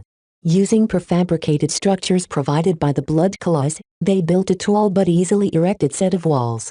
To prevent any aerial mech from bypassing the walls with impunity, the whalers also prioritized the construction of the anti-air turrets. The only snag came when Walter ordered the defenses be powered by a central power source. These laser turrets are designed with energy cells in mind. Vez replied when Walter ordered him to make it happen. I can't just snap my fingers and make them run on a power line. I don't care. I don't want these turrets to be a hazard in our defenses. I'm hardly able to get my pilots to keep piloting their mech. I can't deal with a base that's riddled with bombs. Everything needs to be run from 2 or 3 underground power sources, nothing more. Vez quietly shook his head as Walter turned to yell at someone else. The man had been in an awful mood ever since the overcharge phenomenon shook up his men. The technicians already worked their sweat off by overriding all of the safeties. Now they had to deal with another pile of work by hooking up the turrets to a central power supply. At least the Blood Claws had been generous enough to supply a few spare reactors. Their condition looked decent as well. Unlike the whalers, the hardened Blood Claws didn't stint on logistics. Let's get to work. He sighed, and began to gather up some mech technicians to assist him with the task. Even though he grumbled about the job in front of Walter, it actually didn't require too much thought to hook up the laser turrets to a different power source. The feature had already been baked into their design. Vez merely needed to teach the mech technicians to make the right connections. The Visions would arrive near orbit in less than a day. Anything could happen at that point. Currently, the Bright Republic's mech carriers would be fools to stay in orbit. They'd likely pull out later in the day in order to give themselves more maneuvering room while still staying close enough to the glowing planet to provide support for their troops on the ground. This will be the first time they'll face the Visions in open combat. They're not as scary as they look once you look past their craziness, Fata remarked over a beer. They both took a break from their tasks and left their bulky suits to eat dinner. I fought the Visions in the last war. They always press forward, and you can expect their lower ranks to never give up. The officers are always the first ones to run away once the battle turns against them. PFF. Nobles. A low anticipation had built up inside Vez for weeks. Even though the prospect of facing an extremely well-armed mech force terrified him to the bone, he also felt some eagerness to test his mech against them. The Blackbeak's entire purpose centered around fighting the Visions. Whatever happens, tomorrow will be tested. Chapter 287 Ganso. The glowing zone reached out around 5 light hours away from the glowing planet. It was an empty mass of space that contained virtually nothing except the malignant influences of the exotics residing on the glowing planet. The further you went in, the more susceptible to anomalies you became. All of this rested on probability. The chance of crashing your ship went up to 100% once you reached close enough to orbit the glowing planet. Even if the dimensional smoothers helped with negating the worst of the dangers, the glowing planet still found ways to torment the visitors, disturbing its silent vigil. Ganso Larkinson chewed on a stimulant as he stared out of the porthole of his tiny shuttle. He recently finished an additional training course and had been transferred to the 1st Volary Starhawks of the 4th Benthene Division. Are you nervous, kid?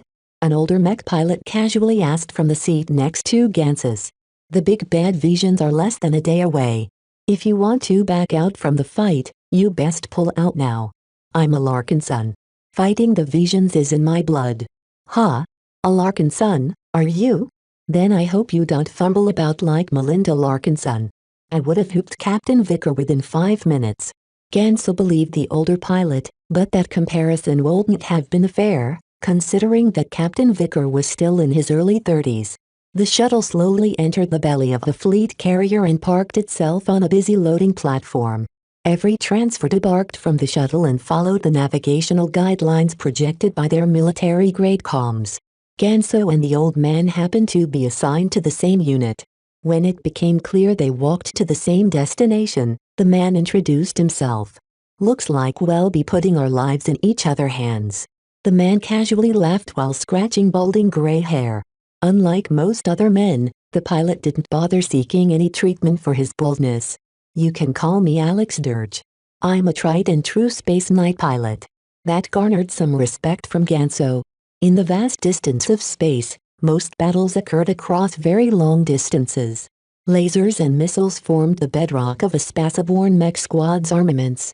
Sometimes, enemies veered close enough to make railguns and ballistic rifles effective. Yet spaceborne mech almost never resorted to melee weapons.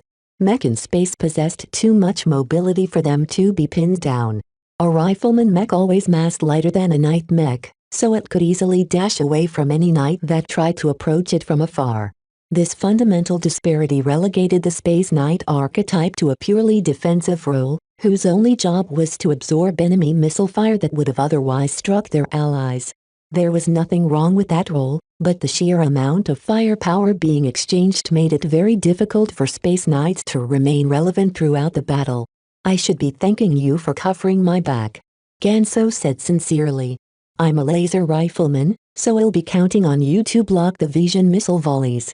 He truly respected anyone who piloted a Space Knight and survived long enough to the point of growing gray hair. The Vision penchant for fielding lots of missileers gave the pilots of the Republic a lot of appreciation for the underutilized defensive mech type. The pair reached a hangar that predominantly serviced spaceborne mech. They followed the end-of-the-line projection by their comms and met their new commanding officer, who turned out to be a middle-aged female captain with violet eyes and short black hair. After a brief introduction in which the pair passed over their orders, the captain looked at them with an eager glint in her eyes. "I'm really glad you made it in time. You're sorely needed to replace a pair of cowards who chickened out when they heard we'd be facing the Visions in the first wave." "Seriously, Mom? A couple of Valerie Starhawks actually lost their nerves?" Alex asked with incredulity in his tone. "Hey, don't get caught up by all the propaganda. Sure, we're the Volar Starhawks, one of the Republic's best spaceborne regiments, but not all of us are crack troops." Captain Reinsel had been with the Volar Starhawks for a fair amount of time, but like many other mech pilots, she stagnated at the upper limit of what an advanced pilot could reach. As Reinsel grew older, the prospect of ever advancing to expert pilot became further out of reach. This diminished her importance to the brass. She only made it to captain because she also possessed enough skills to lead a regular platoon. "You're going to have to become used to your mech as fast as possible, because the Visions are expected to reach orbit at the end of the day." Alex grumbled a bit. "They sure are in a hurry. The Visions must be confident of their numbers. We still have the edge in quality." Ganso quickly replied. "Even if we didn't bring a lot of ships, we made sure to send some of our best. Besides, we also have our allies to soak up some of the incoming fire." "Heh. Allies. More like parasites. You can't count on gangs and mercenaries to stand up to the Visions. Mark my words, their ships will find all kinds of excuses to drop out of action." The Mech Corps had a very dim view on gangs, and barely tolerated their existence due to their uncanny ability to evade crackdowns. Mercenaries also earned some contempt for 2 reasons. First, they employed a lot of talentless hacks that failed to pass the entry qualifications of the Mech Corps and often made a mess of things on the battlefield. Second, they also took away talented pilots with promises of better pay. The 2 transferred pilots passed over to Lieutenant Fairfax, who led their assigned squad. "Right." Fairfax spoke as he regarded the younger Ganso and the older Alex. "It's about time you 2 showed up. I've been asking for more bodies, but the bureaucrats upstairs keep reinforcing the elite squads before I get a turn. As if they don't already have enough resources." Privately, Ganso thought he deserved a spot on those elite squads as well. He was a Larkin son, for the Republic's sake. Still, at least he secured a place amongst the Valery Starhawks, one of the most distinguished Spaceborne regiments of the Republic. The two recruits had very little time to familiarize themselves with their mech and tweak them to their liking. Ganso had been assigned to a fairly standard Vendra, a model developed in-house by a design team working for the Starhawks. The Vendra is an old design, but that means it's been tested over the years. It's a reliable frame, and a classic in the Starhawks. The chief technician explained to Ganso as he patted the surface of the giant dark blue rifleman mech. This one happens to be the Vendras. It's a minor variant that gives you faster flight speed but will last a little less. Its long-range accuracy also won't be as impressive, as the added power to the flight system introduces a lot of extra vibrations. I see. That's not what I expected. I specifically noted that I'm a marksman. Yeah, and Lieutenant Fairfax has been nagging command for new replacement pilots for ages now. You're the unlucky chap command has sent to shut him up. Ganso had a relatively balanced skill set for a laser rifleman pilot, but he preferred to pick opponents off from longer ranges. Still, he could roll with the changes.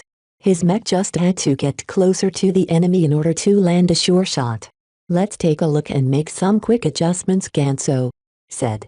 We need to be ready to fight within 18 standard hours. That's when the visions will get in range. To be honest, 18 hours was not enough for Ganso to acclimate himself with a new ride.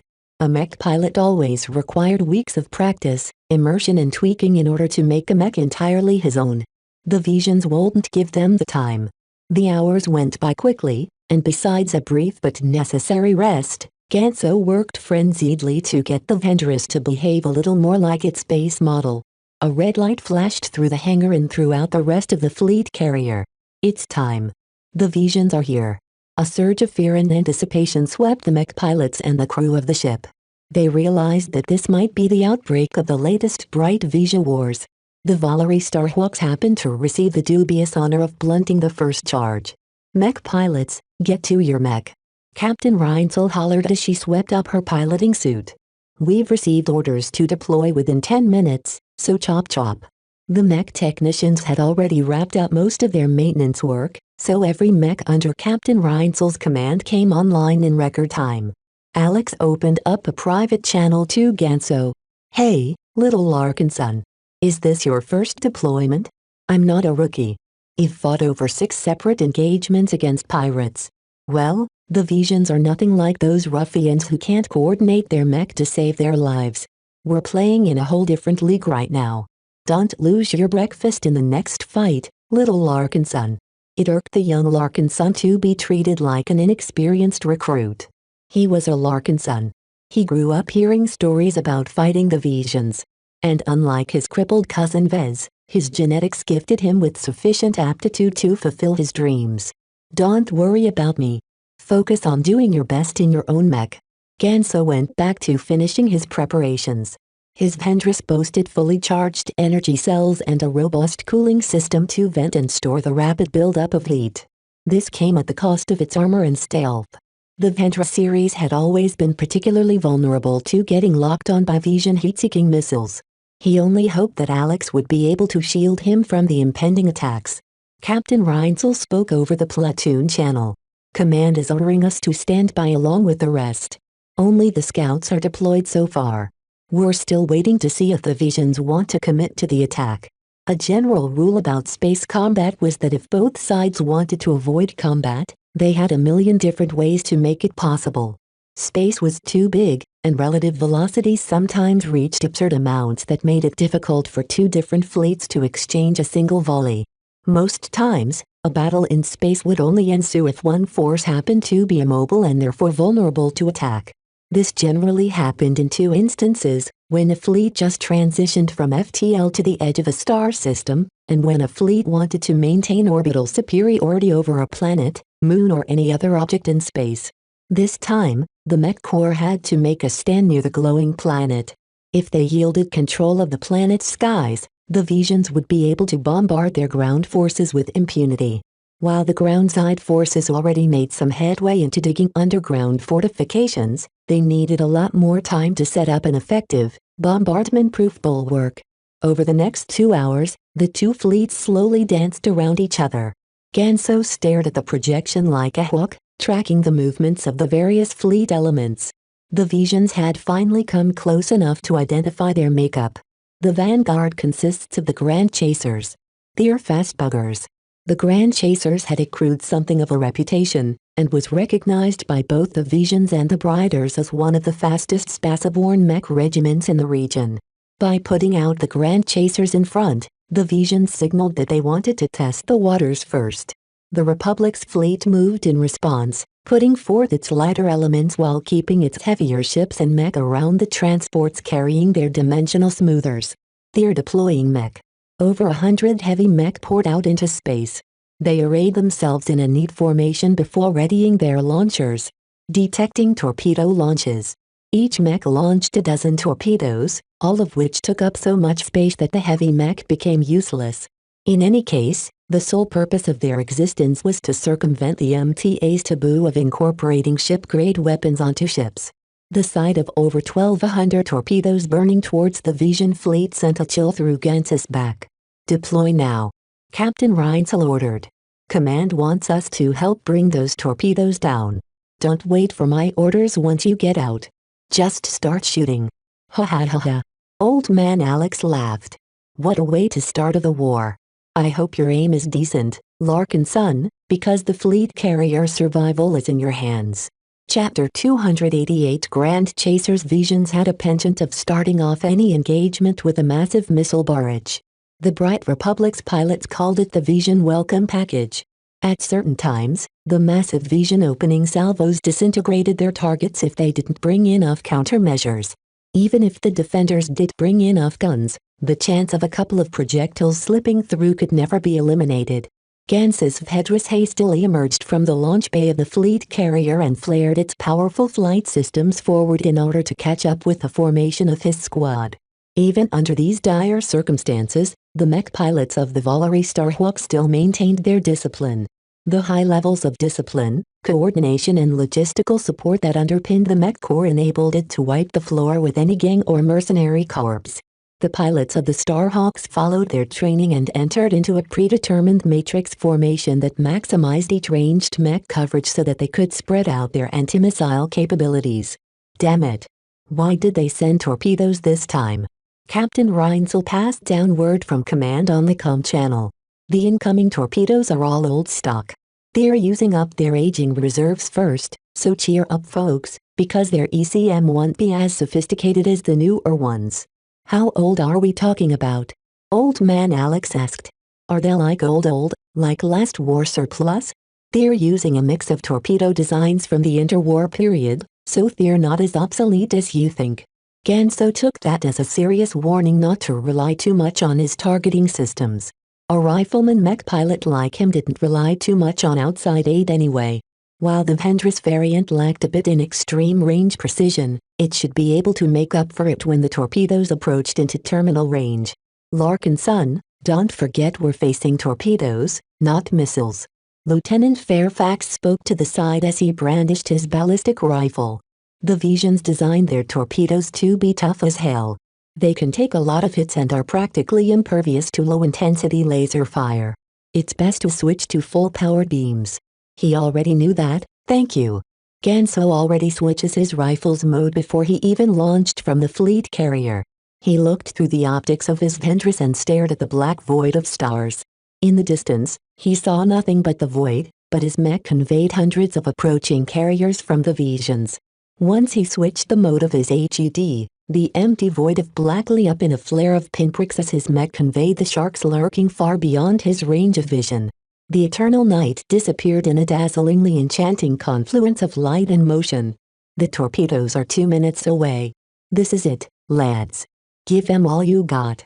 Only a few mech among the Starhawks fired their weapons. Only the best sharpshooters had any realistic chance of hitting the torpedoes at this range. Even if everyone else relied on their targeting systems, the ECM and physical juking of the torpedoes ensured that most attempts ended in failure. It was better to hold back until the torpedoes came closer. Blooms of anti-ballistic missiles flared to life from the midst of the Starhawks. Over 10,000 small but potent missiles streaked towards the Vision torpedoes with nothing but their goal in mind. Despite the substantial amount of missiles, no one held up their hopes they could catch every torpedo. The Visions knew their missiles, and packed their torpedoes full with countermeasures of their own. As the missiles curved to the side and followed an arcing intercept towards the incoming torpedoes, Ganso finally received permission to let loose. Open fire. Ganso held his mech absolutely still inside the formation and began to open fire with measured beams of lancing hot lasers. His mech didn't possess the sensors to see the result of his first salvo, but the collective observation capabilities of the ships backing up the mech provided an accurate picture of what happened at the other side. His initial laser volley hit the head of his targeted torpedo head but failed to take it out. The Visions incorporated a lot of junk exotic alloys in the nose of their torpedoes, ensuring that they wouldn't fold in a single blow. Fortunately, Ganso didn't fight by himself. A mech pilot from another squad noted the damage sustained by the torpedo and delivered the copter grace with his precision ballistic rifle. The torpedo's weakened nose couldn't withstand the sudden kinetic impact and its payload detonated in a powerful focused blast that had been designed to punch straight through thick layers of starship hull plating. By this time, the anti-ballistic missiles they launched also reached the torpedoes. Both waves of projectiles engaged in an elaborate electronic battle as they tried to fool their opposites without getting fooled in turn. Over 300 torpedoes perished outright and around 200 more suffered incidental damage to their exterior. It wasn't enough. As the torpedoes entered medium range, every mech with a gun opened fire. Even space knights like the one piloted by Old Man Alex fired back with their backup pistols. Over half of the remaining torpedoes fell into quick succession. The closer range enabled mech to worry less about accuracy and focus more on firing as fast as their heat management systems could handle the successive buildup of waste energy. They're getting close. Only less than 300 are left. Kill them now. For a brighter tomorrow. Every pilot echoed the slogan. For a brighter tomorrow. A sense of sacred duty filled Ganso's mind as he spoke those words. His aim grew steadier and his breath grew even as he methodically shot down torpedo after torpedo with the help of his fellow Starhawks. The spirit of the Starhawks infused his neural connection between his brain and his mech and the two fought closer in sync. His Ventress became an extension of his body as he utilized his substantial training to take down as many torpedoes as they entered their terminal mode. They're speeding up. The Vision torpedoes always left the best for last. They kept a fourth of their energy reserves for the final sprint, burning it over the final seconds before impact to ensure a powerful and unavoidable collision for any bulky ship. Not enough. Ganso gnarled as he sent a mental command to override his rifle safeties. Heat leaked out from the built-in heat sinks in his rifle and warmed up the entire frame, but the Ventress handled the weapon like a machine gun, firing a succession of rapid full-powered laser beams at the rapidly accelerating torpedoes. He only caught one torpedo while his colleagues destroyed over 2/3 of the torpedoes that made it this far. Here they come. Brace yourselves. Ganso ceased his fire and huddles his mech into a ball to expose as little of its frame as possible. The Republic CCM successfully fooled 26 into hitting non-existent targets. They only found empty space in place of solid ships and detonated quickly after, dealing little damage as few ships had been in range of their concussive blasts. That left 17 torpedoes who found their marks. They all rammed into their chosen ships, punching deep into their hulls before detonating in highly devastating explosions that destroyed the smaller combat carriers outright while crippling the fleet carriers. The harmony of Revel is gone. Every person aboard the Farkas and Imian is dead. Feldman's entire rear half has split apart. She's drifting out of formation. The Visions reaped a terrible toll on the Starhawk fleet, and this was just the opening act. Ganso became distracted by the cries for help that had somehow snuck their way into the command channels. The virulent Remedy had been the closest ship to Ganso that had suffered a hit. It was a combat carrier, a medium-sized carrier built small and light enough to convey as much mech to the surface of a planet as possible. The Remedy didn't stand a chance. The torpedo bore straight through its outer hull before detonating right against its inner layers.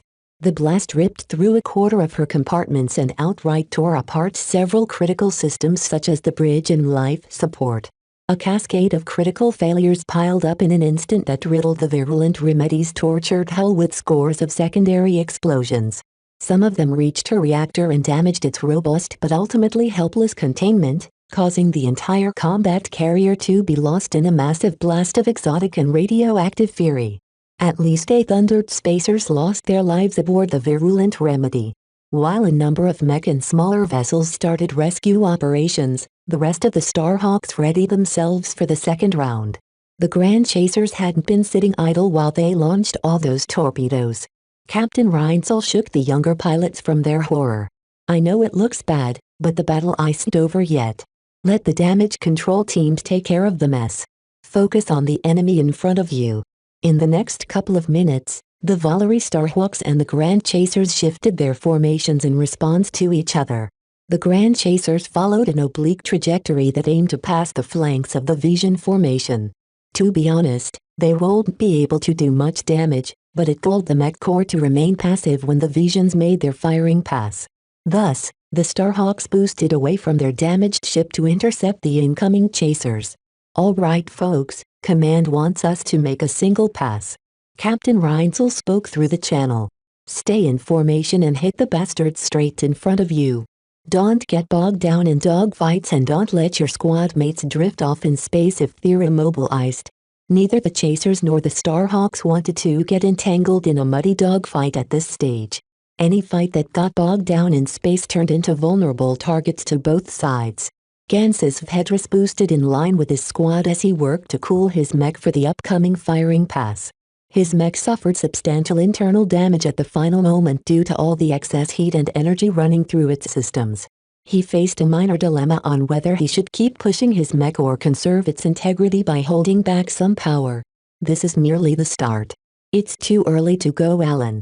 The Vhedrus slowly cooled down as Ganso focused on venting as much heat as possible while lowering its overall output. By the time the Vhedrus returned to a relatively normal condition, the Grand Chasers neared into effective range. "All right, lads. Here they come. Keep firing and keep moving. Don't ever stop." The two formations of mech followed intricate arcing patterns as their squads followed trajectories meant to spoil the aim of anything that shot at them at long range. Once they approached into closer range, thousands of mechs started to open fire against each other. This time, the Valerie Starhawks gained the advantage. The Grand Chasers mostly consisted of lighter mech. Without their heavy missileers, their formations lacked the punch of the more balanced composition of the Starhawks. Many Starhawk mech fell out of formation due to being picked out with focused fire. Each Vision squad focusing on taking out 1 or 2 mech at a time, thus allowing them to compensate for their relatively lighter armament. Meanwhile, the Starhawks left the choice up to the pilots themselves, as they required less firepower to take out a fragile light mech. Ganso still found it to be a challenge to actually land a hit against the agile light mech, but once he succeeded in landing a shot, it often crippled the unlucky target. "Larkinson. They're shifting fire to you. Dirge, cover him." A volley of ballistic fire streamed past the frame of his mech, pulling him out of his target fixation. Ganso knew he was in trouble and started juking around like hyperactive monkey. "Stop bouncing around and get behind me." Old Man Alex shouted as his Space Knight valiantly positioned itself in front of the Vhedrus before it could suffer significant damage. "Stay calm and fire over my shoulder." Ganso had forgotten himself for a moment. He grew angry for his disgraceful behavior and poured his vengeance into his rifle, firing right back at his attackers as they tried to get past the Space Knight's meaty shield. "Ha ha ha. The Grand Chasers don't have the weight to get past my shield." The Space Knight fared well against the Chasers. Their skinny rifles and cannons hardly dented Alex's shield.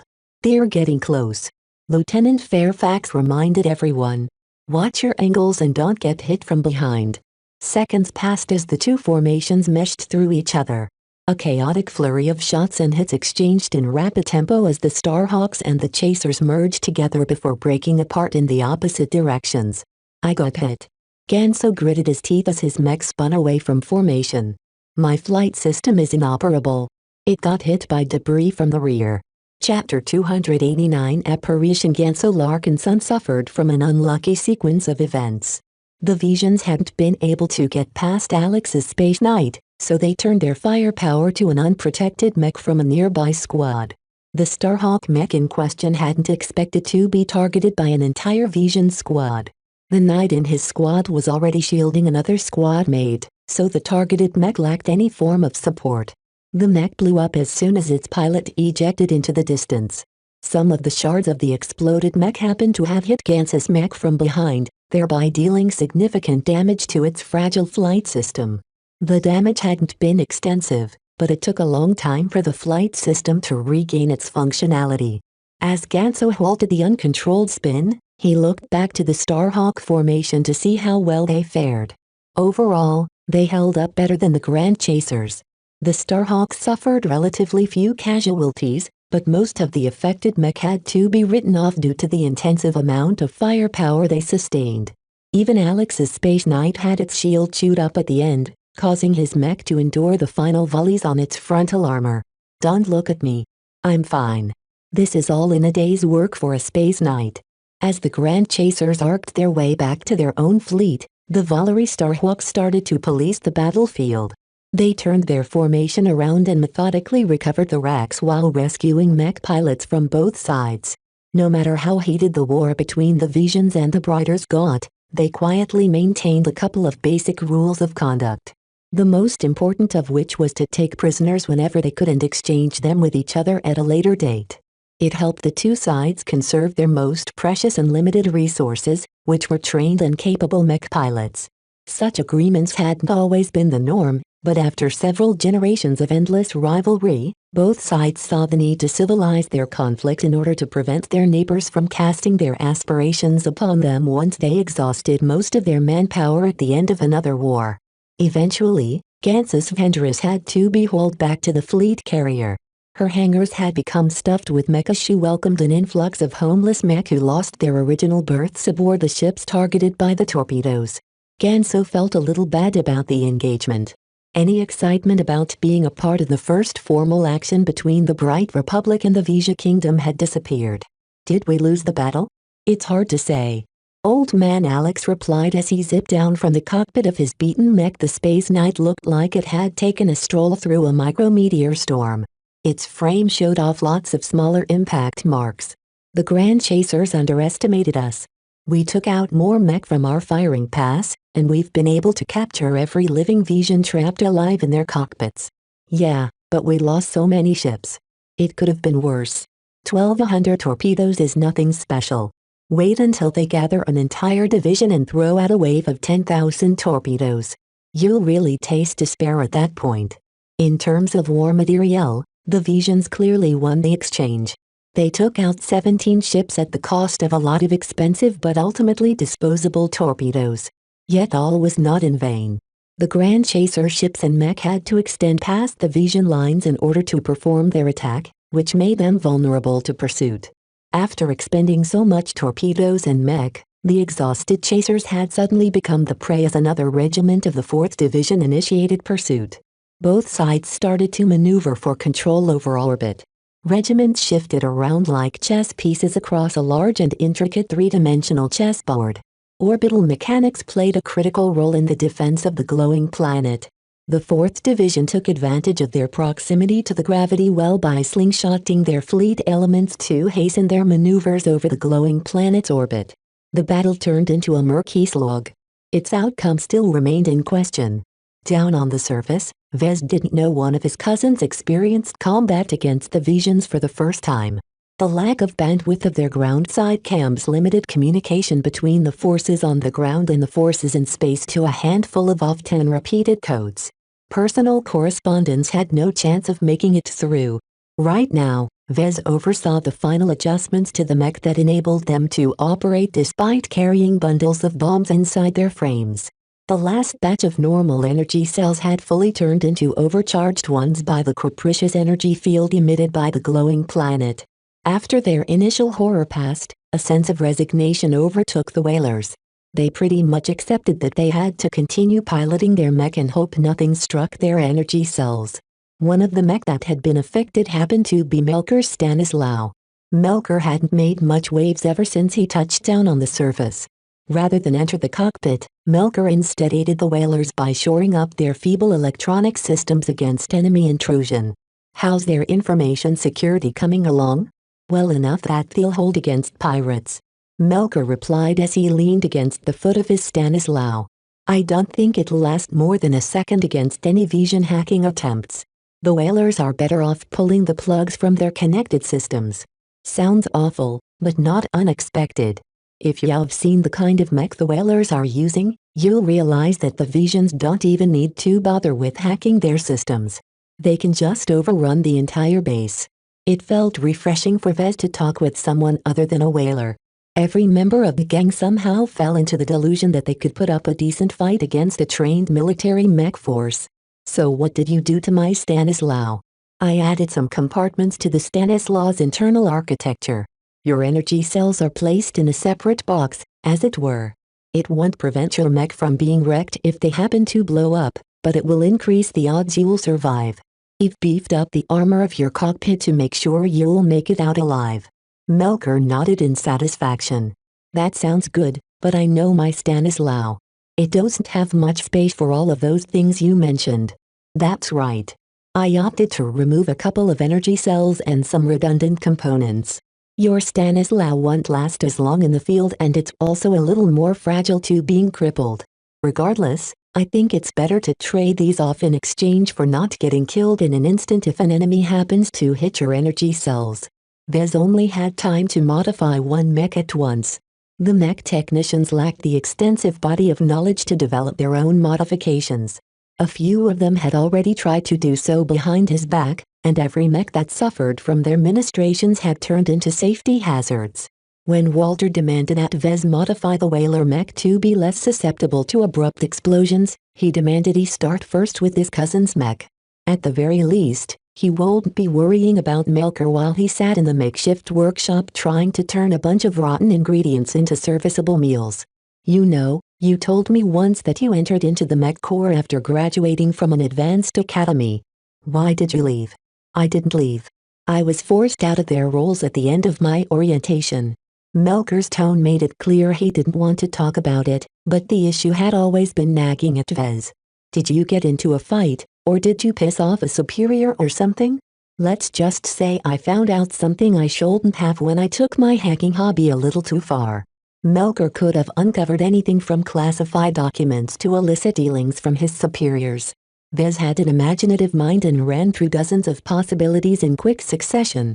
Well, you didn't get killed or anything, so it must not have been something critical enough to earn the ire of the Larkinsons. Maybe Melker simply got his hands on some nude recordings or something.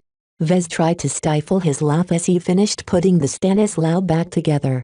Once he affixed the final plate, he floated down to the ground and stretched his body. It's all done now. Make sure to keep facing the enemy from the front. I know you riflemen have a tendency to turn your mech to the side sometimes, but try to avoid that because it will expose the side and rear armor to the enemy. I haven't been able to do much with those. That's already enough. Melker clapped Vez on the shoulder.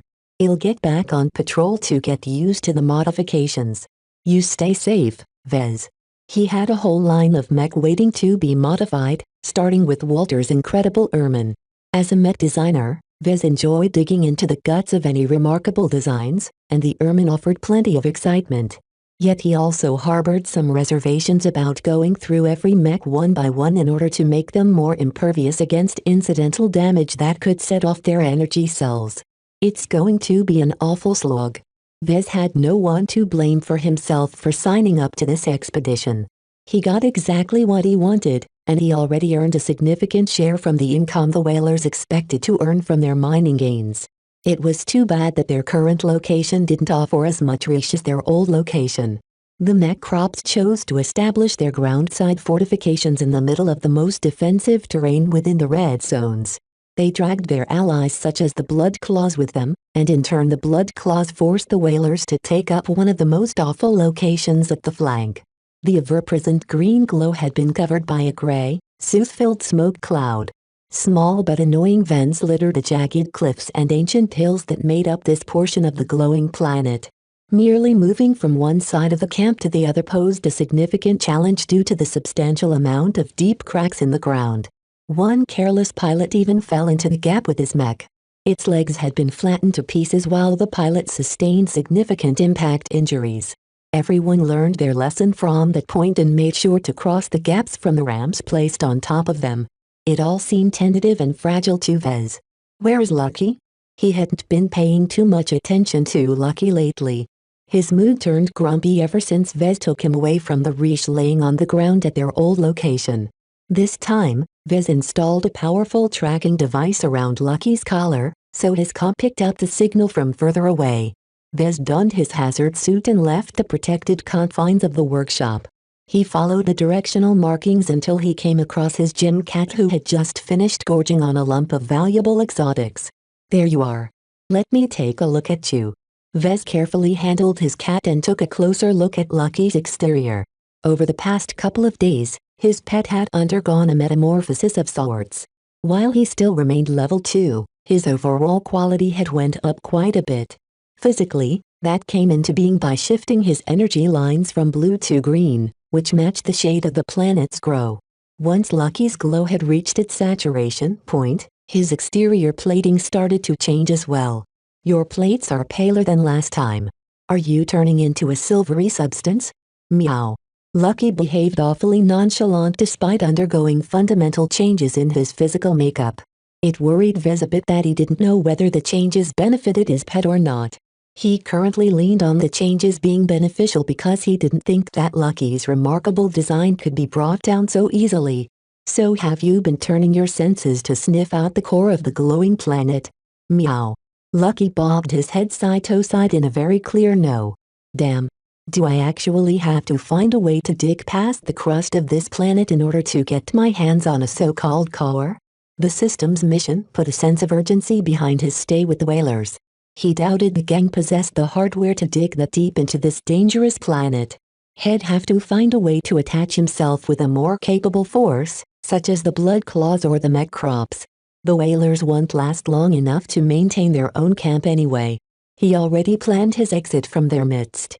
The sheer amount of incompetence that hobbled the whalers would bite them back in the end. None of this mattered for the moment. It would take some time for the Visions or the pirates or any scum to land their forces on the ground. Even then, they might not clash immediately, as every force would be scrambling to take up every available spot of land before they thought about contesting some of the more promising occupied regions. Lucky suddenly turned stiff. He hissed at something behind Vez. What's wrong, buddy? Vez turned around to see a sight he had never thought to see again in his life. Mother? His mother stood before him in the flesh. Even as his rational mind yelled at him that he had been caught in a hallucination induced by the glowing planet, his emotions went out of control, scrambling him into paralysis. It can't be you. You're dead. Vez. The apparition of his mother hissed. You are so handsome now. You're all grown up. The image of his mother flickered closer until she stood right in front of him. The back of her hand brushed his cheek. Despite wearing a hazard suit, the translucent hand went right past the helmet as if it didn't exist and began to caress his skin. Vez felt his skin deform as the chilly hand physically pushed and stroked his smooth skin. Tears fell out of his eyes. Whether his eyes grew moist due to his abject fear or his yearnings for his mother, he didn't know. He couldn't even move. Somehow, his body ceased to follow his instructions. Mother. You're dead. Your grave, I visited it last year. Is that what you believe? His mother shook his head. Life and death are interconnected, Vez. One cannot truly die. Her real little warping hand trailed down his neck and followed his arm until it reached his calm. I see you've been making use of your father's present. You know about the system? His mother smiled at him in amusement. You are always so impatient, my little Vessie. Have you been drinking enough lately? Mother, answer the question please. The faded form of his mother suddenly disappeared from his sight. One moment, she hovered in front of him, smothering him with motherly affection like she always did when he was young. In the next, Her image vanished out of existence, as if the glowing planet deliberately roused his hopes only to crush them underneath the heel of its booth. Mother. Chapter 290. Spreading a net. They say that dead men tell no tales. His mother didn't reveal anything either about the system. Vez had become awfully spooked after meeting his long-dead mother. He clearly felt as if his mother was real, but that couldn't be. She was dead. I'm hallucinating, just like those other folks. She's not real. She's a figment of my imagination. He struggled inwardly to convince himself that he imagined the whole sequence. Only one thing forced him to admit that it might not have stayed inside his head. He turned to Lucky. You saw that, didn't you? His cat kept up a wary posture, as if he encountered an extremely dangerous predator. Vez had the sense that Lucky had definitely shared his experiences. With that confirmation, Vez didn't know what to think. Did the glowing planet toy with him? Did the planet possess some highly energetic exotic that was capable of manipulating space-time? Why did he encounter Mother, and not someone else?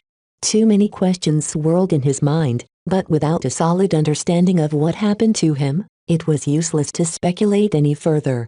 Another incident to add to the growing pile of mysteries surrounding my life.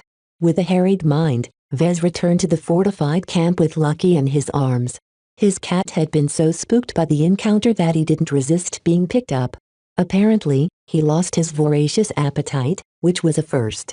Once he returned to confines of Walter's Whalers, Vez declined to report the incident and tried to go back work. He went to the workshop that held the partially disassembled Ermine mech and removed his bulky hazard suit before approaching the Ermine.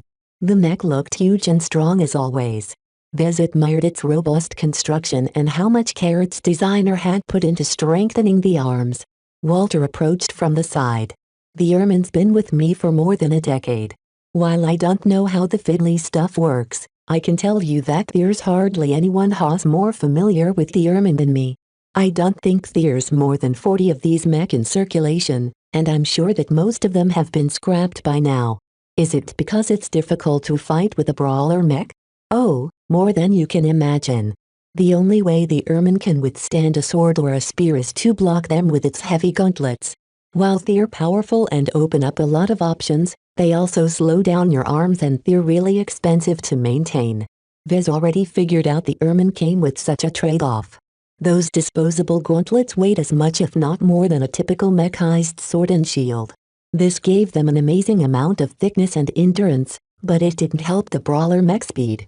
Any mech pilot crazy enough to pilot a brawler had to be a natural wrestler and fist fighter to be qualified to pilot such a strange type of mech. He started to listen to Walter describe in his own words how he saw the brawler. Despite his many faults, Walter had been gifted with a talent for brawling, and he honed his street fighting skills by taking formal classes back when he joined a gang in Bentham. The gang leader didn't ruminate on his stay in Bentham and turned his story back to his mech. The Ermine is a great mech, but it's a difficult one to pilot as well. The mech designer who sold me the Ermine went bankrupt soon after. He must be regretting that he designed a brawler mech in the first place. Why did you go for a brawler instead of a more conventional mech like a knight or a swordsman mech? Oh, I've tried those mech.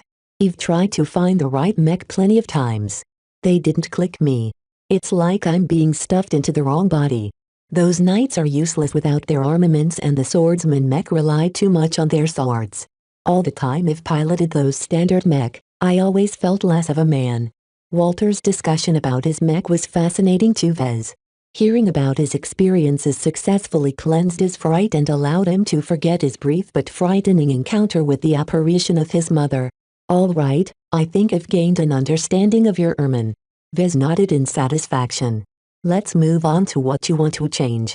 Since I'm overhauling your mech, I might as well be thorough. I don't know. Walter appeared serious as he considered the matter carefully. I'm already used to how it's built right now. There's hardly anything that stands out that I want done. It's not the best mech, but it's mine. Mech like these won't be able to maintain a constant level of performance, especially if they are older than a decade. There must be something that you're annoying with.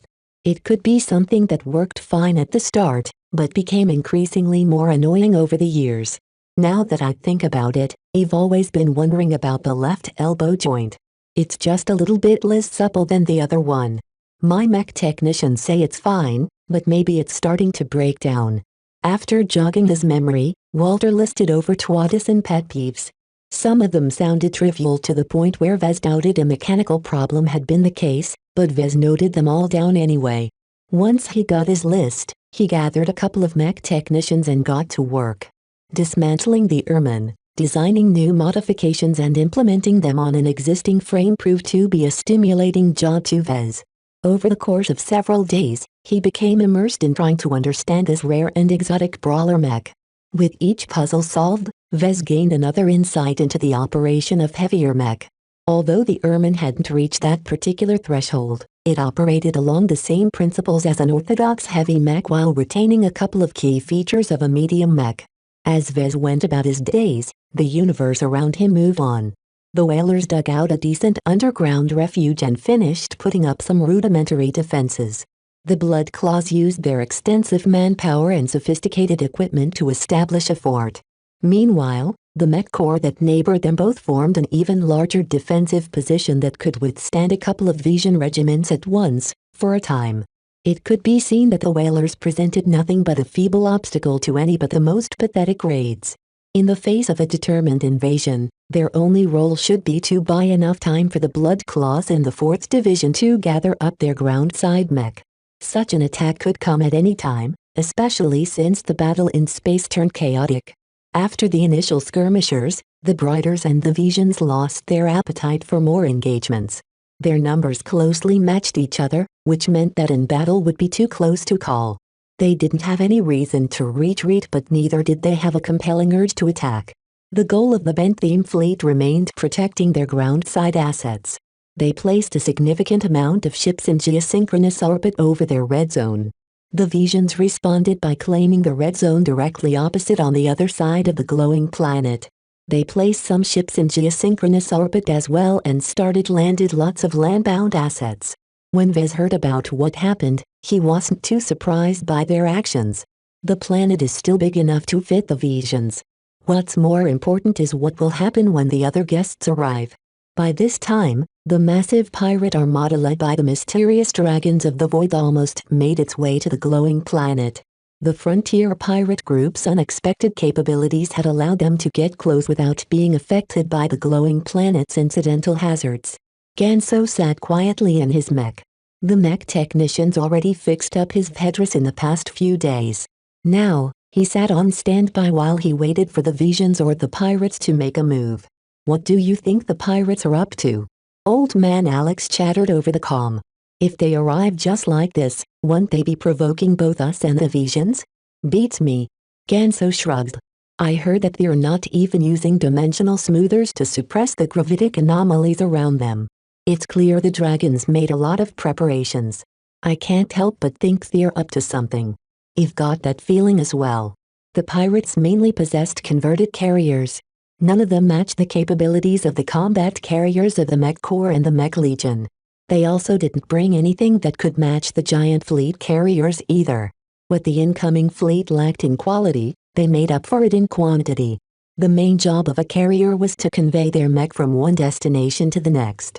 In that, the converted carriers did their job.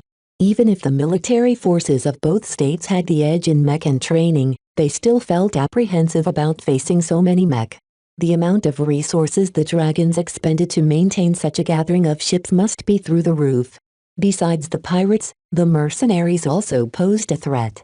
The mercenary lords who refused to work for the Bright Republic must have thought they could get a better deal if they joined the side of the ultimate winners of the battle over control of the glowing planet. Lieutenant Fairfax interrupted their musings. "Captain Reinzel has just received word of caution from command. They think the pirate fleet will be trying to bypass our forces, land as much mech as possible before we chase them off." "Can we stop them?" Ganso asked. "Not really. Even with the help of the Visions, we won't be able to stop so many pirate carriers from descending onto the surface and unload their mech. They've got too many ships." Everyone's faces turned grim. They waited for a couple of hours until the pirate swarm almost reached the planet. "All right, men, this is it. Launch and gather around me." The mech assigned to Captain Reinzel emerged from the fleet carrier in pairs.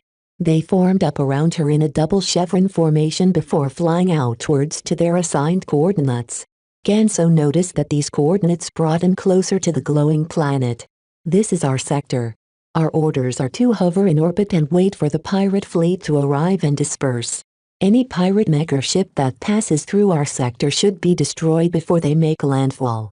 What should we prioritize, ma'am? Take out the descending carriers if you can. Any mech that passes through us will be spaceborne mech that won't be of much use on the ground. It's better to focus on the carriers first. Even the smallest ones will be carrying 5 to 7 mech. Ganso waited for arrival of the pirate fleet while the mech corps arrayed its forces into a net that covered close to a third of the globe. Here they come. They're already splitting up. As predicted, the fleet led by the Dragons of the Void avoided a fruitless battle over orbital supremacy. Instead, they decided to focus on the real prize, which was the glowing planet and its many resources. Large numbers of spaceborne mech emerged from the pirate ships. All of them flew forward in order to lead the charge and spoil the aims of Ganso and the other defenders as best as possible. They're spreading out their mech. They shouldn't be aiming to take us out. Don't get distracted by their antics. They don't have two guts to fly close to us. Ganso calmed his mind and sought to establish a deeper connection with his mech. Last time, he faced an enormous torpedo wave followed by a single pass of the Grand Chasers. Facing a bunch of pirates shouldn't be as nerve-wracking, although their sheer numbers made him grow a little pale. They're just rabble. They're nothing special. I can take them out by the dozens. The pirate fleet began their orbital insertion. Chapter 291 Reigning Pirates. The battle against the pirates erupted in a massive chaos and individual action. The Valerie Starhawks and the other regiments had spread themselves thin, and that had forced the pirates to disperse as well. The Dragons of the Void could have chosen to concentrate their ships and mech, but that would have allowed the mech corps to close the envelope and trap them in each direction. They decided it was better to remain elusive at all fronts. All of this meant that Ganso and his squad members only faced a couple of mech at a time.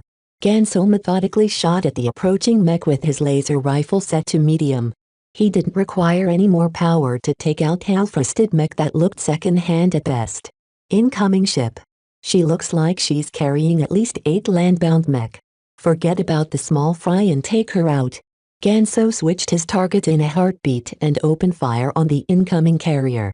His laser shots nearly scratched the coating of the immense ship, so he cranked up his laser rifle until it released beams as thick as the arm of his mech. His superheated laser beam did almost nothing to the frontal cone of the carrier. My lasers aren't doing anything to the ship. My rifle bullets are bouncing off the cone. Captain Reinzel made a risky decision. Cease fire on the carrier and resume targeting her escort mech. Once the carrier passes us by, try to hit it from behind. They exchanged fire with the escorts which drew closer, but Ganso had a hard time landing any hits due to their speeds. He lost his previous calm when frustration started to creep in. Why couldn't he hit any mech? One of the pirate mechs swiveled his rifle and spat out a volley of explosive shells at his Vedras. Old Man Alex moved his mech in front of Ganso and shielded him from the blast. Get a hold of yourself, Larkinson. You're overheating your rifle. He cursed as he noticed the buildup of heat. If he continued firing at this pace, he'd hardly have anything left once the pirate ship passed by their squad. Ganso stopped his fire entirely in order to allow his rifle to cool as fast as possible. This isn't the first time you lost your mind. Old Man Alex admonished him as he moved away to shield another squad mate. Whatever crap you're dealing with, it's not as important as the mission. Everyone is counting on you to do your job, so do it. Ganso growled in frustration, but kept his opinion to himself. Alex had been right that he should be focusing on his mission instead of letting his emotions dictate his actions. Overheating his rifle early would only benefit the pirates instead of their own side. Even as his instincts yelled at him to take down the pirate mech, Ganso remained fixated on the incoming carrier. Now that the pirate ship neared their position, he noticed that her dull black coating is a surprisingly thick frontal cone made out of random plates of scavenged mech armor. Damn.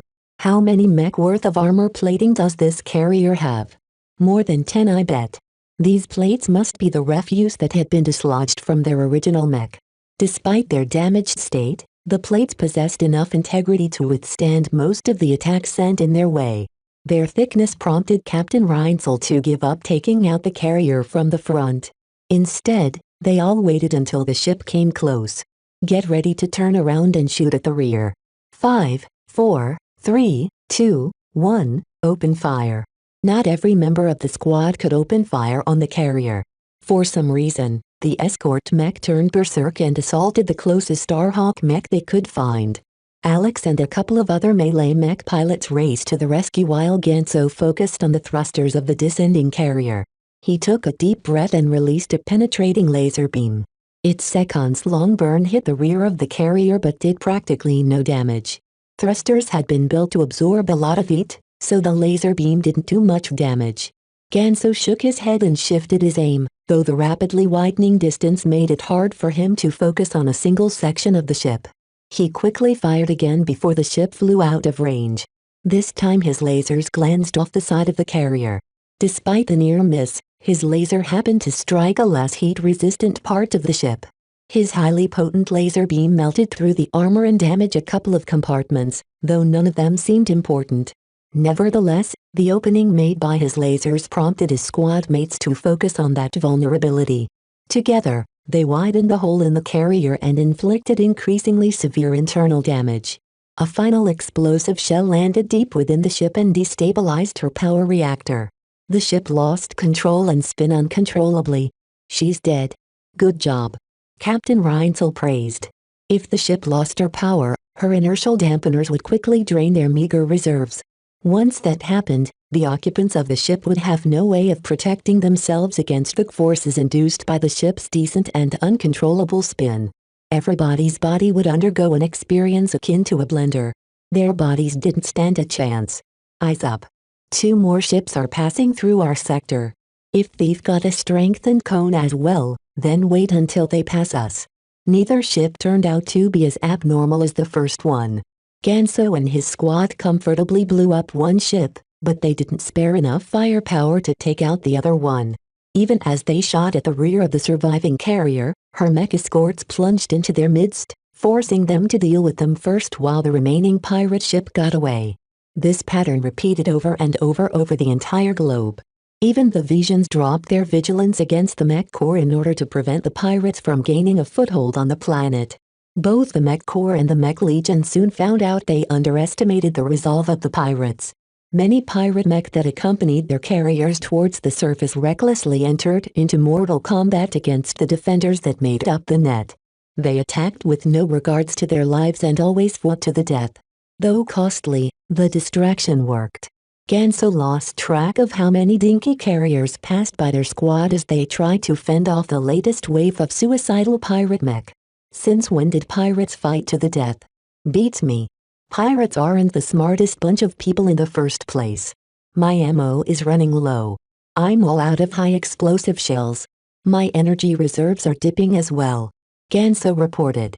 Even at the lowest settings, the rate at which he fired off his beams had led to an inevitable drain on his energy cells. Sometimes he wished his mech suffered from the overcharge phenomenon, but it appeared the glowing planet only affected mech closer to its surface. Just in case, the mech technicians had overridden the power safeties of each mech, but it hadn't been necessary for now. Down on the surface of the glowing planet, Vez just finished affixing back the last piece of plating on the Ermin.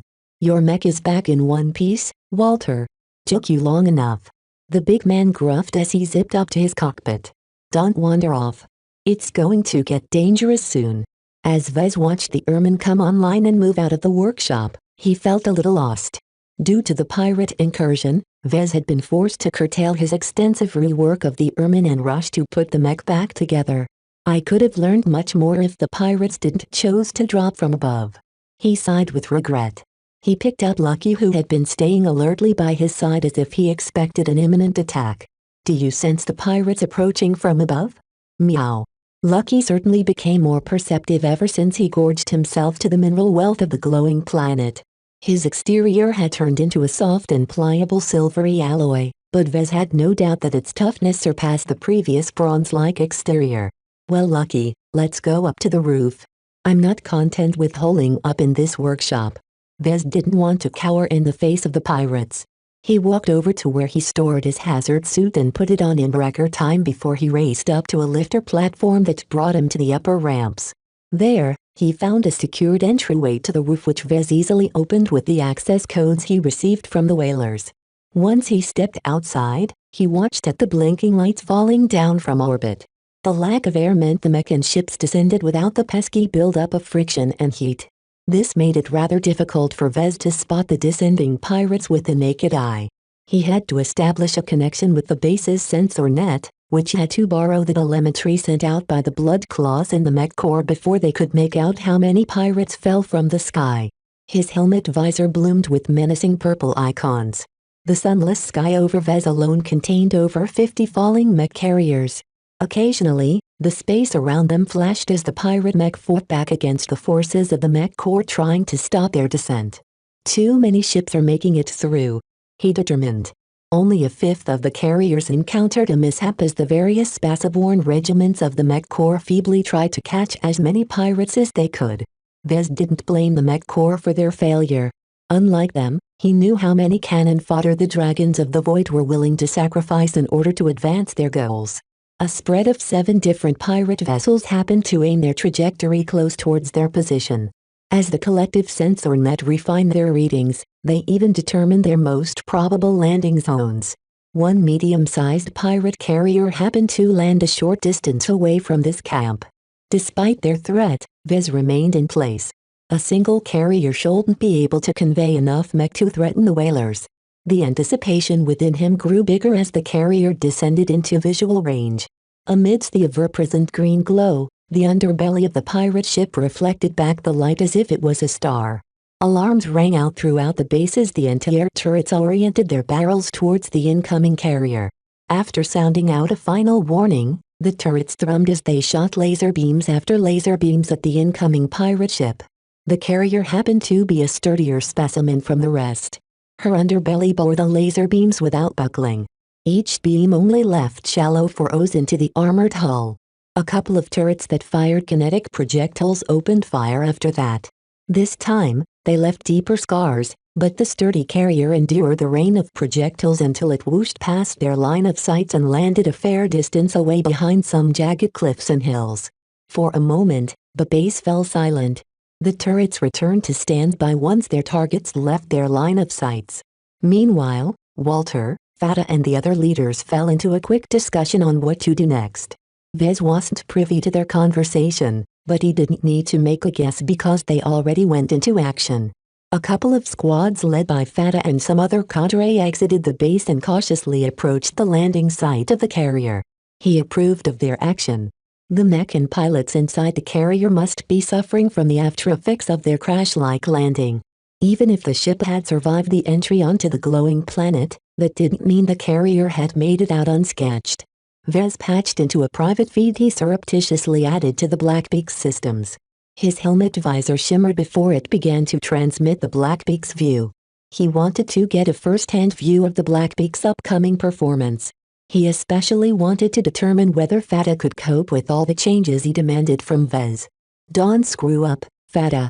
Chapter 292 Rush Walter, Fata and the rest of the most experienced whalers approached the landing site with haste. From the sensor readings and their own observations, they knew that the pirate ship sustained a lot of damage and had been forced to descend in a controlled crash. Different from an uncontrolled crash, the carrier and her occupants survived the impact. However, that didn't mean they regained their senses immediately. Walter might not be a genius in administrative matters, but he had a good sense for combat. He wanted to seize the initiative and take out the pirates before they could muster a proper defense. Due to the haste involved in this decision, Walter had to let the faster mech go ahead, leaving his airmen to catch up from the rear. Fata's modified Blackbeak showed its new strength in this moment. The slimmed-down medium mech caught up with the jogging light mech without issue. The landing site is 5 kilometers away. We should spread out and cover the flanks. The light mech split apart without any further acknowledgement. Everyone understood each other due to the camaraderie they forged over a span of decades. While the light mech covered the flanks, the mainstay medium mech took the lead and approached the dormant carrier from her rear. The ship dug a deep furrow into the craggy ground, leading to a messy stop at the foot of an obsidian cliff. The carrier is radiating a lot of heat. My sensors are going haywire from all of the junk. We don't know what's inside. That prompted the mech to approach the carrier with a little caution. Fata and the others waited until Walter's Ermine emerged from behind. He took one good look at the downed ship before issuing a command. What are you afraid of? It's a sitting duck right now. Shoot at it? But boss, don't you want to salvage the ship? That's a medium-sized carrier. Who cares about a half-wrecked ship? A couple of containers worth of junk exotics is a lot more valuable than this carrier. Shoot. The whalers brought a handful of riflemen mech and a single cannoneer. All of them unleashed their firepower on the static vessel. The rifles only dealt shallow damage to the hull, but the ballistic cannon tore through the hull armor like a dog chewing through bone. The alarming damage from the cannon prompted the pirates inside to action. Despite the hard landing, their mech pilots had all been safely ensconced in their landbound mech. When they blasted open the hatch, they showed very little signs of losing their wits. They poured out of the carrier and fired back at the whalers. They set a trap for us. Calm down. They're out in the open and they don't outnumber us. The whalers had spread out in a half-moon around the crash site.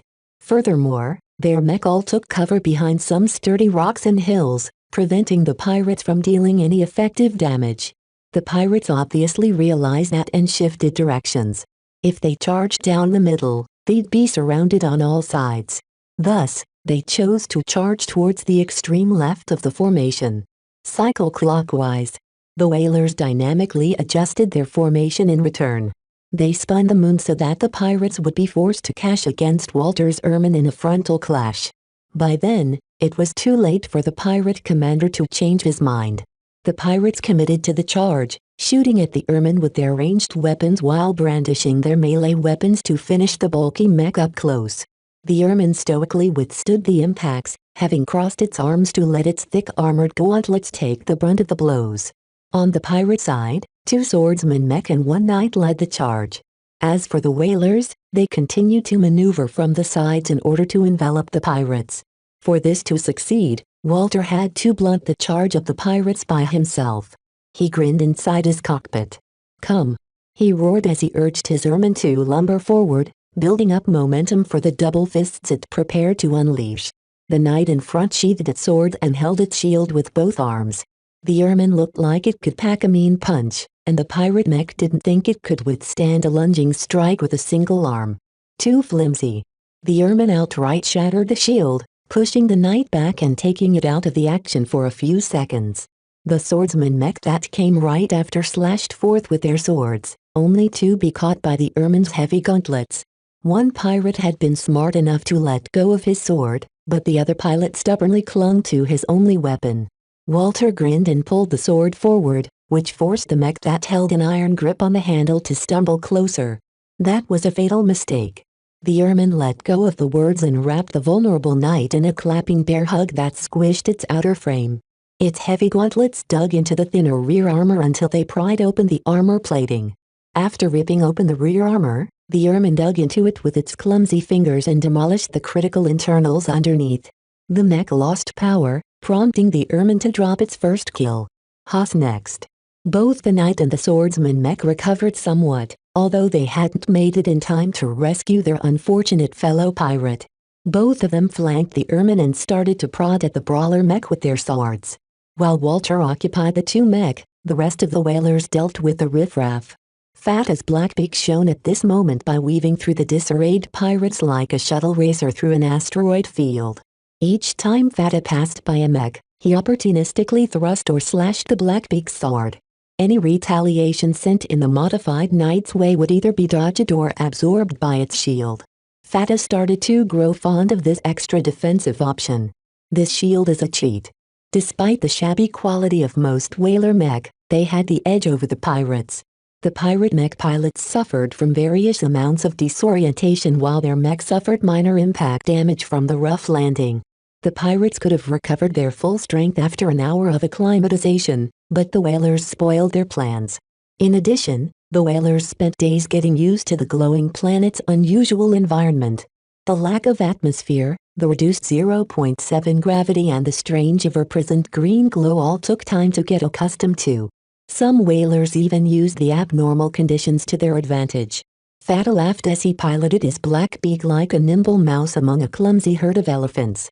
Even though his sword strikes didn't have much power behind him, his constant harassment successfully threw the pirates off balance.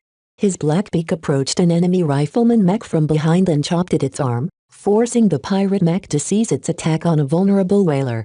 Fata didn't stick around to make a follow-up attack but instead preserved his momentum and veered towards another night mech that locked its armament against a battle-axe-wielding mech. Lu. Keep the git in place. Got it, Fata. Lu forced the pirate knight in a bitter struggle, pushing it back and knocking it slightly off balance. Fata took advantage of the opening by lunging forward and putting his mech full weight behind its sword. The tip buried straight through the back of the knight's substantial armor and happened to dig deep enough to slice through the cockpit, instantly killing the pilot within. Great job, Lu. Thanks. Let's mop up the rest. The whalers decisively tipped the balance in their favor over the next couple of minutes. With Walter occupying their two best fighters, the pirates found themselves hard-pressed to fend off the whalers attacking from each direction. At some point in time, the pirate rifleman mech shifted focus. Instead of shooting at the closest threat, they turned around and focused all of their firepower on one of the whalers piloting a light mech. A barrage of high-powered lasers and explosive shells struck the terrain around the light mech. The pirate mech quickly corrected their aim and started landing solid hits on the whaler mech. Whaler. Get out of there. I'm trying but they're boxing me in. Erg. An explosive shell ripped its leg, causing the light mech to falter in its steps. Whaler's mech spun around and exposed its back towards the enemy for a single instant. The next volley of shells and lasers struck aside the flimsy rear armor and reached the compact energy cells buried underneath. No. Whaler's small and nimble light mech exploded before its pilot even had a chance to eject. The combined explosive and electric discharge wrenched every mech from their feet, flinging them away as the terrain buckled from underneath. They landed on their backs or sides in a series of violent crunches. If the glowing planet possessed air, then the resulting pressure wave from the discharge would have squashed them straight into the cliffs. Of all the mech, only two recovered quickly. Walter's Ermine only suffered marginally due to its immense bulk and stable footing. Fata anticipated the blast in time and curled his black beak just before their footing underwent an upheaval. Whaler. He's gone. Finish off these scum. With the help of the Ermine and the black beak, the whalers ruthlessly finished off the immobilized pirate mech. Their pilots hadn't been aware of the overcharge phenomenon, so they hadn't been on guard against a violent explosion like that. They never recovered before the whalers stomped their cockpits with the foot of their mech. After they finished the battle, they stood in silence to honor their fallen brother. Whaler had been one of Walter's early recruits, and while he never amounted to anything in the whalers, his steady presence had been a pillar to the entire gang. Finish off the ship. Don't leave any survivors. The whalers didn't think about recovering the ship or any of its cargo. Their ranged mech simply blasted it from a distance while the crew of the vessel ran around like headless chickens. The gang didn't even bother chasing any of the pirates running away on foot. Their Vakrumzaelt suits only lasted them a couple of days at most. Without any other supplies, they'd starve in the harsh and desolate landscape of the glowing planet.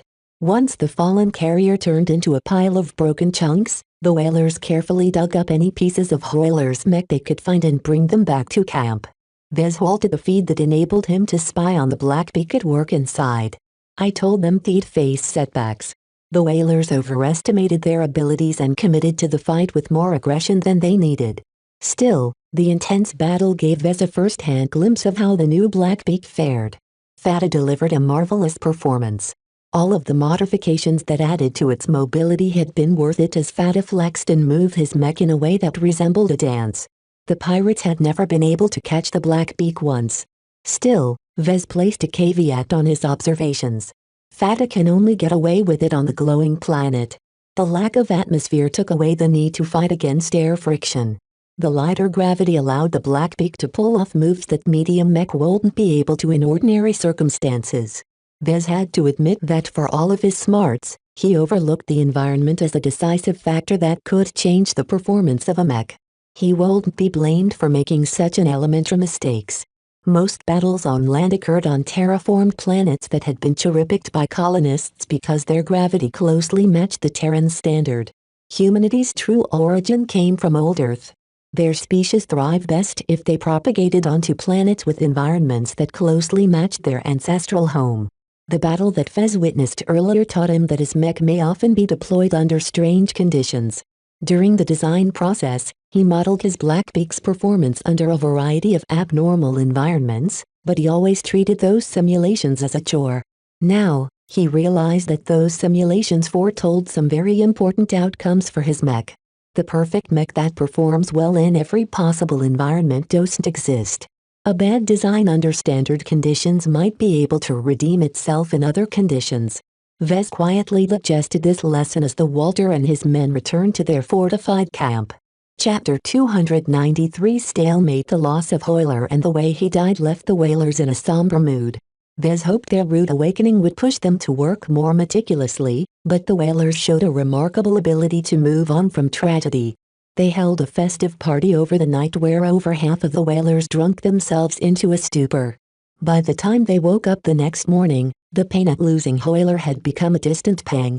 Everything went back to normal, although the whalers heightened their alertness. No more pirate vessels fell from the sky in their vicinity. In fact, every descending carrier aimed to land in the middle of unclaimed terrain. The ships that crashed near the Visions or the Briders had been forced to veer from their original trajectories due to the damage they suffered from the battle up in space. This left everyone with a bit of reprieve. Until the pirates recovered from their landings and gathered together, they posed no threat to the whalers. Fata and Vez gathered at the stables where the Blackbeak rested. The mech didn't suffer anything more than a couple of scratches at the hands of the pirates. It actually sustained more damage from its fall when Hoyler's mech blew up, and that had to be fixed.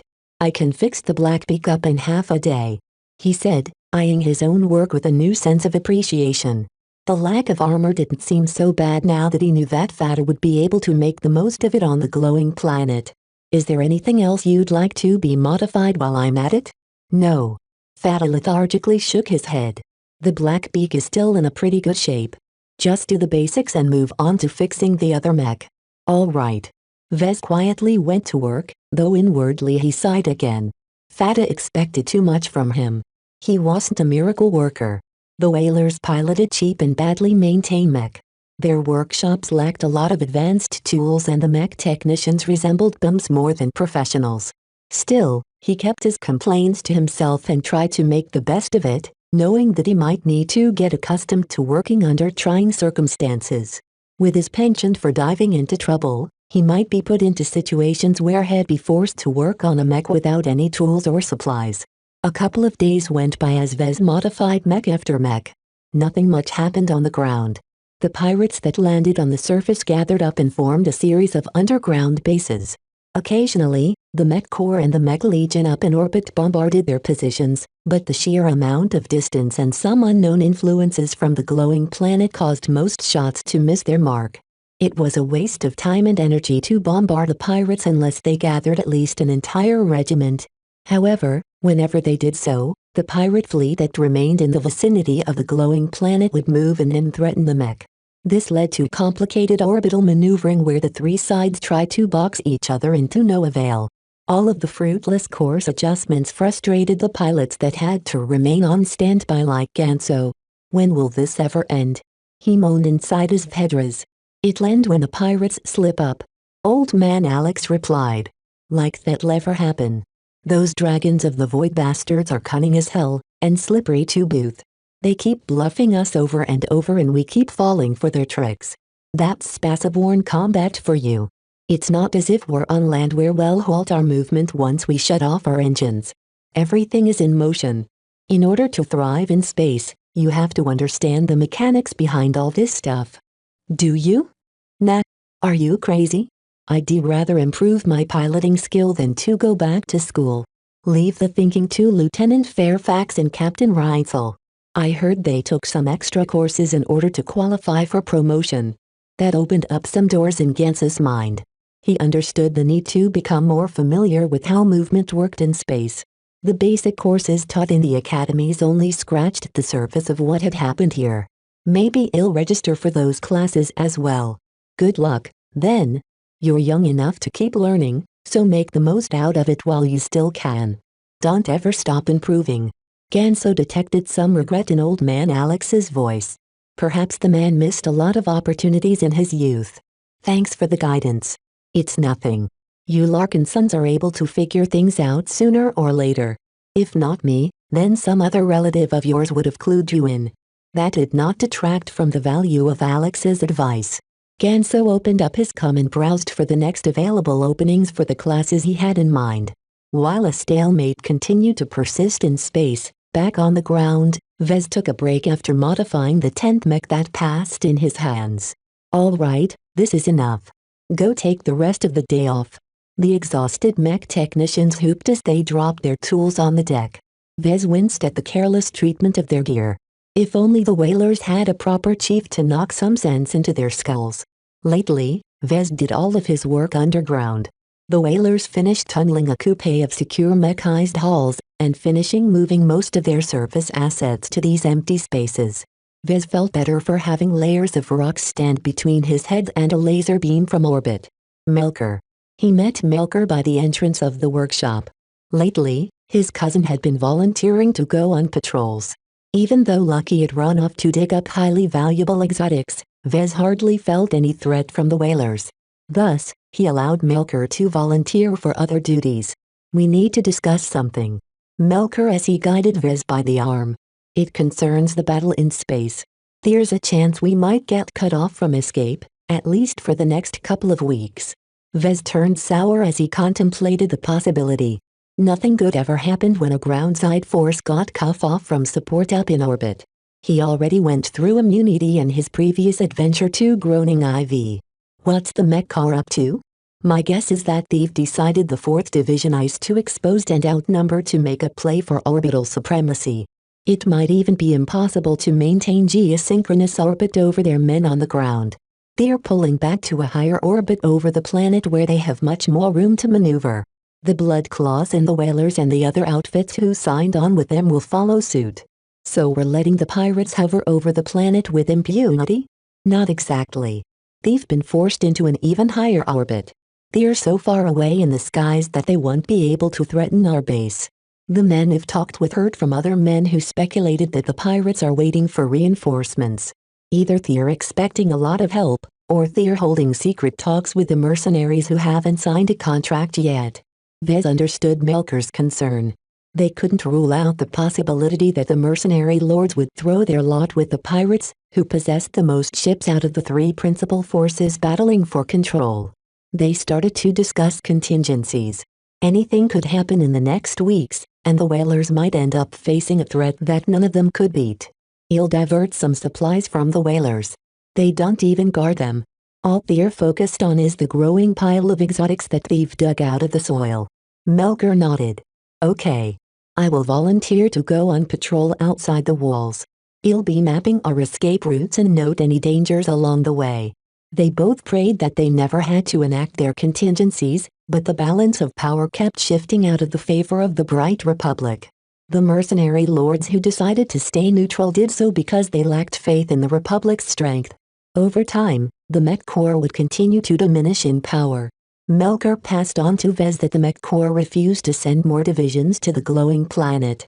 They couldn't afford to strip their defenses in favor of chasing after Rishon to an unknown alien planet. What about the Visions? I have no clue. Melker shrugged. The Mech Legion doesn't appear to be expecting any reinforcements either. I think they're too scared to commit so many forces across the border. It's easier for us to ambush them if they have to enter our territory first. Vez nodded in understanding and walked away. Now that he had some time to himself, Vez intended to return to the barracks and sleep. He exited the workshop hall and traversed the hollowed-out corridors towards his destination. The grim underground tunnels cast his surroundings in a depressing light. He preferred the creepy green glow over the corridor's harsh white ceiling lights. The only upside to working underground was that the whalers sealed the entrances shut. Everyone inside ditched their bulky hazard suits, including Vez. Even if the base suffered an attack which caused the air to leak out, He still had his Integrav clothes to provide him with some oxygen. Vez passed by an empty room that hadn't been put to use yet. As he turned his head for a peek, he suddenly felt a slim but incredibly strong palm push him inside. He tumbled into the room into a heap. That palm carried a lot of strength, much more than his enhanced body could handle. "Hoss there!" He yelled and whipped up his back pistol towards the entrance, only to meet a familiar sight. "No. You can't be here. You're not real." A chill ran through his body as he met his mother's apparition again. After his first encounter with his mother, he tried to convince himself that she hadn't actually risen from the dead. "Vez." His mother dragged on as her body hovered closer to her son. Each time his mother came close, Vez took a step back. The chill in his body grew more frigid and his mind grew sluggish. The ghost of his mother called out to him in a way that turned him into a helpless young toddler that yearned for his mother's embrace.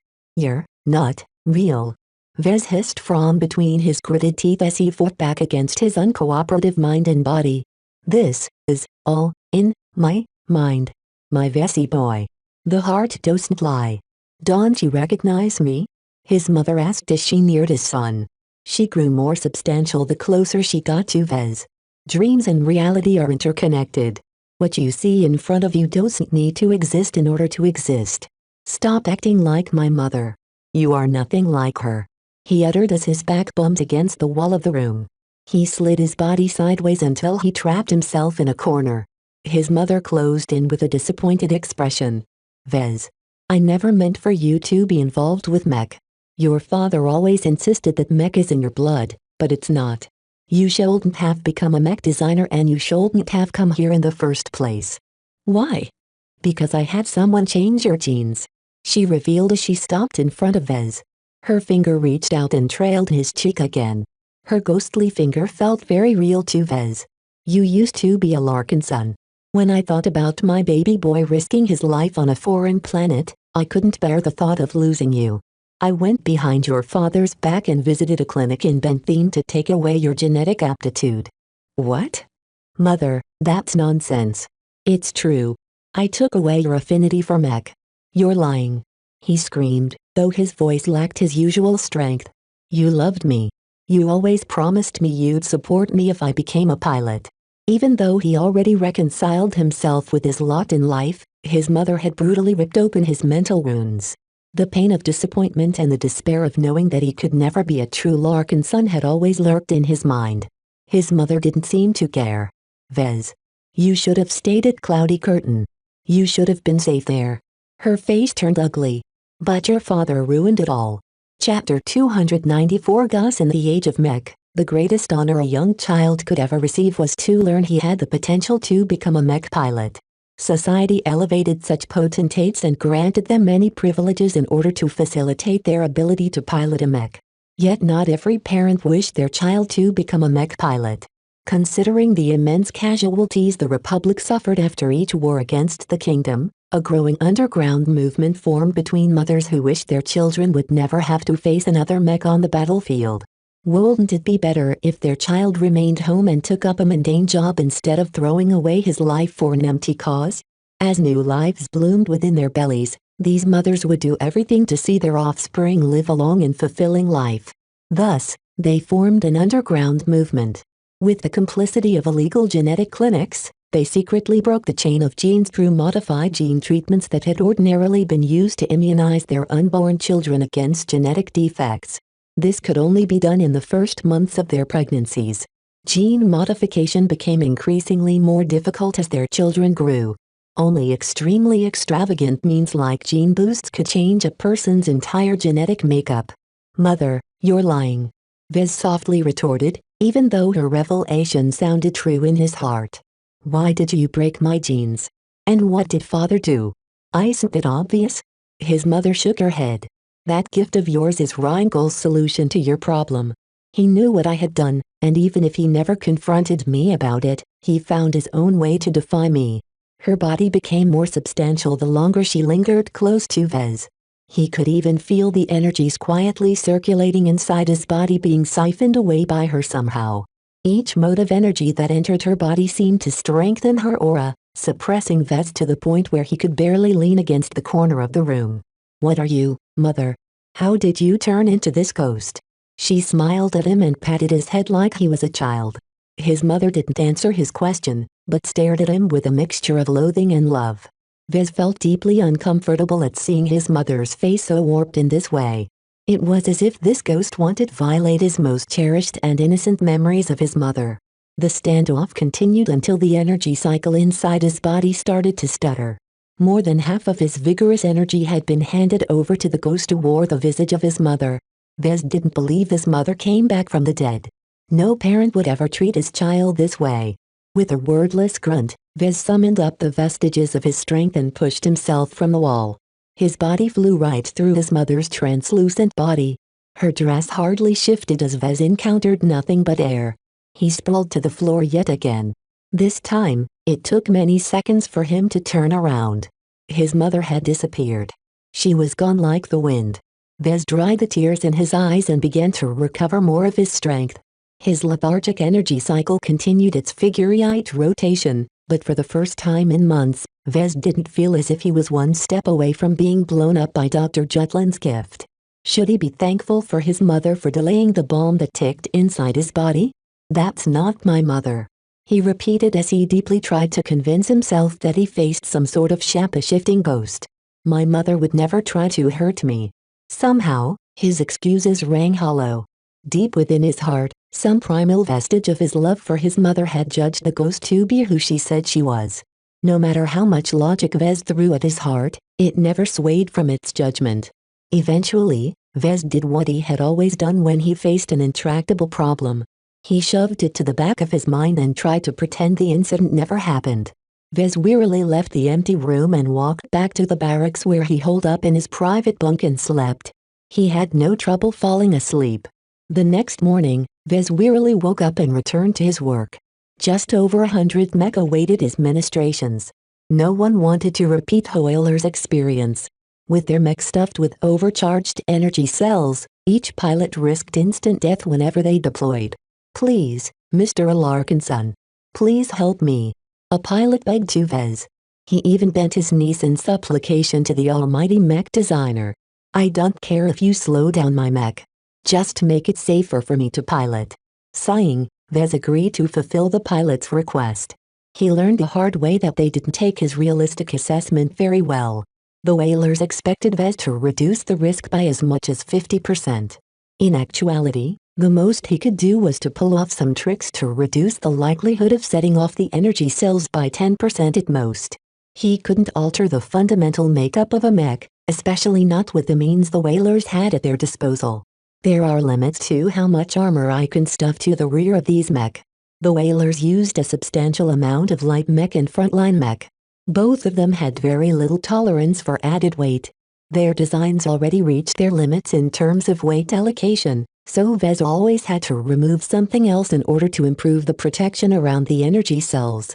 All of it was barely worth the effort, yet Vez had to play the charlatan in order to put a stop to the growing panic among the whalers. Many mech pilots had grown increasingly paranoid about their own mech. Only after Vez adjusted their machines did they calm down from their fright. Fortunately, the pirates had made a move against the whalers during this grace period. The battle in space continued to be tepid while the pirates on the ground only formed sporadic raids. The mech corps didn't like it when a group of pirates gathered together within their sphere of influence. They proactively sent out hunting parties to eliminate any small to medium-sized gathering of pirate mech within the vicinity. Vez got word that the mech corps detected a large-scale gathering of pirates, and tasked the Blood Claws to eliminate the group before they became fully entrenched. In turn, the Blood Claws called upon their own subordinates to assist them in this endeavor. Walter's whalers had to contribute 20 mech to the engagement. Walter decided to send out 3 different squads, one of which happened to be the Fast Reaction Squad led by Fata.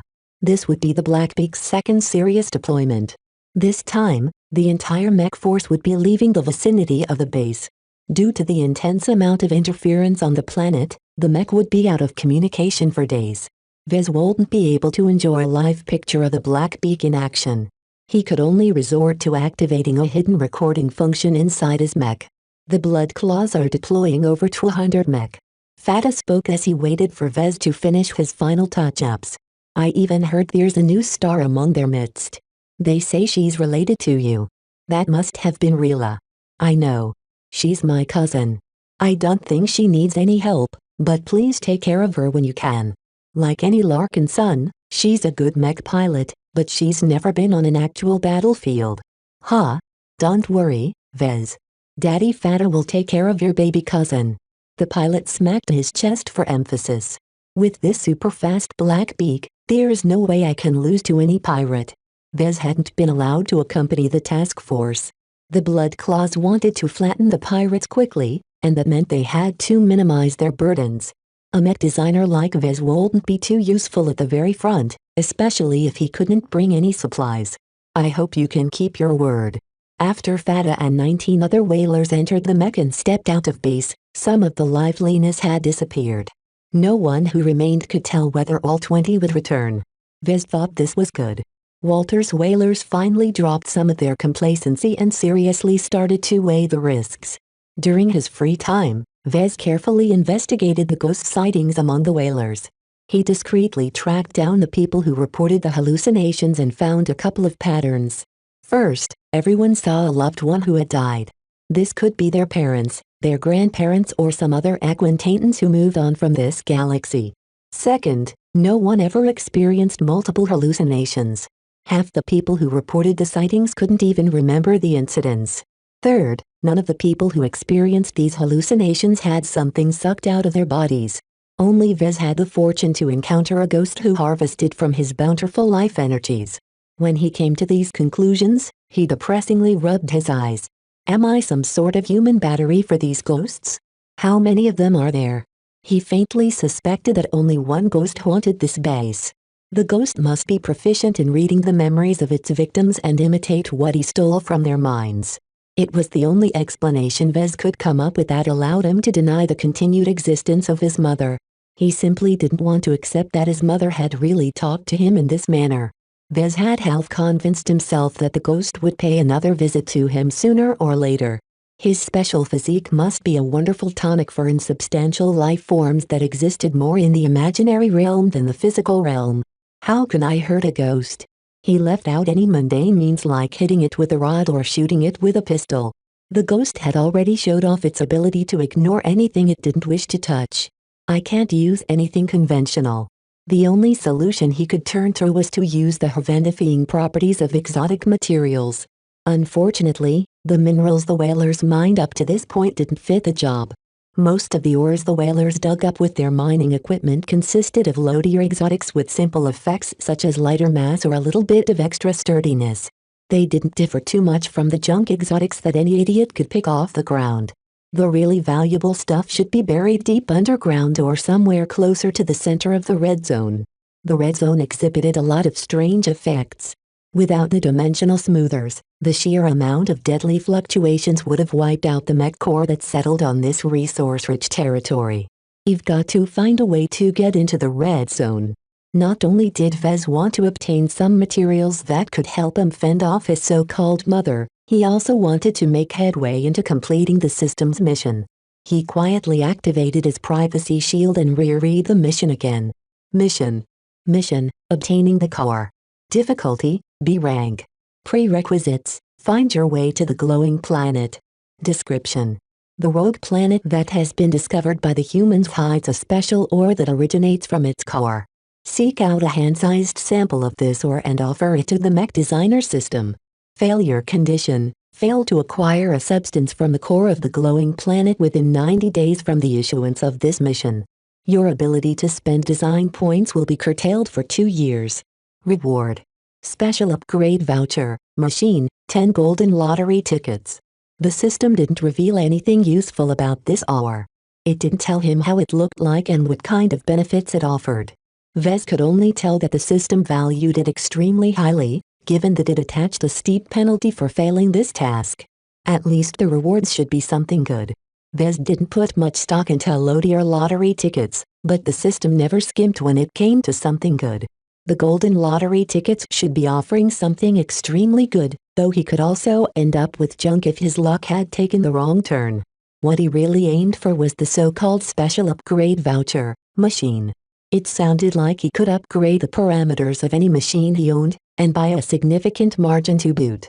Depending on the definition of machine, Vez could upgrade anything, from Lucky, to his Dortmund printer, to his highly modified COM module. If this ore is as valuable as I think, then this voucher should be worth effort to seek it out.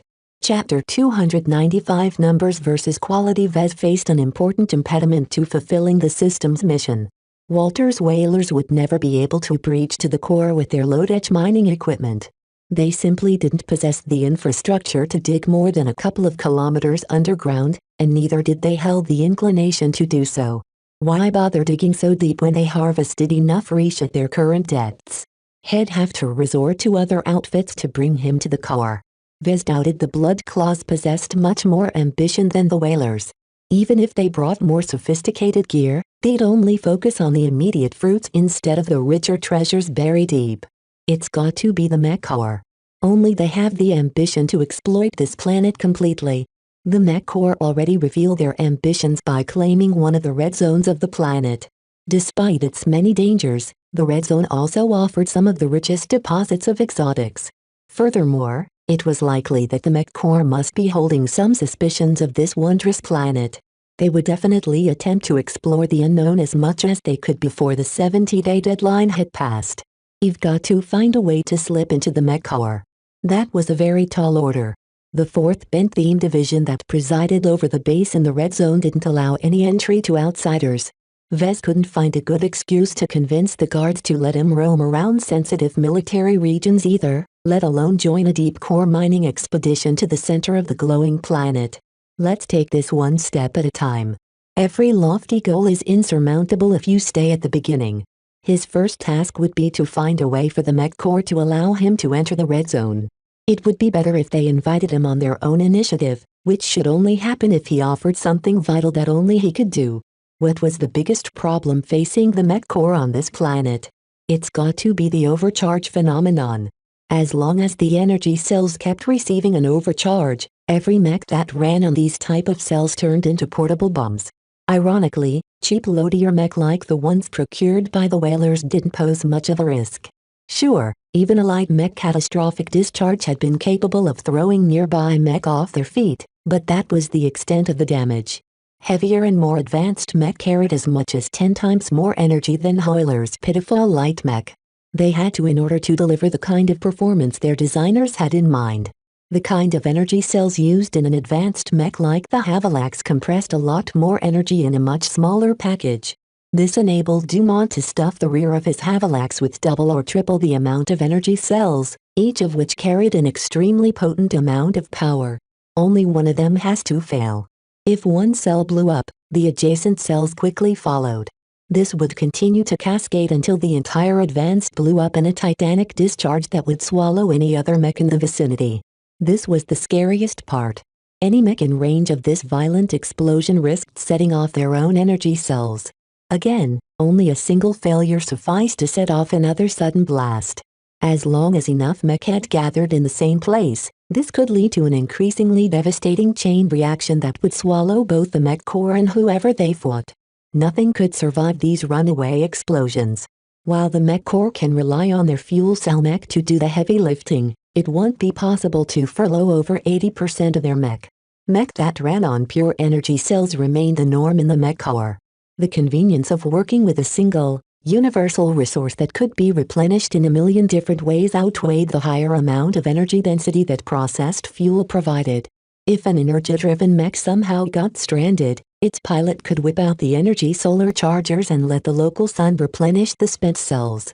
While it would take years to charge up a single cell this way, at least it offered hope. The only problem was that Vez didn't have a clue how to go about the problem. The Mech Core undoubtedly put a lot of researchers together to fix the problem themselves. If Vez wanted to upstage those scientists, he'd have to find a way to cheat. That's where the system should come in. He still saved up a decent amount of DP. The last time he checked his reserve, he accumulated more than 50,000 DP, all of which he had earned from selling his Blackbeak models. Strangely enough, the system included the bronze label mech fabricated by Eam to his credit as well. Vez estimated that he must have earned a fortune by selling over 400 mechs so far. Since the system based its DP rewards by revenue instead of profits, Vez received a lot more DP from EAM than from the LMC's own in-house production. There's a benefit to a larger scale of production. The system's remuneration system prioritized the spread of his designs over how he could maximize the profits of each mech. In a way, their goals diverged, as Vez wanted to focus on selling a limited quantity of high-quality mech while the system wanted to spread his mech regardless of their merits. In any case, that was a problem for another day. First, he had to consider how to spend his DP. 50,000 DP sounded a lot, but it could easily be wasted if he invested in the wrong skills and items. You've got to learn more about the overcharge phenomenon first. Until I can narrow down the list of possible solutions, I have no clue where I can best spend my DP. Vez turned off his comm and went back to work. Even if he wanted to spend some time on researching the overcharge phenomenon, he still had to meet his obligations to the whalers. He made a promise, after all. Through his work, Vez became exposed to a variety of different mech, almost all of which had been cheap, second-hand or modified to the point where he couldn't figure out their original design. Getting his hands dirty with each of these mech had broadened his vision concerning the many ways in which a mech designer chose to reduce the cost of their designs. Vez had never thought up such extreme measures, and getting a detailed glimpse of other people's works enlightened him to a different style of designing mech. I've always been straight and narrow with my designs. Quality comes first.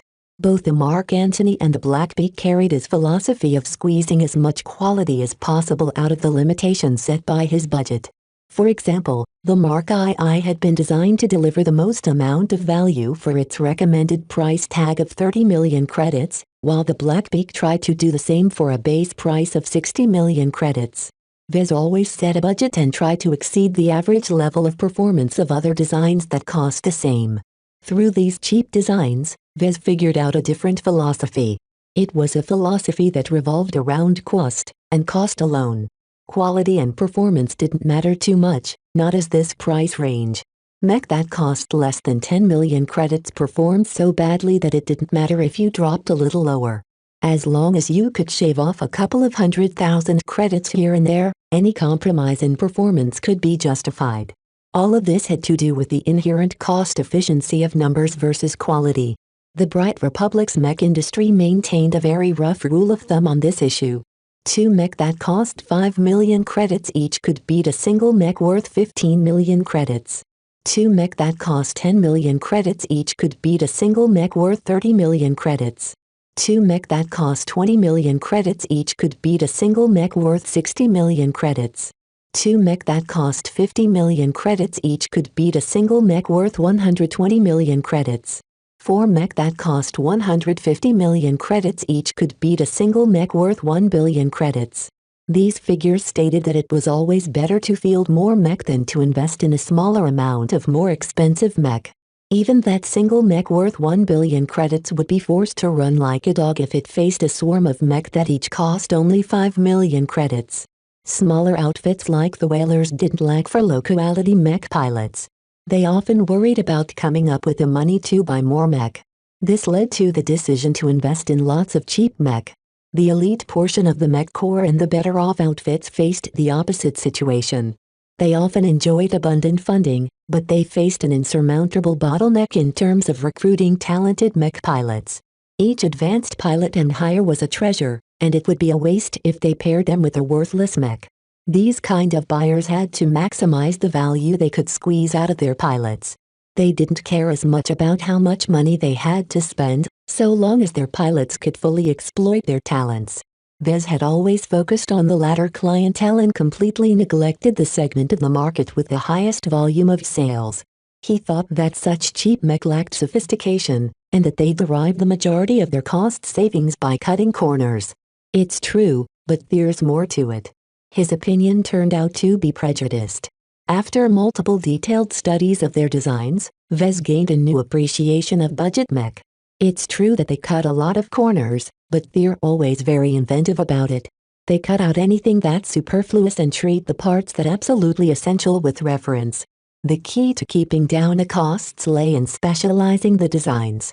An expensive design like the Blackbeak could fulfill multiple roles. While Vez designed it as an offensive knight, it possessed enough traits from other types to act like a skirmisher of defensive knight if the situation called for it. Any buyer would easily be able to accentuate these roles by applying some aftermarket modifications to the frame. Vez had already done so for Fata's Blackbeak. The cheap mech in the hands of the rest of the whalers lacked this fluidity in roles. Their designers only kept one rigid vision in mind when they came up with their designs. A light skirmisher always functioned as a decent skirmisher, but it lacked the advanced sensors to act as a scout. It also couldn't be employed as a light rifleman due to the lack of optimization in its arms. He learned that this wasn't a bad thing. A mech specialized for one single style of combat delivered so much cost savings that they'd been able to depress the production cost to an enviably low sum. A hyper-specialized design is probably 25% cheaper than a standard design. To gangs and mercenary corps with little funds at their disposal, the demerits of these designs didn't scare them off too much. Anything that couldn't be solved with quality could be compensated by numbers. For the first time since the start of his career, Vez felt the urge to design a cheap but effective frontline mech. Walter's whalers can do better. They're getting stiffed by their suppliers. Vez had casually inquired how much they spent on these mech, and in his eyes they'd been scammed. The whalers spent 5 million credits on pieces of junk that shouldn't be worth more than 3 million credits. I can do better.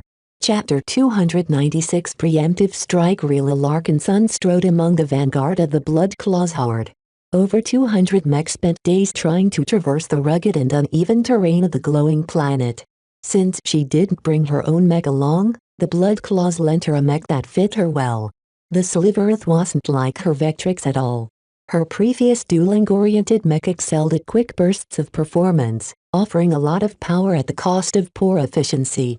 That didn't mean the Sliverith turned those parameters around, but it offered a much flatter performance curve in order to extend its uptime.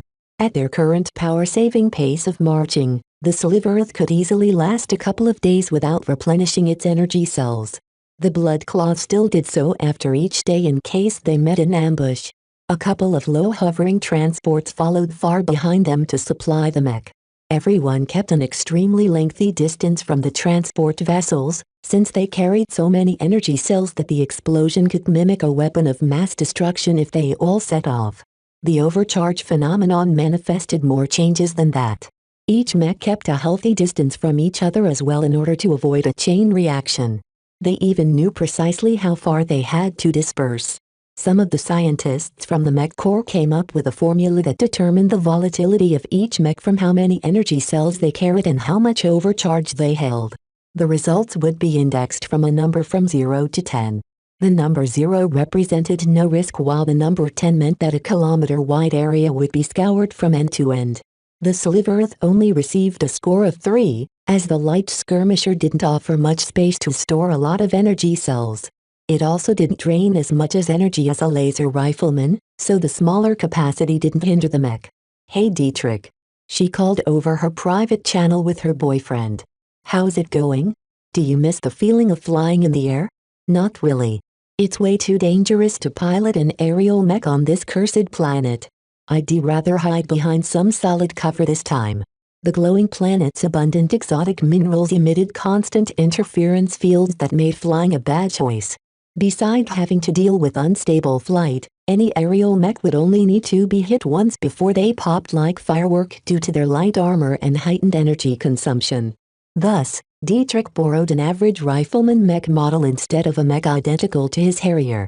Even if he disliked being bound to the land, he didn't want to leave his girlfriend alone when she was about to embark on her first actual battle. The attack force reached the pirate base a couple of hours later.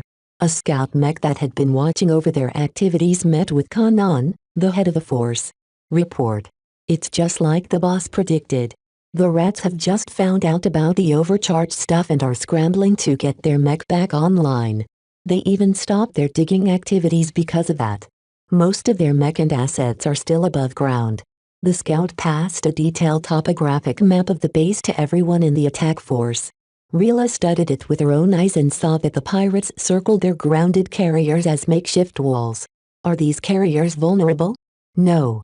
The ship crews dismantled and hauled away their energy cells. They are solely running on ship-grade fuel now. A shame, but to be expected. The pirates aren't that stupid. Kanan flatly remarked. Have you identified the leaders?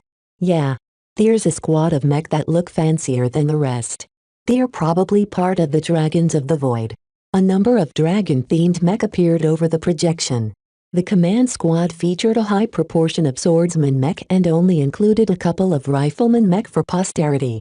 Damn, these swordsman mech look slippery. It will be hard to pin them down, let alone blow up their energy cells. After projecting the elite mech, the scout also showed off some of the regular pirate mech. The rest of the pirate models are typical loadier mech. They're very diverse, but they're all crappy to an extent. What about fixed defenses? Do we have to worry about turrets and such? Oh, they erected a couple of turrets, but as far as I'm aware of, they still run on their own energy cells. Focus at the base of the turrets if you want to pop those cells. Noted. Anything else we should know? Yeah. Those ship-grade energy cells I just mentioned? The pirates chucked them to the other side of that mountain over there.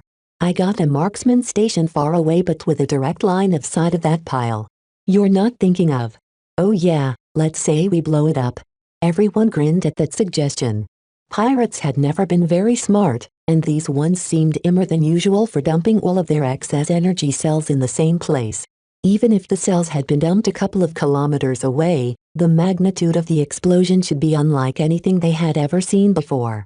Kanan formed a quick adjustment to the plan. All right men, let's do it like this. Instead of surrounding the base from all sides, we'll be waiting behind those low hills on the opposite side of the Big Bang. That should shelter our mech enough from the blast. Once the massive explosion ran its course, the Blood Claws and their subordinate forces would rise up from the hills and shoot at the disoriented pirates. However, Kanan didn't want to let the melee mech-like realists Sliverith go forth. It's too easy for mech to clump up this way. It only takes one suicidal pirate to decide he wants to take his opponent with him to the grave. Stay with a ranged mech and guard them against any incoming pirates. With the plan set, the attack force moved to their new coordinates.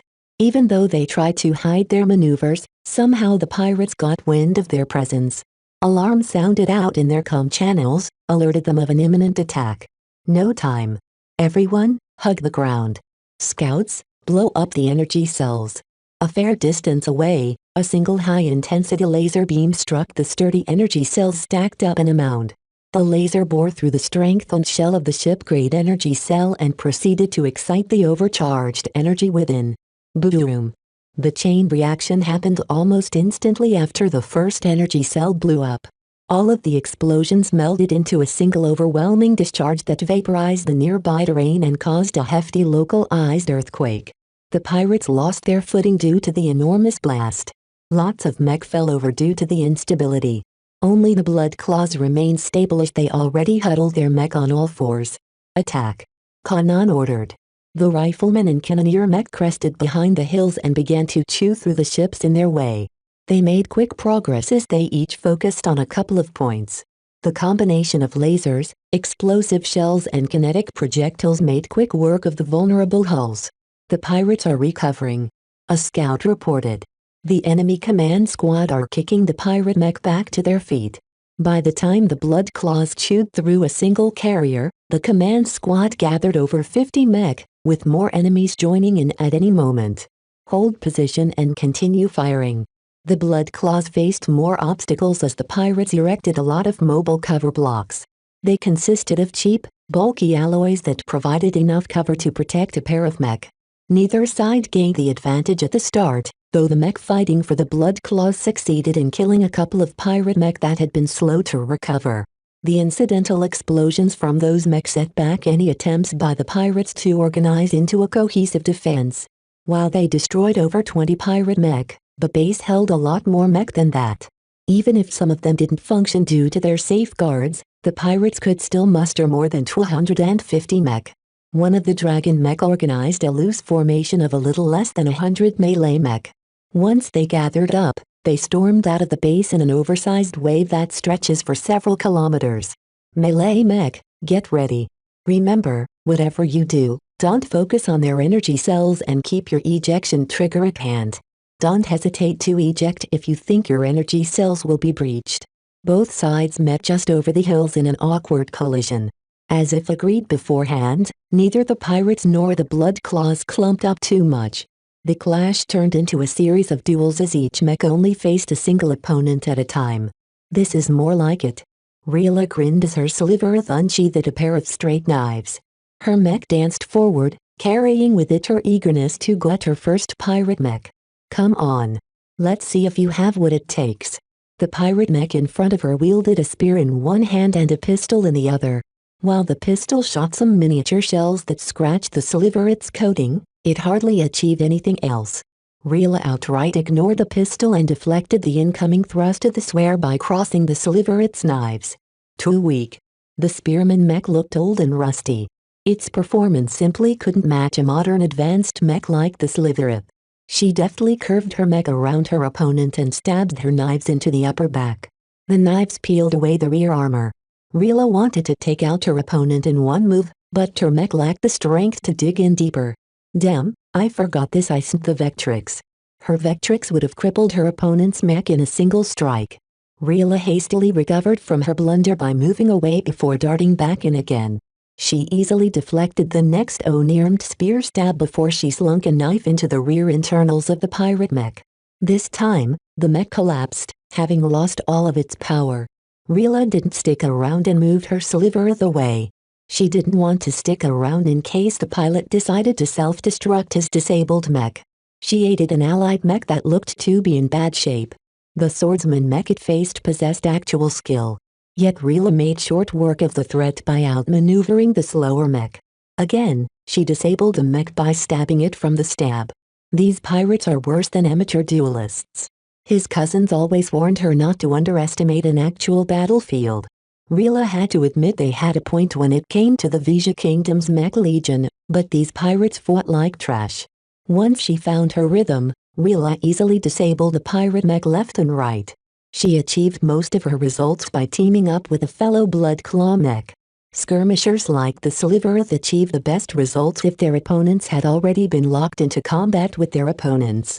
To the side, Rila absently noted that another mech copied the same strategy as hers. She recognized the distinctive black look of her cousin's Blackbeak mech. She sneered at the sight. I don't need a babysitter. You shouldn't have come here, Vez. She ignored the black mech that followed in her Sliverith's footsteps and brought her mech to her next victim. Over time, the 100 pirate mech lost a third of their numbers. The difference in quality and a lack of preparation pressed the pirate mech further away from the vulnerable ranged mech. Up to this point, none of the mech had exploded as of yet. That changed when a rifleman mech bearing the emblem of the Dragons of the Void shot at an immobilized pirate mech. It blew up, shaking the nearby mech away from the center of the blast. Both the pirates and the blood claws scratched their head at the action. Didn't they worry about friendly fire? Evidently, the rifleman mech threw common sense out of the window and continued to shoot at the downed mech, all of which presented easy targets to an experienced rifleman mech pilot. Explosion after explosion erupted on the hills. At least the blood claws already prepared for such a spiteful act. They always fought a healthy distance from the inner radius of any down mech. This diminished the effectiveness of this tactic. The Dragons of the Void changed tack. They issued a command that drove the surviving pirates mad. Somehow, they all went berserk. Chapter 297 Takaru, I'm in trouble. Did they all take stimulants or something? They're fighting to the death. Aya. Save me. They suffered their first casualty soon after the sudden change. A knight mech got surrounded by two sword-wielding pirates. The defensive knight lacked the speed to fend off both mech. One of the pirates deliberately chipped away at the energy cells stored underneath its thinner rear armor. Once the pirate struck the energy cells, they both turned into conflagrations that further disarrayed the mech around them and even crippled the other pirate mech. They're suicidal. Calm down. Kanan roared over the channel. Ranged mech, suppress the pirate rifleman mech. Don't let him set off any more mech. Everyone else, don't hesitate to eject. If the pirates are eager to blow themselves up, then let's oblige them. Cannon's words stabilized the Blood Claws pilot who had been wavering in their resolve. While it was dishonorable to eject too soon, the changes the glowing planet imposed on their mech left them with little choice. They'd rather lose a mech and save a pilot than lose both of them for a needless cause. Mech continued to explode left and right, but the blood claws always ejected from their mech in a timely manner. Once the threat of mutual destruction had been taken away, the pirates fell behind, as their reckless offensive turned them into mindless savages that only knew how to attack in a straightforward way. Rila felt like she had the time of her life. Her nimble Sliverith easily coursed through the pirate formation and harassed them from the rear. Oftentimes, she aborted her attacks and spun away, which distracted her targets and even prompted a couple of them to hit their self-destruct buttons prematurely. Ha ha ha ha. She laughed as she just finished toying with another mech who blew himself up for no reason. Is this all you've got? No. A swordsman mech almost struck the Sliverith. Only Rila's keen reflexes allowed her to juke her mech away at the last moment. She turned her sensors and gazed at the mech that almost cut off her mech and cursed. She faced one of the elites this time. The command squad joined their suicidal subordinates and shored up their dwindling numbers. Rila happened to have the bad luck to draw the personal attention of one of those mech. What's your name? You can call me Takaru. And who might you be, milady? Rila Larkinson. The two mechs stood opposite of each other for a couple of seconds. Eventually, Rila made the first move. Her instincts as a mech athlete screamed at her to make the first move since she piloted the lighter mech. The Sliverith slithered forth in an undulating trajectory that had been this model's hallmark. It didn't offer as much speed as the Vectrix, but it made up for it in flexibility. Rila cautiously jabbed forward with a knife, only to get deflected by a powerful counter-strike that continued to chop at the Sliverith's head. Fortunately, the skirmisher mech easily contorted its frame out of the path of the sword. Rila struck with her other knife, leaving behind a shallow nick on the arm. Damn it, what is your mech made of? The Sliverith didn't feature any compressed armor, but the mech piloted by her opponent evidently did. This placed a significant burden on her as the Sliverith had to target the same areas over and over to penetrate the tough compressed armor plating. The dragon mech pilot was no slouch either.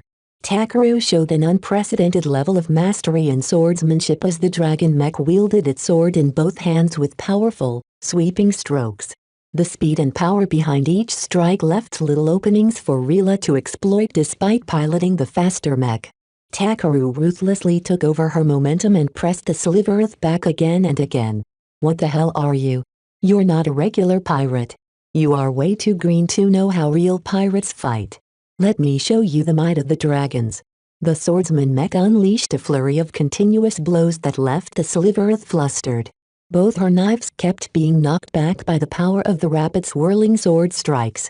As the Sliverith braced itself for another chop, the dragon mech suddenly lashed out with a kick which ruined its balance.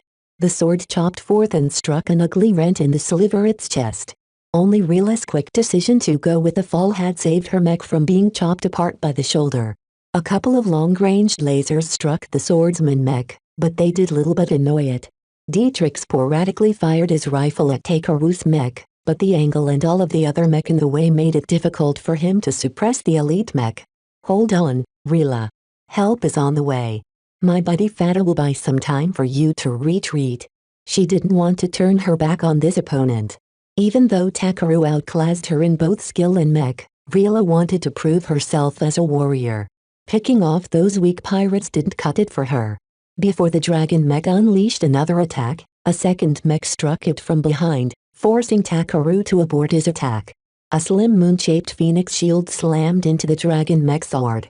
The impact pushed the pirate mech away and allowed the black beak to position itself in front of the damaged Sliverith. Rila, right? Your mech is in bad shape. You're in no shape to fight any further. I'll hold this bastard off for you. No. Rila growled, and tested the responsiveness of her mech. I can still fight. Let's take him down together. Her left arm had lost most of its motive power. The damage to the shoulder had been too severe. Rila gave up on the limb and focused solely on using the Sliverith's right arm to deliver her attacks. If her mech was in better shape, she would have insisted on taking on the elite mech alone, even though the odds of victory was low. Teaming up with Fata had already pressed against her limits. The Blackbeak mech shrugged and turned around to face the swordsman mech with its sword and shield. As a slimmed-down offensive knight, the Blackbeak wouldn't fare well if it engaged in a straightforward slugging match against the pirate mech. Much like the Slytherith, the modified Blackbeak began to approach the dragon mech in a zigzag and at an angle. Fata unleashed a couple of probing strikes, but Takaru aggressively deflected the attacks. He proved to be well versed in dealing with faster mech.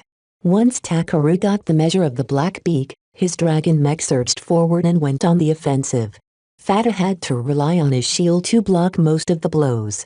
Before the dragon mech could press the Blackbeak further, the Slytheroth quietly appeared from behind and tried to stab the dragon mech vulnerable rear.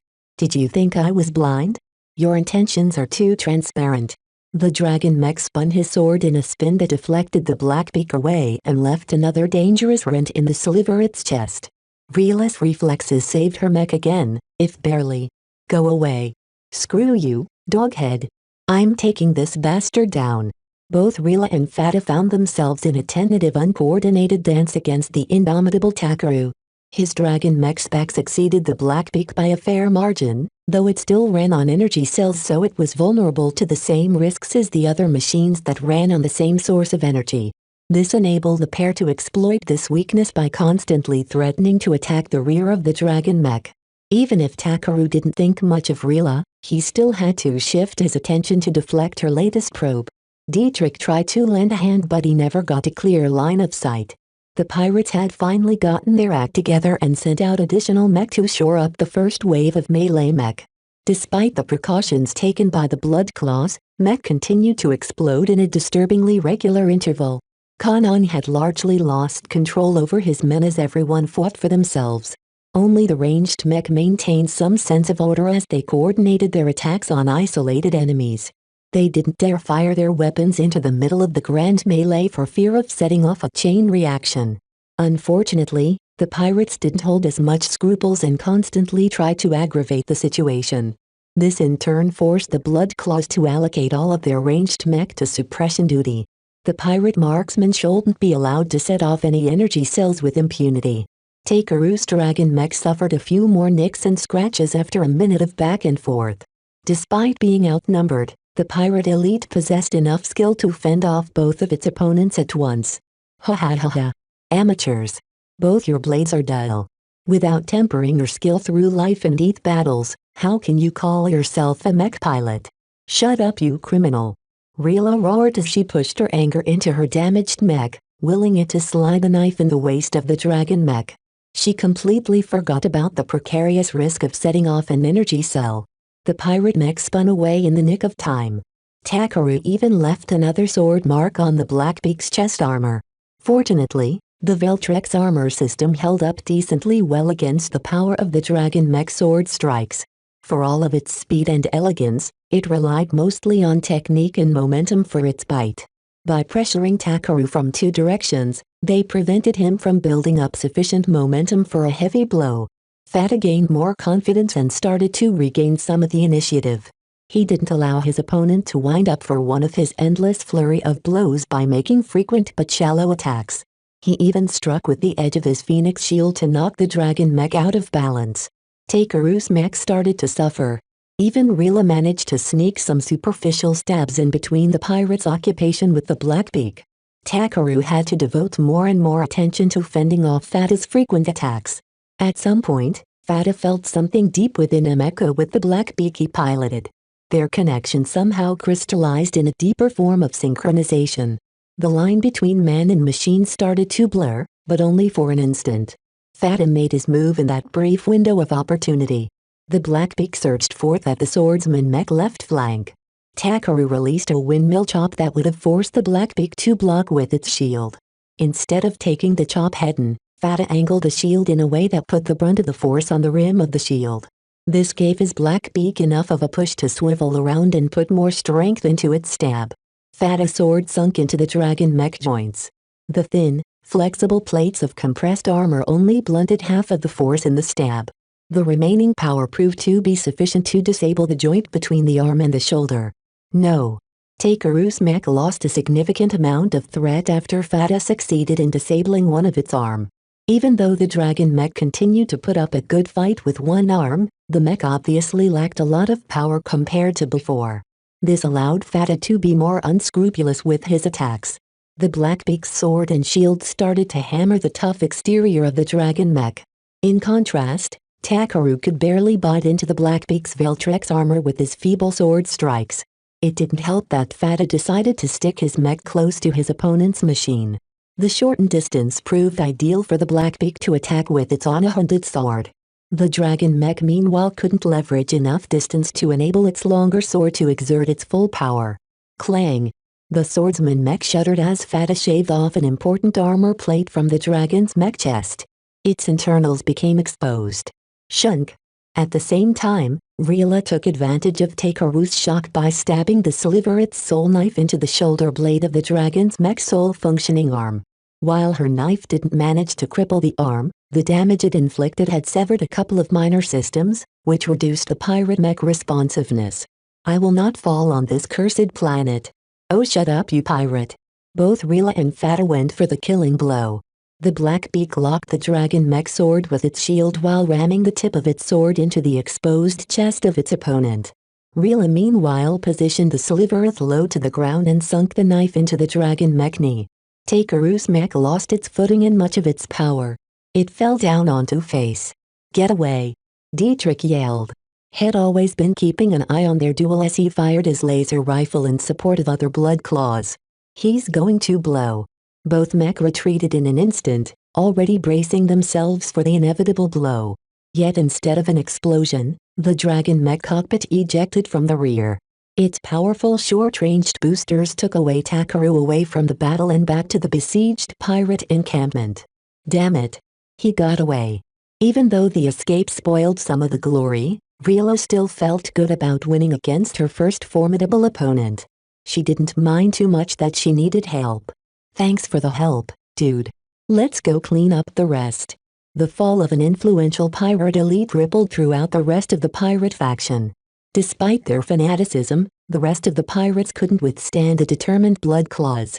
Even the command squad from the Dragons of the Void suffered casualties and Rila and Fata teamed up to dismantle them one by one. This time, they didn't let their pilots eject. They both aimed to take out the cockpit from the start. After half an hour of intensive battle, the Blood Claws won the melee, though it cost them half of their melee mech. Chapter 298 Approach The Blood Claws and their subordinate forces lost too many mech from a single engagement. Even though the pirates put up a decent fight, the battle shouldn't have been so deadly to their mech and pilots. Ordinarily, mech could soak a lot of damage. Even uncompressed mech outperformed conventional tanks due to their mobility, which allowed them to dodge or mitigate a lot of incoming attacks. It's this overcharge nonsense, Kanan uttered as he saw the devastation in front of him. A field of craters and broken parts had been strewn before the pirate base that his men heaped their vengeance upon right now. Any battle besides an ambush will result in a Pyrrhic victory for whoever's left. A few of the senior blood claws by his side nodded. Our steeds have become our worst enemies. It's too difficult to guard your energy cells in a larger battle. We'll be turning our pilots into cowards if we allow them to eject too early. Mech have turned into fragile scrap. Even the mech corps will run out of mech by the end of the month at this rate. Their first actual battle had taught them a lot of lessons on the devastating consequences of the overcharge phenomenon. A single change to the functioning of an energy cell had resulted in far-reaching effects for any force that fielded mech. The Blood Claws completely lost their appetite for further battles. None of the men found any glory to be had in the grueling fight they had just concluded. If they hadn't been compelled to attack the base by the 4th Bentheme Division, they would have never ranged this far from their walls. Alright, let's wrap it up here. Rescue any mech pilots that are trapped and finish off any pirates that are still alive except for the leaders. Have you gotten a hold of Takaru and the rest of the Dragons of the Void? They ran away. They still hid a small corvette in between their carriers which lifted off out of sight behind that hill over there. Damn. Even if they stomped a dangerous forward outpost, thus reducing the threat to their base, Kanan still felt sore about the losses. Over the next days, the news trickled back to the mech corps and their affiliate powers. The whalers especially took the news with a gut punch, because they lost 6 mech and 4 pilots. Proportionally, They suffered the worst casualties out of the outfits that took part in the assault. This time, the whalers hadn't been able to drink their gloom away. Vez quietly shook his head as he finished modifying the umpteenth mech. He developed an efficient routine that allowed him to come up with some basic modifications on the fly and implement them into the cheap mech in 3 hours or less. He had to cut a lot of corners in order to achieve this speed, but Vez succeeded in overhauling every mech in the hands of the whalers within a week. I can't waste too much time in this base. The whalers will be fine without me once I find a solution to the overcharge phenomenon. Vez had devoted some of his off time to researching what the glowing planet did to achieve this bizarre phenomenon. His current hypothesis was that some energetic exotic mineral emitted an all-pervasive energy field that changed the properties of stored energy. The worst trait about the energy field was that it couldn't be blocked by anything. To test this out, Vez repurposed some tons of scrap and built a thick enclosure around a freshly drained and recharged energy cell. The cell still gained an overcharge after a day. If Vez couldn't prevent the field from affecting an energy cell surrounded by meters of alloys, then nothing else but some other exotic alloy would be able to block the energy field. The problem was that Vez had no clue what kind of exotics would qualify. Walter's whalers accumulated more than 50 different minerals from their mining activities over 2 locations. The old site contained more active and more valuable minerals, but none seemed to possess any special interaction with energy. As for the new site, it contained an entirely different mix of exotics, but again nothing seemed to stand out to Vez. Perhaps some of these exotics held the key to solving the problem, but it would take too much time to probe each type of mineral. Vez needed a faster, surer solution than a gamble with exotics. Through his casual studies and experimentation, Vez developed a number of approaches on how to tackle the problem. He could invest in his physics sub-skills and become more knowledgeable in the abstract fields of energy. He could invest in metallurgy and reinvigorate his research on exotics in order to come up with a new exotic alloy that might be able to influence the mysterious energy field. He could also throw a Hail Mary and acquire some eclectic sub-skills from the metaphysics tree. Perhaps a deeper understanding into the imaginary would be needed to fight against the unknown. After lengthy contemplation, he rejected these approaches. All of them strayed too far from his core competence as a mech designer. I'm a mech designer, not a scientist. There's a difference between the two. The former took the tools at hand and combined them in a way that solved the problem at hand. The latter wasn't content with the tools already available, and sought to explore new methods. Neither approach was wrong. Both had the potential to come up with an effective solution to the overcharge phenomenon, and Vez had to take the approach that fit him best. Let's try it from a mech designer and engineering standpoint. Vez called up a design for a typical energy cell. Their design didn't differ too much from brand to brand. Protective materials and safeguards took up around 20% of its volume. The most important part of an energy cell lay in the patterns and arrays that stored the actual energy. The cheaper cells used mundane alloys while the more expensive ones incorporated exotic resources that drastically increased their maximum capacity. As far as Vez was aware, the overcharge phenomenon didn't discriminate between materials. Both cheap and expensive cells suffered from the same problem, though with slight differences in magnitude. Another correlation he found was that certain structures resulted in a less drastic overcharge than other structures. Vez focused on the latter for a possible solution.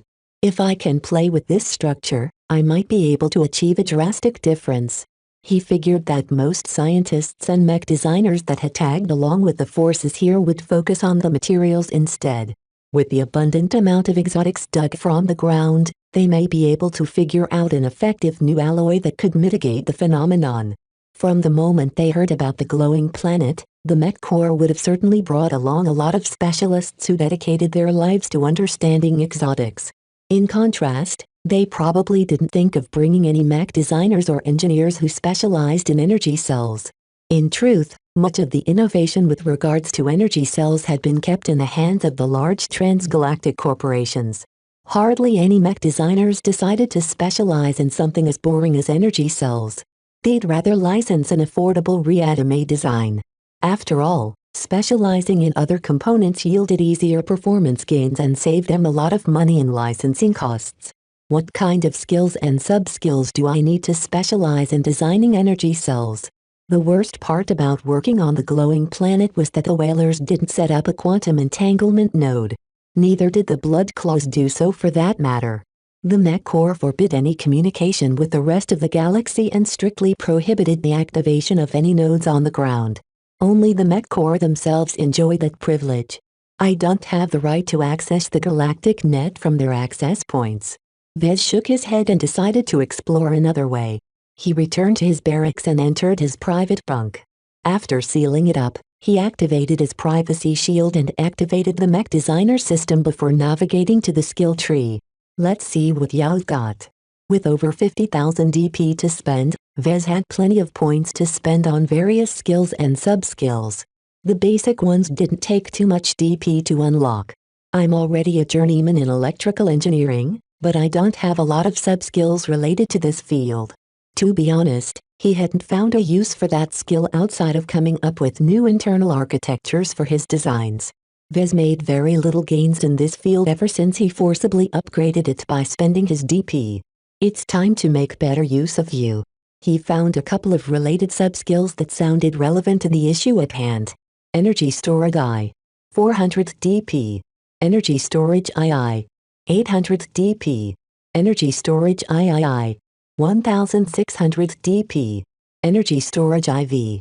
3200 DP. Learning these sub-skills all at once gave Vez a much deeper understanding on the physical makeup of energy cells. Vez understood what each safeguard did and how they prevented any shorting or accidental discharge. He knew why mech designers came up with a single size and format of an energy cell. He learned the basics of how a cell could pack more energy by using different materials or incorporating them in different structures, alternating between conductors, superconductors, exotic conductors and non-conductive materials. This is a lot. He turned from a novice to an amateur expert with regards to energy cells. Previously, Vez treated them like black boxes, something that was independent from his designs and should not be tinkered with. Now that he gained all of this new knowledge, he finally gained the basic confidence to tweak an existing energy cell. It's not enough to design a new one, however. Vez lacked too much of the underlying science and engineering to develop a new energy cell from scratch. Fortunately, that had never been his goal from the start. He didn't need to reinvent the wheel. He just had to modify an existing one to the point where it stopped acquiring an overcharge. New knowledge brought new understanding. Combined with his previous experimentation, B realized how impossible it was for energy cells to hold more charge than they had been designed to store. It's impossible. It simply doesn't work that way. Yet somehow, it did. He shook his head. Vez would get a headache if he kept obsessing about the impossible nature of an overcharged energy cell.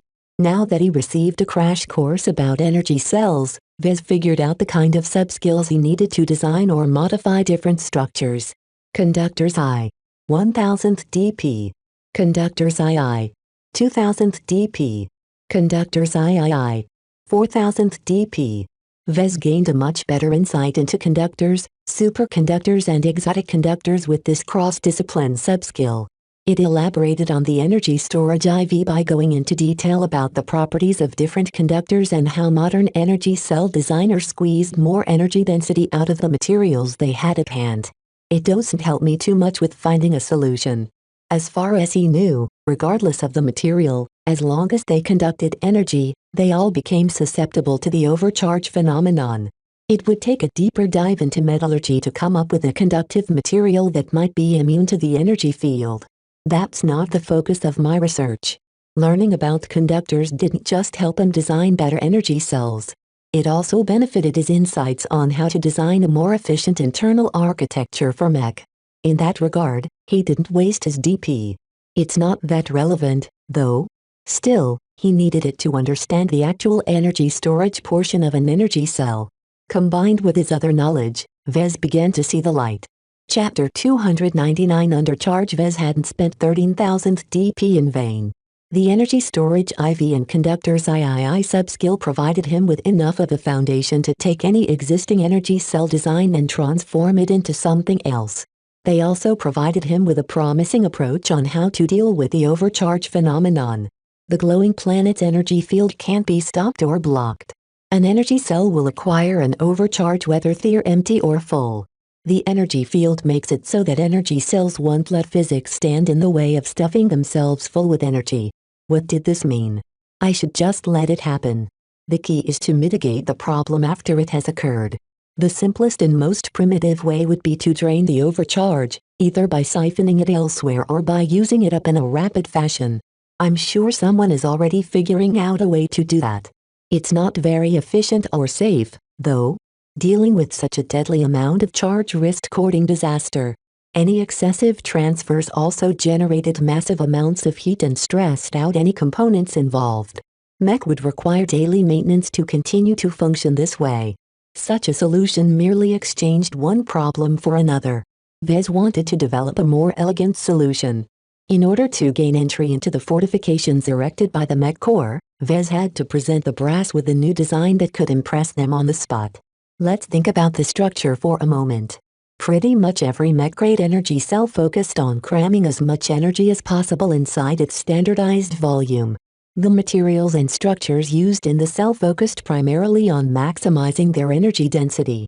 Vez wondered if a structure that prioritized a different goal would be able to achieve a different result. Every energy cell he encountered so far used the same principles to store their energy. They only differed in the safeguards and the materials used, leading to a limited variation of structures that basically looked the same from a distance. A couple of different ideas flourished in his mind.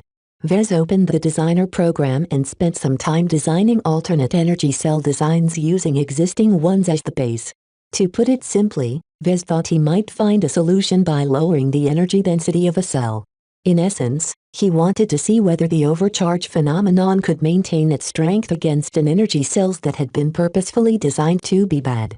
He only spent half a day to come up with 4 different designs, which he further split up into cheap and expensive variants. Compared to conventional energy cells, these deviations worked a lot less efficiently than others. They generated substantially more waste heat while holding much less charge in total. It's all well and good to doodle some new designs, but the only way to see if it works is if I fabricate some physical copies. Vez left his bunk and went to the nearest workshop. The whalers brought a cheap 3D printer to this expedition. It was the sole machine that could print new components if their mech required replacement parts. He unconsciously sneered at the sight. The cheap and awful printer had obviously been salvaged from a former production site. Lack of maintenance and overall neglect had degraded the machine to a fairly awful state. The whalers didn't even bother using it to fabricate most of their replacement parts, preferring to order new ones from another source. Well, it's not like I have anything better to work with. Let's fix her up. He performed some superficial maintenance on the machine. The machine probably hadn't received so much care in a decade. Most of what he did amounted to cleaning the interior and correcting the alignment of any components that had shifted during intensive jobs. Vez lacked the expertise to bring the printer back to its prime, not that he had the time to spare in the first place. This should be enough to work with some precision. He didn't place a lot of demands on the quality of his energy cells. He only wanted some proof of concepts to test out his ideas. As some of the simpler components of a mech, the printer didn't have to strain too much to spit out the energy cells. It only took 2 hours to fabricate all 8 of them. Vez ordered a couple of bots to take them away to an empty underground testing chamber he appropriated from the whalers. While it didn't matter if they held a charge or not, Vez charged them up to full capacity anyway in order to hurry up the process. After that, he set some automated measuring equipment before leaving the energy cells alone. Vez checked up on his experiment every 12 hours. The first time he checked in, he raised his eyebrows. Surprisingly enough, one pair of energy cells that shared the same design acquired an overcharge after only several hours. If I want to develop a cheap bomb, then this should be the right direction. It's a shame no one will want this. It's too volatile. He carefully directed a couple of bots to lift the 2 cells and take them far away from the base. After that, he made some more adjustments to his rig before he left the chamber. Over the course of several days, Vez continued to visit the chamber to inspect his progress. The other pairs of energy cells eventually became affected by the overcharge phenomenon, but different than last time, the problem became much less severe. Regular energy cells acquired a charge that varied from 3 to 7 times their initial capacity.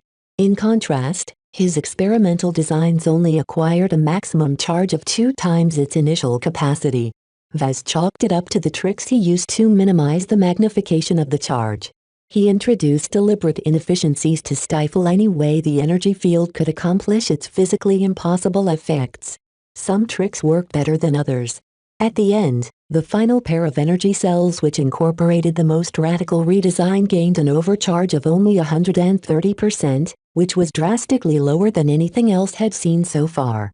It also took a lot longer for the energy field to affect these cells, as if it couldn't figure out how to manipulate it in its favor. The magnitude of any explosive discharges from these cells would be severely curtailed. Vez virtually eliminated the hazards with this design. While Vez should have been happy with the result, he didn't jump for joy when he ended his test. Why am I only able to achieve the best results with my worst design? The fourth pair of energy cells only carried a third of the energy of their equivalent industry standard cells. That basically meant that each mech that ran on energy cells had to choose between becoming moving bombs or working with 70% less uptime. Vez figured that most mech pilots favor the latter. It's not that much of a problem to a defensive force. The mech corps can fabricate an abundant amount of energy cells and instruct their mech pilots to resupply more often.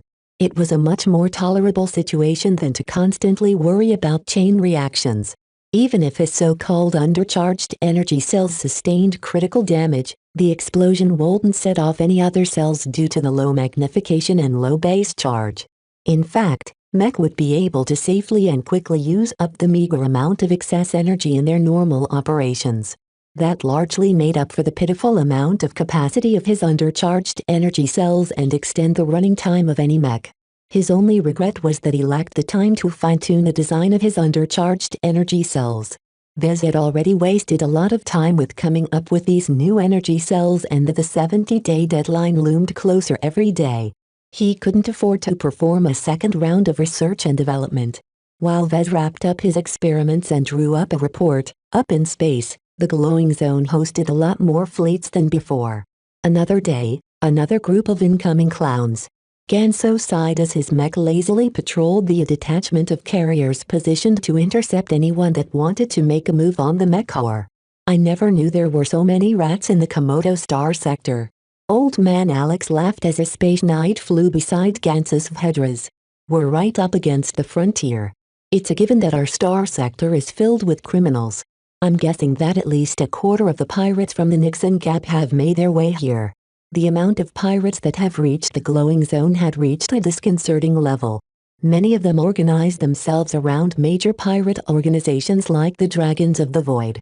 Over 10 such armadas have already formed and made their way towards the glowing planet. Do you think the rumors are true?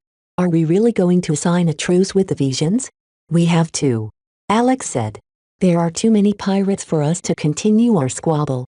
Even if we hate each other, we're not stupid. Any fight to the death will only benefit the scum watching from the side. Besides their initial skirmishes, the Mech Corps and the Mech Legion completely gave up any attempt to fob each other off from the glowing planet. Too many vultures had gathered to continue their schoolyard spat. They would rather allow their principal enemy to benefit from the glowing planet than to pave the way for lawless pirates to reap the ultimate rewards.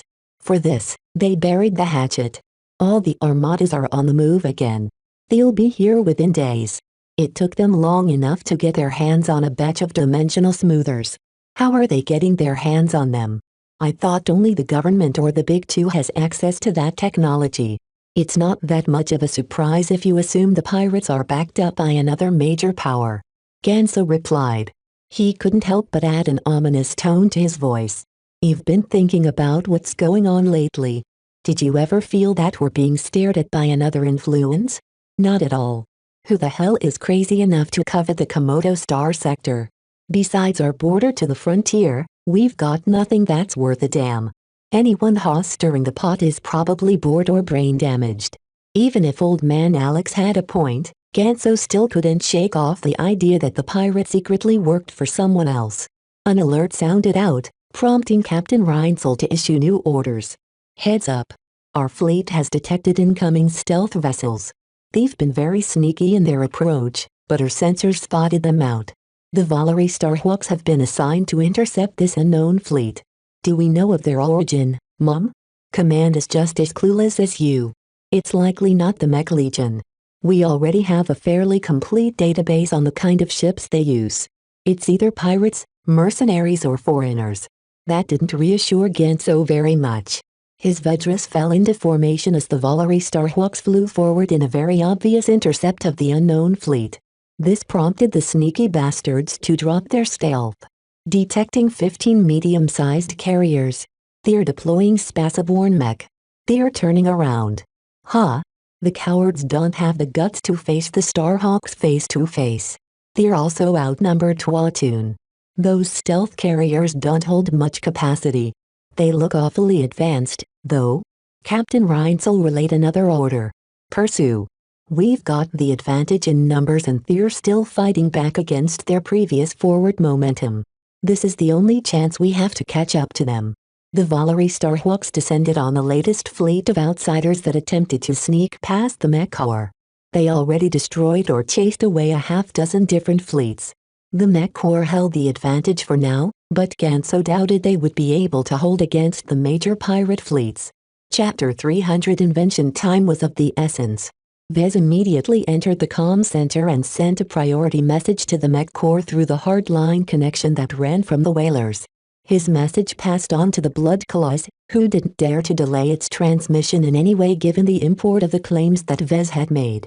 Just a couple of minutes later, Vez received a receipt from the base commander herself. He had to sit tight and wait for transport. They wanted to bring him over to verify his invention with their own eyes. Since this might be the last time he'd stick with the whalers, Vez quickly sought out Walter and filled him in about his breakthrough. You really did it? That's great news. Walter laughed and embraced the mech designer in a meaty hug. We won't get to blow up anymore. Vez didn't have the heart to hide the designs for the undercharged energy cells from Walter. He passed the gang leader a secure data chip that contained all of the technical specifications. You can hand it over to any decent mech technician. They're easy to fabricate, but it will take some time before you're able to replace all of your existing cells. At least they solved this pervasive problem. Vez also granted the whalers an opportunity to butter up to the Blood Claws by presenting the designs to them a little early.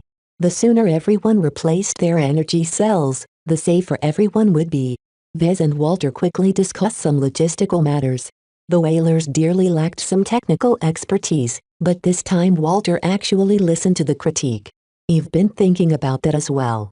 Our mech fared worse than the others in the pirate base assault. We've got a lot of shaping up to do. If I hand over your invention to the Blood Claws, I can probably get them to lend us some of their senior technicians. Heavens no, we need someone who can take over what you've done for us so far. They parted with each other on amicable terms. Vez quickly packed his meager luggage and sought out Lucky, who had been digging for exotics near the mines. His gluttonous cat must have eaten tons of the stuff already, but he hadn't gained any weight at all. You must be chock full of energy right now. Vez grasped hold of his silvery mechanical cat. We might be moving to the red zone soon. Don't run around randomly, okay? There's a whole bunch of military men running around there, so you might be spooking them if you're trespassing into a restricted area. Meow. His cat appeared to look forward to entering the red zone. As for tripping alarms and alerting the guards, Lucky didn't seem to be worried about that. He only had more exotics in mind. Fata and the rest of the whalers who raided the pirate base hadn't returned yet, so Vez couldn't say goodbye to the inheritor of his black beak in person.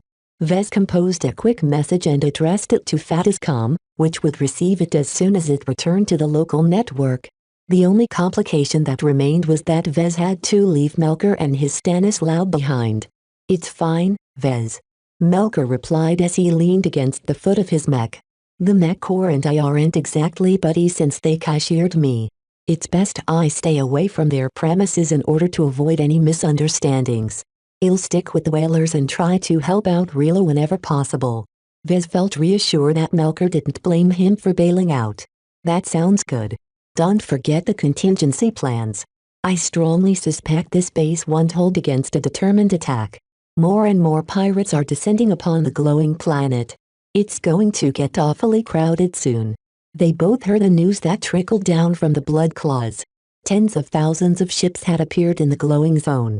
Most of them didn't seem to acknowledge any authority except for their own. Even Vez could tell that the Mech Corps had no way of holding back the sheer number of pirates on their way to the glowing planet. They said their goodbyes before Vez left for the landing on the surface in his hazard suit. He only had to wait a couple of minutes before an armored shuttle escorted by a couple of aerial mech descended on the pad. A uniformed officer appeared from the hatch. "Mr. Larkin, son, please step inside. Do you have the samples? They're over there." Vez pointed at the bots holding the pair of energy cells that fared best in his previous test. "You've already drained their charge, but it's best to handle them with care." The shuttle sent out their own set of bots who grabbed hold of the samples with extreme care. They carefully placed the cells into purposeful boxes before closing them up with an abundance of locks. Once Vez and Lucky stepped inside and the boxes had been stowed away into the shuttle's cargo compartment, the shuttle lifted off. Neither the officer nor the guards appeared talkative, so Vez remained in his seat and stroked his apprehensive gem cat. Lucky must be feeling apprehensive at being stuck inside a shuttle full of armed guards and countermeasures. It became clear to Vez that the Mech Corps treated his invention with utmost importance. It didn't take too long for the shuttle to arrive at the center of the sprawling fortification in the middle of the red zone. The closer they got to the center, the more Vez became more uncomfortable. Over 13 energy fields are being projected from the red zone. The officer commented when he noticed Vez having trouble keeping himself together. As far as we're aware of, they have minimal effects on human physiology, but it will take some time to get used to them. The side effects will fade within a day. Somehow, Vez didn't think the regular rules applied to him. His main source of discomfort came from his recently diminished internal energy cycle. For some reason, something underground exerted an attraction on the energy. Like a magnet pulling metals from their place, Vez found that the unknown attraction field attempted to pull his internal energy away from his chest. It hurt quite a lot. He groaned a bit and tried to flex his body to cope with the changes. His energy cycle had become deformed, and it took quite a bit of effort for his body to get used to the new configuration. "I'm okay." Vez waved away the officer when he approached to lend a hand. "I'm not a baseline human. My enhancements are going a little haywire from the energy fields. You should visit the med bay." "It's okay. Let's get my meeting with the base commander out of the way first. I don't think she's patient enough to wait for me to recover." An entire squad of armed guards took away the boxes that contained the undercharged energy cells. Meanwhile, Vez received his own honor guard who firmly but briskly led him down to the underground city the Mech Corps had dug up with their advanced mining equipment. The base was a veritable hive of activity. The Mech Corps constantly shifted men and mech back and forth. Even though the overcharge phenomenon had turned every mech into a death trap, their pilots hadn't been deterred from doing their duty at all. Vez missed this sense of professionalism. The whalers looked like toddlers in comparison. The officer led Vez straight through a series of elevators before leading him to a command center which coordinated the Republic's presence on the glowing planet. Vez only got a tiny glimpse of the projection with the disposition of every force before they reached a guarded checkpoint before the office of the base commander. Once Vez got scanned yet again, he was allowed entry, though he had to leave Lucky behind again. "Remember, don't crawl off, Lucky. Stay." After he made sure that Lucky understood the import of staying in place, Vez walked through the hatch and took a seat in front of a simple alloy desk. The base commander appeared to be a typical veteran from the Mech Corps. The woman looked hard and she didn't bother to apply any cosmetic procedures to work away the wrinkles she gained from reaching middle age. Her short black hair had been bound up in a ball, thereby exposing Vez to the base commander's piercing eyes. "Mr. Larkinson. It's not every day I see one out of uniform. It's a pleasure to meet you." "Likewise, Colonel Eilis. When I heard you developed a special set of energy cells that claim to mitigate the overcharge phenomenon, I couldn't believe how fast you came up with them. The full weight of the Mech Corps has been around the problem for weeks. We've put entire research teams on the issue and we've even contracted half a dozen different energy cell developers to present us with a better solution. You cannot imagine the amount of resources we've devoted to coming up with a solution. Vez was very surprised to hear how much effort the Mech Corps put into their own research. Has it paid off, then? Did you already develop a better solution? Not exactly. The Colonel admitted freely. Efficiency has been low due to the relative lack of expertise among our own research teams. As for the developers, they're constrained by the fact that they have only heard about the problem secondhand. They claim that the overcharge phenomenon is such an impossible occurrence that they're having difficulty figuring out a direction for a viable solution. It sounded like the energy cell developers might have other concerns in mind. Perhaps they planned on dragging their feet, thereby extracting more concessions from the Mech Corps. Maybe they even signed a secret agreement with some other faction like the Vija Kingdom's Mech Legion. Vez was curious about the progress they had made so far. What's the best solution your researchers have come up with? Colonel Ilis handed him a data pad that contained a classified document of a different energy cell design. Unlike the design formed by Vez, this one adopted the same conventional structure for the energy storage portion. The only difference was that the various conductors consisted of newly developed alloys formed out of exotics extracted from the ground.